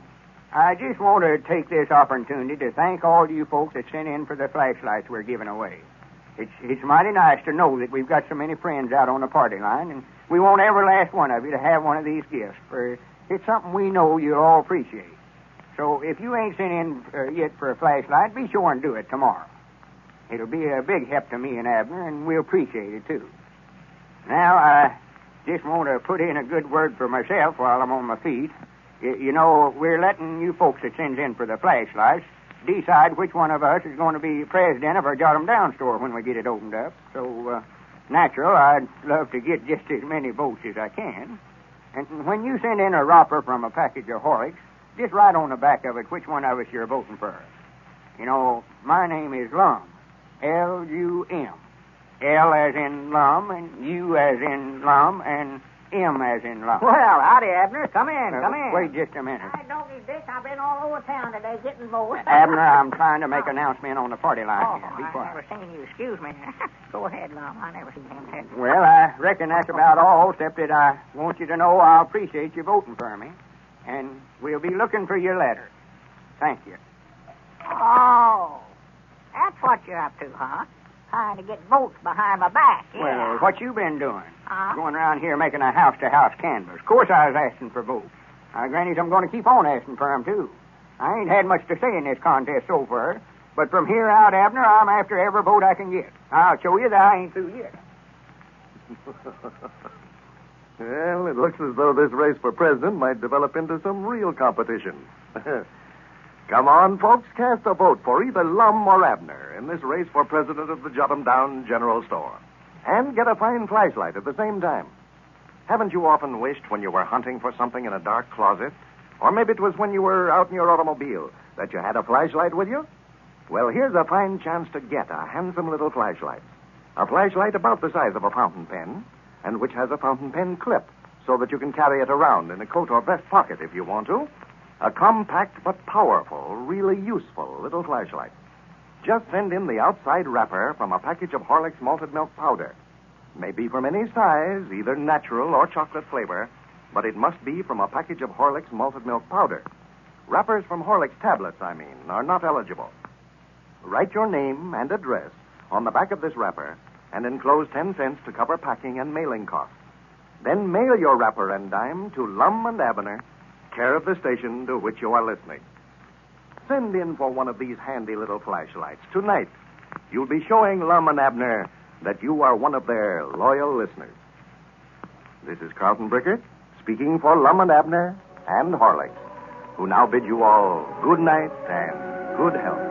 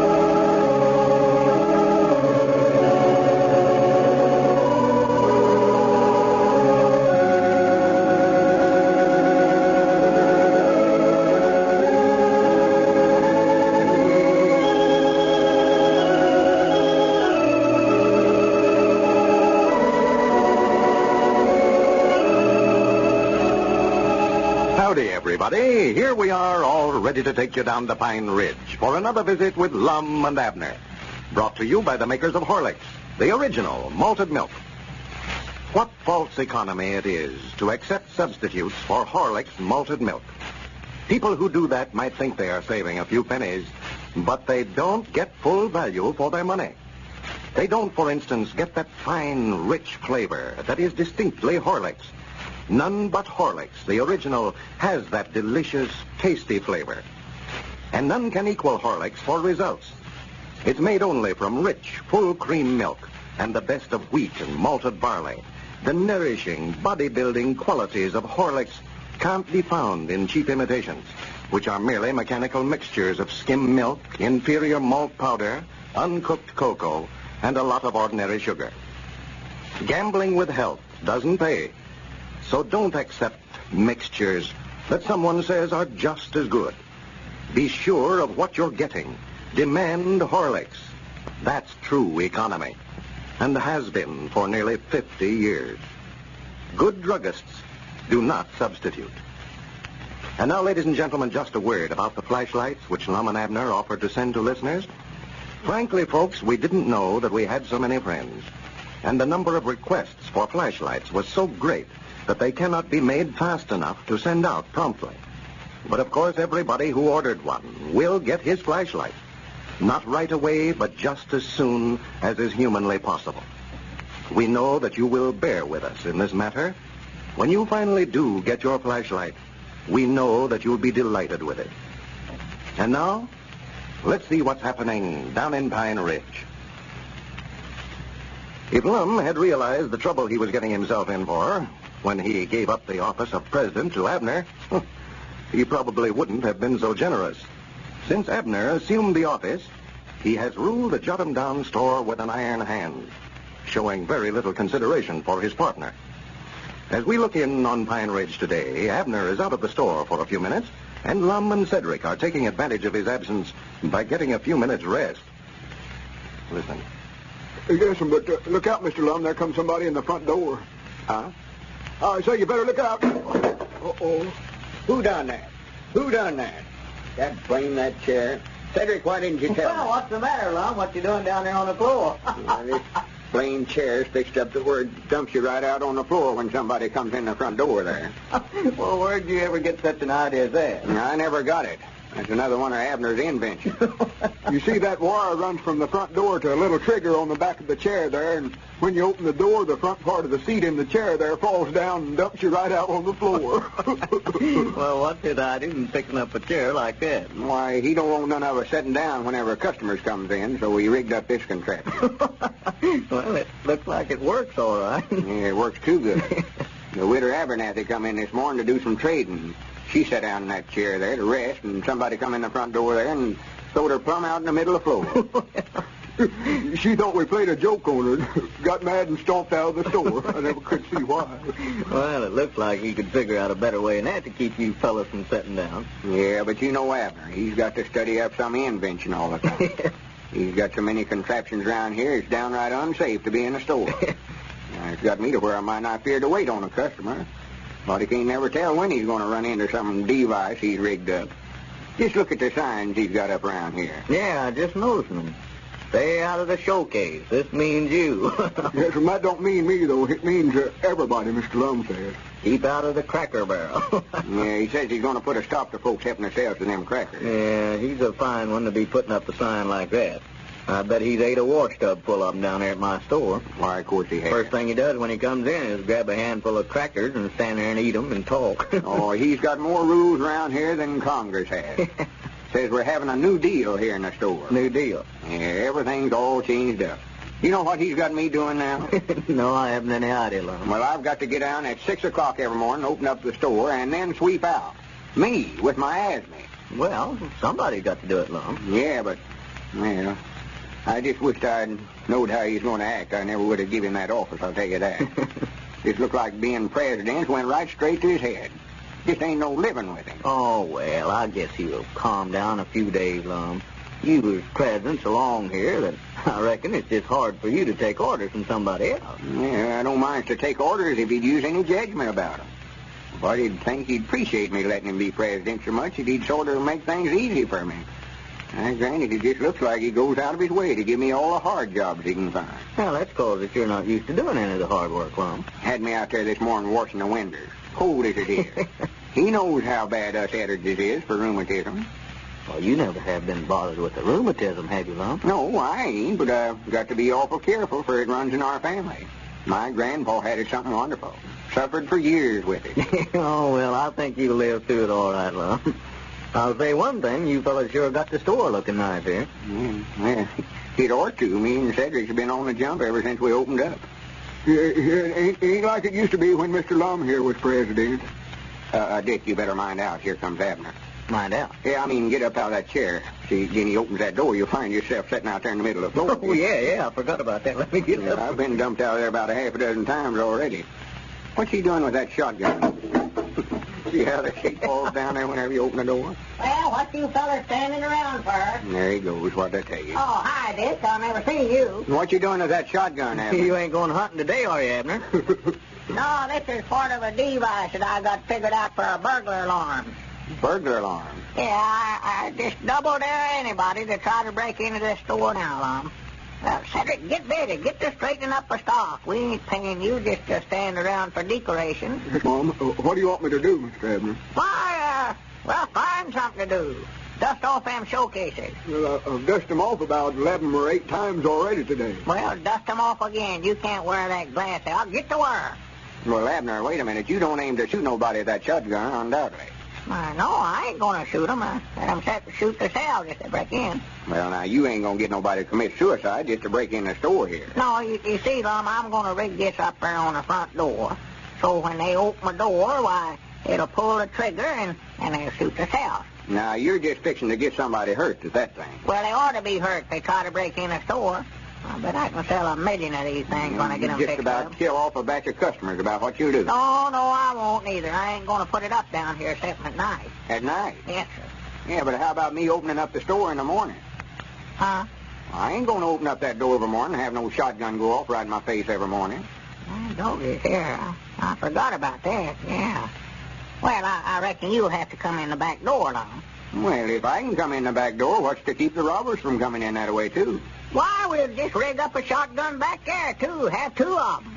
Yeah, I'm glad you thought of that, Lum. Well, how am I going to open up if you've got a shotgun at both doors? Yeah, that's right, ain't it? Yeah. Now, about the only way I see for you to do, Lum, is just to come in through the window when you go to open up. We can just leave it unlocked at night. Yeah, that'll be fine. Yeah, that's a great idea you've got studied up there. Yeah. Just leave the window unlocked and anybody can come in during the night that wants to. Yeah? No. Here, now, let's see here. Yeah. I reckon I better do a little more figuring on that. Yeah, you better figure out somebody else to open up at the same time. I can tell you right now, I'm not going to do it with no shotgun aiming at me from all the doors and windows in the place. Yeah, well, I'll get it all worked out here. I've been so busy working out this sale that I ain't had no time to figure on it hardly. Sale? Yeah, I'm figuring on putting on a sale in a day or two. What kind of a sale, Abner? Well, I don't know yet. I just can't make up my mind. I can't decide whether to have a closing out sale or a clean sweep or a fall clearance sale. Or fall clearance, yeah. This would be a fine time to have a fall clearance right here in the early spring at the way. Yeah, well, I thought so, too. Them fall clearance always does well, yeah. Well, what you need, though, Abner, is an opening up sale, ain't it? Just starting up in business again this way. Yeah, a grand opening or something like that. That is, if you've just got to have a sale. Yeah, well, I'll set that down on the list, but I still think the fall clearance or the clean sweep to do better. Well, I don't see much use in you having a sale, Abner. You've got a brand new stock of merchandise here. There's no use to cut your prices now to move stuff. Why, of course not. What you fixing to do there, Abner? Can't you read that sign? It says for you to stay out of that cracker barrel. Yeah, but that don't mean me. I'm the president. I can help myself anytime. Oh! What's the matter? What you hollering about? What's the matter? Oh, I forgot about setting that dad-blame mousetrap down in there for you fellers. Look at them fingers swole up already. Well, it's good enough for you. Thought you'd catch me and Cedric, and you catch yourself. Maybe that'll learn you something. You got the wrong rat that time, didn't you, Abner? Yeah, no. Get up from there, Lum. That's the president's chair. Let me sit down. All right, take it. Wow. I wish the president had been sitting in it when Dick come in a few minutes ago. Dumped me clean out there on the floor. Well, you oughtn't to be sitting in it. I told you and Cedric to be up on your feet when folks comes in the door. Yeah, but the way that thing works, instead of standing up on your feet when the customer comes in, you're laying down, picking yourself up off the floor. Well, I told you oughtn't to be sitting down. Well, you oughtn't to be sitting in it neither, Abner. Well, now, don't tell me what I ought to do and what I ought to do. Well, I'm just saying, though, that if I was you, I wouldn't be sitting in it. Well, you ain't me, so I'll tend to my own business. Yeah, but... That's what I'll do. Well, it's too late now. Who done that? Blame it. Who done that? Come in, Grandbab. I never was so glad to see you in my life. Well, the trouble with Abner's inventions, they don't seem to make an exception of the president. Ladies and gentlemen, we are told that Tom Stewart, just home from the office, is being greeted by his wife. Let's listen. Oh, there you are, Tom. Thought you'd never get home. Oh, there. What's the rush? Tom, I've got the best piece of news. Guess what? Somebody's married. No. Don't tell me your cousin's coming up for a month. Oh, now, Tom. Oh, all right. Forget it. You found a new way to reduce them. Why, Tom, how did you guess? The fourth in 3 weeks. Well, what did you do? Join a gymnastic meet? Now, don't be mean. No, it's something you drink. Now, I warned you, my dear, that's apt to be dangerous. But you drink this yourself, Tom. Oh, I do, eh? Well, it must be all right, then. Yes, it's Horlicks. Horlicks malted milk? Say, where's the catch? That's for building your health, not reducing. That's just where you're wrong. It can do both. You see, it's a matter of calories, Tom. Calories, eh? Say, who's been talking to you? Only Eleanor. She tried it herself and lost several pounds. You see, she drinks Horlicks at noon instead of eating a big, heavy meal. Oh, that's how she cuts down the calories, eh? Yes. Horlicks is nourishing and sustaining enough to carry you right through until dinner time. Or if you do feel tired or hungry in mid-afternoon, a few Horlicks lunch tablets will give you a renewed energy. Well, I'm sold on Horlicks, of course, so go right ahead. Sounds to me as if you've gotten a good reducing idea for once. And Tom's right, folks. The Horlick plan certainly is a good reducing plan. A fine way to lose excess weight safely and without discomfort. Try the Horlick plan, a good glass full of Horlicks instead of a heavy meal at noon. You can get Horlicks malted milk, either natural or chocolate flavor, at your druggist. This is Carlton Brickert speaking for Lum and Abner and the Horlicks, who now bid you all good night and good health.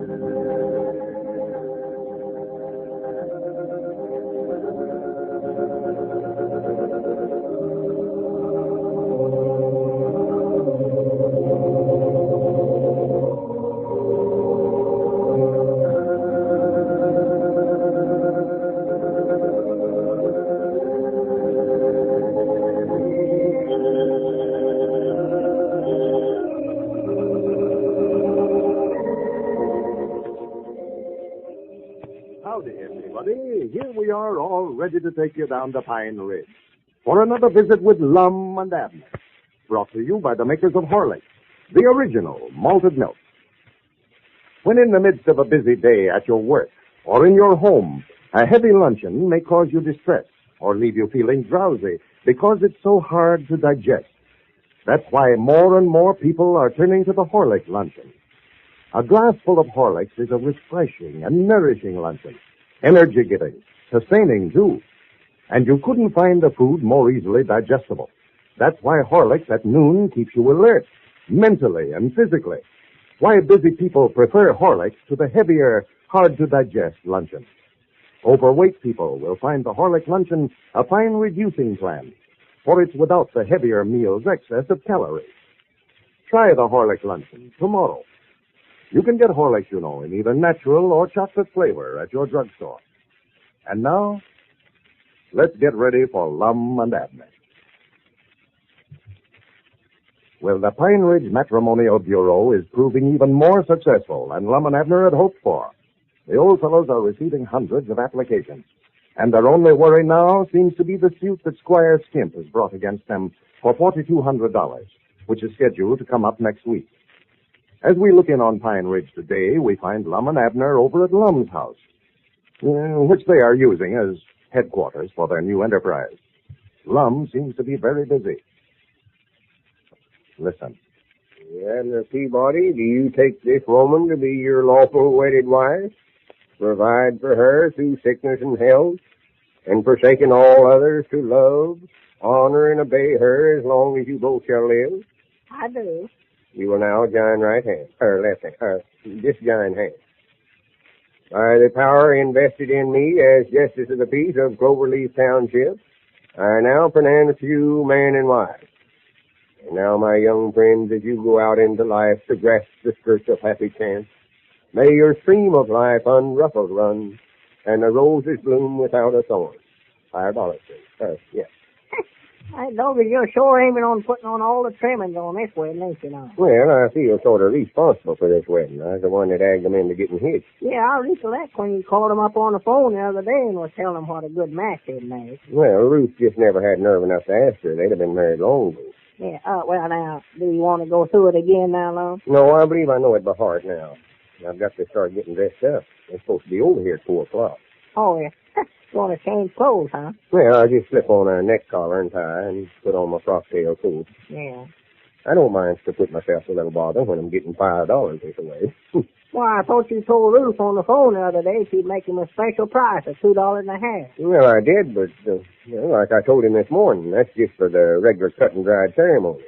For $5, I could give him a first-class wedding with all the trimmings. Yeah. Yeah, that'll be the first cash money that we've took in a long time, won't it? We? Well, we're sort of partnered in this matrimonial deal. Yeah, but this ain't got nothing to do with our matrimonial business. This is sort of a sideline with me. This is Justice of the Peace. Yeah. Well, I wish we'd start getting some money then pretty soon so that I can send for Elizabeth and Pearl. I got a hearing from Elizabeth this morning just raising the roof because I hadn't sent her money for her and Pearl to come home on. Another letter? Yeah, she said her relations is getting tired of feeding them. That's what she said. Well, she ought to understand, Abner, that you just ain't got the money to send her. Well, trouble of it is, Lon, I ain't told her that the Orwell weren't Orwell. She thinks we're still rich. You mean you ain't told her that we sold out to Squire Skimp? No, I ain't told her nothing about it. I just never wanted to ruin a trip for her. Well, Lord, me, Abner, when she gets home and finds out that we've lost the store and never made no money out of the oil business, and on top of everything else, that Squire Skimp's is suing us for $4,200 and it's got everything we own tied up with taxman papers, she's going hiring a kite. Yeah, I know it. I know she is. I just don't know what to do about it, hardly. And you're a great one to be the head of the domestic problem department of our matrimonial bureau when you can't even run your own home. Well, what would you do about it, Norm? Of course, I'd rather tell her while she's down there so far away that she can't throw nothing at me, but I'm afraid if I do tell her, she'll just stay down there in Texas and not come home. Well, I wouldn't want to advise you on that problem just offhand, Mr. Peabody. If you write your troubles to the Pine Ridge Matrimonial Bureau, I'll be glad to study the situation over and that... Oh, my goodness, there's somebody at the door. Well, it ain't time for the wedding yet, is it? Granny, I ain't got a collar on yet. Come in. You folks will just have to wait. Well, come in, Squire. Yes, how are you gentlemen today? Oh, all right, I reckon. We thought you were a couple wanting to get married, Squire. Yeah. No, just dropped over to talk to you gentlemen a little. Well, I ain't got time to talk with you, Squire. What is it you want? I've been hearing that you fellers have opened up a matrimonial bureau here in Pine Ridge. Yeah, the Pine Ridge Matrimonial Bureau. I'm the president. Well, sir, man, that was a mighty good idea. A mighty good idea. Can't understand why I never thought of it myself. Yeah. So you fellers stand to make a lot of money out of that if it's handled right. Well, now, they ain't no use to beat around the bush, Squire. What are you leading up to? Well, just to come right out with it, Mum, I've been thinking right smart about this thing ever since I heard about you going into it. Now, just to be honest, you fellas have got something there. But you don't know nothing about a business of this kind. Why, myself, I'm a natural-born promoter. That's been my life work. Yeah, I know that all right. I was just thinking, sort of on account of us being such old friends, that I might come in as a third partner in this thing and sort of help you fellas out. Well, now, that'd be a fine howdy-do, wouldn't it? Us take you in as a third partner when you've got everything we own tied up with taxman papers and lawsuing us here for $4,200. Well, now, Lum, as far as the lawsuit goes, well, now, that can be handled. Yeah, what do you mean it can be handled? Yeah. Well, I was just thinking now, that suit is set to come up next week. But if you gentlemen want to give me a third interest in this matrimonial agency here, why, I'll just call the suit off. Just withdraw. Well, now, here, let me tell you something, Squire. Me and Abner's put confidence in you before. Yeah. Time and again, you've come to us and told us on account of us being such old friends, you'd do this or that for us. Now, we've had all the dealings with you we ever want to have. Now, I wouldn't even swap nickels with you.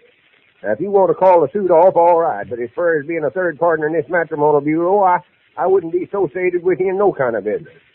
Now, I don't like to be unhospitable to nobody, but the quicker you can get out of my house, the better it'll suit me. Well, all right, Lum, if that's the way you feel about it. But I'm warning you right now. Don't come around wanting any sympathy when I get that judgment for $4,200 to go to foreclosing on your property. Good day, gentlemen. Yeah. I believe you made a mistake there, Lum, talking to him that way. You mean you want him for a third partner? Well, no, Lum, but it looks like a pretty good way to get out of having that lawsuit. And if he does win it, why, it's going to be awful hard for us to leave our homes. Yeah. Especially me with Elizabeth and Pearl. Yeah, never thought about that. I might have sort of flew off the handle of him. I just wished I knowed one thing. Yeah, what's that? Where that agreement is that he signed assuming all the obligations of the oil business. If we had that to produce in court, he wouldn't stand a chance in the world winning that case. Yeah, but if we ain't got it, Lum, there ain't a chance for him to lose, neither. Yeah, I've got to get dressed now before these folks get there. After the wedding, me and you can sit down and talk this thing all over here.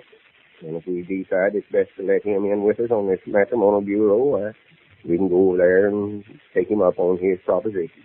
Yeah, well, I believe it's the thing to do, Lum. As bad as I hate to have any more dealings with him, I believe it's best. Mm-hmm. I reckon I ought to take a wet rag and sort of sponge this collar off. Really need a new one. This saddle turning sort of yellow.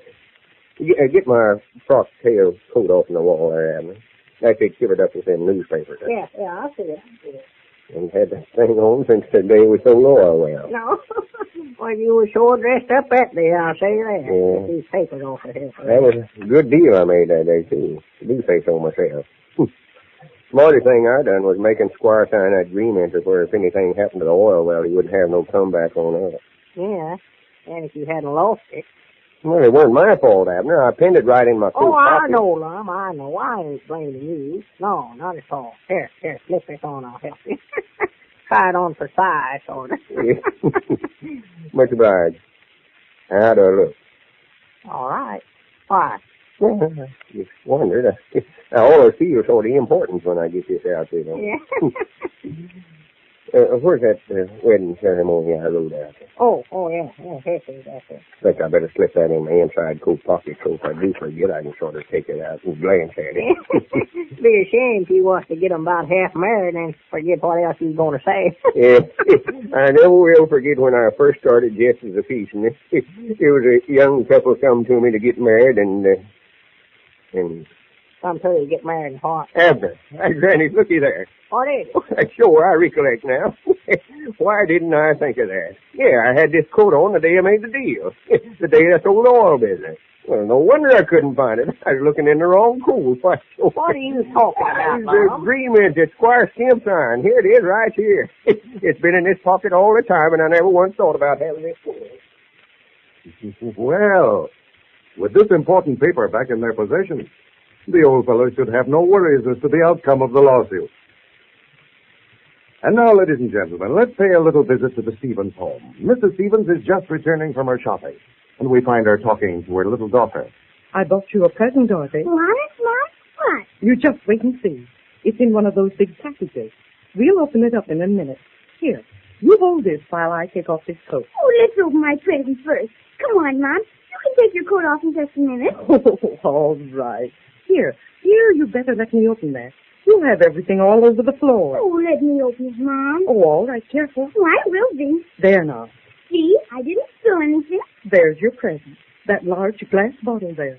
Those are Horlicks malted milk tablets. Oh, thanks, Mom. Are these just like Horlicks malted milk? Why did you buy me tablets this time? Didn't they have any regular Horlicks? Oh, yes. But you can carry Horlicks tablets to school with you. To school? Really? Yes, that's why I bought them for you. Horlicks tablets are just like Horlicks malted milk, dear. The same thing, but in tablet form. You'll love them, I know. Here, just dissolve one or two in your mouth. These taste awful good, Mom. I know they do. They're awfully good for you, too, dear.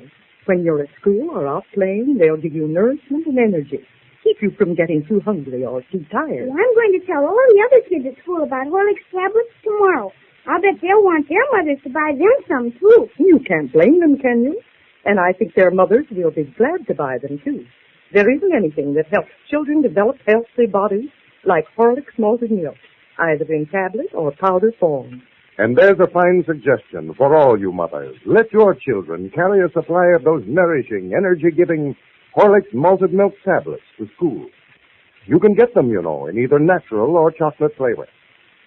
The small 10-cent size flask can be conveniently carried in a coat pocket, and the tablets come in larger bottles, too. This is Carlton Brickert, speaking for Lum and Abner and Horlicks, who now bid you all good night and good health.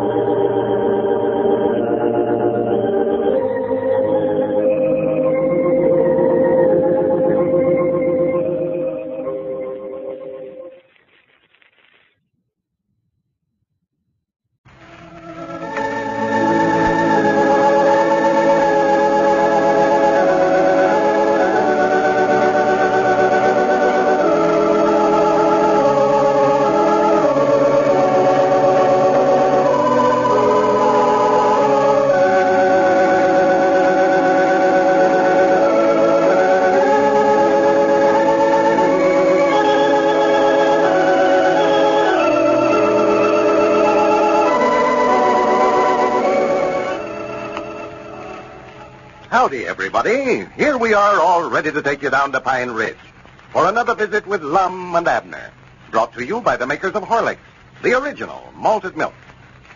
Because Horlicks malted milk is so energy-giving and refreshing, athletic coaches and trainers recommend it as a fine after-exercise drink. It restores the energy that has been expended by physical activity, helps the athlete to recuperate and relax. The makers of Horlicks recently received a letter from a nationally known athlete who is now head coach and athletic director of a Pennsylvania high school. This gentleman said, quote, "While a member of the Los Angeles and Portland baseball clubs of the Pacific Coast League, I never failed to drink a glass of Horlicks after every game to build up lost energy. I found, in fact, that I recovered strength and energy after a glass of Horlicks faster than I did after a heavy meal. This was undoubtedly due to the easier digestibility of Horlicks. Here at the high school, my football and basketball teams enjoy Horlicks after games as much as I do. I might add that I have made it a point to tell coaches who are friends of mine about the benefits of Horlicks malted milk tablets for quick energy during timeout periods." End of quote. And now, let's get ready for Lum and Abner. You know, several days ago, not having pictures of other men to send to the female applicants of the Pine Ridge Matrimonial Bureau, Lum decided to send out some pictures of Abner. Well, yesterday, Abner received a wire from a Miss Hortense Kelly stating that she had fallen in love with his picture and would arrive in Pine Ridge today. As we look in on our old friend, it is early morning. We find Lum over at Abner's house trying to persuade him to go to the train to meet Miss Kelly today. Listen. Well, why can't you go in there and meet her by yourself? Well, she ain't coming to see me, Abner. Well, I didn't think she was, the way you got yourself dressed up there. Well, natural. Me being the president of the Matrimonial Bureau, I've got to dress myself up when we meet one of our clients this way. Yeah, well, you just go in there, Lum, and tell her that feller Peabody that she's in love with has skipped the country. She can't locate him. I ain't going to tell her no such a thing. What kind of a company would she think this is, letting her go to all the expense of coming all the way down here, and then the man she come to see runs out on her? Man, I don't care what she thinks about the company. I ain't going to meet her, and I ain't going to have a thing to do with her now. I'll just hide out from her while she's here. That's what I'll do. Well, you've got to be in there at the county seat for the trial. That Squire Skimp case is set for 10 o'clock. Yeah. And we're supposed to meet Hortense on the 3 o'clock train. Well, Lum, Grandpap's going in there. You and him ought to be enough for him to try. Yeah, but we need you for a witness, Abner. If Squire Skimp wins that case, they'll take our farms and everything else away from us. Why, you've got that agreement that Squire signed saying that he'd assume all obligations of the company. Yeah, but a body can't never tell what 12 Germans is going to do. Well, I couldn't tell them what to do if I was to go in there. They wouldn't listen to me. Come on. Get up from there. I've bargained with you just as long as I'm going to. Grandpap will be by here directly. Well, all right. I'll go into the trial, but just as quick as it's over, I'm going to come right straight back out here. You ain't going to get me down to that train to beat Hortense. Well, we'll argue about that later. Get a move on yourself. Get dressed. Well, I'm dressed. I'm ready to go any time. You ain't going in there like that, undoubtedly. Where's your necktie? Why, it's hanging on a dresser there. Well, put it on.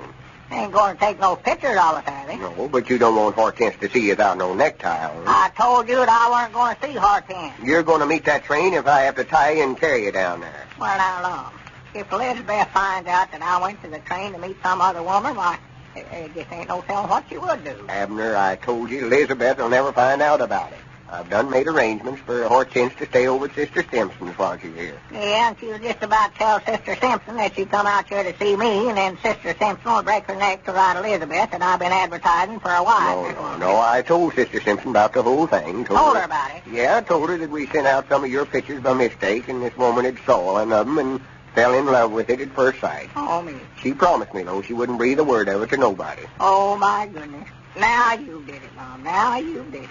More likely she done wrote a letter to Elizabeth by this time. No. Or she couldn't keep a secret till you could get out of her sight. No, I don't think she'll tell it, Abner. Well, I bet she was on the telephone telling it over the party line before you shut the front gate. Well, if you get in any trouble over it, I'll straighten things out for you. I'll promise you that. Yeah. I'll write Elizabeth a letter and explain the whole thing to her. Think you got a better-looking coat than that you can put on? No. Except my Sunday coat. Well, put it on. This is an important occasion, Abner. Well, now, Lum, I ain't said that I'd meet that train yet. No, you ain't, but I have. Well, what am I going to tell her after I meet her, Lum? I can't marry the woman. Well, Abner, I'm just trying to help you. You don't have sense enough to see it. I'll sworn I get so disgusted with you, I don't know what to do. Yeah, you ain't trying to help me neither. Well, you see, if you do what I tell you, if she comes in on that train and you ain't there to meet her, she'll more than likely come out here looking for you and then asking everybody around town. Everybody in town will know about it. Oh, my goodness, now that won't do. I know, it's what I say. I'm trying to tell you. The thing to do is to meet her at the train, and I'll introduce you to her, and I believe when she sees you, she'll change her mind about wanting to marry you. Yeah, but what if she don't change her mind, though? Yeah, you can get out of it some way. Tell her you got her letter too late, that you've already married somebody else. Tell her anything. Then I'll take her down to our office when we get out here and show her all the pictures of other men that's come in since we wrote her, and try to find somebody else that she'll want to marry. Well, I wish to goodness knew he'd never thought of the matrimonial business. That's what I wish. Well, I don't know if I'd go first. Well, I do. I wish I'd never heard the name. Well, the only mistake we made when we sent out them pictures of you. I don't much believe we ought to did that. Yeah, I know Dad blame well that we oughtn't to. Well, just leave everything to me. I'll have this all straightened out to where it'll all come out all right. I hope so. Trouble with you always worry about something ain't no reason to. Oh, wait a minute, Lum. Wait a minute, that's my ring there. Yeah, more like the grandpap telling us he'll be here directly. Hello? Peabody's place. Who? Oh, well. Yes. Yeah, sure. Why, natural. Yes, Mom.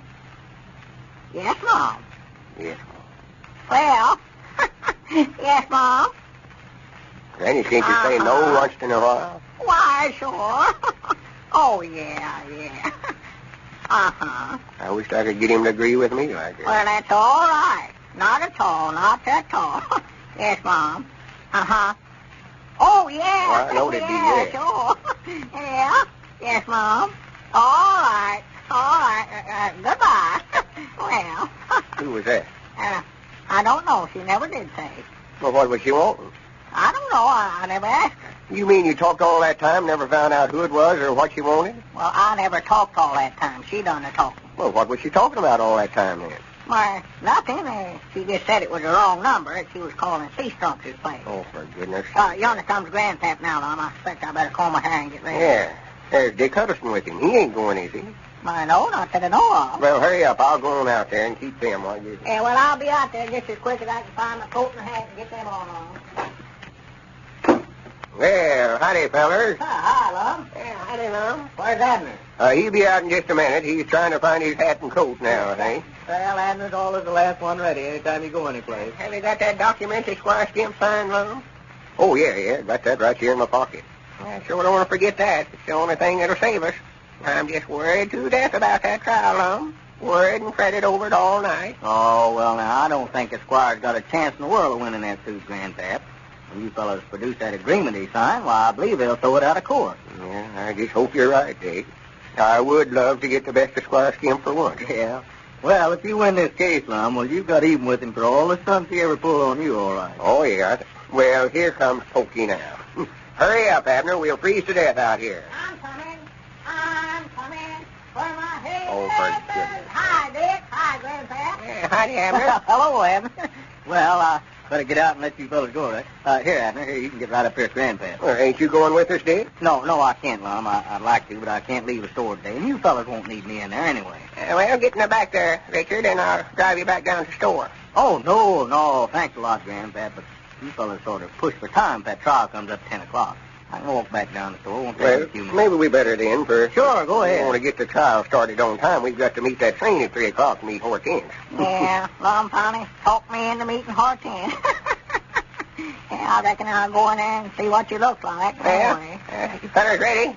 So long, Dick. Well, so long now. Be careful now. Don't wrap around them things, Grandpap. Yeah, take her easy now, Grandpap. Don't be trying to go off. I'm driving this car now. If you start taking them curves like you did the last time, I'm going to get out and walk, too. Well, so long, Dick. So long. See you tonight, Dick. All right. I hope you win that lawsuit. Hey, Mr. Abner. Hey, wait a minute. What's the matter, Cedric? Hey, stop Mr. Abner there. Well, it's too late now, Cedric. He couldn't hear you. What's the matter? Do you want to go with him? No, ma'am. I got a telegram here from Mr. Abner. A telegram? Yes, Mom. Well, here. Let me see it, Cedric. Might be something important there. Let me read it. That feller told me to be sure and see that he got it. Yeah, well, that's all right. I'll look it over here and see what it... Well, What's the matter? Some bad news of some kind? We'll arrive on the 3 o'clock train. Meet us, Elizabeth and Pearl. Well, poor Abner. If Lum can get him out of this scrape, he's good. Ladies and gentlemen, in the following occurrence, the time is evening. The scene, aboard a streetcar. And here are Les Chalmers and Frank White. Move over, Les. If you only pay one fare, you're entitled to only one strap. Oh, Frank. Where did you come from? Now, 300 other people and I just got on a Temple Street. Boy, they do pack 'em in here, don't they? Yeah, looks like the Rose Bowl on wheels. Say, what does a man have to do to reach you at your office? Well, depends on who it is that's trying to get me. Why? Must have called you 10 times this morning. Did? Well, I was tied up with Big Boss until about 2:30 this afternoon. Why, what was on your mind? Thought I'd take you to lunch. Had an old friend I wanted you to meet, Larry Jennings. You remember, I told you all about him. Oh, sure I do. Well, I'm sorry I couldn't go with you, Les, but I didn't get out to eat until late. You mean you didn't eat until 2:30? Yeah, that's right. Wow. How do you do it? I couldn't, big boss or no big boss. When noon rolls around, I'm hungry and I've got to eat or I can't work anymore. Yeah, you don't know the secret of Horlick's malted milk tablets, I see. Horlick's malted milk tablets? The greatest thing in the world to help you ward off hunger or fatigue. Well, I always keep a flask of them in my desk. Whenever I begin to feel hungry or tired, all I have to do is get out those tablets and dissolve a few in my mouth. Yeah, they've helped me through many a tough day, I can tell you. Say, they'd be just the thing to have with you on a long automobile jaunt, wouldn't they? Horlick's malted milk tablets, eh? Yeah. I'll have to remember to get some. My wife goes for Horlick's tablets, too. She always carries a few of them in her purse when she's downtown shopping. And those energy-giving, nourishing malted milk tablets are wonderful, too, for children. Let them carry Horlick's tablets to school with them. They'll nourish while the children work or play. Keep the youngsters from getting too tired or too hungry. Horlick's malted milk tablets come in both natural and chocolate flavors. You can get them in either the small 10-cent size glass or the other larger sizes at your druggist. This is Carlton Brickert speaking for Lum and Abner and Horlicks, who bid you all good night and good health.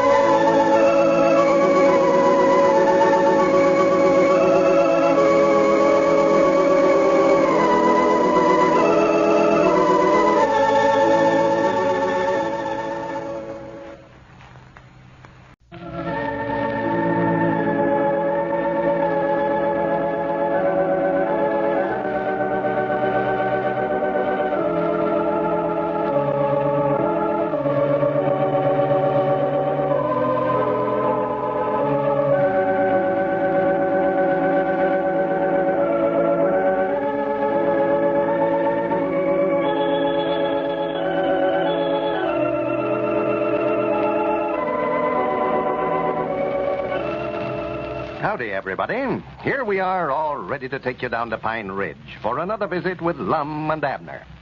Brought to you by the makers of Horlicks, the original malted milk. Your neighborhood druggist feels a responsibility for your health. He is extremely careful in filling your prescription.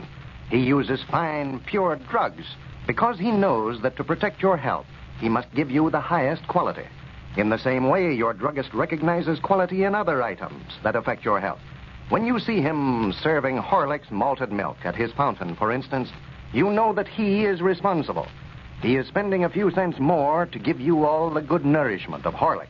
He doesn't serve imitations of Horlicks because he knows that inferior products don't give you the same valuable nourishment that you get in Horlicks. This delicious and satisfying food drink is made only from rich milk with all the cream in it. and of the finest wheat and malted barley. When you next go into your drugstore, look for the malted milk dispenser with the Horlicks name. If you don't see it, ask your druggist to get Horlicks, the original malted milk. A good druggist will not substitute. And now, let's see what's happening down in Pine Ridge. Well, Lum was elected president of the new store by a very small majority yesterday. But after finding out that Abner had been urging the public to vote for him, he resigned and gave the office to Abner. So today, the Jot 'em Down store opened up under new management. Abner's lifelong ambition has been realized, and he is certainly exercising the authority of the office.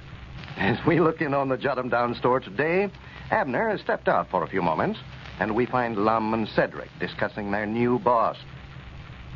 Listen. Yeah, I ought to knowed how it'd be if ever he got to be president. Give Abner little authorities, and he wants to show out, seems like. Yes, I bet he's told me 100 times that he's president already. Yeah, I know when he was first elected constable, he was the same way. Went around arresting everybody he seen. Dug up old laws nobody hadn't thought of in 20 years and started enforcing them. Yes, I recollect that myself. I know you had my pa locked up in jail down there for nearly a week just for shooting at Jim Blake when they had that fight down there at the blacksmith shop. Oh, he'd kept me busy dismissing the charges again, folks. Like I told him about your pa there. He never had no ground for locking him up. He shot 6 times at Jim, but he never hit him every time. No, and that's what made Pa so mad. Said the way Mr. Abner acted, you'd think he'd killed Jim. Well, I think Abner was just resting folks to be sure everybody knowed he was constable. He don't use no judgment. Like when they had that bank robbery in there at the county seat. Sheriff called out here and said one of the robbers was red-headed, and Granny's Abner arrested every red-headed person in Pine Ridge and locked them up over there in the calaboose. Men, women, and children. And I'm just afeard he's going to be the same way running the store when we get started. You mean you think he's going to try to arrest everybody? No, but he's going to try to show his authority. Just look at the signs he's got stuck up around. Sign them all Abner Peabody, President. Keep out of the Cracker Barrel and keep out of the showcases. This means you. Means me? No, he says this means you. He means whoever's reading the sign. Well, it's you he's talking about then, ain't it? You're the one that's reading them. No, he means everybody. He just puts this means you on there so whoever's reading it'll know he's talking about them. Well, I don't see how they'd know he meant it for them if he was talking about me, though. I told you he weren't talking about you. Oh, I reckon I never understood you right. I thought you said a minute ago that the sign said it meant me. No, the sign says this means you, and you is everybody. When he says me, he means everybody, huh? He don't say you, he says you. For goodness sake, Cedric, can't you understand nothing? The sign says... Never mind. I wish to goodness you'd learn how to read. You're just going to cause us a batch of trouble here trying to wait on the customer. Cause some trouble? Yeah, not knowing how to read, you're liable to give the customer something he never called for. Better let Abner do all the waiting on the trade. Well, ain't you going to wait on the trade none? No, I reckon not, Cedric. Sorter makes me dizzy-headed to reach up on the shelves that way. Can't get my arms up no higher in my head, no way. See there? Now, Abner can reach clean up over his head like this, but I just can't do it to save my life. Well, what do you aim to do then, Mr. Lum? You said this morning you couldn't help me stack that feed back there on account of the dust from it bothered your asthma. And...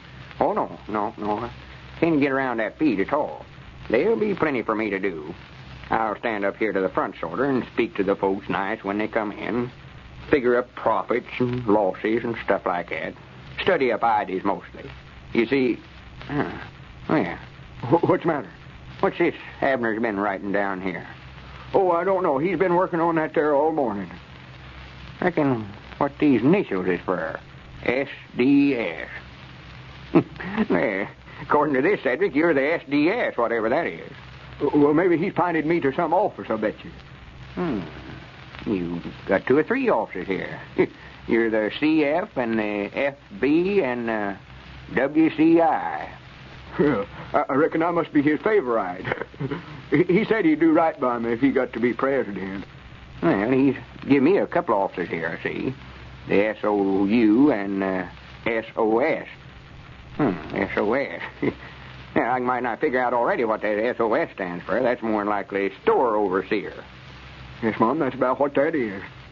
Yeah, I knowed he'd have to turn the running the store over to me. Pretty nice of him, giving me importance job like that. Maybe he ain't going to make such a bad president after all, Cedric. He's got a good idea there, I know that. Reckon what them officers is he give me there? Well, I don't know. I'm trying to study out this other one of mine. S-O-U. What could that be? I've got an idea that S stands for special. Special. And granted, I don't know what that could be. I'm special something, but I don't know what. Here's some rules he's got down here, too. Rules? Yeah, rules to run the store by, I reckon, looks like. He's got, store will open at 6 o'clock sharp. Close at 7 o'clock. Well, just going to stay open an hour, huh? Well, no, I reckon he means open at 6 in the morning and close at 7 at night. But he'll get tired of having to get down here at 6 o'clock every morning to open up. That won't last long. No, he won't keep that up long, I bet you. Here's another rule. Clerks will have to pay for stuff they eat in the store. Clerks? Yes, Mom, he told me he's going to do that this morning. Said he's going to put a stop to us running our hand in the candy case every time we pass by it. Yeah, but he ain't calling me no clerk, is he? I'm a SOS, store overseer. He can't make no rules for me. As long as I've got charge around here, I'll make my own rules. Yonder he comes back, Mr. Lum. We better get busy. I ain't going to get busy. I ain't got nothing to do. Well, you better find something to do then. You know what he said this morning about loafing. Well, he ain't got no authorities to be bossing the store overseer around. I'll tell him where to get off at. Here, you boys, get up from there and get to work. Boys? Doggone, can I turn my back without you boys just sitting around doing nothing? Who do you think you're talking to anyway? Well, I'm talking to both of you. Get up out of the president's chair there. That's my private desk. Just 'cause there ain't no customers in the store here, don't mean that you can just be sitting around. Straighten up them shelves and dust them counters off. Get busy here. You mean for me to get up and dust off counters? Why, sure I mean for you to do it. You don't think I'm going to do it, do you? Well, what about them, what? Well, that stuff on the desk there. I just happened to be leaning over there a while ago and sort of got to glancing over it, sort of. What stuff are you talking about? Why, well, that list of them offices and stuff that you find us to. Oh. Well, I weren't ready to say nothing about it yet, but seeing as how you've done meddled into it, I reckon I may as well go ahead and tell you. That's what I call a new deal here at the store. The new deal? Yeah, I'm going to start running the store here sort of like the government's run. We're going to make some changes around here. We're going to have a new deal, yes, sir. Well, just from what I've seen of it, Abner, I think it's an uncommonly good idea. I know you use good judgment in the office you appointed me to. Now, there's something I can look after, especially that SOS business. Well, I figured you was the man for the place, Lum. Oh, yeah. Granny's I'll have things in first-class shape around here. Well, fine. I'm glad to hear you say that, Lum. I was feared I might have a little trouble with you over there. Oh, no. You're the president, Abner. Whatever you say goes. Yeah, that's your time. Never did figure out that first in there, though, that S-O-U. Well, come here, Cedric. I'll just give these offices out right now. Here, let me get my spectacles on here. Now, you see what I've did? I've took and divided the store into different departments and appointed you boys head or chairman of the different departments here. Oh, just like the government. That's the way. I think that's a good idea. I couldn't figure out none of them offices you give me, though, Mr. Abner. Couldn't make them out. Oh, well, now, let's see here. Cedric, you're the SDS. SDS. Yeah. I seen that. Much obliged to you. Now, SDS means Snappy Deliver Service. That means that you do all the delivering there. Well, Cedric, you're a good one for that office, all right. That's a good one. Yeah, we're going to have some system around here. Everybody know what they're supposed to do and then go and do it. Yeah, that's the time. Now, Cedric, you're also the CF. Well. That's CF is cat feeder. Oh. Be sure you set a saucer of milk out for the cat twice a day. Yes, Mom. And you're the FB, that's fire builder. And WCI, that's a wood carrying. Well, I do know that. Looks like I got the best of this, don't it? Abner, I'm afraid you're showing partiality, but I ain't holding it against you. It's all right. Yeah, I'm running Now, that. Cedric, Abner's the president. He's doing this for the good of the store, and we've got to do our part to make it a success. Yes, sir. Wood carrier. Now, I reckon that you read the rules there where the store is to be opened up at 6 o'clock every morning. Yeah, we've seen that. It's a good idea, all right, Abner, if you'll keep it up. But I'll keep it up all right. If I come down here and find out that you ain't opened up at 6 o'clock, Lum, Find out I ain't opened it up. Yeah, your first office there, Lum, is SOU. Yeah, that's the one I couldn't figure out right there, but I... Well, now, that SOU stands for Store Opening Upper. You mean it... Well, I'll be dead blamed if I do it. Huh? If you think the store manager's going to get up at 6 o'clock every morning to open up this store, you just got another guest coming. Store manager? Yeah, if you want me to be store manager, you better get somebody else to do that opening up every Who said morning. anything about you being a store manager? I seen it there on the list, SOS. I know the minute I looked at it, store overseer is what you meant. Well, here, Lum, you're the SOS, all right, but that stands for Sweep Out Store. Your job is to get down here every morning and have a store swept up and opened up here already when I get here. Well, we don't know, of course, but we're just afraid this new deal won't prove very popular with Lum. Ladies and gentlemen, a lot of you have to work pretty hard all day, no doubt. You just have to keep on your toes. You can't afford to relax, feel drowsy. But I'll bet a lot of you do get a bit tired at times all the same. If you do, here's a tip that may help you to keep on the job. Whenever you feel that drowsy-eyed, fall-asleep feeling coming on, dissolve a couple of Horlicks malted milk tablets in your mouth to help you fight off fatigue. They have all of the energy-giving, sustaining qualities of Horlicks malted milk powder, and they're just as nourishing, too. This is Carlton Brickert, speaking for Lum and Abner and Horlicks, who now bid you all good night and good health.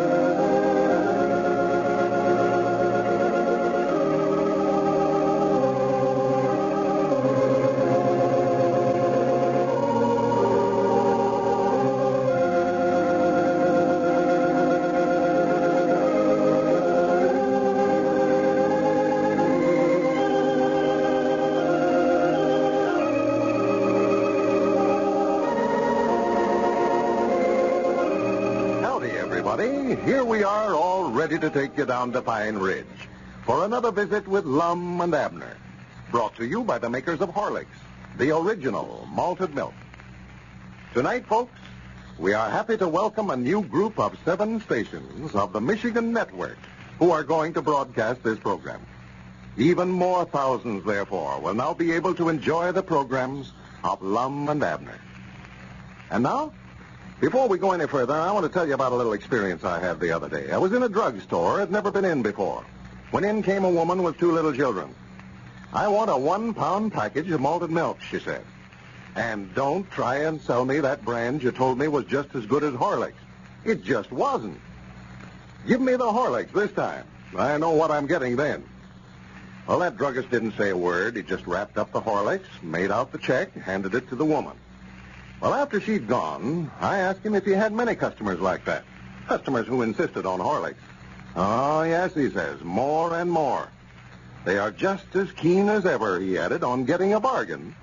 And they seem to realize that Horlicks is the best bargain they can find." Folks, remember this. It's important to always keep a package of Horlicks on hand in the home.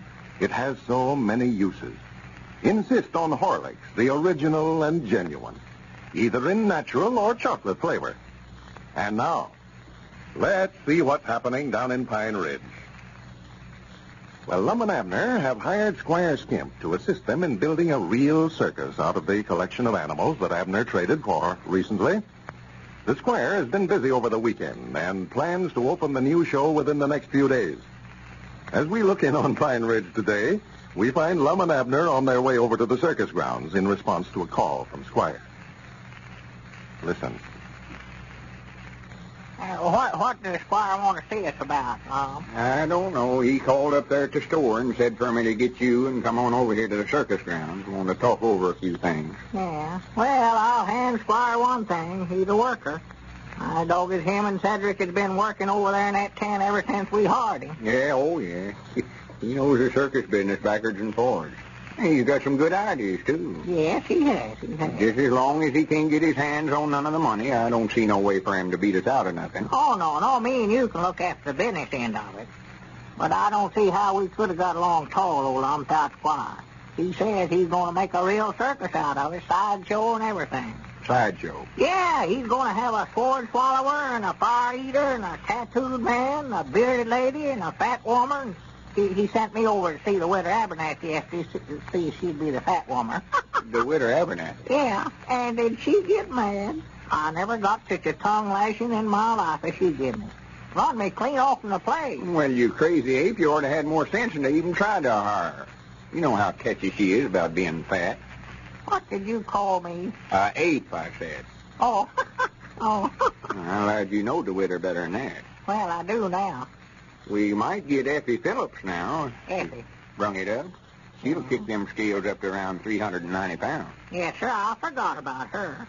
But I ain't going to ask her, I know that. Oh, well, she ain't techy about her size. But he can josh her about it without her getting her back up over it. She says herself she's the fattest woman in the county. Yeah. Well, Squire'll have her covering more territory than that, told him. She joins up with us. He'll say she's the fattest woman in the world when he gets done. Mm-hmm. Squire said for us to come right on over here.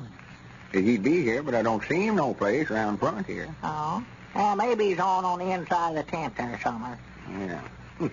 Sort of quiet around here, ain't it? Yeah, it is. I'll be glad when we get ready to open up for business again. I dog it, I do love a circus business. Well, Squire said... Wait, yonder he is. Right there at the far end of the tent. Yeah. It looks like he's doing some painting of some kind back there. Oh, I see. Look at the signs around here. Granny, she's looking better already. Yeah? Well, listen to them lines. Yeah, oh, they keep that up all the time. They just pace backwards and forwards They all can day long. find out someday they can't get out of them. No, it don't look like they'll ever learn. Well, I don't blame them. If I was in there, I'd do some pacing myself, I reckon. We got signs around all over the different cages. Tells what they are, I reckon. Well, look there. He's painted one of them elephants white, Mom. Yeah. He said the other day he's going to whitewash one of them. See there, that sign there? Only white elephant on exhibition in the world today. Well, swan to goodness. Now, what's he going to do if it rains, though? Get him out in a parade and it start raining, that whitewash will come right off of there. Yeah, I don't believe that's going to work. No. You know, Abner, I don't feel just right about misrepresenting nothing that way, no way. Well, no, I don't either, Mom. I've been sort of thinking about that. You know, we ought to tell the truth. I think we better speak to Squire about it. Yeah. Look there. According to that sign there, that other elephant's the biggest one in the world. So every circus I ever seen had the biggest elephant in the world. Yeah, they show... what's this in this cage over here? Yeah, here's something I never knowed we had. That's the monkeys, ain't it? Yeah, that's where we've been keeping them, but according to them signs, well, there's something else in there now. 4 or 5 names up there. Gorilla. Gorilla. Yeah. Orangutan. Why, Dad, blame you, Lum Abner, to beat the daylight out of you. What's the matter with you? Dog, did you take that back? You can't sit up here and call me no 6 names What are you today. talking about? What's come over you? I ain't called you nothing. I ain't said a word to you. I just standing... You called me an ape a while ago, didn't you? When did I call you ape? Just a while ago, just before we come in the tent here. You're a long time about getting mad about it. I'd even forgot about it. Well, I just now found out what it is. There's what you call me, sitting right there in that cage, according to that sign that Squire's got up there. Oh, well, that ain't nothing to get mad about, Abner. I never meant nothing Well, about it. ain't nobody going to call me no such a thing as that and get away All with right, I'll take it back then. From now on, I'll just call you a baboon instead of an ape. Yeah, well, that's all right, but don't call me no ape, I'll tell you that. There's something I never knowed. What's that? Look here. That's the only Siberian possum in captivity. Well, I do know. Ain't that the one you swapped off of Homer Jenkins? Yeah, his dog's treated right down there at the back of his place. I bet Homer never knowed he was an extra the other way. He never would have dealt him off to me. Well, that ain't no more a Siberian possum than you are. Huh? What did you say? Than I am, then. Well, that's better. I don't care what you call yourself. That's another misrepresent there. Why, sure it is. I just don't like it, Abner. I don't either, Lum. It just won't pay in the long run. It pays to tell the truth. That's what it does. There's them white mice there. Yeah. What does that sign say there? Sacred white mice from the Apple of... Abadab. Abadab, yeah. Now, that ain't right, Lum. We know where we got them white mice from. Wait a minute. Hey, Squire, come here a minute. Well, howdy, gentlemen. I never saw you come in. We'll just tell him right now we don't want to say nothing about these animals that ain't so. No, I'd rather just tell the truth about it, regardless. Looks like you've been putting up some signs around here. Yes. Have to put up a sign, up over the cage, Lum, telling what the animals are, or half the people that come in to see the circus won't know what they're looking at. Yeah. Well, it's a good idea, except I believe we ought to stick to the truth, Squire. The truth? In the circus business? Yeah, such things as that white elephant up there. I just don't feel right about it. No, I don't either, Squire. I think we better just wash that whitewash off. We don't want to say nothing about nothing that ain't so. No. Well, all right, man. It's your show. And if you say take it off, well, I'll take it off. But now he'll be a big attraction, man. Ain't no doubt about that. And another thing, that sign there just says he's a white elephant. And if he ain't white, I'd like to see one that is. And this possum here, too. That ain't no Siberian possum. It was caught right down there on Homer Jenkins' place. Yeah, well, now, look. Why, that's just a fancy name for him, I ain't saying that he come from Siberia. Yeah, that's right. Like this sacred cow we got here, there's certain tribes of people that consider all cows sacred. No, Lum, I wouldn't misrepresent nothing. No, sir, man, I've got my reputation to think of, And, of course, I don't know nothing about the circus business, but me and Abner's always tried to be honest and upright in our dealings, and we just don't want to misrepresent nothing. Why, no, of course you don't, and I don't either. Squire Skimp, the truth, the whole truth, and nothing but the truth. That's my policy, man, all it has been. Well, I'm proud to hear you say that. For the land's sake, where did this varmint come from? Come here, Lum, look at this. What is it? Oh, yes, that's something new we got, man. I just added that to the collection a while ago. There's going to be the greatest attraction of them all. Well, for the great I am. Well, that's the awfulest looking varmint I ever seen. Yeah, it's asleep now, whatever it is. I wouldn't get too close to him there, Abner. He might break out of that cage. Gentlemen, that's the wild man from Borneo, the only genuine wild man on exhibition today, brought to this country from the darkest jungles of Africa. He's wild, he's savage, he's the most dangerous beast to be found in the world today. I believe, Squire, it wouldn't hurt nothing to sort of put some extra bars around that cage there. And look there, he's got rings in his nose and ears both. Granny's, I'd hate to meet one of them things in a row. Oh, me. Where in the world did you get such a critter as that, Squire? Never mind where I got him, Lum. He's here, that's the main thing. Wait a minute, I believe you woke him up there. Okay. Come on back from that cage there, Abner. Can a fella talk to him, Squire? Well, yes, Abner, but he can't understand the words you say. He speaks only the language of the jungle, Abner. Squire, if that thing ever got loose around here, the people of Pine Ridge would be scattered all over the United States. Yes, well, he won't get loose. Don't you worry about that, Lum. And look at him blinking them eyes there, just like a human. Yeah, I'll do goodness. He's plumb woke up. Yeah, look at him. Yes, sir. I believe I'll say something to her. Howdy do, sir. Howdy. Howdy, Mr. Abner. Huh? All right, Granny, wait a minute here. Who said that? Doggies, he knows me, Lum. Howdy, Mr. Lum.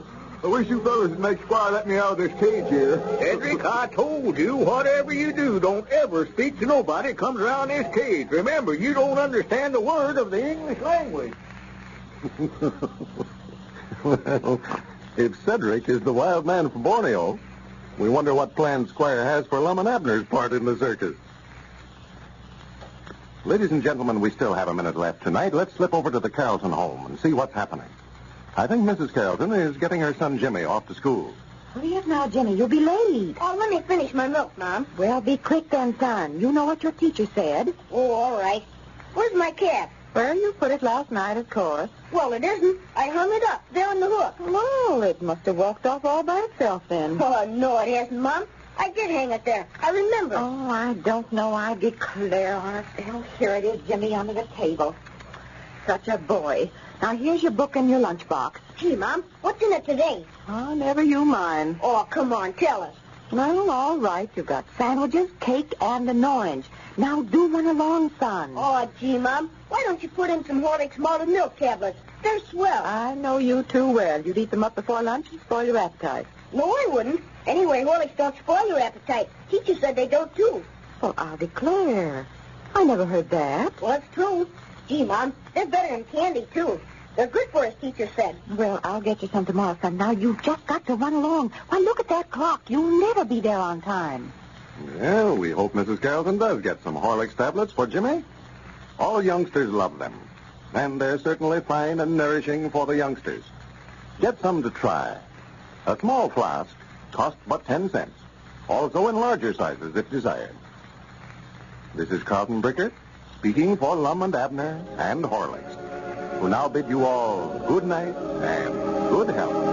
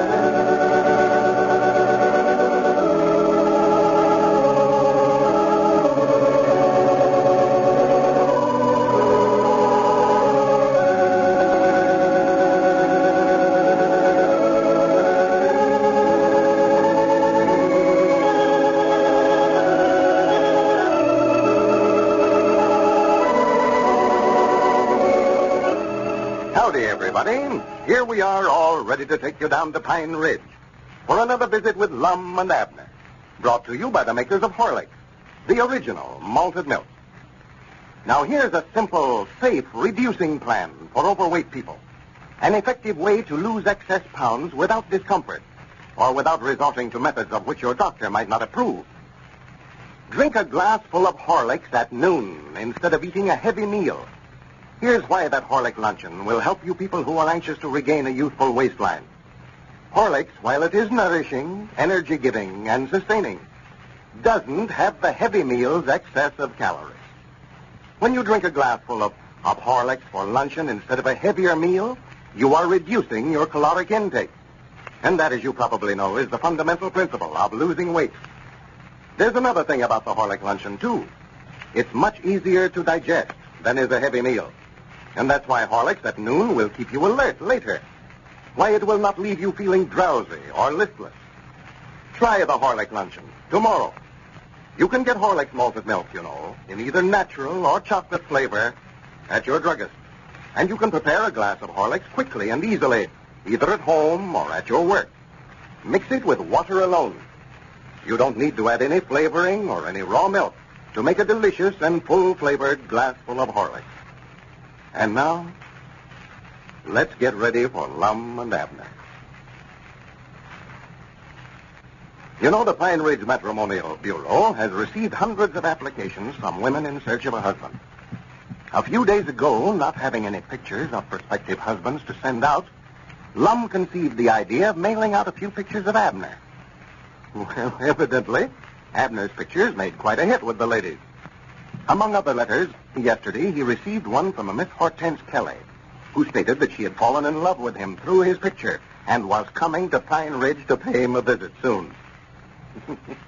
As we look in on the old fellows today, we find that they have moved their office back down to the store building formerly occupied by their Jot 'em Down store. Abner seems very much worried over Miss Kelly's threatened visit. Listen. Well, now, Lum, you got me into this, and it's up to you to get me out of it. Well, Abner, I told you 100 times you ain't into nothing. Yet. Well, I'd like to know why I ain't. A woman coming down here wanting to marry me, and he already married. Oh, she ain't coming down here. She says she is, and that letter says it was a case of love at first sight, and for me to wait for her, that she's coming down here. Oh, yeah, I know. She's just more than likely having a little fun out of you. No, sir. No, sir. No, that woman is in love with me. I can tell the way she talked in that letter, or wrote in it. Well, if she was to come down here and got a good look at you, she'd more likely catch the next train back home. I don't know, Lum. Women folks fall in love with me awful easy. I just wish sometimes that I weren't so handsome. Handsome? I know it'd get me in trouble sooner or later. It's these big blue eyes of mine that does it. You ain't getting stuck on yourself over them women folks writing to you. Well, no, but they can't all be wrong, Lum. One of them others said that she thought I had understanding eyes. Yeah, understanding eyes. What she said. She ain't got good sense. About can tell that by reading her letter. Well, I don't know what to do about it. I'm just a good mind to write her a letter and tell her not to come. No, I wouldn't start writing her no letters now. You will get yourself involved showing up. Best thing to do is just ignore her. Well, I ought to write and tell her I'm already married. No, don't tell her that. You give the matrimonial bureau a black eye.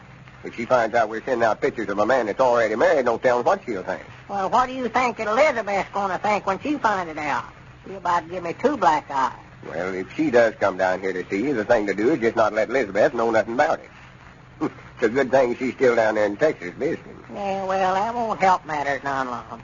The first thing that Sister Simpson or some of these other gossips around here will do is sit right down and write her a letter and tell her about the whole business. And by the time Elizabeth hears about it, well, they'll have a truth stretch the fur out of shape, but there ain't no telling what they'll have her bleeding. You know how Sister Simpson exaggerates. Oh, well, Elizabeth will take your word again theirs. Well, if she does, she's changed a lot since she went down there, I'll say that. I just allowed a man's wife always believed her husband before they would anybody else. Yeah, well, of course you never have been married, or you never would make such a remark again. You just got it right square backwards.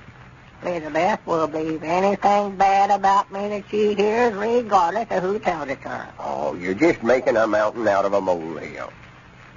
Huh? I say you're making a mountain out of a molehill. What I mean by that is... I know what you mean. You don't have to explain stuff to me. Well, that's the first time I ever knowed you to understand what I was talking about. Well, I don't know why you'd say that, special about me. Well, generally always when I quote one of them old edited sayings of mine, I've got to stop and explain to you what I'm talking about. Huh. It's just like arguing with a stump on fire to get it through your thick head. Oh, well, no, I've heard that old saying all my life, huh? Of course, you never said it right, but I know what you're trying to say. I never said it right. No, you got it sort of mixed up there, Lum. The way the saying goes is that if you can't take the mountain to the molehill, take the molehill to the mountain. That's Oh, the saying. for goodness sake. You're talking about Mohammed in the mountain. No, I said molehill, Lum. You just misunderstood me. I know what you said. I mean, you're thinking about Mohammed. I ain't no such a thing. I ain't thinking about nothing. Yes, you are. I know what you're thinking about. Well, now, Lum, I reckon I ought to know more about what I'm thinking about than you do. You can't read my mind. No, and nobody else can. More than likely ain't nothing in your head there but a big vacuum. A vacuum? For the land's sake. Why, there ain't room for a vacuum in my head. Where would they put the handle? Oh, for goodness sake, Abner. Where would they put that? What I meant, you're taking a little bitty molehill that don't amount to nothing and trying to make a big mountain out of it. Taking this little letter you got from that woman and making such a to-do over it. Well, now, which? Which what? Which am I trying to do? I say, that's what you're doing when you take this letter so serious. You're making a mountain out of it. I think I understand what you mean there. You mean if I can't get her to come here, that I'll have to go there, huh? No, you're still thinking about Mohammed. No, her name is Hortense. Don't you remember, Lum? Hortense Kelly. That's her name. Abner, you're getting yourself all twisted up now. Huh? Sit still. I mean, you're getting your mind twisted up. Oh. Just forget about the mountain. Forget about Hortense, too. You're just worrying yourself over nothing. Wait till she gets here. Then it'll be time enough to start worrying. Yeah, it'll be too late then. Now, Lum, you just got to study up some way to keep that woman away from here. I told you to quit thinking about it. Even if she does come again, she sees you, she'll know she's made a terrible mistake. Yeah, but I don't want her coming down here. I tell you, Lum, I'll spell trouble in it. Well, Abner, you can't keep the woman from coming to Pine Ridge if she wants to. There ain't no law again coming down here. Dad blamed if I don't believe you want her to come. Oh, I ain't particular about it. I would love to see if she's as pretty as her picture shows her to be. Picture? I ain't saw no picture of her. Well, I did. I'd forgot which one she was. But after you got that letter, you see, I Got sort of curious to see what she looked like, so I got out the letter she sent us about herself when she made the application for a husband. Yeah. There's her picture there. Well, what you doing carrying it around your pocket that way? Oh, I did. Well, what difference does it make? Oh, she is a right smart of a looker, ain't she? Yeah, that's the prettiest one we've got yet. Oh, she is a dandy. She's red-headed, according to the description she sent in about herself. Wouldn't be surprised. 26-year-old. Well, She's an actress. is that right? Yeah, win a marathon dancing contest. Well, I do know, bless her heart. Stands 5'2" and weighs 112 pounds. Well, I'll swan to goodness. What's the matter with you? Yeah, I see now. Yeah. You just want to get that woman down here so you can see her yourself. Well, where did you get such ideas out of you? Just about the size of it. I see through the whole thing now. Yeah, you scared to send your own picture, feared that Evelyna'd find out about it, so you sent it Now, on. wait a minute, Abner. Just calm And yourself you're going down. to sit down there right now and tell her that you made a mistake and sent her the wrong pictures. That feller she's in law with is done married. I ain't going to write her no such a thing. You know how come he to send them pictures of you out. They was the only ones we had here. Either you sit down and write her not to come, or I'm going to step right there at the telephone and call up Evelina. Call up Evelina? Yes, sir, and tell her that you're in love with Harkin. Go ahead, call her up. That's just what I'm going to do, yes, sir. I'll bet you'll stop her from coming down. Abner, get away from that telephone. I ain't going to do it. I said I was going to tell her, and I'm going to tell her. Abner. Hello? Abner. Sister Simpson? Oh, my goodness. Is Evelina there? Abner, give me that receiver. Tell her to step to the telephone, please, Here, Mom. give me I'll that show you. receiver. I'll show you. What are you trying to do? Break me and Evelina Well, up? I'd rather break you and Evelina up than have that woman break me and Elizabeth up. All right. I'll write the letter. Hang up the receiver. Hey, wait a minute. Here's Evelina now. Hello? Here, give me that receiver. Hello, who is this? Who? Evelina. Well, you've got the wrong number. This is the Pine Ridge Matrimonial Bureau. Goodbye. Now, stay away from that telephone. Well, write that letter, Lum, and I'll be right back up there saying it again. Abner, this ain't nothing but out-and-out blackmail. What do you want me to say? Just tell her that you sent the wrong picture, and she better not come down here on account of I'm done married. All right. Hand me that pencil there. Doggy, that's a relief. It just wouldn't do for her to come down here, Lum. Well, Elizabeth just go high. Look younger. Well, howdy, Dick. Yeah, come in, Dick. Well, moved back down here in the old store building, have you? Yeah, we never had room over at my place for the matrimonial office.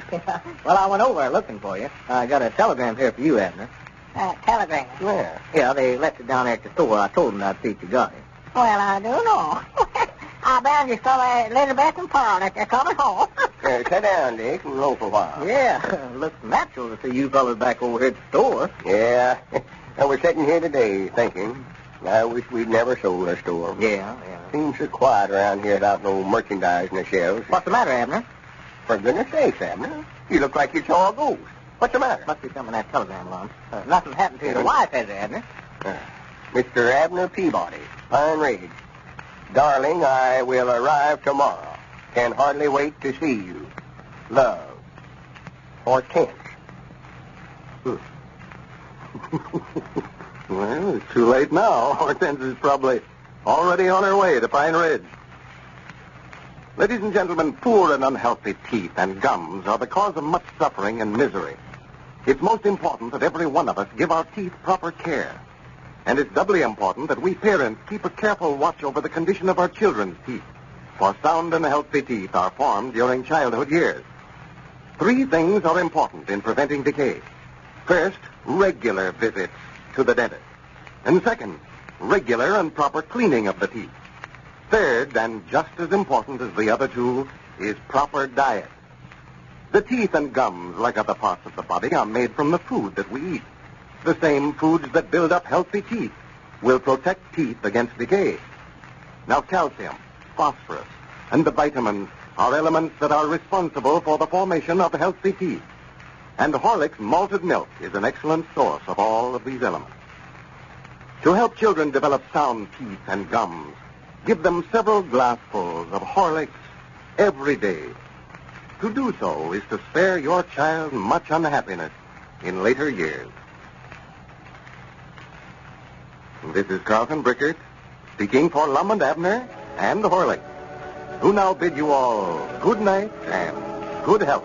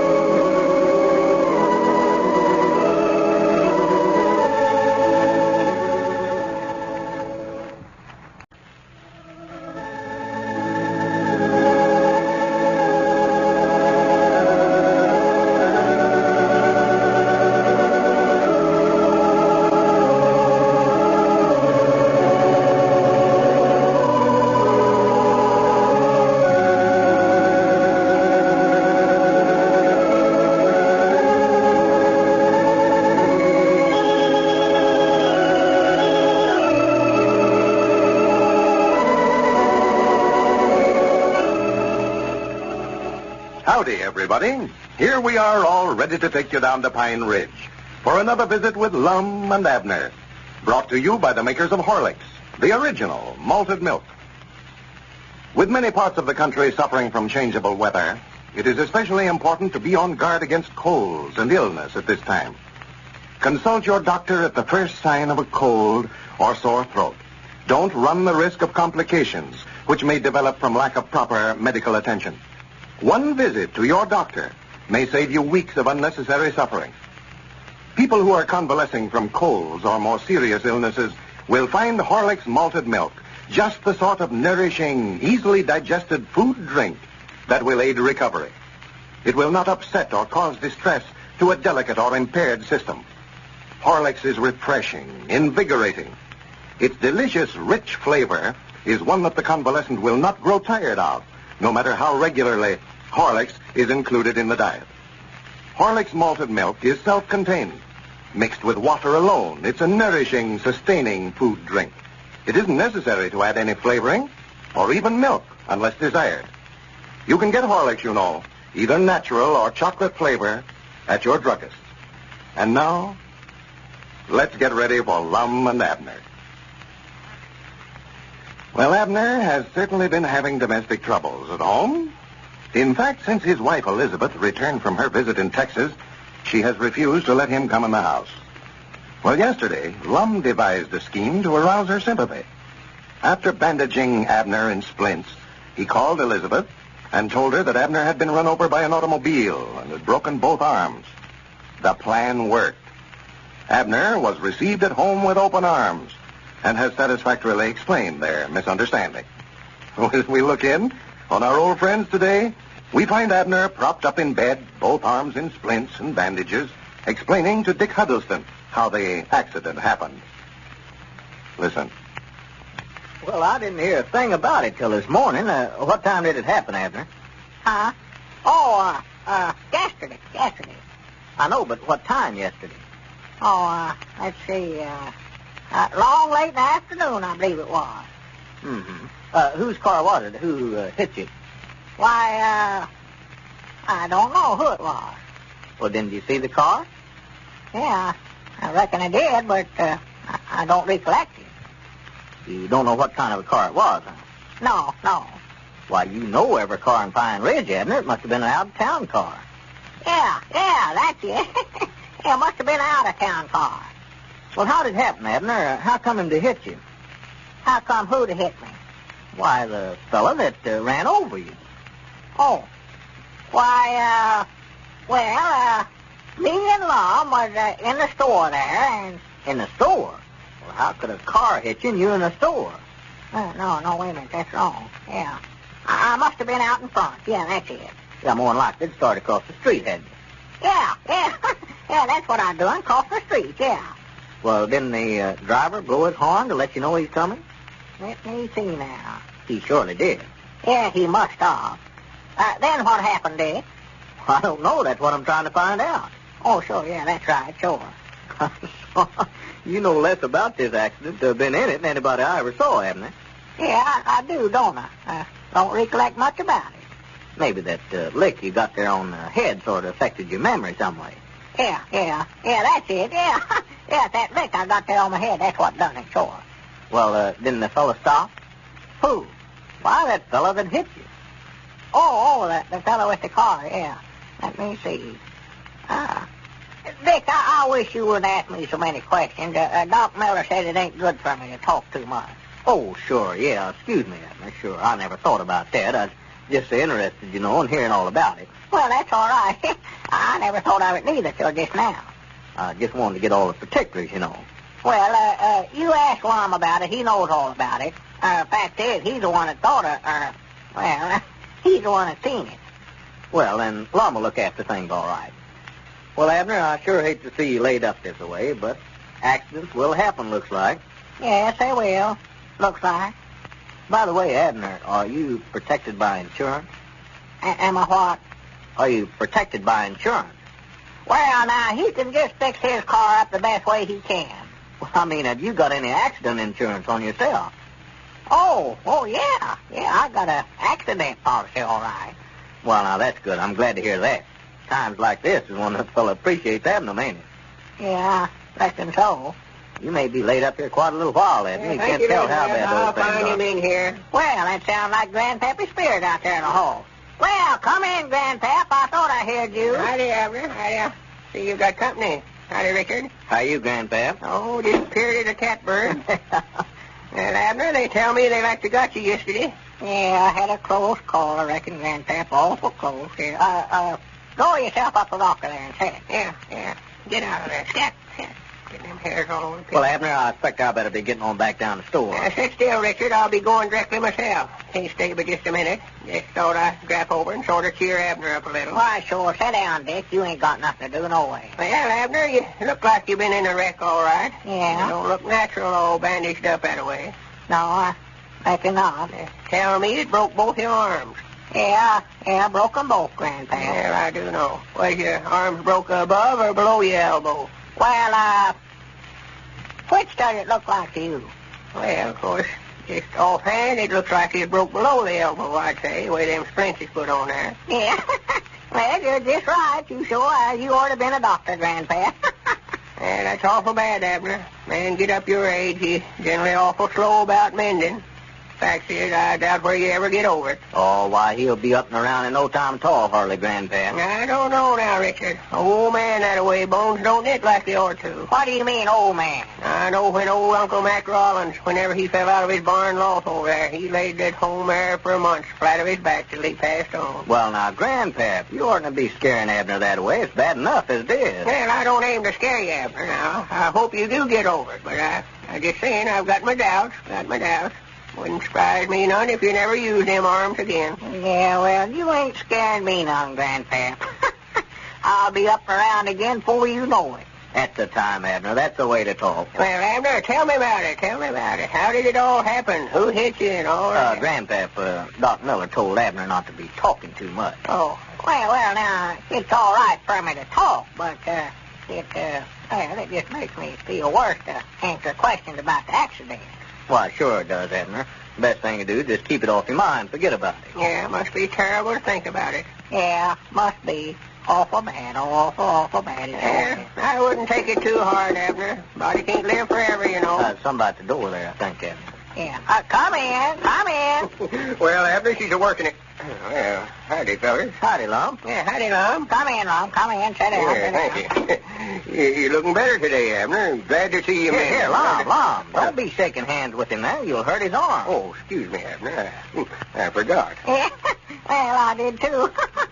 Here, Lum, take my share. I've got to be going anyhow.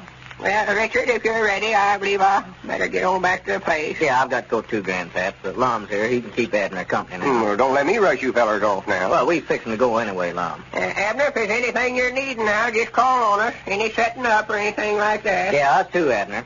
Well, thank you, man. Glad you come over. Come back again. Yeah, we will. You come. Oh, that's right. You can't. I hope you get to feel better, Abner. You want me to let old Lead in? No, keep that dog out of here. He lays out there in the hall right in the way and tries to get in every time you open the door. I'm going to run him off the face. He don't quit laying out there. Well, Abner, it's a-working, ain't it? Yeah. So far, it is, Lum. So far? I'm still sort of dubious about it, though.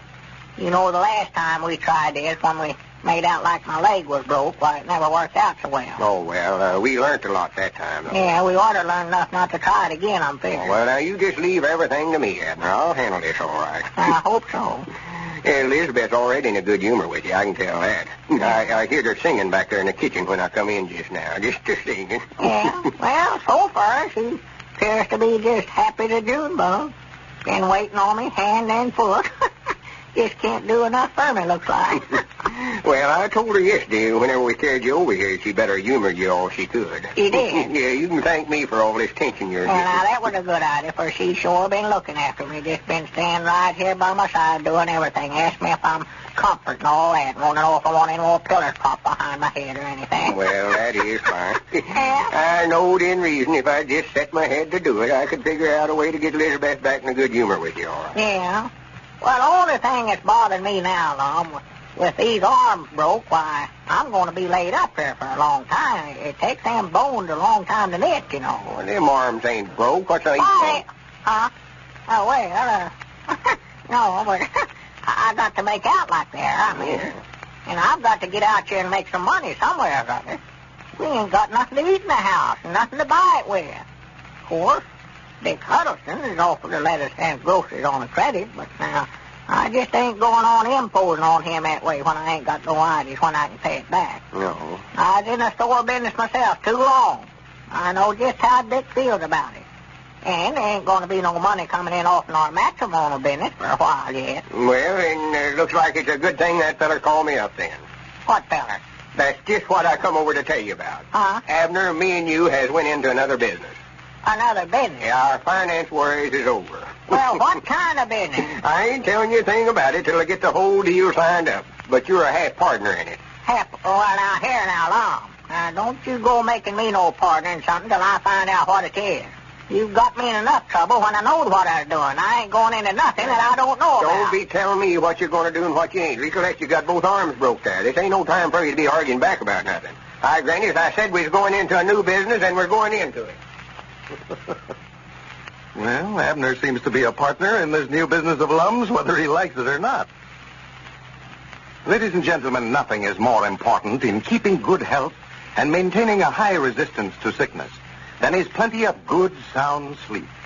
That's something we all need to get our share of. Now, a lot of people are troubled with what we call sleeplessness. They can't get to sleep easily at night. As a result, they don't get a full night's rest, only a part of it. Now, those people need more sleep than they are getting. There's something that will help them to get it, too. A cup of Horlicks, hot, just before they go to bed. A cup of Horlicks just before you retire relaxes you, soothes you, helps you to sleep soundly and unbrokenly. Horlicks is an easily digested food. Experiments have proved that it will help you to sleep more restfully than if you had gone to bed with an empty stomach. Drink a cup of Horlicks hot just before you go to bed tonight. You'll find that sleep will come much easier, much quicker. You can get Horlicks malted milk, you know, either natural or chocolate flavor at your druggist. This is Carlton Brickert, speaking for Lum and Abner and Horlicks, who bid you all good night and good health.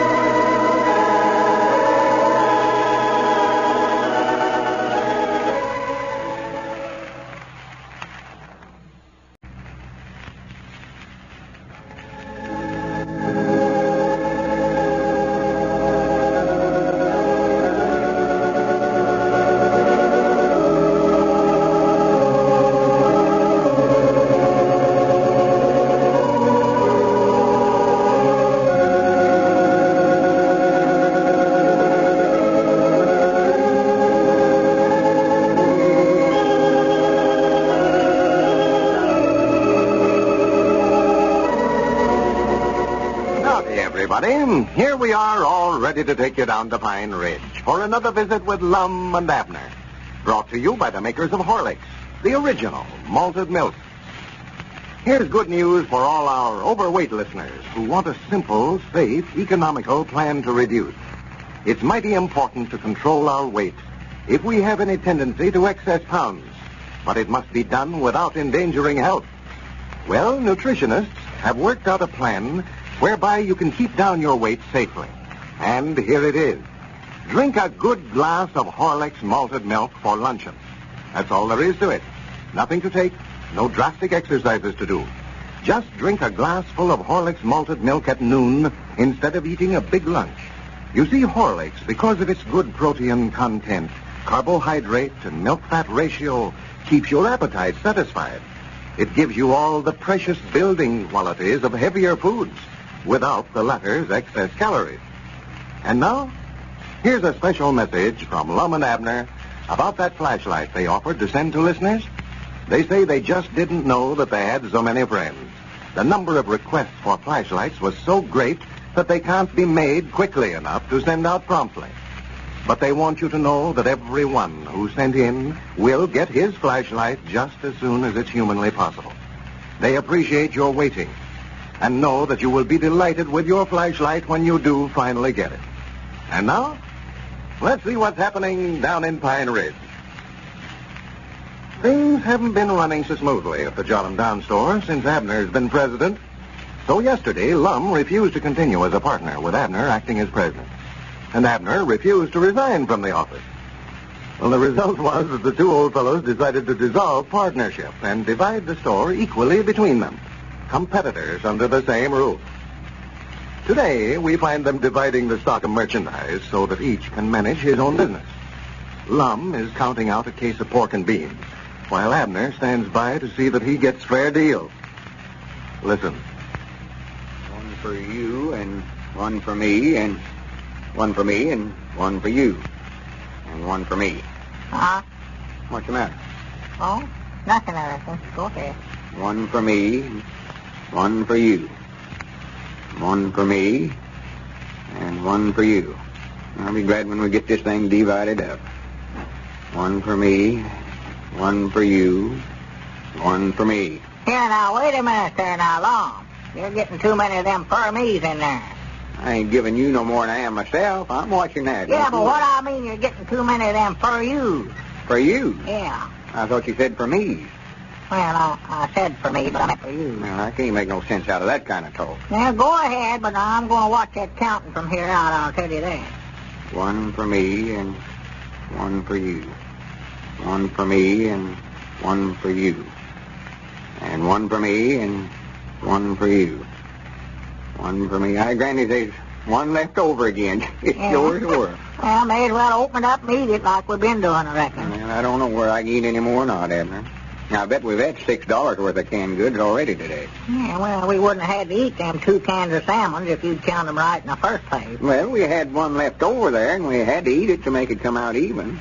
We never found that other until after we'd done ate it, you know. Yeah, that's what I say. We just ate them for nothing. Well, I believe, Abner, or Mr. Peabody, when we have an odd can left over that way, one or the other of us ought to just sell it to the other instead of eating it. No use to making ourselves sick this way. No. Oh, well, now, that might be a good idea. Well, I'll just sell you this can of beans then. Well, how much you want for it? 10 cents, that's a regular selling price for them. Well, all me, I'm selling them myself in my store for 8 cents. Well, you ain't going to buy it from me at that price, I'll tell you that right now. I ain't running no cut-rate store. Well, I just buy it from myself then. Just give myself 8 cents for it. Well, here, though, it ain't yours to sell. Well, it ain't yours neither. Half of it's mine. Right in there. My short is. There's half yours and half mine. Well, I'll sell you my half of it for a nickel, then. I don't care what you give yourself for your half of it. All right. I'll just take it. Yeah, wait a minute now. Here, now, wait just a minute. Set it over here on this side. These is mine over here. Them's yours. Yeah, it's yours. Yeah, don't get them mixed up there. Well, let's see. That gets all them canned goods divided up. Yeah, I can do them. Yeah, now, let's see. We got that ham them folks sent us from down there in Georgia, you know, that peanut cured ham. Yeah. We got to divide that up. Yeah, well, we better just cut that half in two and take that on home, Lum. I told Elizabeth about it, and she just wants me to bring that on home. She says them's the best things that's about ever ate. Well, that's mighty nice of them folks to send it to us, I'll tell you that. Yeah, well, we'll just cut that in half in two. We'll get a meat saw someplace and just divide that up and take it home. We'll try to sell it. Yeah. Well, let's see. We better start in on that bolt goods now and get them ginghams and calicos and stuff divided up. Well, that stuff all sells at about the same price there, Mr. Peabody. There ain't no use to measure it all up. Ain't been more than 2 or 3 dress patterns sold off there. Why don't we just divide up the bolts? No, you don't. No, sir, now. We'll measure up every yard of it. Divide it up half and half. All right. Whereabouts is the yardstick at? Well, Cedric's been using it to punch up the fire with. There, it's all black. It'd run that cloth. You'd put it on there, I reckon. And we'll just have to measure it out at arm's length. That's supposed to be a yard. Yeah, well, I'll measure it off first. Oh, no, you don't either now. I'll do my own measure. You measure yours, and I'll measure mine. That's what we'll do. All right. Swan Abner, you're the most obstinate feller I And ever... what? Never mind. And I want to see it just divided up right. I ain't going to get myself cheated. I'll tell you that right now. I'll take this pink here. I don't care. I'll take this one over here. 1, Maybe it'll feel better anyway. 2, 3. Out at arm's length now. Well, here, count to yourself. You're getting me all mixed up here. I can't do nothing. You count Well, out wait loud. a minute. Measured from the end of your nose to the full length of your arm there. That's supposed to be a yard. I know. Well, keep your head straight to the front there, then. Turning your head clean away from it that way, you're adding about a foot to every yard. Oh, yeah. 1, 2, 3. I've got that feet all divided up now. Did it come out even, Cedric? Yes, Mama. Put yours on one side, Mr. Lum's there on the other. Yeah, well. Granny, I'm glad we never had none left over.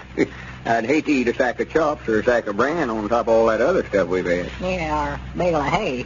What you fellers are smelling of that goods there for? We ain't smelling of it. We're measuring it off, Cedric, dividing it up. From the end of your nose to your arm's length, it's supposed to be a yard. Mr. Lum's getting a whole lot the best of you there, ain't he? I know. We're measuring it the same way, both of us. Yeah, but his arm's about a foot longer than yours is. Huh? He's getting about a third more than you. Here. Wait a minute now. Wait just a minute there, Mr. Edder. Just stop right where you're at. Just roll her back up. I told her we've got to measure this stuff some other way. No, you don't. No, Yes, I offered to measure it for both of us, and you wouldn't stand for it. Just go ahead and measure your own. Don't do it. Oh.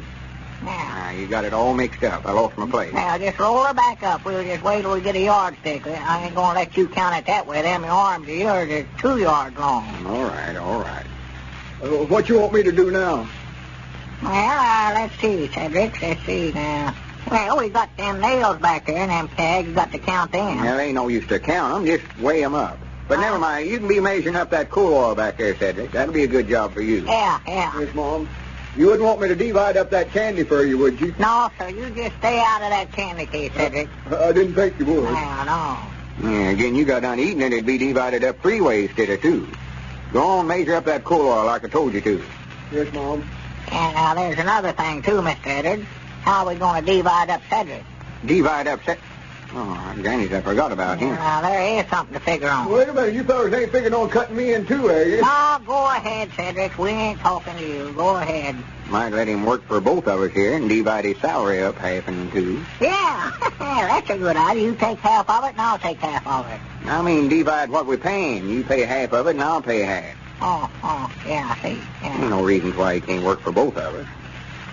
Well, let's get the rest of this stuff divided now to get done with it. Yeah, I do, too. I want to get opened up for business. I've got a lot of customers waiting till I open up. I've been talking to them. They're all Been talking trade to with me. Yes. Abner, if you start cutting prices on me, there's going to be trouble around here. I can see that already. You run your store, and I'll run mine. Whatever prices I make is my own business. I ain't going to complain again you, and I don't want you complaining again me. Here's that barrel of apples we got to count. Oh, well, I done counted them once. There's 840 in there. I done counted them. 840. Yeah. Let's see, that'll be 420 for each one of us. Yeah. Yeah, I'll count out my half and put them here in this empty cracker barrel. Yeah, well, I'm going to stand right here and watch you count them, too. I'll tell you that. Here, you set them down in the barrel for a minute. Now, don't drop them now. You bruise them to where they'll go bad on. These is mine, recollect that. Hope they do go bad. Now, you watch me. I ain't going to pick out the biggest and That's ready. just what I'm looking for. Just put them down now. Just take them as they come. Don't be picking around over them. Now. There's 1, 2, 3. I'm going to sell mine for 15 per quarter when I open up. How many? 15. You can't make no money at them at that price. 15, 16, 17, 18, 19. I done talking to a woman this morning. I already got an order for 6 bits worth from her. That's 45 of mine. I've done so as quick as we get them divided up. 46, 47, That's a good price to make on them apples. That makes 60 apples for $1 that way. That's too cheap, 60 for $1. 61, 62. And Dick Carlson selling some of them little ones down to his store not long ago for a cent apiece down there. Cent apiece? Yes, sir. That's 100 for $1. That's what I say. 101, 102, 103. Yeah, well, we got to divide up that box of oranges over there, too, but I don't know how many of them is. It says right there on the end of the box. It says there's 176 in there, and that's a full case. Yeah, we won't have to count them. Oh, we can just count out half of 176 that way. Yeah. 177, 178. That last batch of oranges we had 225 to the case. Yeah, I know. Quit talking, Abner. You get me mixed up here, sort of. Don't want to cheat you none on this count. Oh, I'm watching you now. 225, wasn't it? Yeah. 226, 220. Of course, now lemons runs a heap higher than that. Let's see, how many is in that case over there anyway? 380. I've done looked at that. 380. Yeah, 381, 382. How many of these is I supposed to count out for myself? Well, half of 840, whatever that is. 420, yeah. Let's see, where was I? 382, I think you said. Yeah. But I think you made a mistake now, Lama. Now, don't start that, Abner. You stood right there and watched me count. Yeah, but I just started to say, well, don't start accusing me of cheating. Well, I mean, you counted them wrong there when Abner, you started. I counted every one of them apples right into your hand. I know that blame good and well I never made no mistake. I've got 382 already counted out there, and that leaves 38 more apples I've got coming out of that barrel. And I'm going to have them, too, or know the reason why. Come around here telling me I'm... Well, it looks like by tomorrow the Jot 'em Down store will be operated as two separate businesses. Edwards versus Peabody. Ladies and gentlemen, here's a letter from Mrs. C.L.R. of Greenwood, South Carolina, that I know all your mothers would like to hear. She says, we have a very large family, 10 children, and we certainly are grateful for all Horlicks has done for them. We nearly lost our first child. At 6 months, he weighed only 10 pounds. And though we tried several kinds of foods, nothing seemed to help him. And then someone suggested Horlicks malted milk. And after we put him on a Horlicks diet, he went through childhood without any more trouble. After that, we got Horlicks for all our babies, and it's been our old standby. And the youngsters certainly love it, too. Well, thank you, Mrs. C.L.R.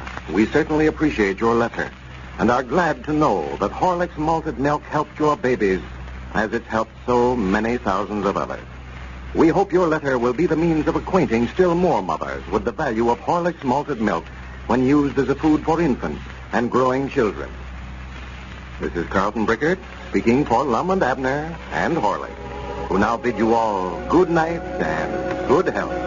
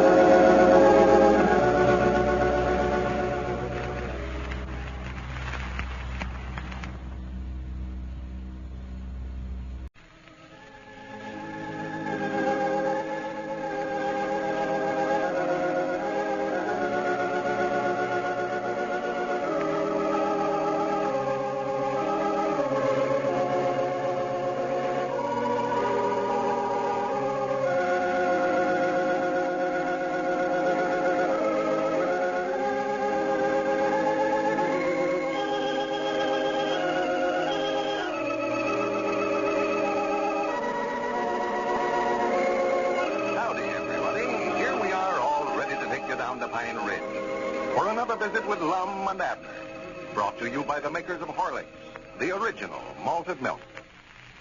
Now, there are probably some of you who haven't yet sent in for one of those handy little pocket-sized flashlights that Lum and Abner are sending out. You'd better do that right away, folks. You certainly don't want to pass up this opportunity to get a fine, useful flashlight with the compliments of your old friends, Lum and Abner. All you have to do, you know, to get one of these flashlights, complete with bulb and battery, is to send in the wrapper from a package of Horlicks malted milk powder. Maybe from any size package, either natural or chocolate flavor, but it must be from a package of Horlicks malted milk powder. I mean by that wrappers from Horlicks tablets are not eligible. Write your name and address on the back of the wrapper, and then send it enclosing 10 cents, which is only to cover the cost of packing and mailing, to Lum and Abner, care of the station to which you are listening. You got that? All right. Now, in return, Lum and Abner will send you this handsome aluminum fountain pen-size flashlight, complete with bulb and battery. Now, there's nothing difficult about that, is there?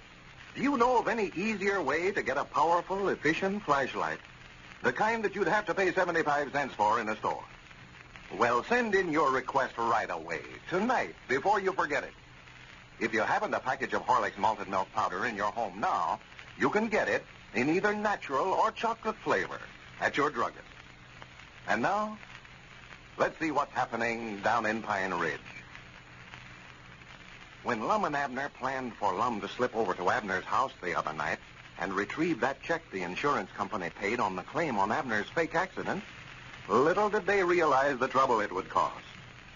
The citizens of Pine Ridge felt that if they could find the culprit who broke into Abner's house, they would clear up several mysterious robberies that have been committed recently. Well, yesterday, they found clues that definitely identified Lum with the crime. And the old fellow has been arrested and locked up in jail. As we look in on our old friends today, we find Abner at the jail door. Listen. Lum? Hey, Lum. Lum. Hey, Lum. Who is Lum. it? Who is it? Hey, it's me, Abner. Are you asleep? No, I was just sitting here studying. Well, I just come over to tell you how sorrowful I am about this whole thing, Lum. Oh, that's all right, Abner. I ain't blaming you none over it. I never hated to do anything so bad in my life, but there just weren't no way out of it. Why, of course not. You're the constable here, and you can't let friendship keep you from tending to the duties of your office. I just hate to see you locked up in jail this way when I know you ain't guilty, Lum. Well, I'll be out of here before long. Grandpappy Spears is out raising bond for me to bail me out. He is. Now, come on in. Sit down a while. Nice and warm in here. Yeah, well, you'll have to reach through the bars here, Lum, and get my keys and unlock the door. I can't do a thing with these arms bandaged up this way. Here. That them? Yeah, that's him right there. Just unlock the door now, Lum, and shove it back open that way for me.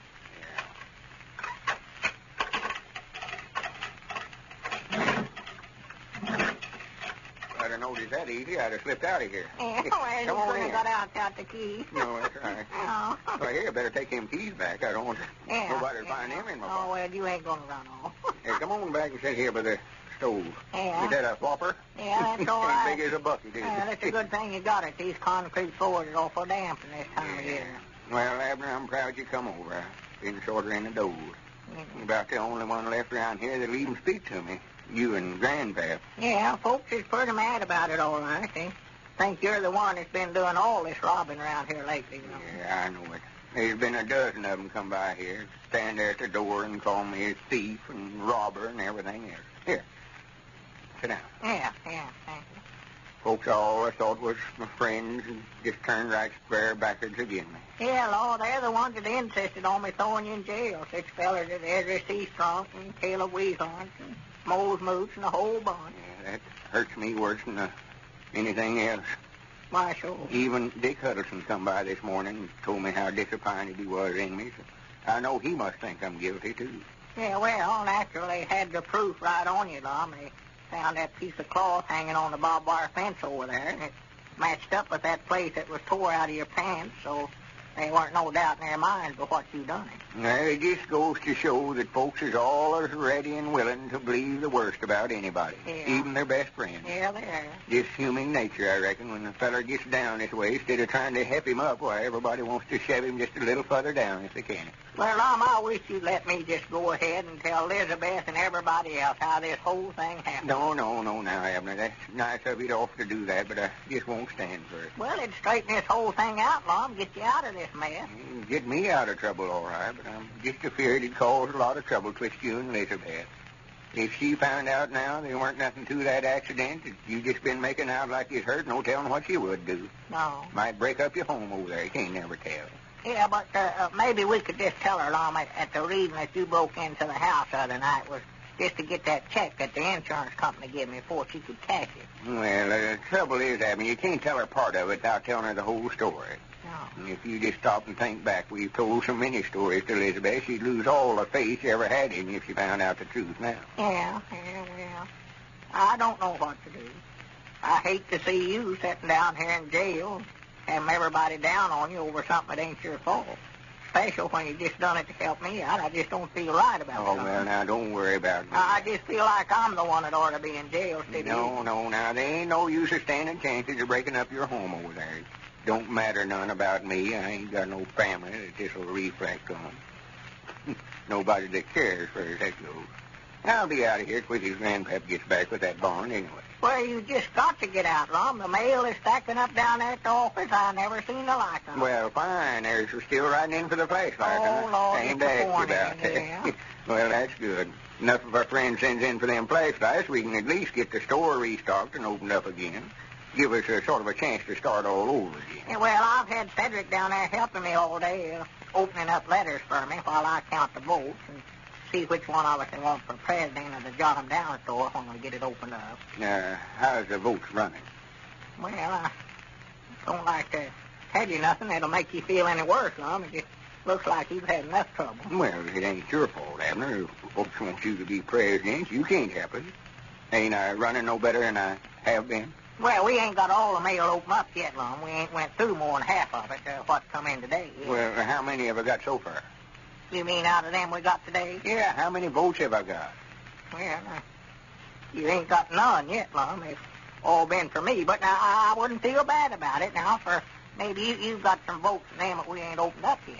No, I don't reckon I have, Abner. I can see already I ain't as popular as I thought I was. Well, of course, I want to get all the votes I can, Lum, but I don't want you to feel hard at me. Why, no, of course not, Abner. I ain't blaming nobody but myself.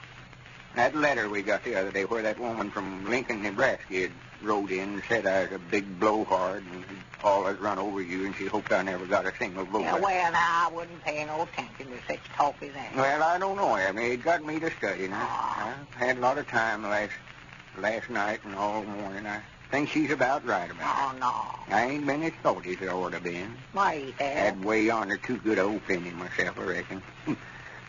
Thought the minute we started that contest, everybody'd write in and say they wanted me for president, but see now about where I stand, I reckon. And I don't feel bad. It's sort of hard on a feller after being president or something for so long and then have to step down now. It ain't like if I weren't used to holding high offices that way. No. I've always took such a pride in all the offices I held. Why, natural? Justice of the peace and president of the school board. I've held that office for years. Oh, yeah, no, you've been president of the school board ever since I can recollect. Well, good people of this district honored me with that office, and I've tried my best to make them a good president. You did it. I look back and see some of the scholars that went through our little school over there and went out and made successes of themselves. I can't help but feel a little proud of myself, knowing that I had a hand in their education. Why, sure, you ought to. Well, it gives me a chance to see that these children around here get advantages that I never had when I was a young'un growing up. Why, sure. Proud to do it. Yeah, sure. I believe that, there's Grandpap coming yonder, Lum. I reckon he's got your bond. Well, fine. Yeah, I'm glad you're here so you can let me out. Yeah, as soon as he hands me that bond, why, there ain't no reason why I can't turn you loose, man. I'll be glad to get out of here. Let me get my hat and coat on so it won't lose no time. Yeah, get all ready, sure. There's that quilt you brung down here for me. You better take that back over to your place. Yeah, well, I had to slip that out of the house. Elizabeth never knowed I brung it over. Just come on in, Grandpap. The door's unlocked there. Why not? Yeah, Spirit, I got some bad news for you, Lum. Bad news? What's the matter? Couldn't you get the bond, Grandpap? Lum, I tried everybody in this town. I couldn't get a soul to sign this bond for you. Well? And it looks like everybody turned against you. They said you could stay in this jail for the rest of your life for as they cared. I didn't know. Well, thank you anyway, Grandpap. I know you done your best. Yeah, there was something that I never seen. They was having a sort of a meeting there in the lodge hall, sort of a mass meeting. There's one or two in there that I never got a chance to talk to. Yeah, I heard they're having that. Well, just let it go, Grandpap. Maybe we can study up something else some other way. Thank you. I did want to get out, for, me and Abner's got this contest on. I know folks won't want to vote for me for president and me laying down here in jail this way. I don't think that'll make no difference, Lum. Well, I can't get out to drum up no votes or nothing, though. Yeah, well, Lum, you was getting beat anyway. You know that. You ain't got but 2 votes out of all the letters we've got so far. Well, I'll be dad blamed. Huh? What you reckon them fellers is wanting? Well, Squire Skimp and Ezra Seastrong. Yeah, Squire was the one that called that meeting this afternoon. He was. Yeah, good evening, gentlemen. Good evening. Well, howdy, fellers. Come on in, Squire. The doors ain't locked. Yeah, come in. No, I reckon we're a little more particular who we associate with, and Abner and Grandpap there is. Ezra. No, I can tell you what I want from right here. The good people of Pine Ridge had a meeting this afternoon, Lum, and me and Ezra was appointed to come over here and tell you that we don't feel that a thief and a robber is a fitting kind of a man to have at the head of our school. And we're asking you for your resignation as president of the board of directors. Well, with Lum's friends all deserting him, it looks like Abner will have very little trouble winning the contest and becoming president of the Jot 'em Down store. Ladies and gentlemen, I want to remind you once more to be sure and send in right away for one of these fine little pocket-sized flashlights that Lum and Abner are giving away. That's easy to do, you know. You simply send in the wrapper from a package of Horlicks malted milk powder. Wrapper from any size, even natural or chocolate flavor package. Make sure, though, that it's from Horlicks malted milk powder. Wrappers from Horlicks tablets, are not eligible. Now, write your name and address on the back of the wrapper and enclose 10 cents to cover the cost of packing and mailing your flashlight. Then mail your wrapper and dime to Lum and Abner, care of the station to which you are listening. In return, Lum and Abner will send you this powerful, useful little pocket-sized flashlight, complete with bulb and battery. But don't forget, folks, to send in for your flashlight right away. Do it tonight. Lum and Abner want everybody to send in for a flashlight. The old fellows are making this offer to see how many of you there are who enjoy their program and enjoy Horlicks malted milk, too. This is Carlton Brickert speaking for Lum and Abner and Horlicks, who now bid you all good night and good health.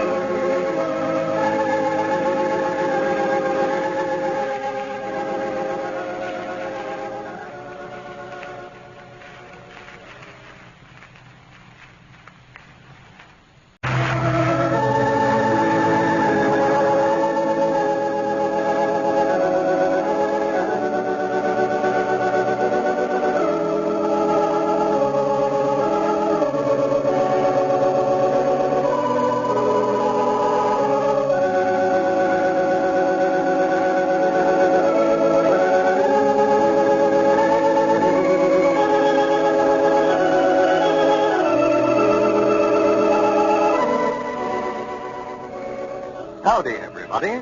Here we are, all ready to take you down to Pine Ridge for another visit with Lum and Abner. Brought to you by the makers of Horlicks, the original malted milk. You know, a fine way to help children keep from getting too hungry or too tired when at school or out playing is to let them carry a supply of Horlicks malted milk tablets. Horlicks malted milk, as you know, is made from rich, full cream milk and the finest of wheat and malted barley. Well, Horlicks tablets have the same qualities which make Horlicks malted milk such a great children's food drink. Horlicks tablets are nourishing, energy-giving, easily digestible by the youthful system. They contain the precious vitamins and mineral elements which help develop healthy, sturdy bodies and strong bones and teeth. And they have a delicious flavor which children love. Horlicks malted milk tablets come in either natural or chocolate flavor. You can get one of the handy 10-cent size flasks or one of the larger sizes at your druggist. And now, let's get ready for Lum and Abner. Well, the old fellows have discovered that operating a matrimonial bureau is no small job. They have received hundreds of applications, and together with the many domestic problems that they've been asked to solve, their new business is consuming practically all of their time. As we look in on Pine Ridge today, we find Abner has just entered Lum's house, reporting for the day's work. Listen. Well, come in, Abner. I've got a surprise for you. Well, for the land's sake, what in the world are you doing, Lum? Why, you're going to get paint all over that carpet. Oh, I'm nearly done now. Just putting on the finishing touches, sort of. Well, what is it? It's a sign for a matrimonial bureau. Step over here where you can see it. Oh, yeah. Pine Ridge Matrimonial Bureau. I'm Edward, president, and justice of the peace. Yeah. Yeah. What's that Indian doing there? Indian? Yeah. That's Cupid. He's fixing to shoot a bow and arrow at that heart over there. Well, I do know. Yeah, I sat up till about 9 o'clock last night working on these things. Well, wait a minute here, Long. You got that fellow with the bow and arrow standing on his head there. No, you're looking at it upside Well, down. I ain't done it. The letters is all right from over here, but he's upside down there. Now, wait a minute, I Granny. Well, sworn to goodness. Sure he is. Well, it's too late now. Well, I believe that'll be better anyway. There's a Cupid that can hit them hearts that stand on his head. Well, what's the idea of having a picture of somebody shooting a bow and arrow anyway? I told you that's Cupid. That's that trademark I told you I was going to figure out first. Cupid's is a sign of love. Yeah. You know, like they have on Valentine's and such as that. Well, I never seen nothing like that on a Valentine. That looks more like a picture of some heavyweight wrestler to me. Yeah. I reckon I did get him looking a little older than he ought to. Well, how old is he supposed to be? Now, Granny, I don't know how old Cupid is supposed to be. Just babies, though. Well, if that's a baby, I'd hate to see him when he gets full grown. That ain't no baby, Lum. Look at them muscles. He's full grown right Well, now. Abner, if you're going to stand there and make fun of this sign, you can just get out till I get done. I ain't making fun of it. I'm just telling you how it looks to me. I'll tell you another thing, too. The way he's got that arrow pointing there, he's going to miss that heart by about 4 foot. Oh, well, he ain't ready to shoot yet. He's just taking aim. He'll draw her down there straight before he shoots, I reckon. I thought he was shooting at them birds up there in the far corner at first. No, them's lovebirds up there. See them kissing one another there? Ain't that sweet? Yeah, I reckon it's all right, but I still think they're going to get shot if they don't move, or that young giant there don't take better aim at that heart one. Yeah, I wish we had some electric lights to put on it. It'd be the first electric sign in Pine Ridge. Well, what in the world would we want with electric signs? Hey, so folks to read it of a night. Well, all me, Lum, everybody's in bed around here by 9 o'clock at night. Would nobody see it if we did have lights on. Yeah, but think how nice it'd look. We could put a light right there in Cupid's hand. That way it looked like as if he was holding it, sort of. Well, now, Lum, now let's don't go to no expense on this thing. Abner, this is a big outfit, this matrimonial bureau is. We can't expect to run a business like this without spending some money and getting started. Yeah, but where are we going to get the money? That's what I'm talking about. All we got so far is that free board from Sister Simpson. She ain't going to keep that up long if we don't hurry up and find her husband. Why, the money will just start rolling in here before long. Well, now, Lum, I'm going to take the first money that rolls in here and send for Elizabeth and Pearl. Get them back home. I'm tired of that. Well, all right. We'll leave off the electric lights, but I still say it's a good idea, though. Well, if you're just bound and determined to have a light on it, Lum, I've got a lantern over at the place that you could hang on. Now, wouldn't that look fine? Wouldn't that look fine, a lantern hanging on a sign? Well, it'd light it up. Well, just forget about it. I wish I could think of something to put up there in that corner there. Fill out that blank space there, sort of. Well, put my name in there. You've got yours down here. Well, we've got enough reading on there. I was trying to think of some kind of a picture I could draw on it. Something representing love, matrimony. Oh, yeah. Let me see now. You wouldn't want to draw my picture on that, I don't reckon, would you? Your picture? Yeah. Representing love? Well, I just sort of trying to think of something to, and put on there, and I just happened to think of myself. I reckon it's called out sitting here and all. Wait a minute, I know what I'll do. I'll put some wedding bells up there. And that way I got all 4 corners took care of. Yeah. There's a Cupid, and the wedding bells will go right up there, and the heart and the lovebird. There's a work of art, you know it. I ought to been an artist. Yeah, it would have helped them. You could have did better, all right. I reckon they'll know who drawed this. Stop me putting my name on there.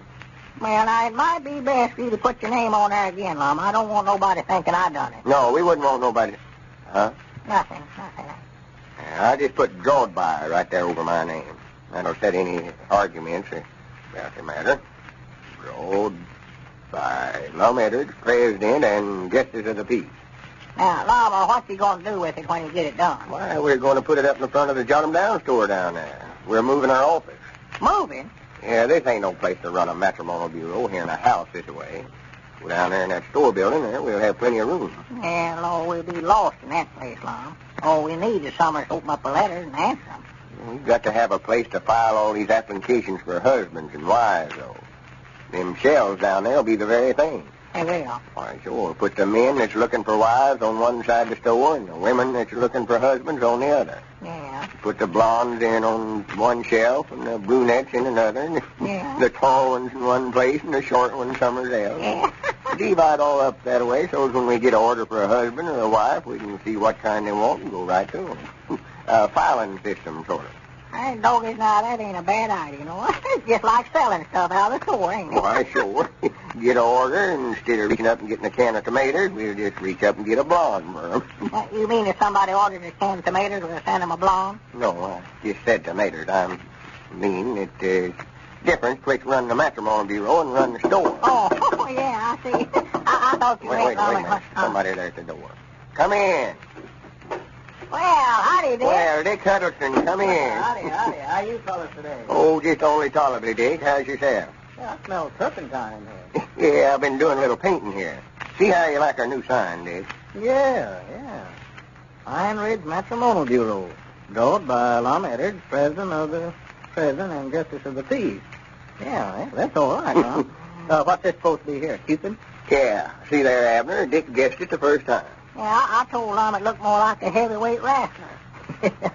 Well, he is pretty husky, all right. Well, that's not bad, though, Lum, not bad. I figured him shooting so many arrows that way, it sort of developed his muscles. Well, here's some more mail for you fellas. Come down here store a while ago. Most of it's addressed to the Pine Ridge Matrimonial Bureau. Yeah, well, much obliged, Dick. Thank you. These letters here are for you, Abner. For me? Wait a minute, you mean all them for Abner? Yeah, they're addressed to Abner Peabody, care of the Pine Ridge Matrimonial Bureau. Wait a minute here. Abner, you ain't been going around telling folks you're the president of the Matrimonial Bureau or nothing like that, have you? Why, no. Well, open them up. Let's see who'd be writing you. Them can't all be from Elizabeth. Oh, no, this ain't her handwriting at all, no. Well, go ahead and read it. Says, Dear Mr. Peabody, I received your picture and the description the Pine Ridge Matrimonial Bureau sent of you. I am very much interested in you and would like to correspond with you. Will you tell me more about yourself? You remind me so much of my grandfather. Yours truly, Maxine Norton, Holdingville, Oklahoma. Yeah, I do. Reminder of her grandfather. Well, what does she mean there? She received Abner's picture and description. Well, I tell you, Dick, we kept getting these letters from women folks wanting us to find them a husband, and we never had no pictures of men to send out, so we sent out a bunch of pictures of Abner that he had here at the house. Well, now, listen, Lum. Now, you're liable to get Abner in some serious trouble if his wife's gone and everything. Oh, I don't think anything ever come of it. My goodness. Now we did it, Lum. I told you. What's the matter with you? Read that. Just read Well, let me have it. Turn it loose. My dearest darling Abner. Oh, my. I received your picture and fell in love with you at first sight. You are the man of my dreams. Oh. Wait for me, darling. I will be in Pine Ridge within the next few days. Oodles of love, Hortense Kelly. Oh, my goodness. Well, if Hortense Kelly is coming to Pine Ridge to see Abner, it's a mighty good thing that Elizabeth is out of town. Ladies and gentlemen, Jim Tarpey is rummaging around in the kitchen of his home. I wonder what he's doing out there. Let's look in on the scene for just a minute. I wonder where Martha keeps that package of Horlicks. It used to be right on this shelf. Oh, this isn't it. Oh, hey, Martha. Martha, come here a minute, will you please? What are you bellowing about? About this. Now, what's this? It's a package of malted milk. One look at the label ought to tell you that. Well, what about it? Didn't we go over this about 6 months ago? Why, I don't know what you're talking about. Oh, I remember. You mean about Horlicks and imitations of it. Well, I'll tell you, dear, I was in Smith's drugstore yesterday. No, it was the day before yesterday. I went downtown with Jane Wilson yesterday. She was asking about you, Jim. Said that she... Yeah, let's skip all that just now. What was the idea of bringing this and not Horlicks? Well, I saw a chance to save a few pennies. You're always talking to me about economy. Well, only last night, for instance, you said that... Why do you always have to economize on things you buy from me? Besides, you missed the whole point of that economy lecture of mine. You will remember that I said to you that... let's not go all over that again. No, well, all right. Now, look, Martha. You know that I don't like anything but Horlicks. I never have. Horlicks cost a bit more than cheap substitutes, yes. But that's because it's worth more, a good deal more. Why do you want to throw money away on a thing like this? Won't you please remember to always get Horlicks? Of course I will, dear. I'm awfully sorry I forgot this time. Honestly, I'll never do it again. I'll take that package back to Smith and exchange it for Horlicks. I'll go right now. Maybe you'd like to walk along with me. Yes, I'll go with you. Oh, Smith, huh? I got to have a talk with old man Smith, too. Leave him instructions never to sell you anything but Horlicks. Then I'll be protected in case you ever have another lapse of memory. Well, it looks like that cheap imitation of Horlicks caused plenty of trouble in the Darby family. You'll have to give Jim credit, though, for knowing what he wants. He knows that you just can't find a substitute for Horlicks. Knows that only Horlicks, the original malted milk, gives you full return for your money. Not only in its unexcelled flavor, but also in its food value. You can get Horlicks, you know, either natural or chocolate flavor, at your druggist. This is Carlton Prickert, speaking for Lum and Abner and Horlicks, who bid you all good night and good health.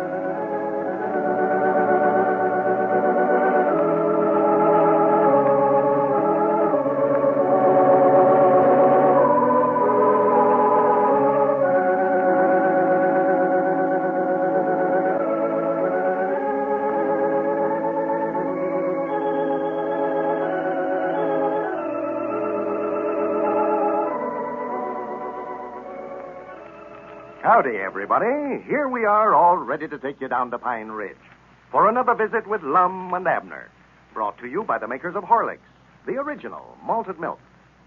Well, folks, I wonder who's going to be elected president of the new Jot 'em Down store. Will it be Lum, or will it be Abner? Abner was out in front last night, but there's still a lot of precincts to be heard from yet. Now, you can cast a vote for your favorite, you know, and at the same time get a handy little aluminum flashlight with the compliments of Lum and Abner. A powerful, useful, little pocket-sized flashlight. The same kind that you'd have to pay 75 cents for if you bought it in a store.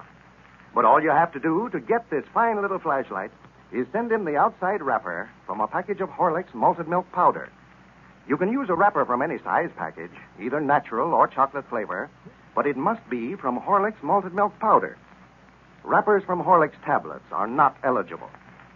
All right, write your name and address on the back of the wrapper and then mail it, enclosing 10 cents to cover packing and mailing costs, to Lum and Abner, care of the station to which you are listening.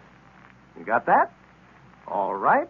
Now to cast a vote in the contest for the presidency of the new Jot 'em Down store, simply write either Lum's name or Abner's name, depending on which of the old fellows you want to see elected, when you write your own name and address on the back of the wrapper.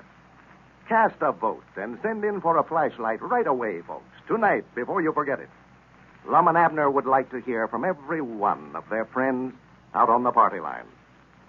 And now, let's see what's happening down in Pine Ridge. Now that Lum has been released from jail, he is determined to win the race for president of the Jot 'em Down store. Yesterday, he made a plea over the party line, soliciting votes, and is making every effort to beat Abner.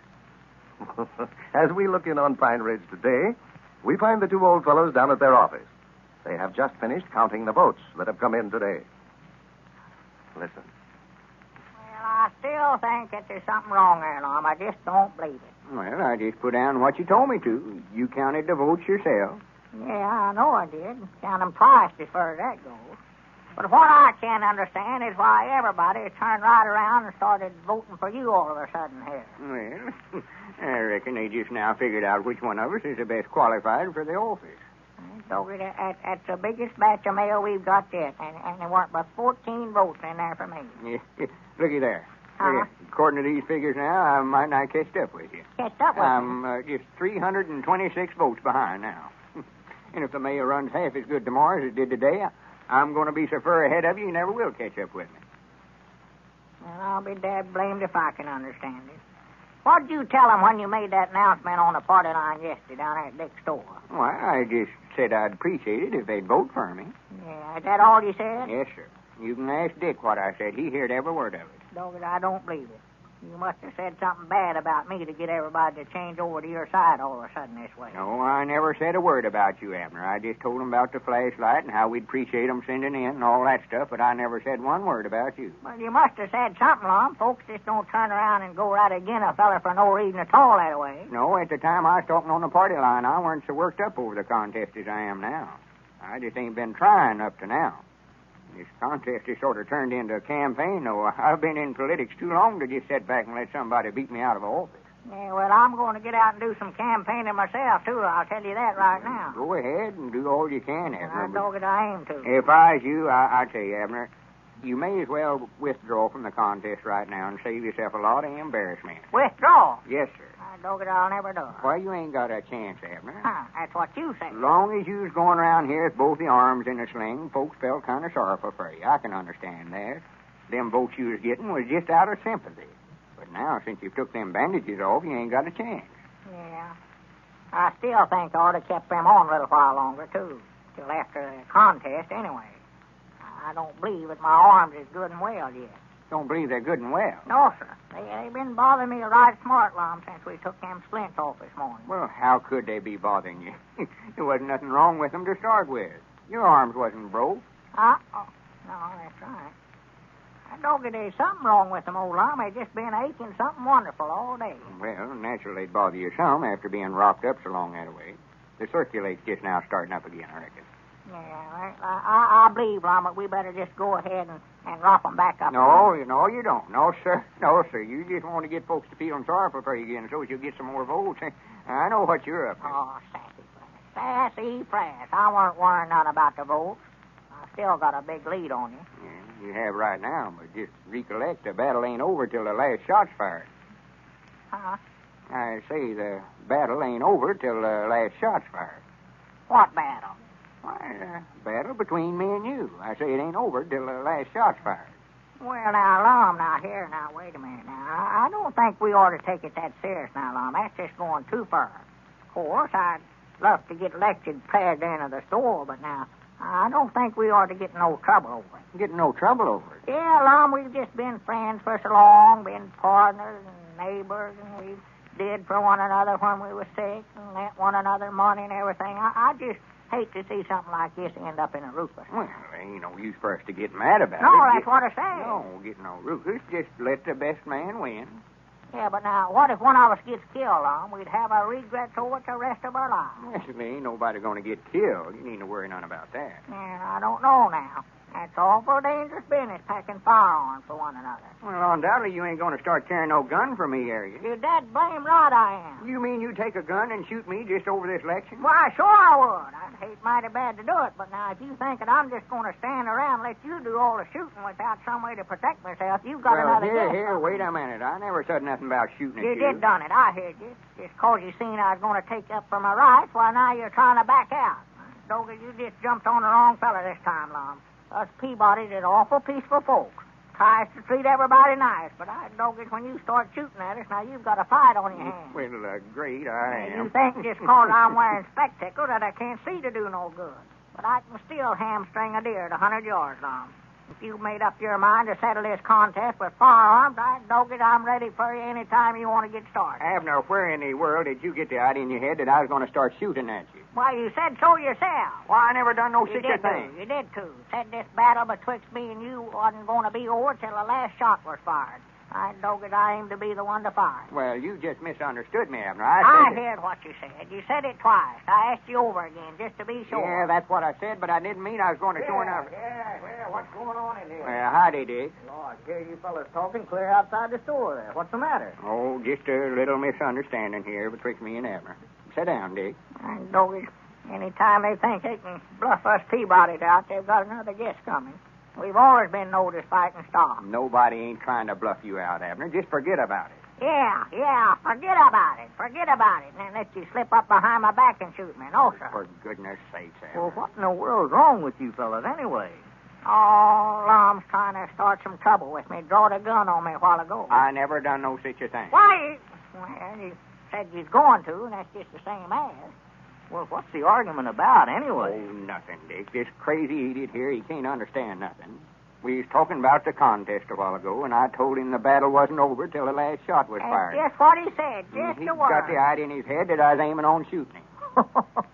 Well, Abner, he didn't mean that he was really going to shoot you. And I don't want him shooting at me, neither. Dick, there ain't no use to try to explain it to him. Yeah, The I more know. you talk to him, the worse he gets. I know my rights. I've learned long ago the best way to do when he gets mixed up this way is just to shut up about it. Let him cool off. He's just doing a lot of talking. Talking. Just doing a lot of talking. That's all you're doing. Yeah. Well, that shows right there that you don't know us Peabodys, Lum. We're dangerous people to meddle with. How many more than 8 people had anybody by the name of Edwards ever shot? Huh? I say, how many more than 8 people had anybody by the name of Edwards ever shot? Well, I don't know. Hardly none, I hope. Well, Uncle Zeke Peabody did. Back when Peabody's and Jenkinses was a feuding, why, he shot 8 of them in one season. Well, that ain't nothing to be bragging about. Well, it ain't nothing to be ashamed of. You never used but 9 cartridges. Well, just forget about shooting, Abner. Shooting who? Well, just forget about shooting. We're not going to have no trouble now. Just calm down. You'll be all right directly, and then you'll be ashamed the way you've been talking. Why, sure, Abner. You just got things all mixed up here. Lum didn't mean that at all. You just misunderstood him. Well, look there. I hadn't noticed that you got the bandages off your arms. Yeah, and I'm glad I done it now, too. I'd hate to get in a gunfight with both my arms wrapped up in splints that way. Yeah, look there. I dog it, I can draw just this fast it is. Here, Abner, put that gun up. Yeah, put that up, Abner. Swan, ever since he's got to be constable where he can carry that gun without being arrested, he packs it every place he goes. Somebody's going to make him eat it one of these days. Yeah, you better be careful about that, Abner, sure enough. Well, how's the contest coming, Lum? I noticed you got an awful lot of mail today. Oh, yeah, I aim to tell you, Dick. You know, out of all them letters you and Cedric brung over here, Abner never got but 14 votes. Yeah, all the rest of them was for me. Well, say, you kind of staged a comeback, didn't you, Oh, Lum? yeah, I think that talk I give them on the party line yesterday sort of woke some of them up. Yeah, well, I knew if you just made up your mind to get in there and fight, that you could make good contest. Oh, yeah, I aim to put on a campaign now like you never heard of before. Make that old campaign speech here, was you? Yeah, recollect when I ran for Justice of the Peace here, a few years back, and Squire Skimp was running again? Yeah, that was a hot contest. Well, I'm going to adopt some of them same tactics on this. Going to put signs around town and everything. Some speak the county if necessary. Well, that's the thing to do. You and Abner both. Just work your best. I'm going over to Cherry Hill tonight to make a little talk. Oh, are you? It's a good roads meeting over there. I think I'll get up there and tell them about the contest while I'm over there. On my feet and all. Yeah, well, I was aiming on going over there to that meeting, too. I heard about today. Granny, if you're going, I'd love to ride over with you. Why, sure. I'd be glad to have you. There's plenty of room, Lum. Just get in and go with us. I'm getting enthusiastic over this contest now. Only ain't but 326 votes behind, you know. Well, say, now, this is developing into a pretty close contest now. Yeah. What are you doing there, Abner? I doggone it can't be did. What are you talking about? You can't get that gun in your mouth there. I know I can't. That's what I say. Nobody could make me eat this gun if they wanted to. I didn't figure you know what you was talking Well, about. put that gun up. I'll put it up when I get good and ready. Well, you're going to hurt somebody. I ain't gonna You put it up right now. Here, give me that. Oh, thing. yeah, don't. Turn loose now, Lum. Turn Give loose. it Get here. away. Give it Turn here. loose. Get away from here, Lum. Oh, my Well, we imagine that this argument seems to have ended rather seriously after all. But we also imagine that neither of the old fellows will be hurt badly enough, but what they'll appreciate your votes. Now, I'm sure that every one of you will want to cast a vote for either Lum or Abner in this big race for the presidency of the new Jot 'em Down store. You can cast a vote, you know, when you send in for one of those fine pocket-sized flashlights that Lum and Abner are offering to all Horlicks malted milk powder users. So send in for a flashlight. Do it right away, tonight. Here's how you send in your request. Write your name and address on the back of the outside wrapper, not the label on the bottle, but the outside wrapper, from a package of Horlicks malted milk powder. Now, you may use a wrapper from any size package, but it must be a Horlicks malted milk powder wrapper. Don't send in wrappers from Horlicks tablets, for they are not eligible. Well, mail your wrapper with your name and address, and with 10 cents to cover packing and mailing costs, to Lum and Abner, care of the station to which you are listening. And here's how to cast a vote in the contest between Lum and Abner for the presidency of the new Jot 'em Down store. Simply write either Lum's name or Abner's name, whichever one you want to see get the office, when you write your own name and address on the back of the wrapper. Send in your request and vote tonight, all of you. This is not only a chance to get a fine flashlight, not only a chance to elect your favorite to the presidency of the new Jot 'em Down store. It's more than that. It's a chance to express your appreciation of Lum and Abner and of their sponsor, the makers of Horlicks. This is Carlton Brickert speaking for Lum and Abner and Horlicks, who now bid you all good night and good health.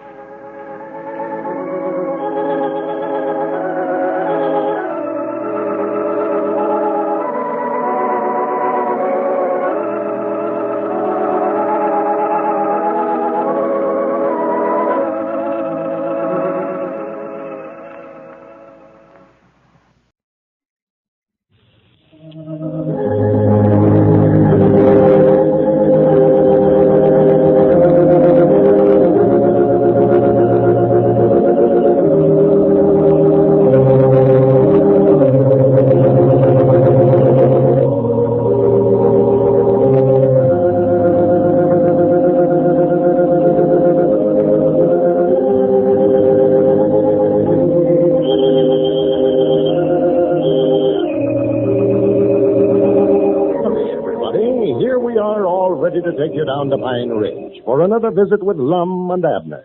Brought to you by the makers of Horlicks, the original malted milk. Your doctor will tell you that one of the most important factors in good health is plenty of rest, plenty of refreshing sleep. Without a sufficient amount of sleep regularly, our bodies are apt to run down, our resistance to sickness and disease be lowered. No, there isn't any substitute for the tonic of a full night's rest.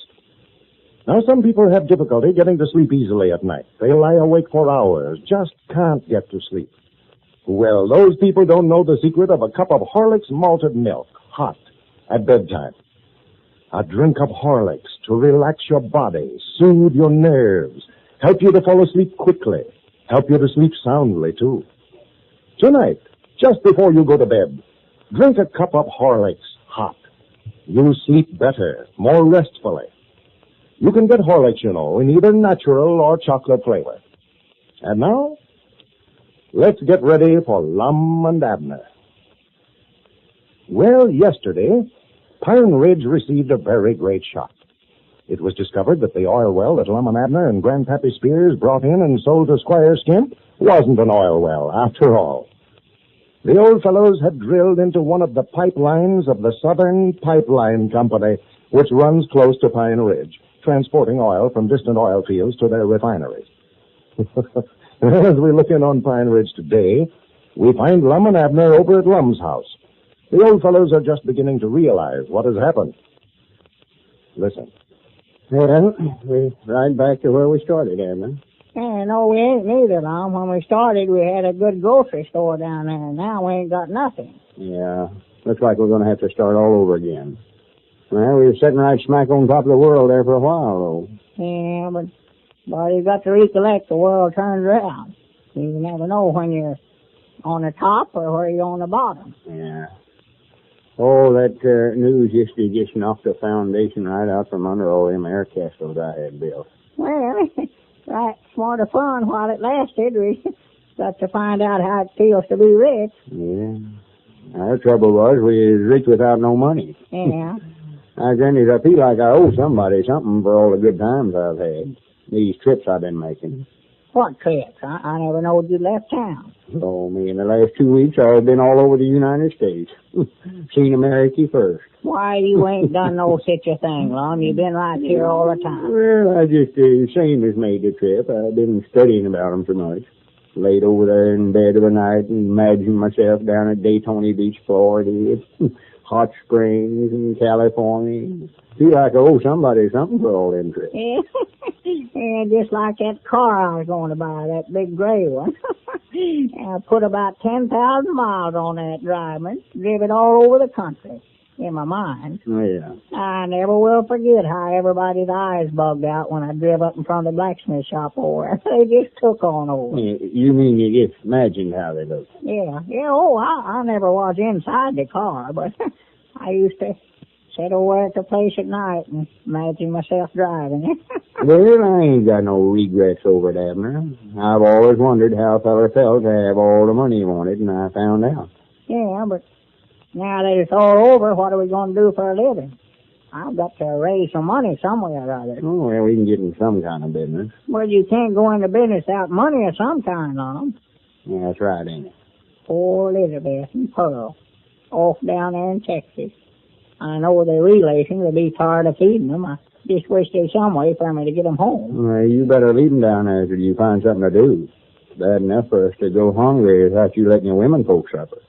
You better leave them down there where they'll be took care of. Yeah, well, now, that might be a good idea, for if she comes back now and finds out we've lost the store and the oil well and everything else, well, ain't going to be room for both of us here in Pine Ridge, nohow. No, I just leave them there till you get on your feet again. Doggy, if the soles on these shoes gets any thinner, I'm going to be on my feet any day now. Yeah. Well, I'll study something up for us to do. It looks like a shame, Lum. Fella gets up to our age and has to get out and start all over again. Yeah.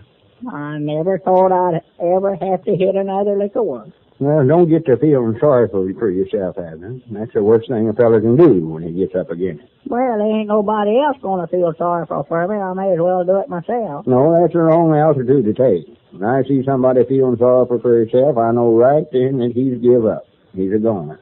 Well, I ain't give up, but I'm just sort of uneasy.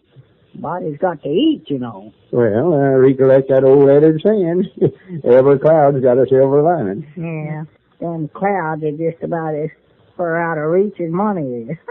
Wouldn't help me none if they had a gold line. Well, I hate to think about doing it, but if the worst comes to the worst, Well, it has. It's done come. Yeah, I started to say I hate to go in debt, but if there ain't no other way out of it, we could mortgage our store building or borrow a little money on our farms.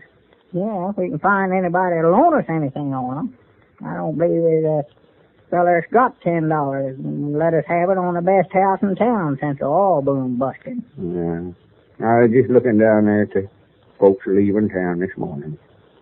Trucks and automobiles and wagons and everything else. Yeah. Getting out of town as fast as they can. Well, natural when they found out that there weren't no real oil well, all these strangers that come in here to pull out. I had to turn around and walk back over the place. Just couldn't bear to watch it. And a touch of sadness sort of come over me. Yeah. Here Pine Ridge was growing so. Oh, yeah. Everybody excited over the oil boom. See it now, it looks like a picnic ground the day after the picnic. So. Oh, Lord, me, it's so dead down there. Everybody could fire a cannon right down the main street and not hit a soul. Won't be 2 weeks before you can graze cattle right there in the street. Yeah, I was talking to Dick Huddleston this morning. Said his business had fell off something wonderful since yesterday. Well, he had 8 extra clerks working for him. He had to let them all go this morning. Yeah, I bet he was mad about it. He was making money hand over fist. No, he never let on if he was. Never, huh? No, sitting back there by the stove when I come in and bannered me for a checker game the minute I walked in. Well. I know he must feel bad about it, though. But you know, Dick, he wouldn't let on if we killed him. No. That's what makes me feel sort of bad about it. We was the ones that thought we had a oil well and got everybody's hopes built up, and then to flop she went. Oh, well, that's bad all right, Lum, but it done some good. We woke some of these folks up around here. They ain't had an idea in 15 years. That old Uncle Fred Cecil. He put in that hamburger stand down there. It's the first time that he's ever got up out of that rocking chair off in his front gallery there as far back as I can recollect. Yes, he's done that all right. Sure. Throwing some of these old nesters back to life. Sure. But the town's going to look like a graveyard for a while. Oh, yeah. We'd have had any sense at all. We'd have known from the first that there weren't no oil well. Well, I don't see why. It looked like oil well to me. It looked like a thought one would look. I never did see one. Well, if I'd have stopped to think, though, I recollect them laying that pipeline through here about 15 years ago. Yeah. I never knowed exactly where it was at, but I knowed it just run east of town here summers. Well, I can see now why Caleb had so much trouble drilling the well. Don't you know, just before he struck oil, he had to take the bit out and shorten it about 4 or 5 times. Yeah, he thought he was hitting a big rock or some kind down there. Just that iron pipe he was drilling through. Why, sure it was a pipeline. Natural, when he drilled a hole in it, the oil spurted up out of the ground. Yeah. Well, I'm just thankful for one thing that we sold it before they found out what they did. Yeah. Dick Harrison used to tell me they're going to make old Squire pay for every bit of oil that run out of there. Oh, me, now that's going to amount to something. You know? Oh, yeah. Well, Dick said he did it run to $4,200. $4,200. That's what he said. I hate to laugh about anybody having hard luck, but some way or other I can't bring myself to feel sorry for old Squire. No, I can't neither. He had it coming to him if ever a man did. And here he went to all the trouble of tricking us into selling the well to him, buying it under a consumed name that way. Now it's going to cost him over $7,000 to get out of it, counting the $3,000 that he gave us. That sort of evens things up for some of the skinnings they give us, Lon. Yeah, and he was trying to give us a skinning on this deal, but the thing backfired on him. Yeah. I bet you he'll leave us alone from here out. Yeah, Lord, he won't bother us no more. Me and him coming over here yesterday trying to trade back with us. Yeah. Making us think he was doing us a big favor for letting us have it back. He knowed right then that we drilled into a pipeline when he come over here. Of course he did. Yes. He was trying to get that agreement back we made him sign. Why, sure, that's just what he's doing when he come over. Yeah, see, he's responsible for everything according to that agreement. Yeah, and he'd have did anything to get that back, too, Lon. Well, he made us sign the same kind of agreement himself when he sold us that land over there to start with. Yeah. He had to pay off $355 to satisfy them stockholders. That's what we So done. I don't feel bad about this. Now, Lon, there ain't no way for him to get out of it, is there? Oh, no, it's legal. I looked after that part of it myself. Got his name right on it. Witnessed and everything. Well, good. There's something about I do hereby and herewith agree. Wait, how does that go? Let me see that thing again. Yeah, I want to be sure that agreement's worth a lot to us, Lon. Abner. What's the matter, Lon? You look like you saw gold. It's gone. It's gone. What's gone? That agreement we had, Squire signed. Granny, I had it right here in this pocket. It ain't there. It's gone. You don't suppose our old friend Squire Skimp could have had anything to do with the disappearance of that agreement? Ladies and gentlemen, here's a little scene that took place in the Conklin home. In the living room were Mrs. Conklin and her sister, Mrs. Meade, from out of town. The sisters hadn't seen one another in some time. They had a lot to talk about. One topic was Mrs. Meade's little daughter, and that's an interesting story, too. So let's listen. How's little Irene? You know, I haven't seen her in, it must be about 2 years. Oh, she's fine, Vera. The healthiest little youngster you've ever seen. Oh, she's full of life and pep every minute of the day. Irene is? Well, the last time I saw her, she was a thin little tyke with no color at all, and she seemed so, listless. I suppose she did, but that was my fault, I'm afraid. Your fault? Yes, I hadn't taken the trouble to find out about Horlick's malted milk. It was Irene's school teacher who told me about that. And what a scene we had the day she told me. A scene? Why? What was wrong? Well, I resented her telling me how to raise my child. I thought she had a lot of nerve, and I told her so, too. And not in very gentle language, either. Well, it's a wonder she didn't walk out on you. Isn't it? She didn't, though, thank goodness. She just sat there calmly all the while that I was raving. Then she told me that she didn't mean to be impertinent, but she did want me to know how Horlicks had helped her little brother. He was sickly, undernourished, like Irene, you know. Oh. Well, Horlicks did wonders for him. She told me all about Horlicks, also, about its valuable nourishment and its vitamins and mineral elements, you know, that help children develop healthy bodies and sound bones and teeth. You took her advice then? Yes, fortunately. I went right down to the drugstore and bought a package of Horlicks for Irene. And has Horlicks helped her? Oh, marvelously, Vera. I've never seen such a change in a child.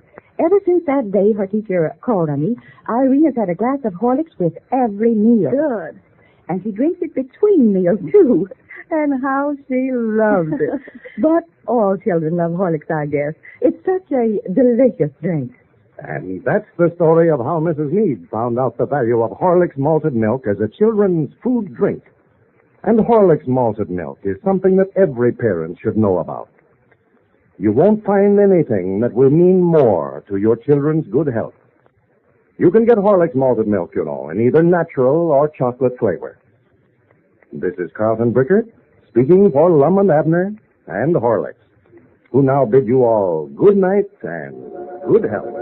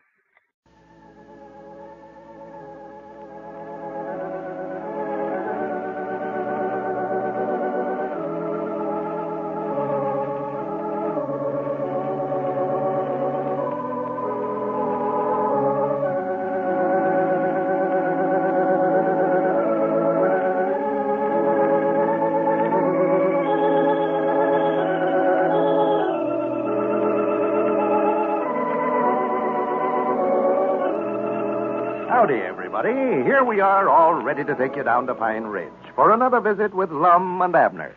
Brought to you by the makers of Horlicks, the original malted milk.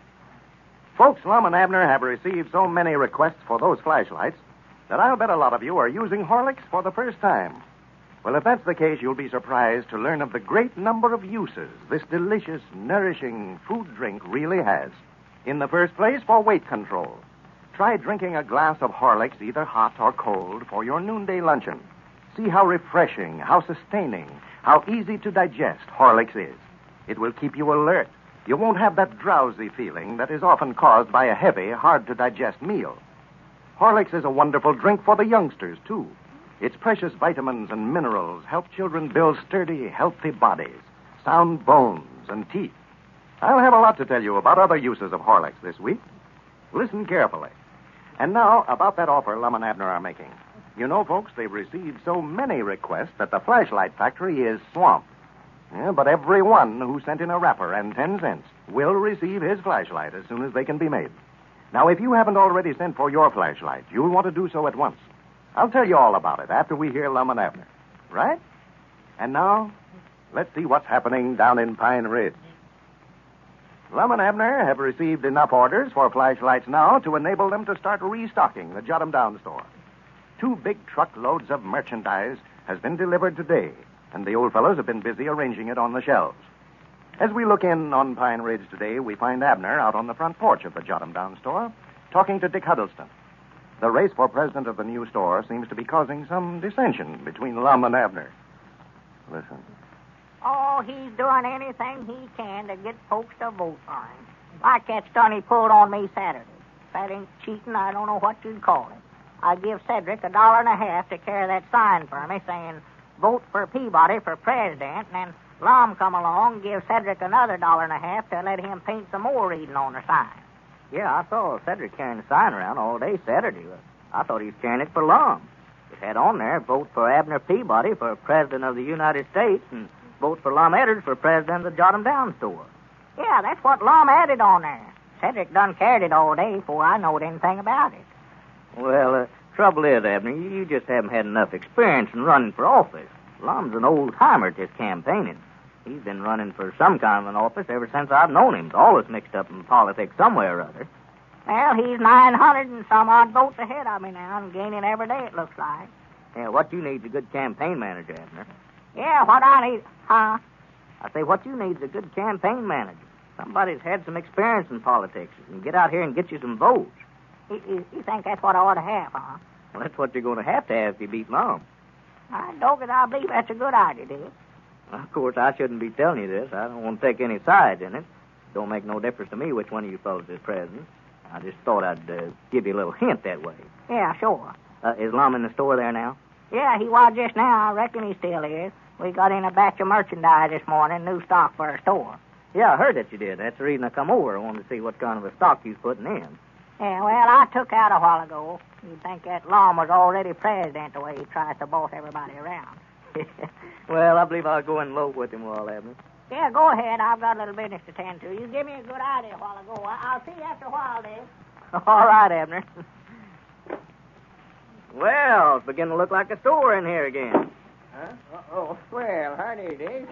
Come in. I was so busy here, never seen you come up. Yeah, well, I seen them trucks from the wholesale house go by my place this morning. I just allowed you fellas getting in your new stock. Yeah, well, we ain't got all of it yet, but we're just buying a little of it along as we can. Yeah. The way folks are sending in for these flashlights, it won't be long till we can have the whole store stocked. What's the matter? Can't you get Abner to help you there? That's what I'm doing now, is trying to straighten out what he's already did. I run him out of here a while ago. Everything he does, I have to do it over again, it looks like. I left it up to him to stack this canned goods in the shelf, and I just wished you'd look the way he done it. Well, for goodness sake. Just look at that shelf there, for instance. Yeah. Instead of stacking stuff to itself like it ought to be, he's got, there's pork and beans and apricots and axle grease. There's a can of tomatoes and baking powders, all stacked right in together, and most of that's upside down. Yeah, I just noticed. Somebody come in and call for something, it'd take you an hour and a half to find it. if you could find it tall. Well, it looks like it'd be just as easy for him to put it in there right while he's doing it. Why, sure. He just takes and opens a case of something, starts down the row of shelving, and just sets a can of it anywhere he can find a place to put it. That's what it looks like. It's laziness is all. Says he's saving himself a lot of bother. Well, I don't see how he figured he's saving work that way. Well, he says by scattering the stock all around over the store this way, he's got a little of everything we've got right there handy, no matter where he's at when he's waiting on a customer. That way, if somebody comes in and calls for a can of hominy or something, instead of having to walk a few steps for it, there'll be a can of it right there behind him. That is, if he can find it. Well, bound for Abner to try to figure out some easier way to do it. He's the beatenest feller I ever seen in my life for trying to study up shortcuts for getting out of work. Yeah. He'll sit and study for half a day trying to figure out an easy way for doing something that wouldn't have took him 5 minutes in the first place if he just got up and done it. Well, you know, they tell it on him, Lum. He buys his shoes about 3 sizes too big so he won't have to unlace them to get them on and off. Yeah, well, he does, too. About the craziest thing he ever done is when he worked out that device for drawing water he put on his well over there. Took him about 2 months to build the thing out of parts off of cultivators and old hay baler and one thing and another. Yeah, I've seen that over there. And you could draw a bucket of water and have it half drunk up before you could get that contraption started working. Takes him and his woman and Pearl, all three, to work the thing. And still he insists on using it. Thinks it's just wonderful. Shows it to everybody that comes on the place. Oh, yeah. He's always bragging about the modern improvements he's got over there. Improvement. He made a self-feeder for his stock over there a few years ago. I never will forget. Killed off 3 milk cows and a good horse by letting them founder themselves before his woman set her foot down and made him take it out of the barn. Well, that's the one that he got the patent on, wasn't it? Well, yeah, he tried to. Writ the giverment 3 or 4 times, drawing some pictures of it and sent them, but they finally wrote back and said they couldn't make heads or tails of what he was driving there. I bet they're still trying to figure out where it was a airplane or a steam shovel or what it was he was writing. Yeah, I'd like to have seen them drawings that he sent in. And a feller like him wanting to be president of the store here. If he was to get elected, he'd spend half his time trying to study up some way so folks would have to wait on themselves. Yeah. I'd like to see this store about a month after Abner had a chance to try out a few of his inventions down here. Yeah, Lord. Turn him loose, no telling what all he would have rigged up down here. Be about like the time he bought that new automobile and rigged up that device to keep everybody from stealing it.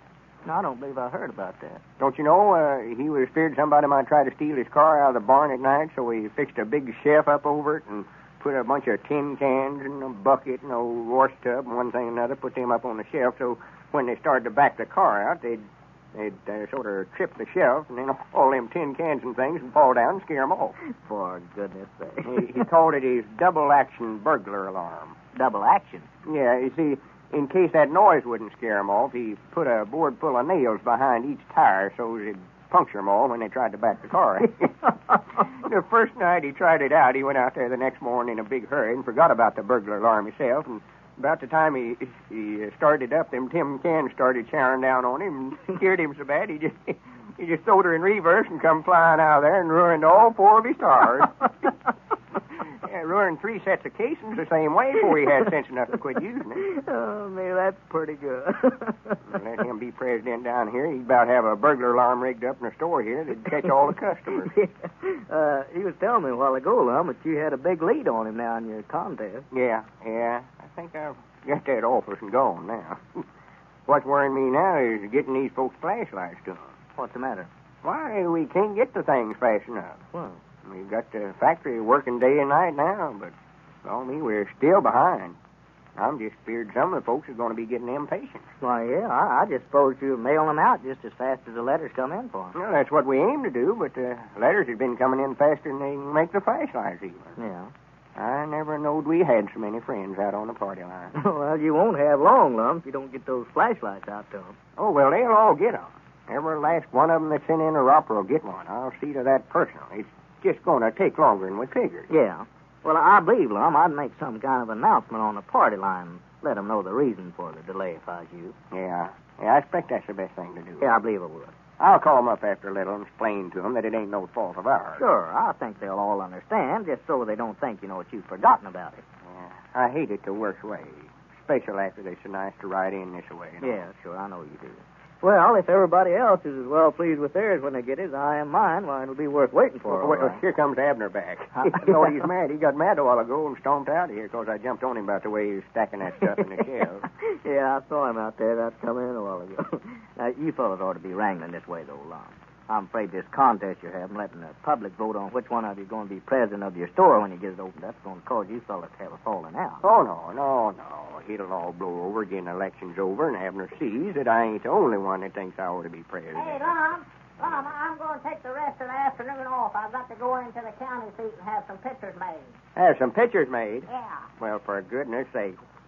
I never would have thought you'd want to have a picture made of that face of yours. Looks to me like you'd be proud to forget what you look like. Well, my campaign manager said that he needs some pictures of me for publicity.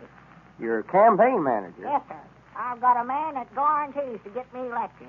I know that this contest is going to be a heap different story from here out, Lum. He's a go-getter. Who you got managing your campaign? Well, I just a while ago made a deal with Squire Skimp. He's going to take charge from here out. I know this Squire Skimp knows more tricks about getting votes than any two fellas in this whole community. Well, knowing Squire Skimp as we do, we can expect a whirlwind finish in this campaign for president. And now, if you haven't already sent in for one of these fine little fountain pen-sized flashlights that everyone's getting from Lum and Abner, here's how you can get yours. All you have to do is send in the outside wrapper from a package of Horlick's malted milk powder. Remember the outside wrapper. Don't send in the labels from the bottle. And be sure it's a wrapper from a bottle of Horlick's malted milk powder. Horlick's tablets wrappers are not eligible, Annie. Write your name and address on the back of the wrapper and then mail it, enclosing 10 cents to cover packing and mailing costs, to Lum and Abner, care of the station to which you are now listening. I'll repeat that address, Lum and Abner, care of the station to which you are now listening. Now, don't delay. Send in your request right away. Also, be sure to cast your vote for president of the Jot 'em Down store. To do that, you know, you just have to write your choice, either Lum or Abner, alongside your name and address on the wrapper. And remember, Lum and Abner want every single one of their friends to have one of these flashlights. This offer will be withdrawn soon, so act at once, tonight. This is Carlton Bricker, speaking for Lum and Abner and Horlick, who bid you all good night and good health.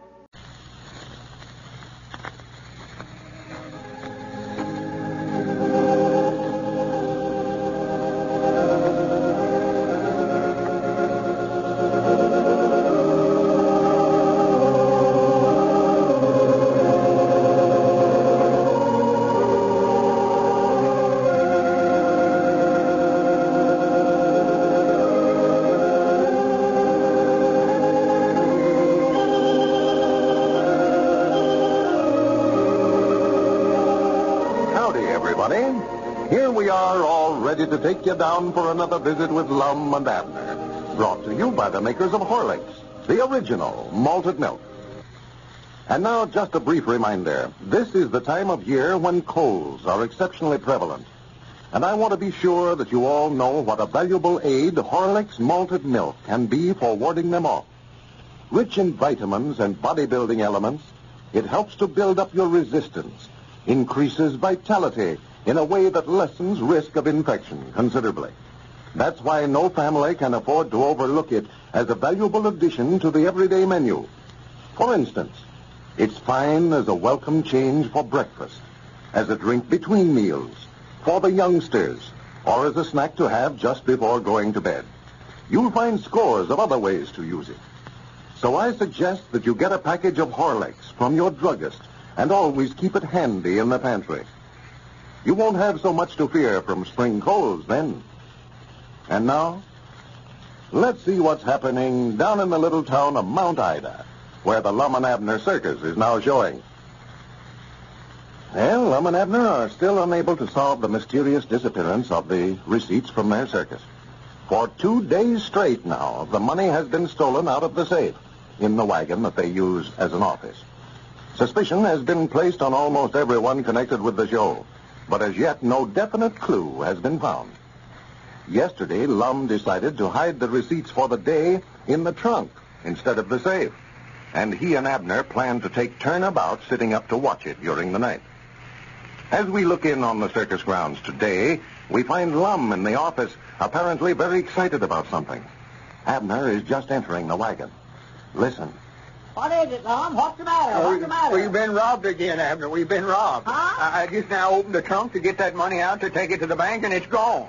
You mean that we taken in yesterday? Yes, sir. That money I put in the trunk last night's gone. Well, I'll swan to goodness. Well, whoever got it must have broke in here while we was over at Greenwood this morning.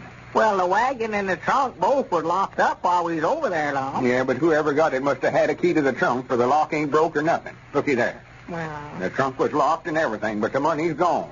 well, they must have had a key to the wagon, too, then, Lum, for it was locked up while we was gone. Granny, that's right. Nobody ain't stole your keys from you, have they? I know. If I hadn't had the keys, I couldn't have got back in here.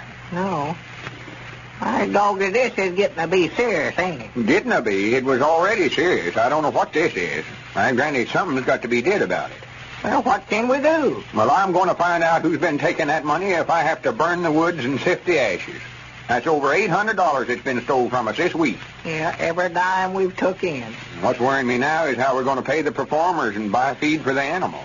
Well, maybe we can take in enough between now and the end of the week to take care of that, Lum. Well, it don't do us no good to take it in. Somebody steals it as fast as we get it. Yeah. I'm going to get the police out here. That's what I'm going to do.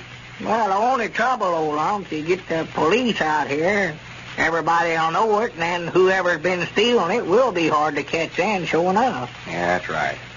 Grannies, we'll just set a trap for 'em ourselves, Abner. Set a trap for 'em. Yes, sir. We'll just put the money in the safe again tonight for bait and catch 'em ourselves. And then set the traps around in front of the safe, huh? Yeah. Huh? No. Set traps in front of the safe. Well, that's the best place to put 'em. If they'll open the safe, why, they got to get around there in front of it, Lum. Well, we ain't going to set no traps for 'em, Abner. You just said we was. I ain't talking about steel traps, though. I'll tell you the kind of a trap we could set, Lum. The line trainer was telling me the other night how they catch them lines there in Africa. Well, there ain't no line breaking in here and taking that money. I can tell you that right now. Well, no, but you could catch a human the same way. All you got to do, Lum, is you just dig a great big hole in the ground right out there in front of the wagon, and then cover it all over with brush and hay and stuff. And then when they step on it, why, they fall down in the hole and they can't get out. Oh, for goodness sake. That ain't the kind of trap I'm talking about, Abner. Well, he said that's the best kind. You got to put some fresh meat out in the middle of it, though, so when they start after the meat, why, they'll fall through the chivering over the hole, you know. Well, what would a robber want with fresh meat? Well, I don't know, but he said that's what they use there in Africa. Well, that's because they're trying to catch wild animals. Whoever it is we're trying to catch is after money. Yeah, that's right. Well, we can just put the money out there then, use that for bait. Well, we ain't going to dig no hole in the ground now. You just well get that idea out of your head right now. What I mean by setting a trap, we can put the money in the safe and then set up and watch. See who comes to get it. Well, they ain't going to come in there, me and you sitting there in a wagon, you know that. Well, we'll hide, get outside there in the dark somewhere. Yeah, but how you going to catch them if you ain't got no trap there? Well, if we see somebody trying to open the safe, we can run in here and throw a gun on them and march them right down and turn them over to the police. Yeah, but what if he gets away, though, before we can get there and get him, and then he's got all our money? Well, you need to worry none about that. He's too fat to run very fast anyway. Who's too fast? Huh? Oh, well, I don't mind to tell you, Abner, I believe Squire Skimp is the one that's getting that money. Oh, no, I don't believe it's him, Lum. I might not know he done it. Well, he said that you're the one that's been taking it. Me? Yes. He told you that? Yes, sir, that's what he said yesterday. Well, he told me the same thing about you yesterday, too. Huh? Tried his best to make me believe you done it. Well, that ornery, low-down, good-for-nothing. He told me the reason that he knowed it was you, Lum, was cause that he heard that you was going to buy Zenora a big diamond engagement ring. Why, that snake in the... That's what he said, and said you was taking the money. See there, he's just trying to lay the blame on everybody else. He's accused you and me and Zenora and her brother and Cedric and everybody else, except himself. Wait a minute, Lum. There's somebody coming around the wagon there. Huh? Who is it? What do you want? Oh, what is it, Cedric? Guess who just now drove up out there in front just now? Who? Mr. Huddleston and his wife and Ethel. Well, fine. Well, whereabouts is he at, Cedric? Reckon what he's doing over here. He's around there talking to Squire now. The women folks went on in to watch him feed the animals. Well, I'll swan too, goody. Well, I just can't hardly wait to see him. No. And find out how Elizabeth and Pearl's getting along. Here's Mr. Dick and Squire coming now. They're both of them in here, Mr. Dick, right in here. Yeah, all right. Thank you, Cedric. You're kind of dressed up since you joined the circus, haven't you, Cedric? Yes, Mom. This is a brand new suit I got. Just bought it today. Well, I'll swan to goodness. Dick Huddleston. How in the world are you? Come in here and sit down, Dick. I'm sure proud to see you. Well, how you fellas been? I'm glad to see you, sure. Yeah, what in the world are you doing way over here, Dick? Well, I just thought I better ought to come over here and check up on you fellers, see if you're behaving yourself all right. Yeah, well, we're doing the best we know how. No. Me and the wife and Ethel, we drove into the county seat today and got Sue in there with her business early and just decided to come on by here on our way home and see how you fellas getting along. Well, fine. I'm sure proud you did. How's Pine Ridge, Dick?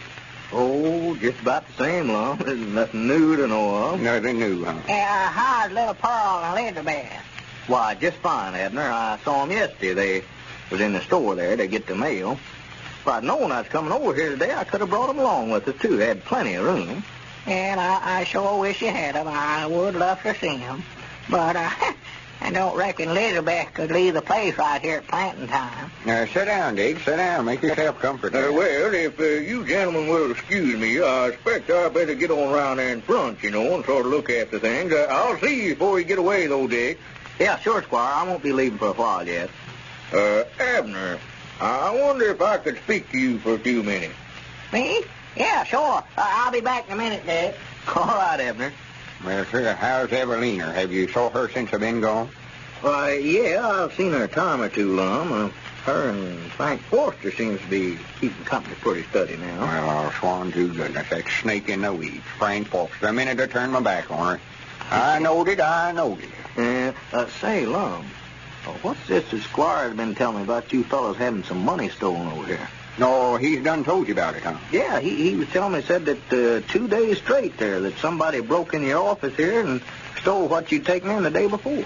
Well, not only that, but they stole what we took in last night, too. Last night? Yeah, over $800 has been stole this week. $800? Yes, sir. And if you won't mind IDs on it, Squire Skimp's the very one that's been a-getting it, too. Squire, huh? Yeah. I'd have him arrested so quick it'd make his head swim, but there's just one thing I can get out of my mind. What's that, Lum? Well, that is why if he was going to steal it, why he didn't do it when he was running the circus by himself and had charge of the money by himself. Me and Abner wasn't with him then, and it wouldn't be no trouble at all for him. No. Well, now, here, Lum, maybe he was stealing it from you then. Huh? I say maybe he was. While he was running the circus for you, while the show was losing money all the time, yeah. I know you had to go in there in the bank and borrow money to keep it open. But here now, since you and Abner joined up with it, why, you've been making money. That don't sound right to me, Lum. You mean you... Granny, that's right. That's the reason he wasn't taking in enough to pay expenses over at the county seat. Well, of course, I don't know anything about it, Lum. But that's just my opinion on it, But I do know Squire Skimp. I've known him for years around Pine Ridge here.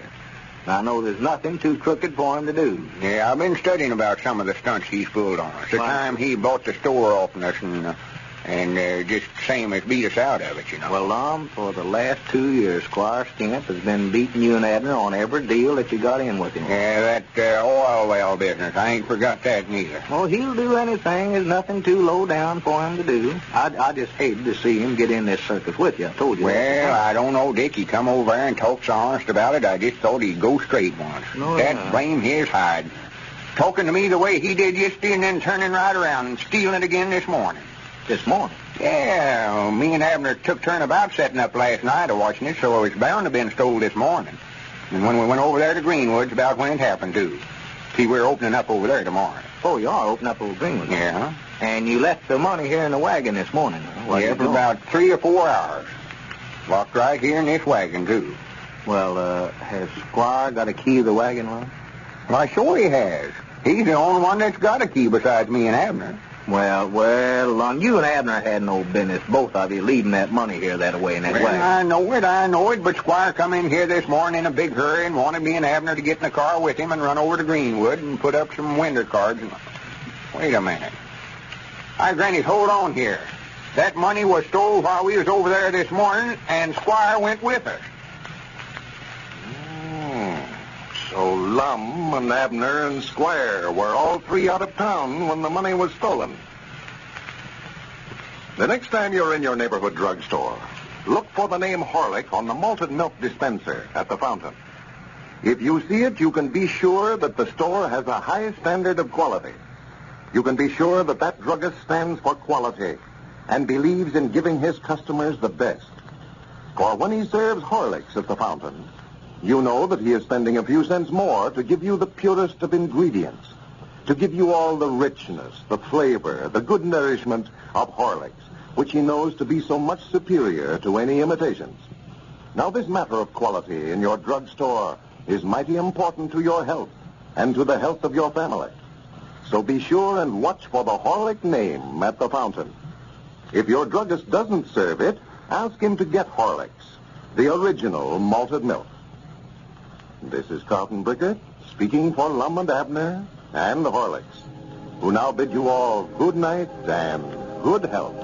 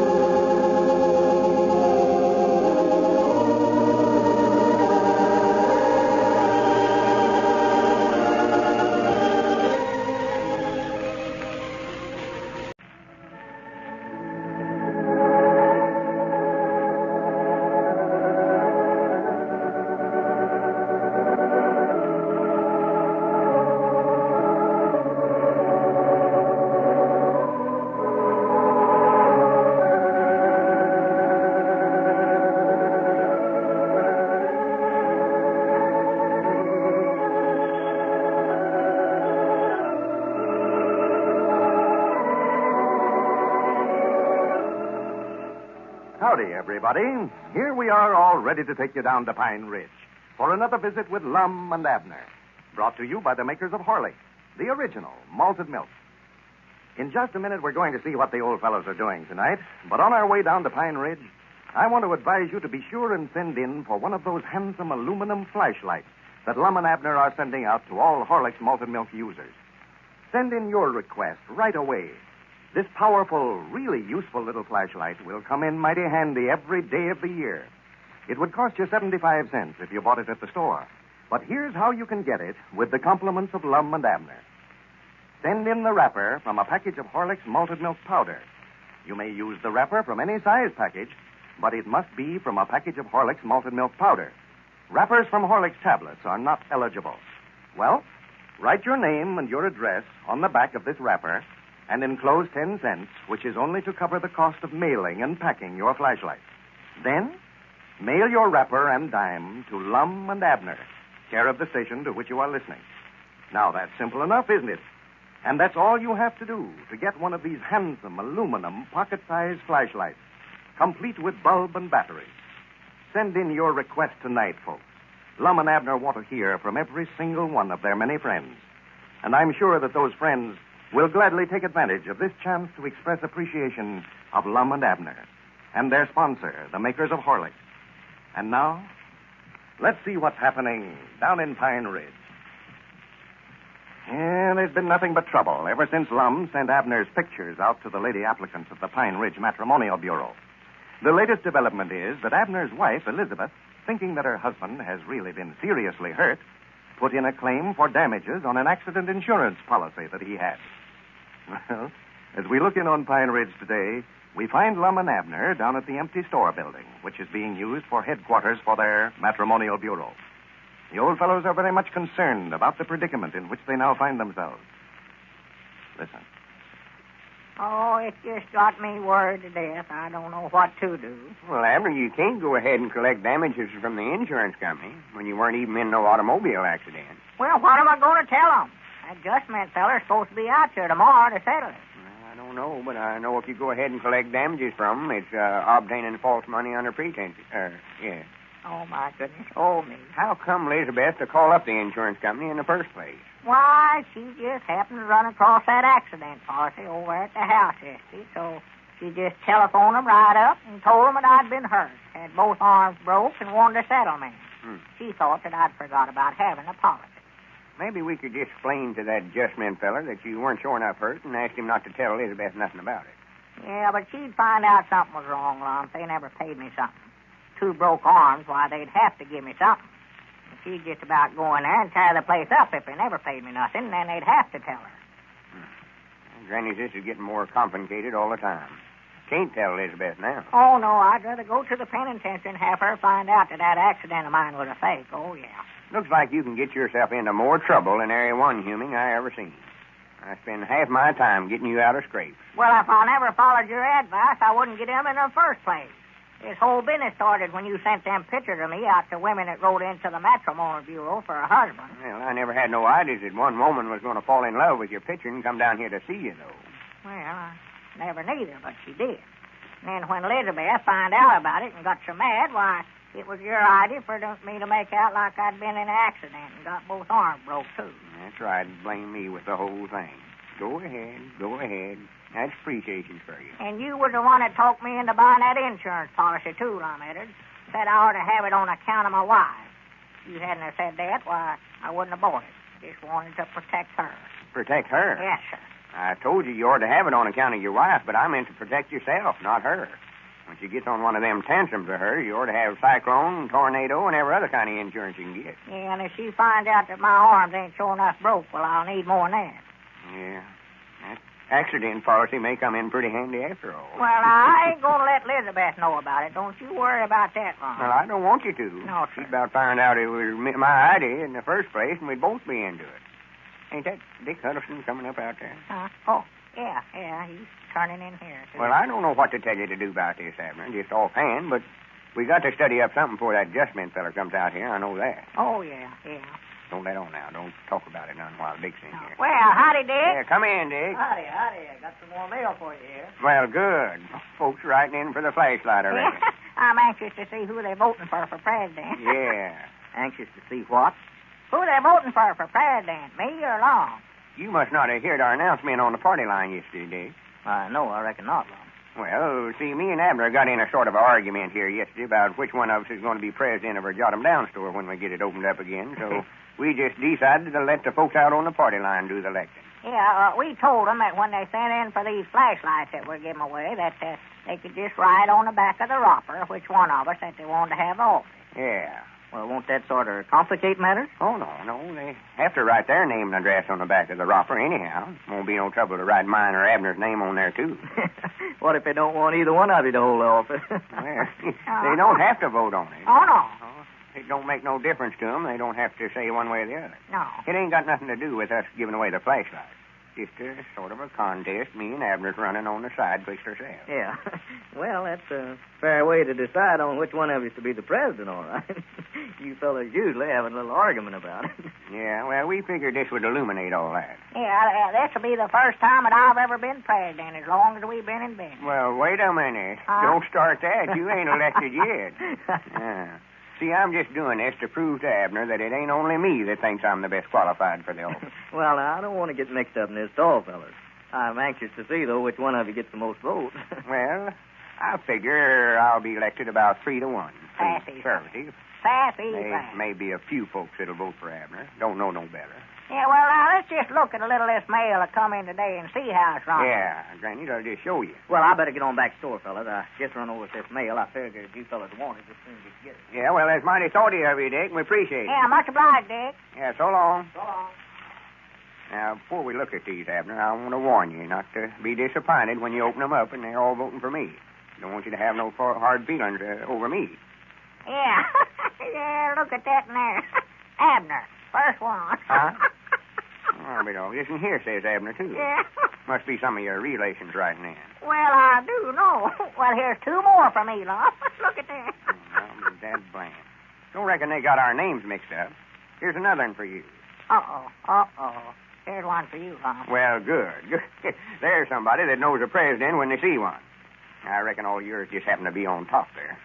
I know Well, that. no wonder. Look there. Look who sent it in. Who was it? Lum Abner, Pine Ridge. Oh, did I vote for myself on that? Yeah, you wrote Lum Abner for president across there. Well, I was sworn to. Just force a habit, I reckon. That is, writing my name. I don't mean voting for myself. I aim to vote for you, Abner, just to be sure that you got one vote. Yeah. Well, good. Here, you can just change it, Lum. Just rub your name out there and then write mine in. Well, I don't think you're allowed to do that, though, Abner. Huh? I don't think you're allowed to change the votes after they've been sent in that way. Hey. Oh, we get to doing that, no telling where we'd wind up at. I dog it. Here's 2 more from me, Lum. Look there. Let me see. For the land's sake. Granny, something's wrong here somewhere. Can't figure this out. Let me read that. Dear Abner. Yeah. Oh, I put a note on there to you. Yeah. I am voting for you for president because you have both arms broken, and I feel sorry for you. Well, bless her heart. Bless her little heart. Listen here, said this might lie the same thing, too, Lum. Well, and looky there. There's another one voting for you, just on account of your arms being broken. Well. Yeah, I see now. Yeah, that's the reason. Just on account of them feeling sorry for you. You done that yesterday when you told them out on the party line that you had both your arms broke. Yeah. Yeah, that was a good idea. I'm glad I put that in there. Well, it ain't fair. It's cheating. Your arms ain't broke, and you know it. You're just peeling to their sympathy. And, Grannies, I'll put a stop to that right now. Yeah, what are you fixing to do now, Lum? Wait a minute there. Never mind. Well, recollect now, you said that we weren't going to have no mudslinging now, I ain't Lum. going to sling no mud. I'm just going to straighten out a misunderstanding here. The very idea you telling everybody yesterday that you was pitiful. I order just took her. Wait a minute. Hope you're listening. Be careful what you say now. Howdy, everybody. This is Lum Edwards talking. I've got a little announcement to make about me and Abner running for president. I sure got his goat that A lot of you folks voted for Abner because you felt sorry for him.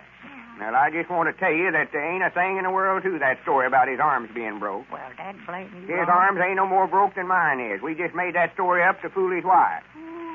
I've always been president of the Jot 'em Down store, and I'm about the only one in the company that knows anything about running it. And I just want to remind you that when you're making up your mind which one of us to vote for, just figure out which one of us is the best qualified for the office and vote for me.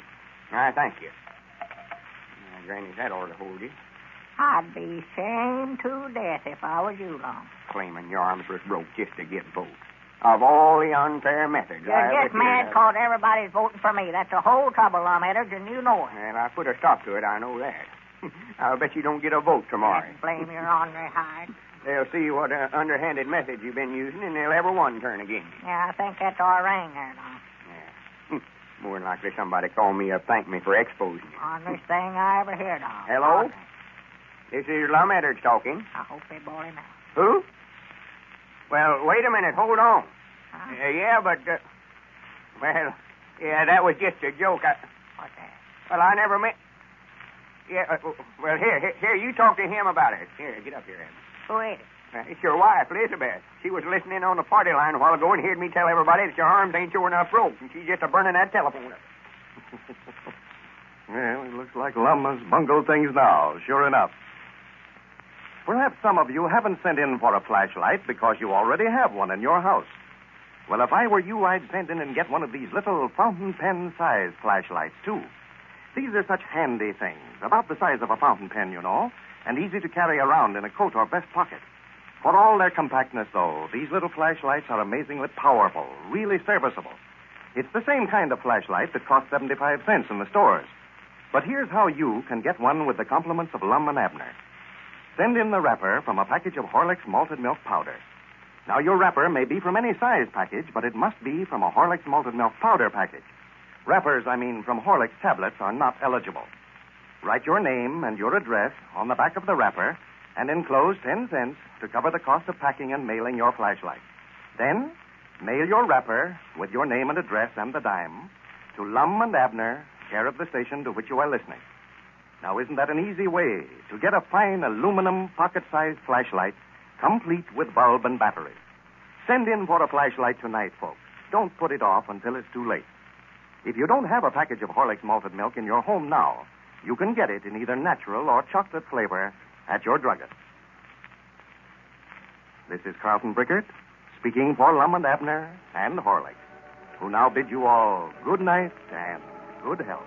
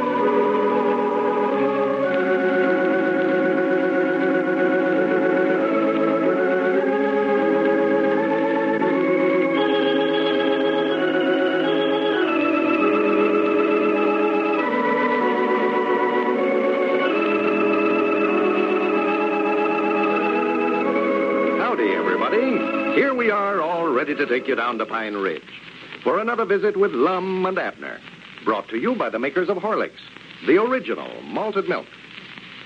Before we go any further, folks, let me ask you a question. Do you get that drowsy feeling in mid-afternoon? If you do, you'll be interested in a suggestion that I'm going to make. It certainly pays to keep alert on the job. Well, here's what to do. Just dissolve a few Horlicks malted milk tablets in the mouth whenever you feel that drowsy feeling coming on. That's a simple enough plan, isn't it? Well, you'll be surprised how they pep you up, put new energy into you, without spoiling your appetite for dinner at night. How do they do it?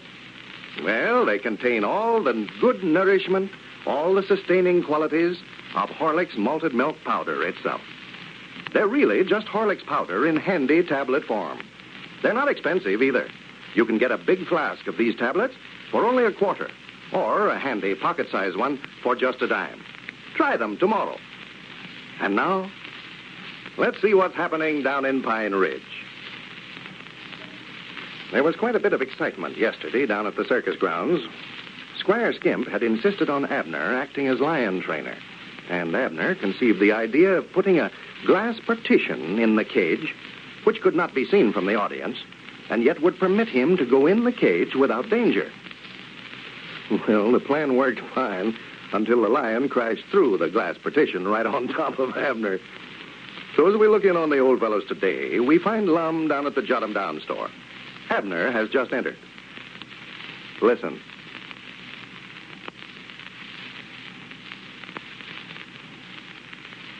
Well, for goodness sakes, Abner, you must have been worse hurt than I thought you was. No, I ain't bad hurt. Elizabeth wrapped all these bandages around on me, said she's afraid that some of them places I might get infected. Well, that's right, too. Yeah, that lion must have scratched you a heap worse than we thought he did. No, it wasn't the lion so much as it was that glass he broke. I don't think he scratched me much at all. I believe he's about as scared as you was, Abner. When he hit that glass, I never seen such a surprised look on a critter's face in my life. Well, I was surprised. Yeah, I mean the lion, though. Oh, yeah, of course, he never knowed that glass was there. Yeah, I don't believe that's a very good idea in the first place, putting that glass partition in there. No, I know now that it ought to have been made out of iron or something like that. I never thought about him jumping through it, you know. I just allowed that he'd sort of catch the glass with his nose there and see he couldn't get through it. Yeah, well, it's a good thing it scared him, for he'd have clawed you to pieces there before we got you out of that cage. Oh, yeah. Well, I believe I could go in there now, though, Lum, and he'd be scared to jump at me. Well, now, don't you go trying it now. Oh, no, I ain't. I just said I believe. Well, there ain't no use for me and you to try to make animal trainers out of ourselves, Abner. We just ain't cut out for that kind of work. No, I don't believe we're neither, Lum. Thing for us to do is just get Squire to hire somebody to do all them things he's been wanting us to do and forget about it ourselves. Yeah. Granted, he might not have had me talked into laying down on one of them elephants, letting that elephant sit down on me. For the land. And it ought to have been flatter than a pancake. Yeah. Well, of course, the reason the Squire wanted us to do it, you know, Lum, was to save expenses. Yeah, but you notice he ain't taking no chances of being ate up by no animal or nothing. He's figuring on being a ringmaster and a barker. The barker? Yeah, barking out in front. Well, what's he going to do that for? Well, to get folks to come inside the tent. I don't see how that'll get him in there. Looks to me like that'd run him off. That's the way old Lead, that dog of mine, runs folks off our place over there by barking at them. Yeah, well, that ain't the kind of barking he's going to do, though. He ain't going to bark like no dog, if that's what you mean. Yeah, what's he going to bark like? He ain't going to bark like nothing. He's just going to stand up on the platform out there and give the folks a big talk about what we've got on the inside of the tent. Oh, he's going to make a speech, then? Well, yeah, that's what it is. Ain't going to bark at all, huh? No, that's what they call it in the circus business, a barker. Oh, man, I can't get used to this circus talk. They got their outdoingest names for things that I ever seen in my life.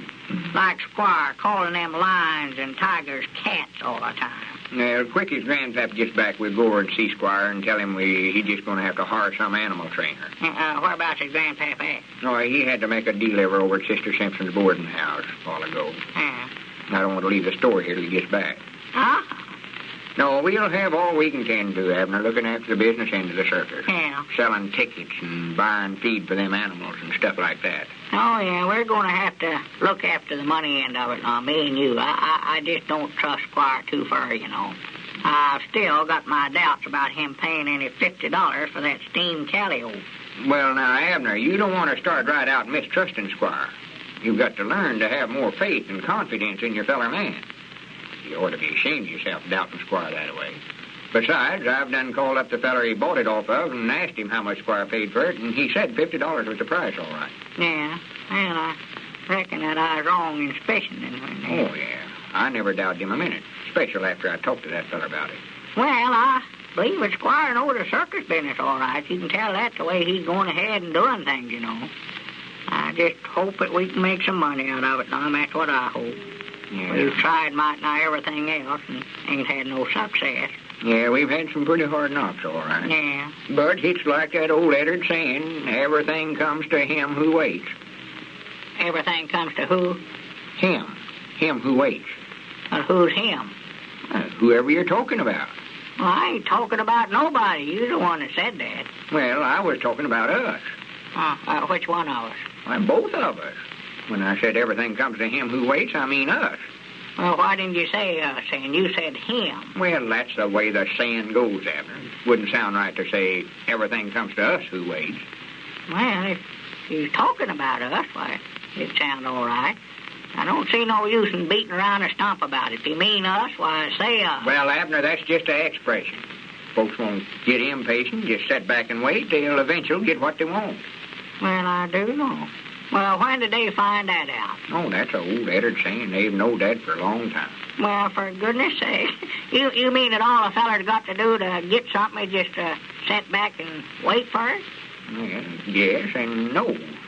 Which? Which what? Which does he have to do? Well, according to the old saying, if he waits long enough, he'll get it. He'll make a success of himself. And I dog it. I reckon old Bob Rollins is right then after all. Bob Rollins? Yeah. What's he got to do with it? Well, if everything comes to him at waits, why, I reckon he'll get that railroad job that he's been waiting for. Oh. You know, his woman has been taking in washings now for 15 years, making a living for the family. He says, you know, he's a railroad man. He can't do no other line of work, and he's waiting for him to build a railroad through Pine Ridge here, you know. Yeah, no, he says that. Yeah, and I always thought it's just out-and-out laziness, but I see now what he's doing. He's waiting to be a success. Instead of him going to the railroad, why, he's trying to bring a railroad to him. Well, I don't believe that'll work out very well on Bob, though, Abner.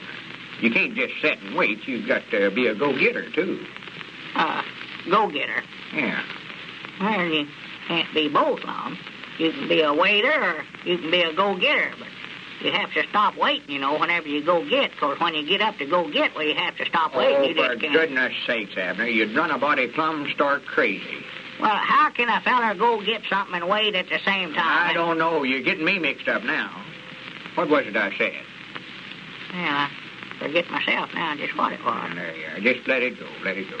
Here comes Squire Skimp out there. Oh, yeah. We can tell him what we decide about training them animals. Yeah, I want to get out of that if we can, Lum. Well, it just ain't but one thing to do, and that's for us to just come right out flat-footed and refuse to do it. Yeah, but I don't believe Squire's going to like that, though, Lum. Well, wait a minute here. Talking this way, me and you is the bosses down there. We own the circus. Squire's working for us. I know that's right. Why, he's been bossing me around down there to where I'd plumb forgot about that. Why, sure we are. Well, just let him know from before. Wait a minute, Lum. Better find out what you're saying there. No. Howdy, Squire. Come in, Squire. Come in. Well, howdy, man. I've been looking all over for you. Been waiting for you to show up over at the circus ground. Been waiting for it. Well, if you'd just waited long enough, Squire, why, we'd have been there. You know, everybody comes to him that waits. Yeah. Shut up, Abner, for goodness. Well, man, I'm afraid I've got some bad news for you. I don't want to have no hard feelings over it now, but, for the good of the circus, I believe we ought to make some changes. Make some changes? Yes, you know, I want to have the grand opening tomorrow afternoon, and time is short, man. I've got to work fast. Now what's happened, Squire? Well, I sort of hate to tell you, fellers. I know you're going to be disappointed. What is it? What are you driving at? Well, I promised you men that you could be the animal trainers, but in order to have to get the circus ready by tomorrow afternoon, why, I had to hire 2 other fellers this morning to look after that part of the show. And, I'll have to ask you gentlemen to just step down and out and let these fellers have your place. well, sir, that was just what, of course, we both was terrible anxious to have the job, but if you think it's for the betterment of the show, personal, I'm willing to forget myself and just put the circus first. Yeah, me too. Yeah. Well, fine. All right, then, it's all set.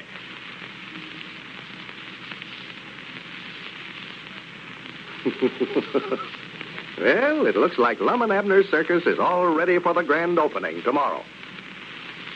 Ladies and gentlemen, while we still have a moment left, let's pay a brief visit to the Jenkins home. Mr. Jenkins is just home from work. Listen, his wife is greeting him now. Oh, hello, Tom. I hoped you'd be late. Sorry, I couldn't oblige. What's the trouble? Well, dinner's not quite ready. Tom, I've had the busiest day. I've been marketing. Yeah? So how's the budget coming? Tom, you'd never believe the money I've saved. Well, how do you do it? I can't. Well, Mrs. Green helped me. She knows the best places to shop. Remember what we used to pay for eggs? No, what? Well, of course, you wouldn't know. But anyway, I saved 4 cents a dozen. Go on. What else? Well, I saved 18 cents on a ham. And it's just the same kind that we always get. Sounds pretty good. So how about my malted milk, by the way? Did you get that? Oh, yes, and I got the biggest bargain you ever saw. What, in Horlicks? Where? Well, it isn't Horlicks, Tom, but it's just as good. Now, who told you that? The clerk in the store. He said Never that... mind what he said. Now, listen, Jane. That budget idea is all right. Keep it up. But, gee, don't go to extremes. Now, you know what happened the last time we tried a cheap imitation of Horlicks. Yes, but Tom... Now, we can save without doing that. Cut down on anything else you like. But, Jane, it's got to be Horlicks. And Tom's right. It must be Horlicks. If you've got to cut down on expenses, cut down on something else besides malted milk. It's false economy to buy any malted milk but Horlicks, as thousands are finding out. Remember, Horlicks is the original malted milk that gives you full value in nutrition and flavor, that brings results. This is Carlton Brickert speaking for Lum and Abner and Horlicks, who now bid you all good night and good health.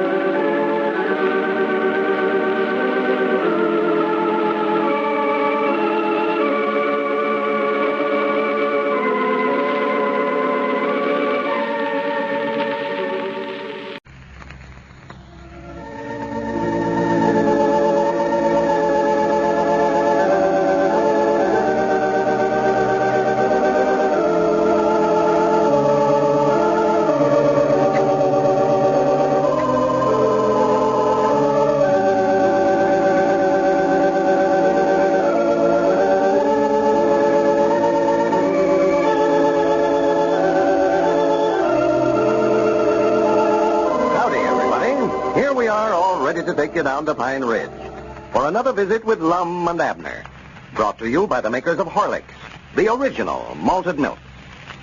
Before we go down to Pine Ridge, let me make a suggestion. When your youngsters ask for something to eat between meals, give them Horlicks malted milk tablets.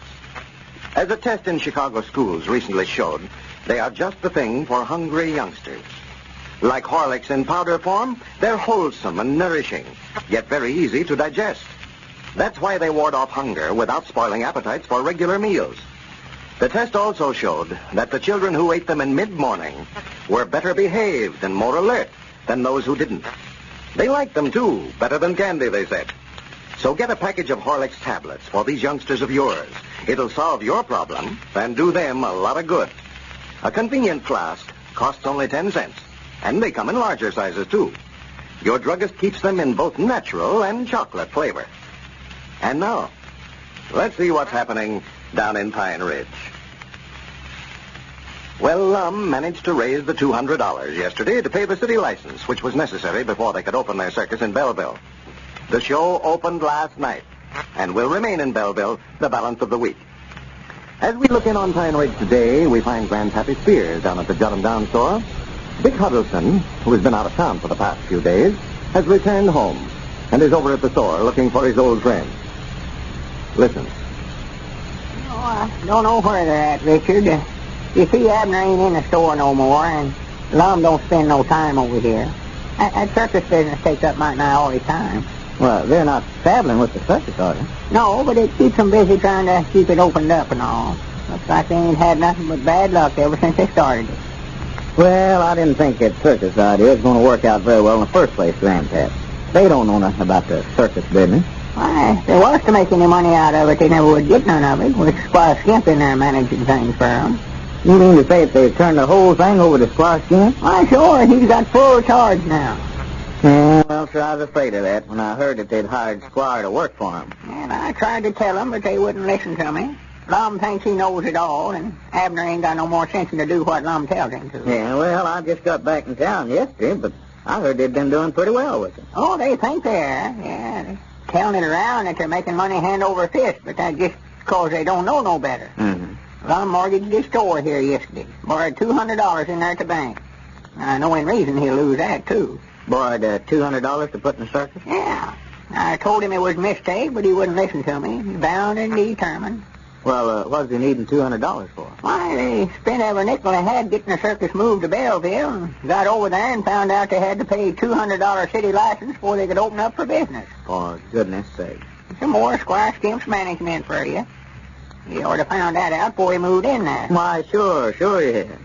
Yeah, they can't operate a circus and it traveling around over the country and them staying here in Pine Ridge. I know. They've got to be right there with it all the time. Well, if you want my notions on it, Richard, they can't operate one with they're there or where they ain't. They don't know nothing about the circus business. Why, no. They just haven't got the capital in the first place, Grandpap. That's the what? The capital. It takes money to run one of them things. Some weeks, why, they'll make money. And then there's going to be others when they lose it. Yeah. And they've got to have some cash to fall back on.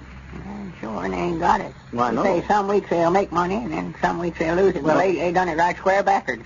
Some weeks they lose it, but they ain't made none yet. Well, they'll get in a good spot and probably make a little money, but they've got to have some cash reserve there to carry them over those weeks that they don't. That's what they've got to have. Lum ain't even paid me my salary yet for 2 weeks of work here in the store. Well, I wouldn't worry about that. Lum will pay you, Grandpap. No, I never meant that. I'm just telling you how hard up they are. Yeah. Well, if they'd have stayed with their store business here, well, they'd been a lot better off. Of course they would. Of course they would. It's the only place they ever made any money is right here in this store. Yeah. Lum keeps both of them broke with these big ideas he gets in his head. He's always got some big scheme started up to where they're going to get rich quick. He'd bankrupt the government in 2 weeks' time if they'd turn him loose. Well, of course, they kind of got in the circus business, by accident.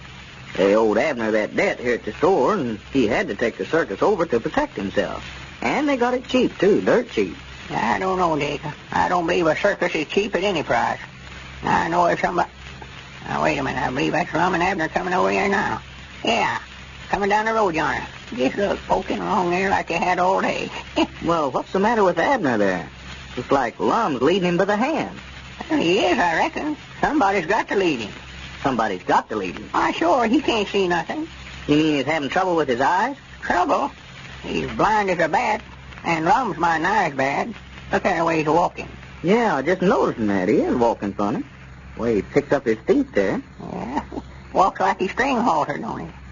Yeah, it's my nigh case of the blind leading the blind, except Lum can see a little. Them eyeglasses of his makes everything look about 10 times as big as it is. By Jack, Lum has got glasses on there. When did he start wearing them, Grandpa? Oh, that's right. I reckon they bought them after you left. Why, some spectacle salesmen come in here with the circus and sold Lum and Abner and Cedric all spectacles, and they just might not ruined their eyes with them. Fact is, he told might not everybody in town a pair of them. Yeah, well, I heard something about that this morning. Ezra Seastrunk come in the store over there and wanted to buy a whole case of headache medicine.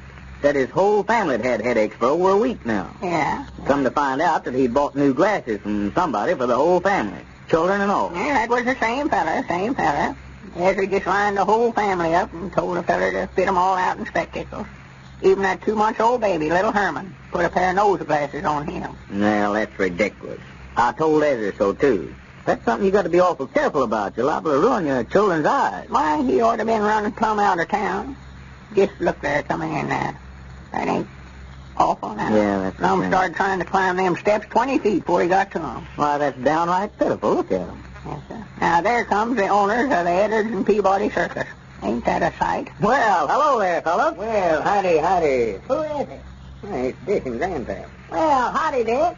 Glad to see you. I can't see you, but I'm glad you're back anyway. Yeah, when'd you get in, Dick? I got in late yesterday evening, Lum. Have a nice trip? Well, it wasn't much of a trip. Didn't see many of the sights. I was busy buying most of the time. Went in there to market, Yeah. Granny, you're looking fine. Growed some, ain't you? Gold? No, I reckon not, though.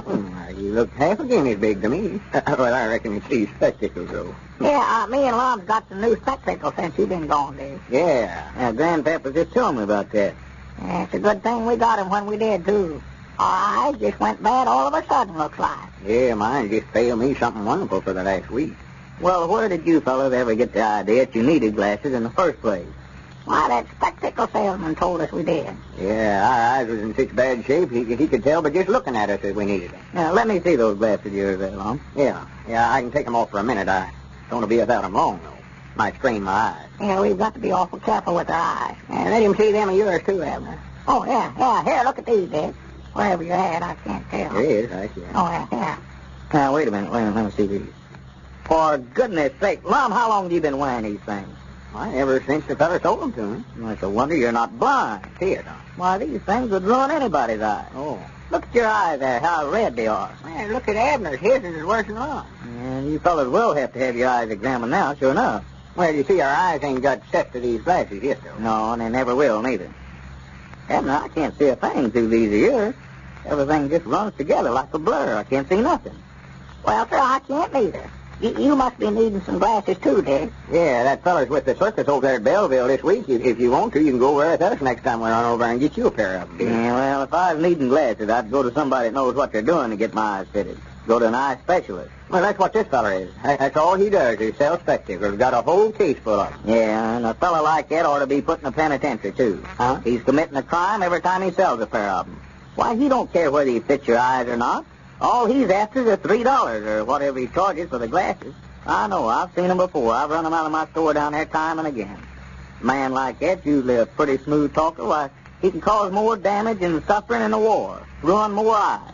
Yeah, I'll go to Belleville with you to see him, but if I do, he won't be selling glasses again soon, I'll tell you that. If a first person feels like he needs glasses, why, he ought to have his eyes examined by somebody that knows what they're doing, an eye specialist. Somebody that's in that business. Granny, do you reckon these glasses has had anything to do with these headaches we've been having? Why, sure they have, Lum. Well, the wife told me that she'd sold more headache medicine there in the store this past week than we've sold in 2 years. And his eyes has been damaged by that fake that never will be right again. Sure, Dick's just right about that. If you're through with them, Dick, I believe I better put them back on. My eyes are starting to burn here. Yeah, wait a minute. See, I've got both pair of them here. Yeah. Now, you may not like it, but I'm going to do you both a big favor right now. Why, Dick, you busting them here. Yeah, and someday you'll thank me for it, too, Lum. Now, the thing for you to do is go there to the telephone and call Squire Skimp, tell him to either run that fellow off that circus ground or have him put in jail as a fake. That's what you ought to do.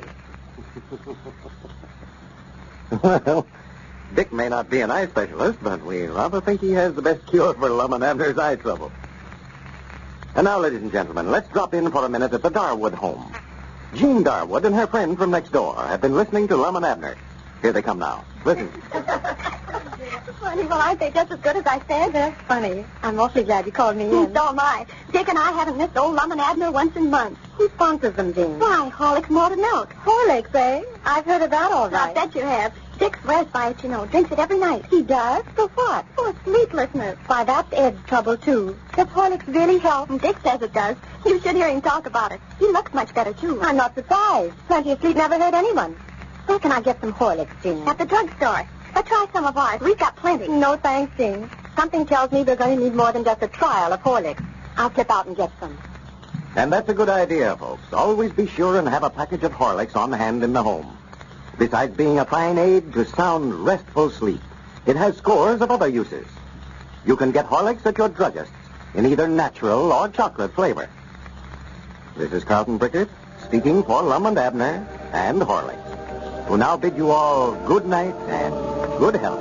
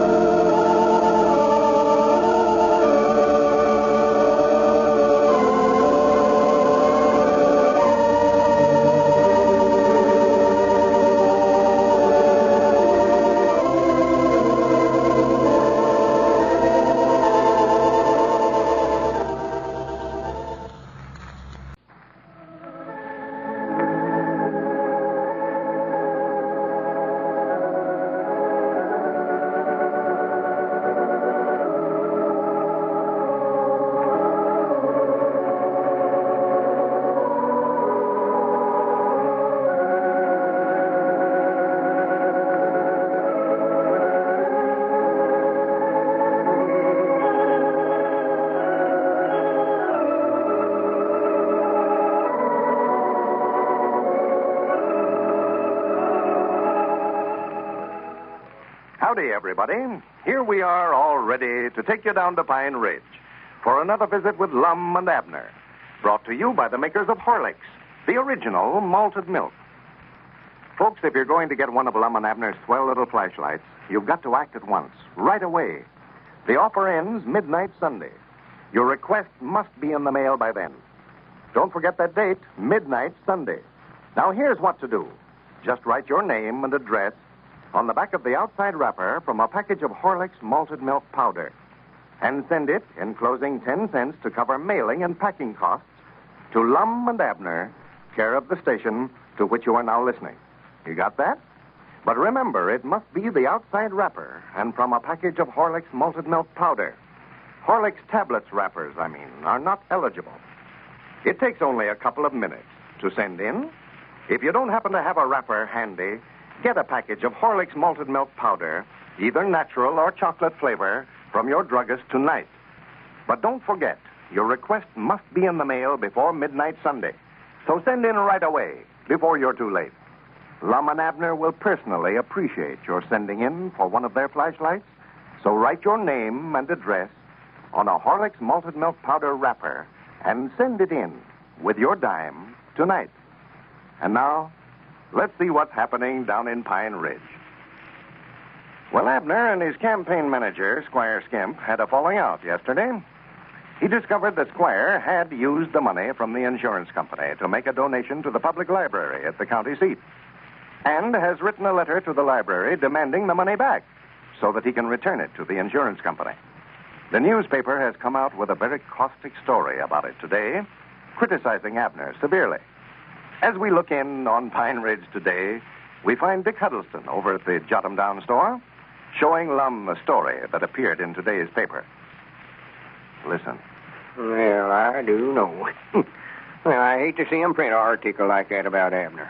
Well, I don't know, Lum. You can't blame them much, Somebody make a donation that way just for the publicity, and after he gets a nice write-up in the paper, I ask for his money back. Well, Abner couldn't do nothing else, so he had to get it back. You know that check the insurance company gave Abner for $200 on that accident claim? Yeah, I thought you sent it back to him. Well, we was going to.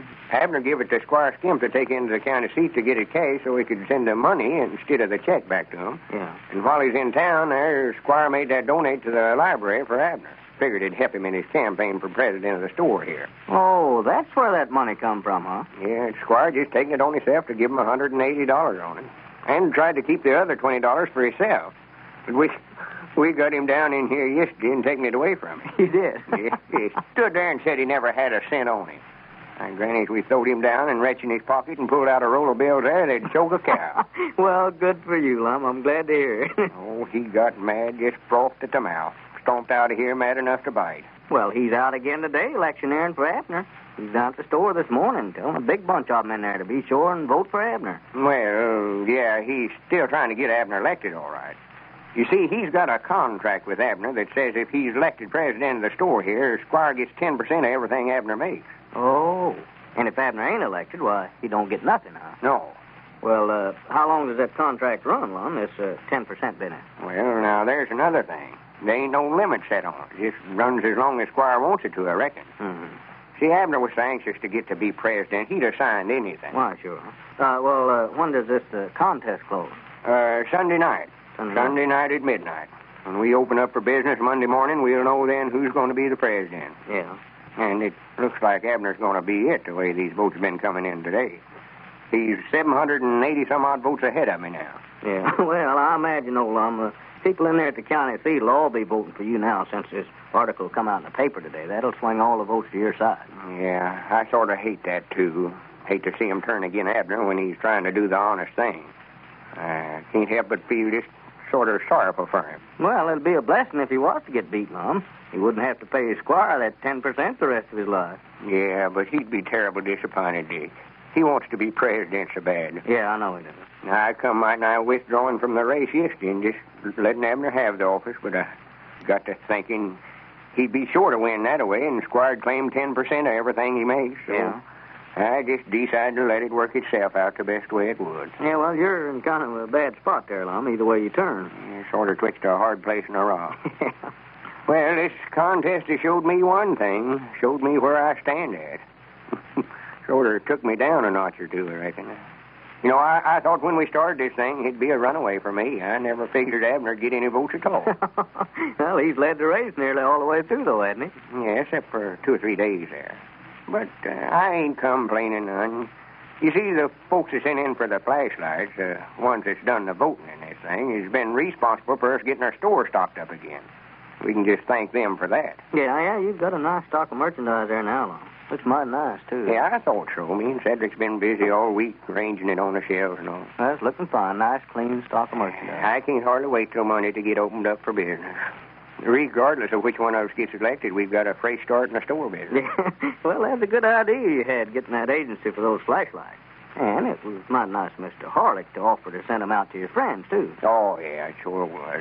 I just hate it because we can't get them made any faster, though. They're running that flashlight factory day and night now, making them just fast as they can, but it's going to be a little time yet before some of them gets them. Well, you told them on the party line the other day there'd be some delay, so I don't think you'll have any complaints over it. I hope not. Well, you can't help it, Lum. You fellers are doing all you can, and Harlick's are doing all they can. Yeah, there's another thing. I hate it on Mr. Harlick's account, too. He's worried about it, you know. You see, we never had no ideas we'd get so many requests from him. Well, I thought you wanted all you can get. Oh, we do. Yeah, sure we do. Mr. Harlick is from tickled over it. Yeah. I'm sort of glad it happened right at this time, too, Dick. Yeah.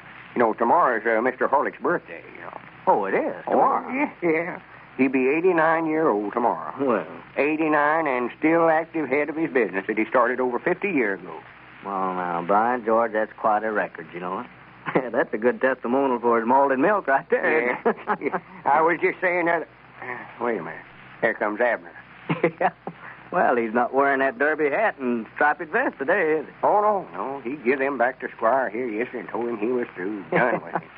Oh, don't let on that I ain't trying to get elected now, Dick, because if I was to win, I won't Abner think it's because I'm campaigning so hard that done it. Oh, yeah, sure. No, I wouldn't say nothing. I want him to think I'm trying my best. Well, howdy, fellers. Yeah, come in, Abner. I got some good news for you. What's that? Why, I counted the votes a while ago, and you're 784-5 ahead of me now. Oh, howdy, Dick. How are you today? Well, all right, I reckon, Abner.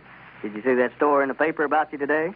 No, I ain't saw it. Somebody was telling me about it. Well, they're mad because you asked for that donate back that you give the library in there. Well, I figured they would be. Yeah, they claimed you never aimed to let them keep it in the first place when you give it to them. Said you're just doing it to get votes. Well, just so that I get the money back. That's all I care about. Yeah. You get beat, you can just blame it on to that, Abner. I'll carry the county seat by 10-1 now, bound you. Yeah, you're going to have to get out here and work hard tomorrow, Abner, if this contest closes Sunday night. Yeah. Well, I don't know. That's just what I wanted to talk to you fellers about. Just might I decided to just take plumb out of the race. Take out of it? Yeah, just get out. You ain't give up, have you? No, I ain't give up, but I just got to figuring that if I do get elected, I'm going to have to give Squire Skimp 10 cents or 10% on everything. Well, now, I wouldn't let that influence me. If I get elected, I don't want you to think that you just give me the office.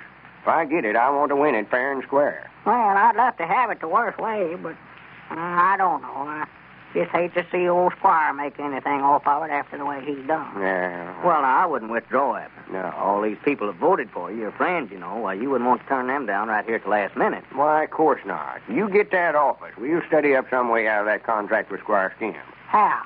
Well, I don't know. Just offhand, we'll study up something. Yeah, that's what I thought. Yeah, I'm afraid that contract would be hard to break, Lum. Nah, tut, don't you worry, Abner. I'll thumb through the statutes and find something in there. Well, I was talking to Squire a while ago, and he says that there ain't no way out of it. Said he's got me. Where was Squire at? Well, he's over about the blacksmith shop a while ago. I don't know where he's at now. He's working harder than ever to get me elected. What do you say, Lum? We go over and talk to old Squire about that. You just taking the words right out of my mouth, Dick. Must have read my mind. Get your hat there. Well, I don't think it'll do a bit of good, man. I done talked to him, and he won't listen. Well, it ain't going to hurt nothing to try. Come on, Dick. I'll be back after a little, Abner. Yeah, I'll see you later, Abner. Yeah. Yeah? All right. I can tell you right now, you're just wasting your time, all. That blamed old skin flint. I just hate that Squire Skimp to pieces. Dogged, I hate to do it, but there ain't no other way around it. I just got to do it. That's all there are to it. Hello? This is Abner Peabody talking. I got a little announcement to make about myself. I'm in a batch of trouble here. I appreciate all the votes that you folks sent in for me, but now then, I've just got to keep from getting elected somewhere or other. For if I do, why, Squire Skimp's going to get 10% of everything I make from here out.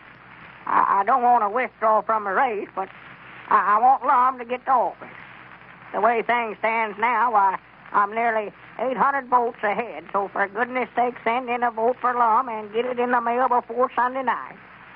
This is the first time that I ever got out and campaigned again myself, but it's the only way I know to beat Squire Skimp. So if you want to help me do it, why, send in a vote for Lum. But now, don't none of you let on to Lum that I told you to do that now. Well, I'll be looking for a letter from you. Thank you. Well, that sounds odd, but if you want to help Abner, send in a vote for Lum. Folks, this is your last chance to send in to Lum and Abner for one of those swell little flashlights. The offer ends midnight Sunday. Did you get that? Midnight Sunday. All right. Your request must be in the mail by then. But there's still time if you act right away. It takes only a couple of minutes for you to send in. Now, here's what you do. Just write your name and address on the back of the outside wrapper from a package of Horlicks malted milk powder and send it, enclosing 10 cents to cover mailing and packing costs, to Lum and Abner, care of the station to which you are now listening. But don't forget, it must be an outside wrapper from a package of Horlicks malted milk powder. Horlicks tablets wrappers, are not eligible. Now, isn't that easy? And if you don't happen to have a wrapper handy, get a package of Horlicks malted milk powder from your druggist now. But remember, your request must be in the mail before midnight Sunday. Folks, don't delay another minute. This is your last chance to express your appreciation of Lum and Abner by sending in for one of their flashlights. So send in at once, tonight. This is Carlton Brickert, speaking for Lum and Abner and Horlicks, who now bid you all good night and good health.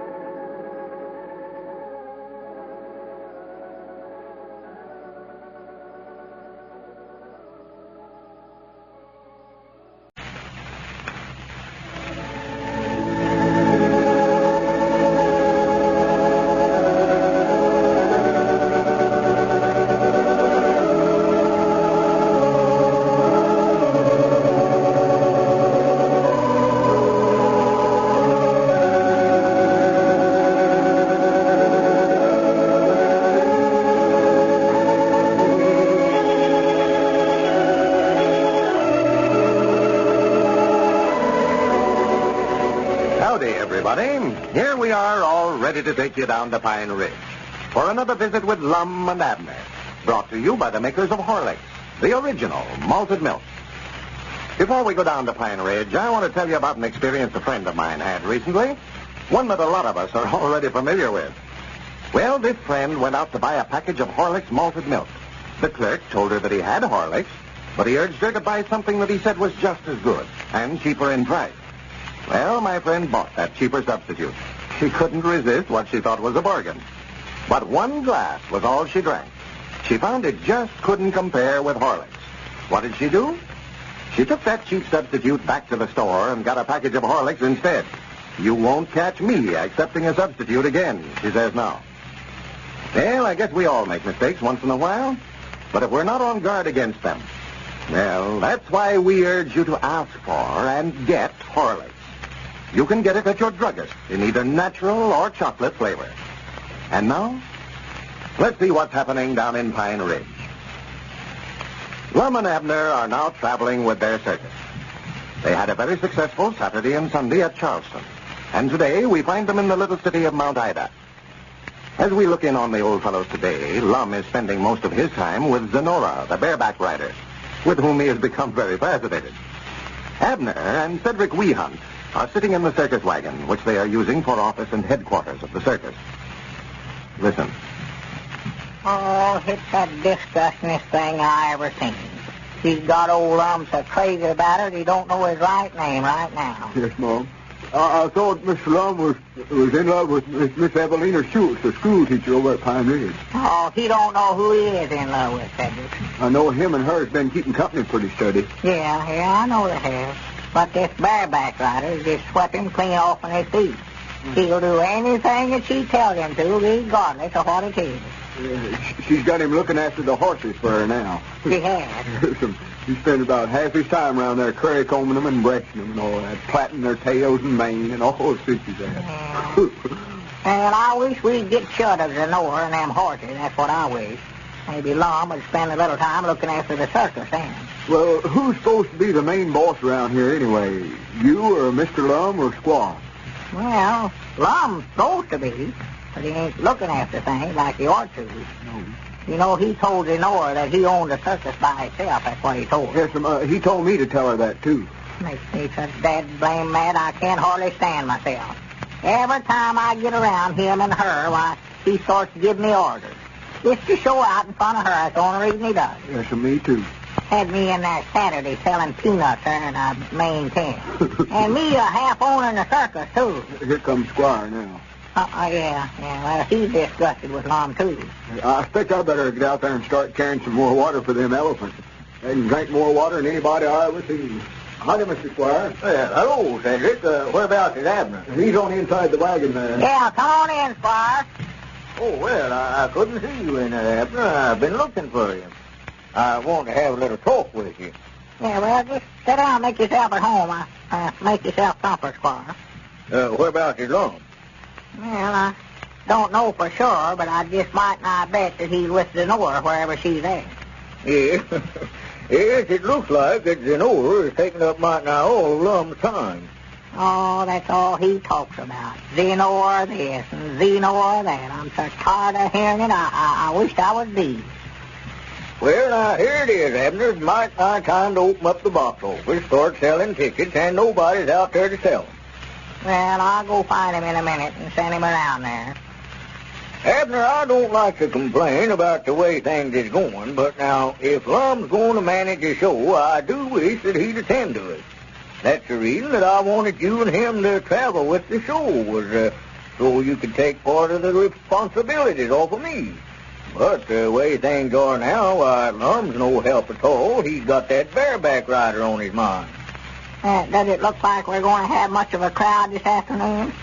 Oh, yes, there's a big crowd around there. Ought to do well here now, and ought to do awful well. If we can just get Lum to pay attention to business. Why, you fellas stand a chance to make some money with this show, Abner, just to show the world.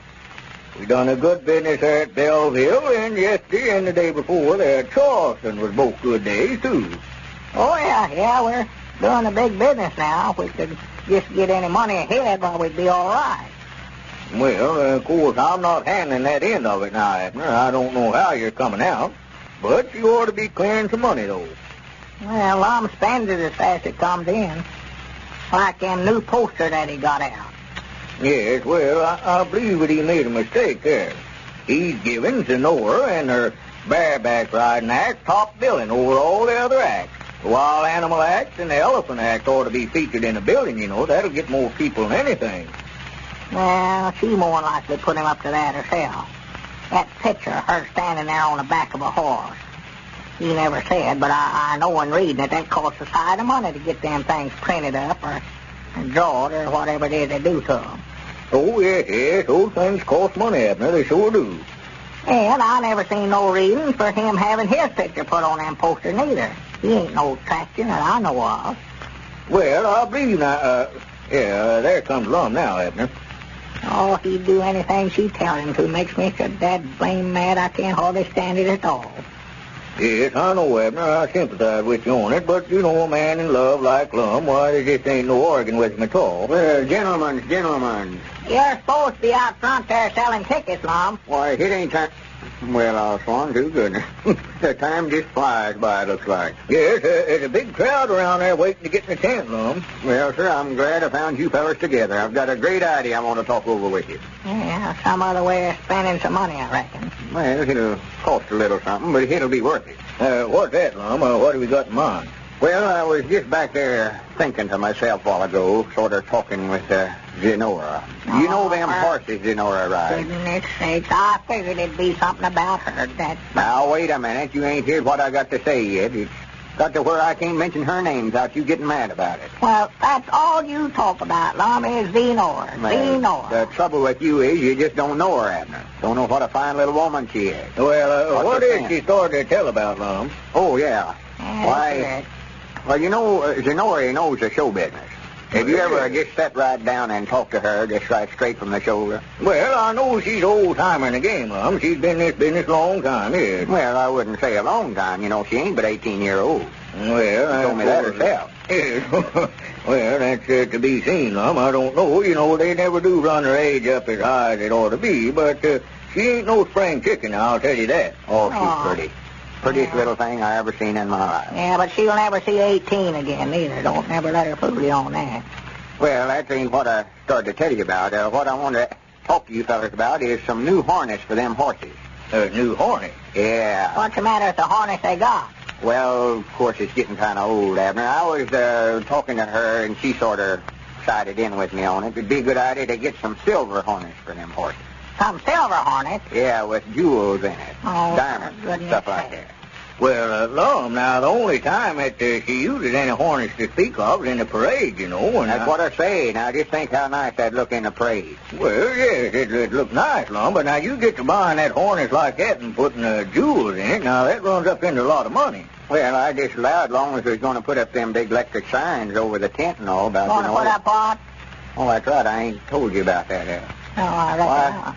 Me and her's going to rig up some big electric signs to put up over the tent. What kind of signs, Lum? Oh, Zenora, the bareback rider, and stuff like that. Well, now, Lum, now, just a minute now. Just seems to me like that you're spending too much time building Zenora now. Them elephants and that lion act there, that'll get more people into the circus tent than the bareback riding act will. Well, now, that ain't what Zenora told me. Well, I don't care what she told you, as far as just right about it. Well, now, we're going to have the signs in the harness, and I don't want no argument about it. I'm just telling you what we're going to do. Well, of course. Stay out of here, Cedric. This ain't no place for you. This is circus belongs to you and Abner, but if I was you now, Lum, I wouldn't be spending my money here as fast to take it in, because there's going to be times when you have bad weeks and you need some money to tide you over, you know. You got to think about that. I've been studying about that. Well, let's talk about that some other time. If you're going to open up the ticket office, why, you better get started. Everybody be leaving, going back home on you. Yeah, you better get around there, Lum. I'll go along with you and start ballyhooing. Well, I've got to get the money out of the safe here to make change with. You don't need no change, do you? Can't you make change with what you take in? Supposing somebody pulls a $5 bill on me right to first, then what am I going to do? Yeah, that's right. I never thought about that. Yes, you ought to have a little change in the drawer to start out with, Lum. Danny, that just reminds me, too. I aim to make a deposit this morning at the bank. Take the money in there and took in Saturday and Sunday over Charleston. Yes, oughtn't to leave too much cash around this wagon this way, Lum, or liable to get stuck up sometime. Yeah, let's see. Yeah, all he thinks about the Noah. I never can recollect that combination. Put the dial on naught and turn it to the right, clean over to 70, and then back to 20. Yeah, back to 20. And then to the right to 45, Lum, and then back to 70 again. Yeah, that ought to open it. 45 and back to 70. Yes, there. I'll just take about $20 in change. And I still don't believe you need none in there. Let's see, I put that in the shoebox. Right, did I? Well, what's the matter, Lum? Hi, Granny, did one of you fellas take that money out of here? Now, don't be looking at me, Lum. I'll never take it. It's gone. We've been robbed, men. We've been robbed. Huh? We're the only ones that knows the combination on this safe. Somebody opened it up and took that money out of here. I know for... This looks like an inside job, all right. But who took the money? Ladies and gentlemen, before our time's up, let's slip over to the Haskin home. I think it's breakfast time. Oh, John. Yes, that's Mary calling to her husband now. Listen. Oh, Jack, breakfast.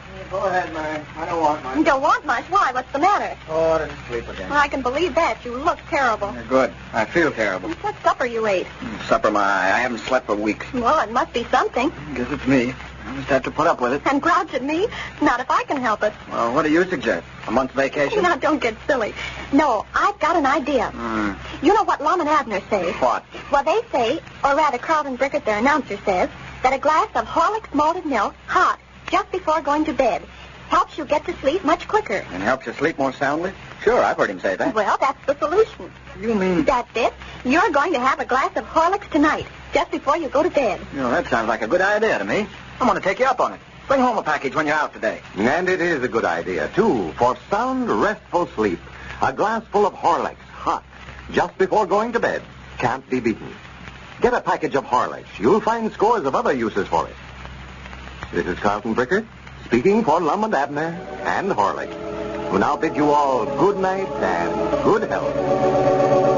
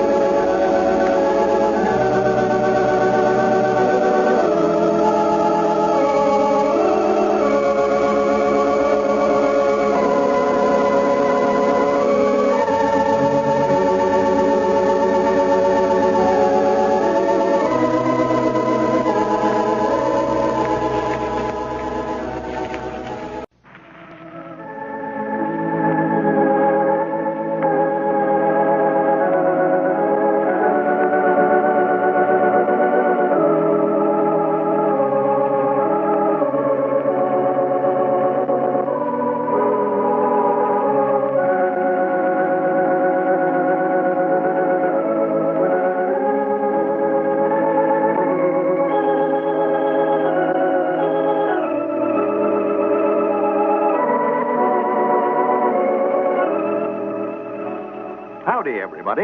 Here we are, all ready to take you down to Pine Ridge for another visit with Lum and Abner. Brought to you by the makers of Horlicks, the original malted milk. Well, how do all you radio listeners feel tonight with the day's work well behind you? Full of pep for the evening ahead? Or tired out and ready for bed? A lot depends, of course, on how well you slept last night. You know, people often think they're tired at night because of the work they've done in the day. Well, that's partly the reason, of course. But really, your evening's enjoyment hangs on how soundly you slept the night before. Every one of us needs plenty of sound, restful sleep every night. And here's a tip that'll help you to get it. Just before going to bed, treat yourself to a glass of delicious Horlicks malted milk, hot. As you slip between sheets that are suddenly cool and inviting, you'll notice how soothed and relaxed you feel. Without any effort, you'll quietly slip off to sleep. Sound, continuous sleep that really rests and refreshes. Sleep that gives you a feeling of fitness. Try a glassful of hot Horlicks malted milk before you go to bed tonight. You'll be surprised how it'll help you to get so much more out of life. And remember now, there's still time to send in for one of Lum and Abner's handy fountain pen-sized flashlights, if you haven't already done so. But you'll have to hurry. The offer ends midnight Sunday. I'll tell you all about it after we hear Lum and Abner. And now, let's see what's happening down in Pine Ridge.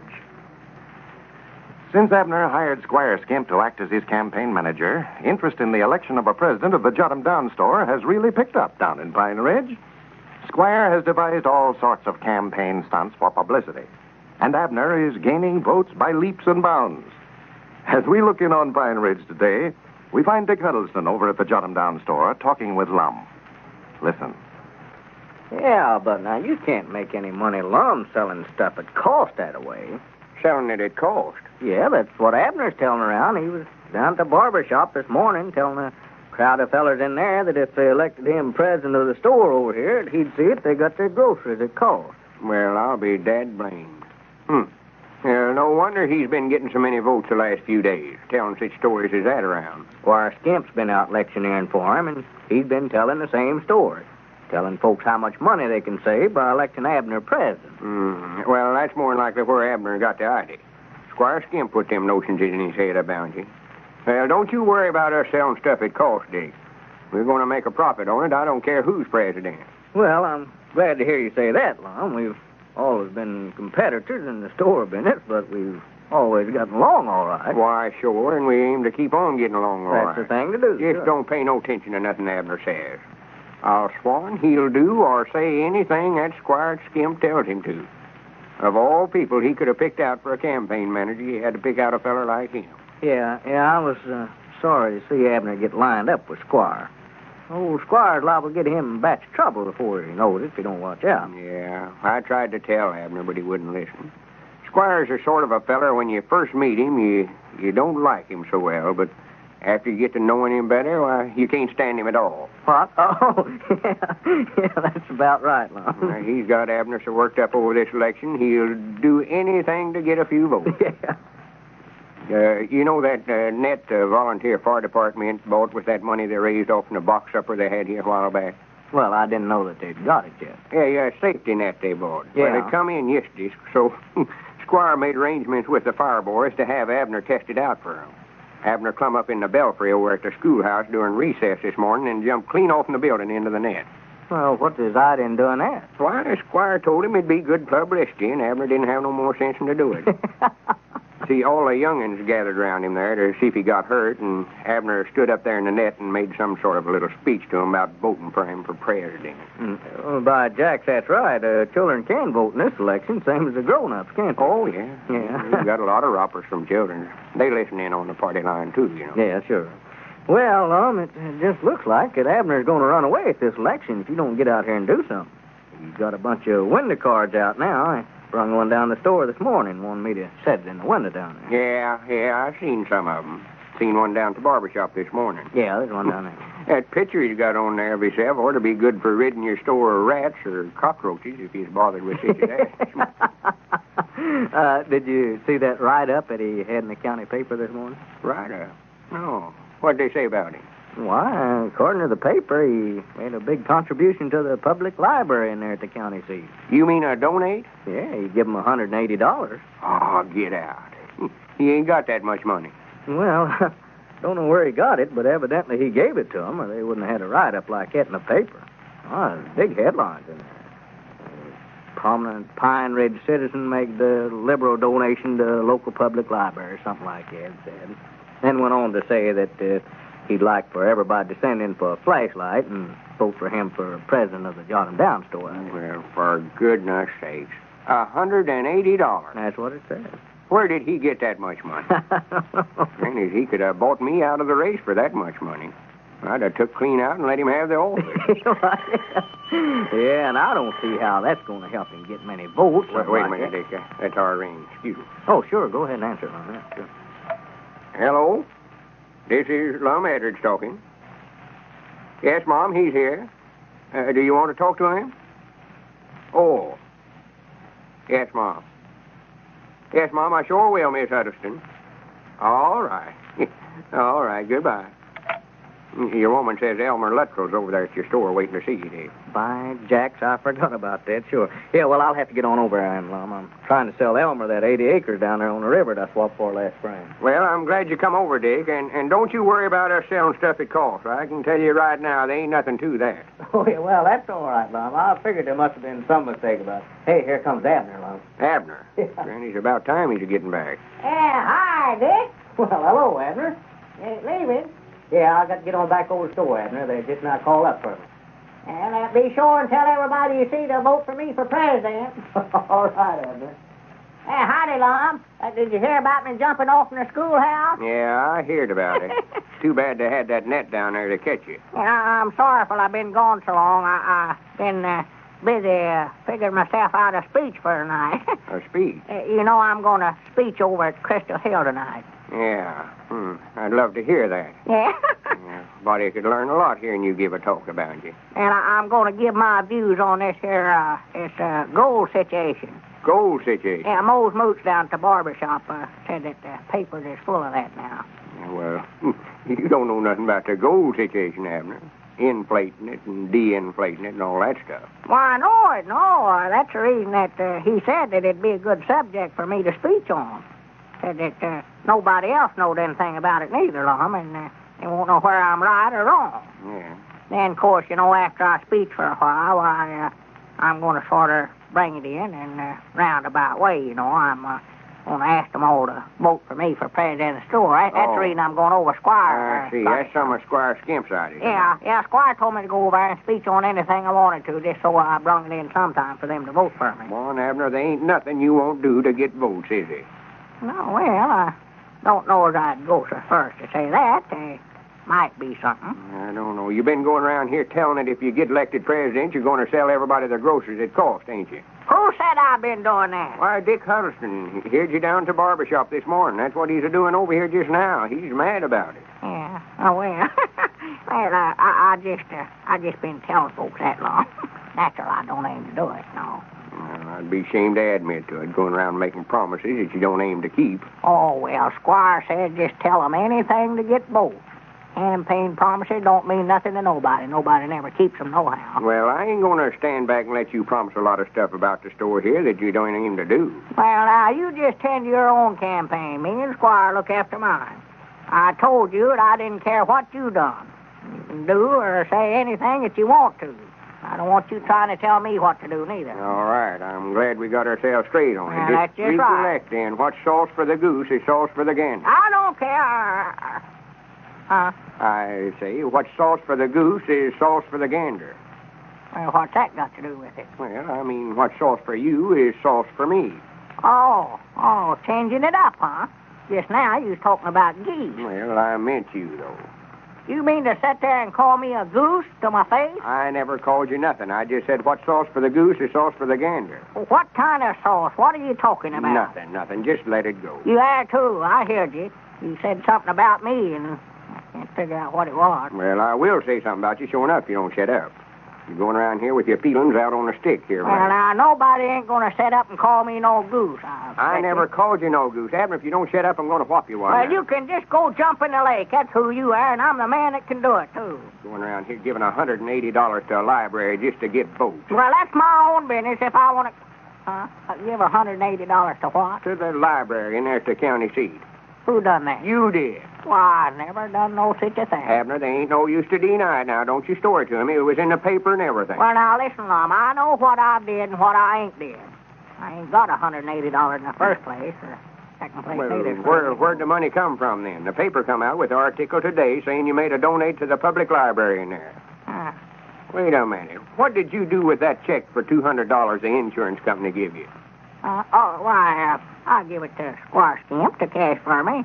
He was going into the county seat yesterday, and Doggies, wait a minute here. I've got to go find my campaign manager. There's something wrong here someplace, Lum. There's something wrong. You don't suppose Squire has used that insurance money in behalf of Abner's campaign? Folks, only a few days left to get one of those grand fountain pen-sized flashlights that Lum and Abner are offering. The offer closes next Sunday at midnight, so be sure and send in right away, tonight. Now, here's what you do. Just send in the outside wrapper from a package of Horlick's malted milk. Remember that, folks, the outside wrapper. Don't send in the labels from the bottle. And be sure it's a wrapper from a bottle of Horlick's malted milk powder. Horlick's tablets wrappers are not eligible, I mean. All right, now write your name and address on the back of the wrapper and mail it, enclosing 10 cents to cover the cost of packing and mailing, to Lum and Abner, care of the station to which you are now listening. Also, be sure to cast your vote for president of the Jotham Down store at the same time. To do that, you just write your choice, either Lum or Abner, alongside your name and address on the wrapper. If you don't already have a wrapper handy, you can get a package of Horlick's malted milk at your druggist tonight in either natural or chocolate flavor. Now, don't forget, folks, you've only got until Sunday to send in for one of these fine flashlights. Your request must be in the mail by Sunday midnight. Lum and Abner don't want a single one of their friends to be disappointed.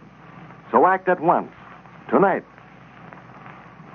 This is Carlton Brickert, speaking for Lum and Abner and Horlick, who now bid you all good night and good health.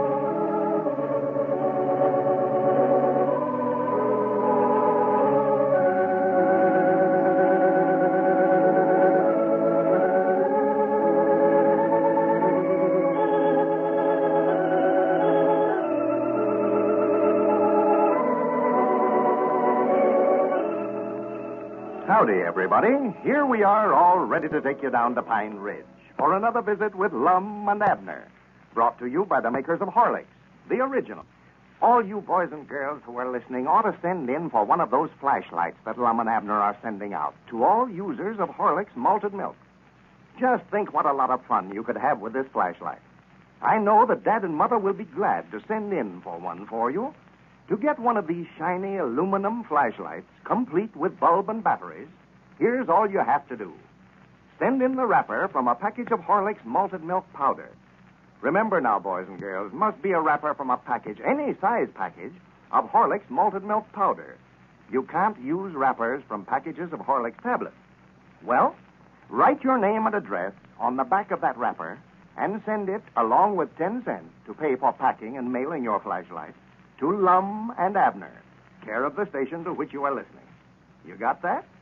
Then, Lum and Abner will send you one of these handsome and powerful flashlights, complete with bulb and batteries. Ask Dad and Mother to send in for your flashlight right away, tonight, before they forget it. You can get Horlicks malted milk powder, either natural or chocolate flavor, at your druggist, if you don't already have a package in the house. And now, let's see what's happening down in Pine Ridge. When Lum conceived the idea of having Abner pretend that he'd been in an automobile accident to gain his wife's sympathy and get him back in good graces at home, little did he realize that he would have to do the work for both of them at the office. So as we look in on Pine Ridge today, we find the old fellows down at the empty store building. Lum is busy going through today's mail, while Abner looks on. Listen. Wish I could help you there, Lum, but I can't do nothing with these arms in the sling this way. Yeah, of all the things we could have thought up to have wrong with you, we had to make out like your arms was broke. Yeah. I've got to do all the work, and you just sit around and take things easy. Well, now, it was your idea.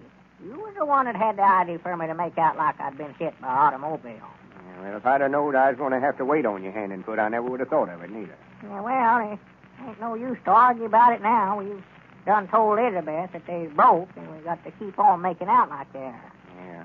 If she ever was to find out that we just made that story up, why, ain't no telling what she would do. About whip us both, that's about what she'd do. Yeah, maybe you better keep your arms in a sling for a while yet, anyway. Yeah, sure. See, I just figured at the time, if we made out like you were serious hurt, Elizabeth would get to feeling so sorrowful for you, she'd make up with you. Well, she did. She did. It worked all right. Yeah, I know, but I never stopped to think that it'd take 3 or 4 weeks for your arms to get well. No.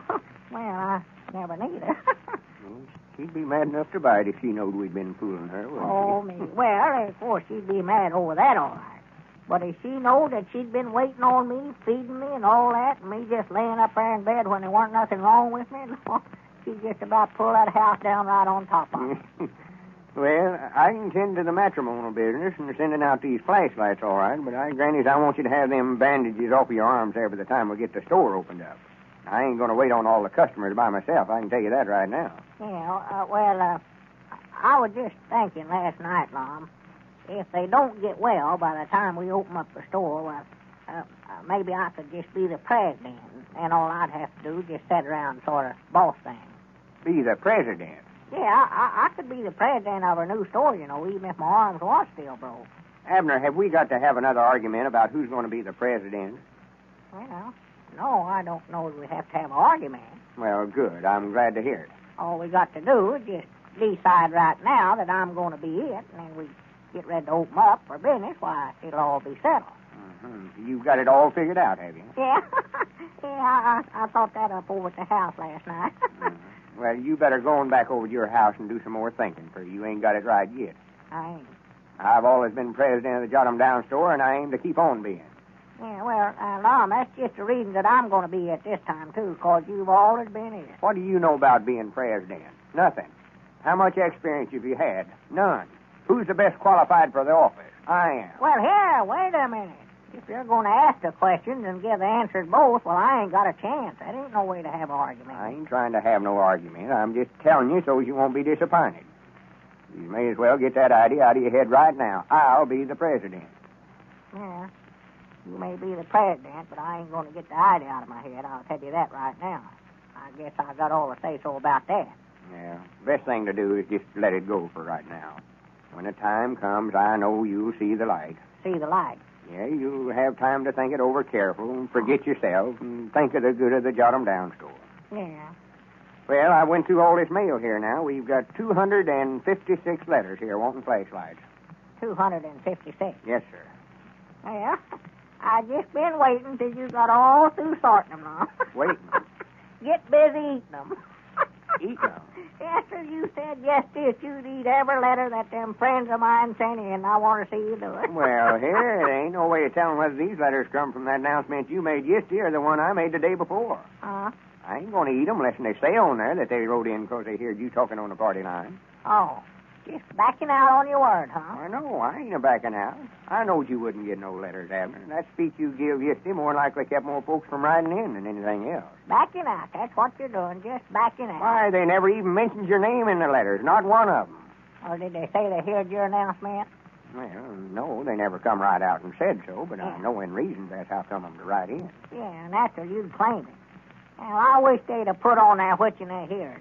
If I wouldn't make you eat a flock of them, my name ain't Peabody. You think all these folks wrote in just because they heard your announcement on the party line? Yes, sir. Most of them. Oh, sworn to goodness, Abner. You sure got a good opinion of yourself, I'll say that. Hear your tell of it, you ought to make all announcements. Well, that ain't a bad idea. We get a heap more orders for them flashlights, I'll say that. All right. If you think you're so smart, I'll tell you what I'll do, just to show you which one of us is the best at out loud talking. What's that?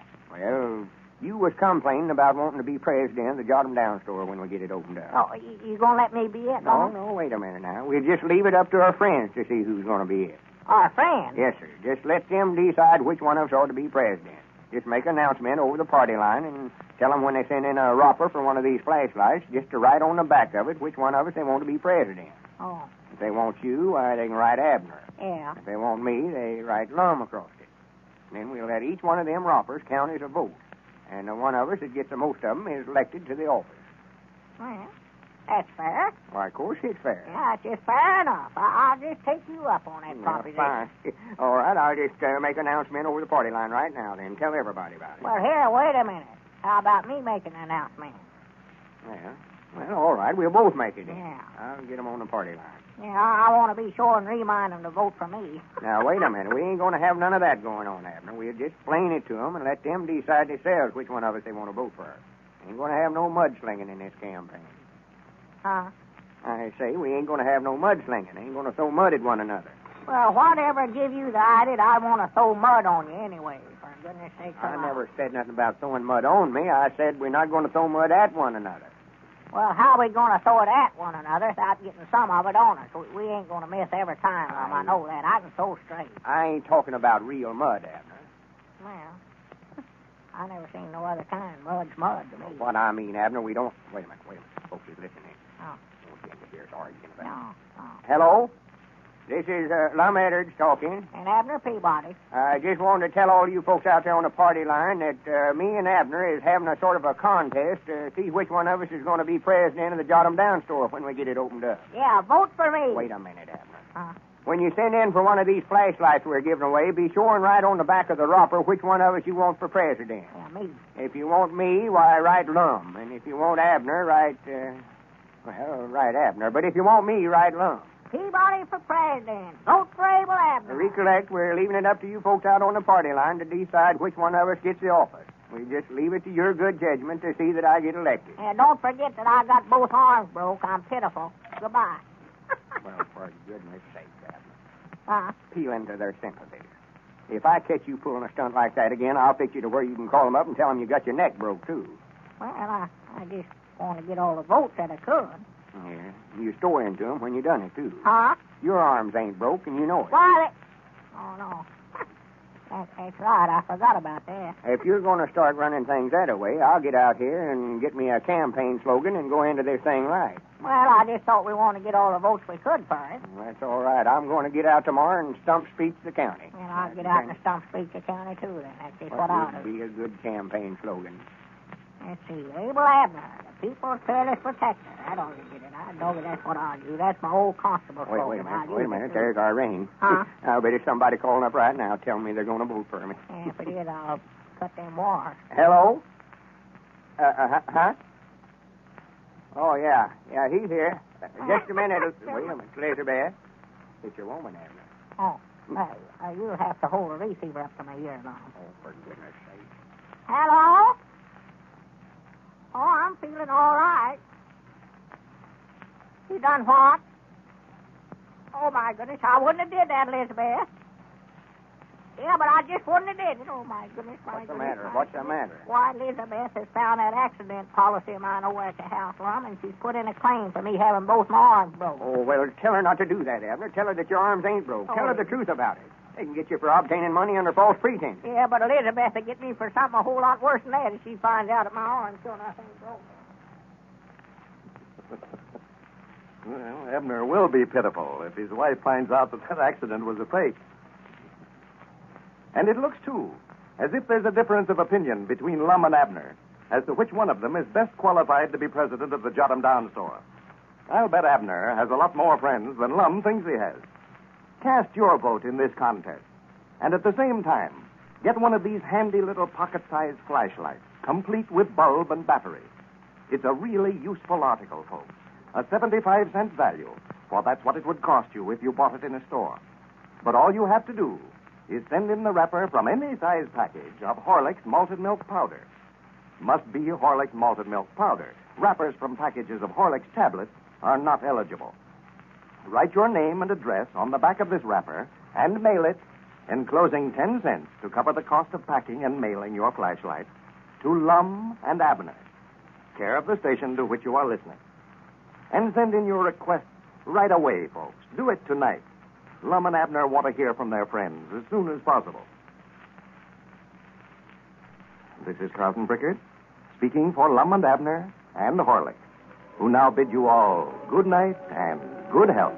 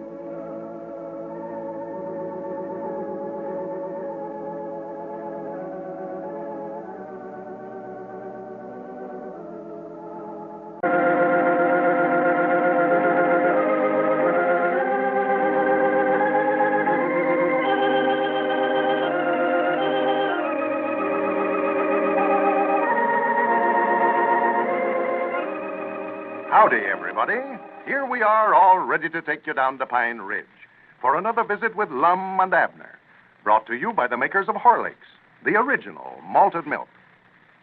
We're going to have a big surprise for you tonight, so we're going to hurry right on down to Pine Ridge and Lum and Abner. First, though, I'd like to say something to all you boys and girls who are listening. You know, I have a little girl of my own, just about the same age as most of you youngsters. Well, you know what she likes more than anything in the world? A glass of Horlicks chocolate malted milk. She just loves Horlicks, thinks it's the best tasting drink she's ever had. Well, I'll bet that she drinks 4 or 5 glasses of Horlicks every day. Her mother and I like to have her drink it, too, for we know Horlicks will help her to grow up big and strong. Well, what I wanted to tell you was this. I know that every one of you boys and girls, if you try Horlicks, will like it just as much as my little girl. Why don't you ask Mother or Dad to buy you some? I know they'll be glad to get you a package of Horlicks the next time they go to the drugstore. You boys and girls, and you grown-ups, too, be sure and listen to the closing announcement tonight.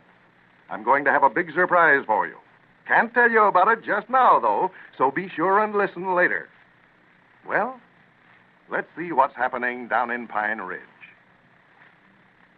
Lum and Abner have secured the agency for a pocket flashlight and have written Mr. Horlick to try and interest him in using a large quantity of them in an advertising campaign. The old fellows are trying to raise enough cash to reopen their Jot 'em Down store. Well, as we look in on Pine Ridge today, we find Lum down at their old store building, which is now being used as headquarters for their matrimonial bureau. Abner, who has been confined to his bed since pretending to have had both arms broken in an automobile accident, is just entering the store for the first time since Lum conceived the idea of the fake accident. Listen. Well, for goodness sakes, Abner, what in the world are you doing out? I told it I got tired of laying up there in that bed. I decided to get out and stir around a little. Yeah, and Elizabeth will just about find out you ain't sure enough hurt, and then we will be into it. Well, now, Lum, ain't no use for me to just lay up in bed just 'cause my arms is broke. Yeah, but you get up and around this way, and you're liable to forget that your arms ain't really hurt and give yourself away. Oh, no, I'm watching that mighty close, Lum.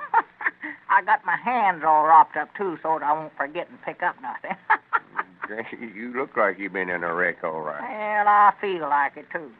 I've talked about these arms being broke and how bad they hurt till they sure enough got to aching. Maybe Cedric got them bandages wrapped a little too tight on there. Stopped the circulate. Well, I don't know, but they pained me so bad last night I couldn't hardly sleep. Just might as well have been broke. It couldn't have hurt me no worse. Yeah. Well, let me sit down, Lum. I've laid up there in that bed till I'm just as weak as a kitten. Yeah, sure. Draw yourself up a chair and sit. Well, I reckon I'll have to get you to move a chair for me, Lum. Huh? Oh, yeah. Yeah, this is a nuisance having both arms broke. Yeah, it is. Fella has to be weighted on hand and foot. Yeah, it's a shame it had to... Your arms ain't broke. What's the matter with you? Well, no, but I got to make out like they are. Well, you don't have to make out like it around me. You ain't fooling me none. Well, Lum, with my arms wrapped up this way, I can't do nothing for myself. I can't pick up nothing. Yeah, that's right. I was just sort of wondering, Lum, if you'd mind to fill up my pipe with tobacco there. All right. Where is it at? In my coat pocket, left-hand side there. Yeah, right in there. That's it. For goodness sake, what all you got in here? I don't know. Elizabeth put all my stuff in there a while ago, my knife and keys and one thing and another. Worse than some schoolboy about carrying stuff in your pockets. Yeah. Here. Yeah, much obliged. Right now, if you put my pipe in my mouth and light it for me, Lum. Looks to me like you'd quit smoking while you're crippled up this way, Abner. Here. Yeah, that's fine. Thank you. Lum, reckon you could sort of lift my hat off and set it over on the counter? Lift your hat off? Yeah, Elizabeth put it on for me a while ago, and it's about to worry me to death. That's just one thing I can't stand is for somebody else to put my hat on for me. They never get it on right, looks like. Don't feel comfort. All right. Now, if you're settled, I'll get back to work here. Yeah, what are you doing there, Lum? I've been sorting out some of this mail to the matrimonial bureau. Oh, still writing in, are they? Oh, yeah.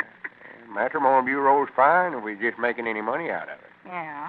Here's an interesting letter, Abner. Read that. Yeah. Would you mind to reach in my inside coat pocket here, Lum, and get my spectacles and set 'em on my nose for me? Who ever thought of this idea of having both your arms broke anyway? Why, you thought of that, don't you know, Lum?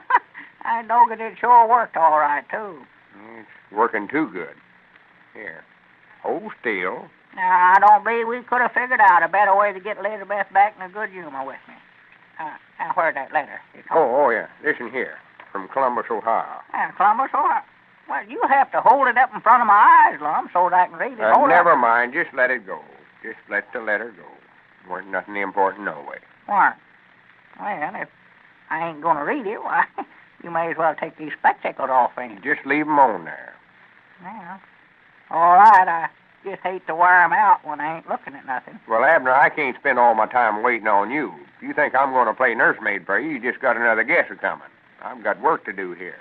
Well, before you start in on that, Lum, would you mind to light my pipe up again for me?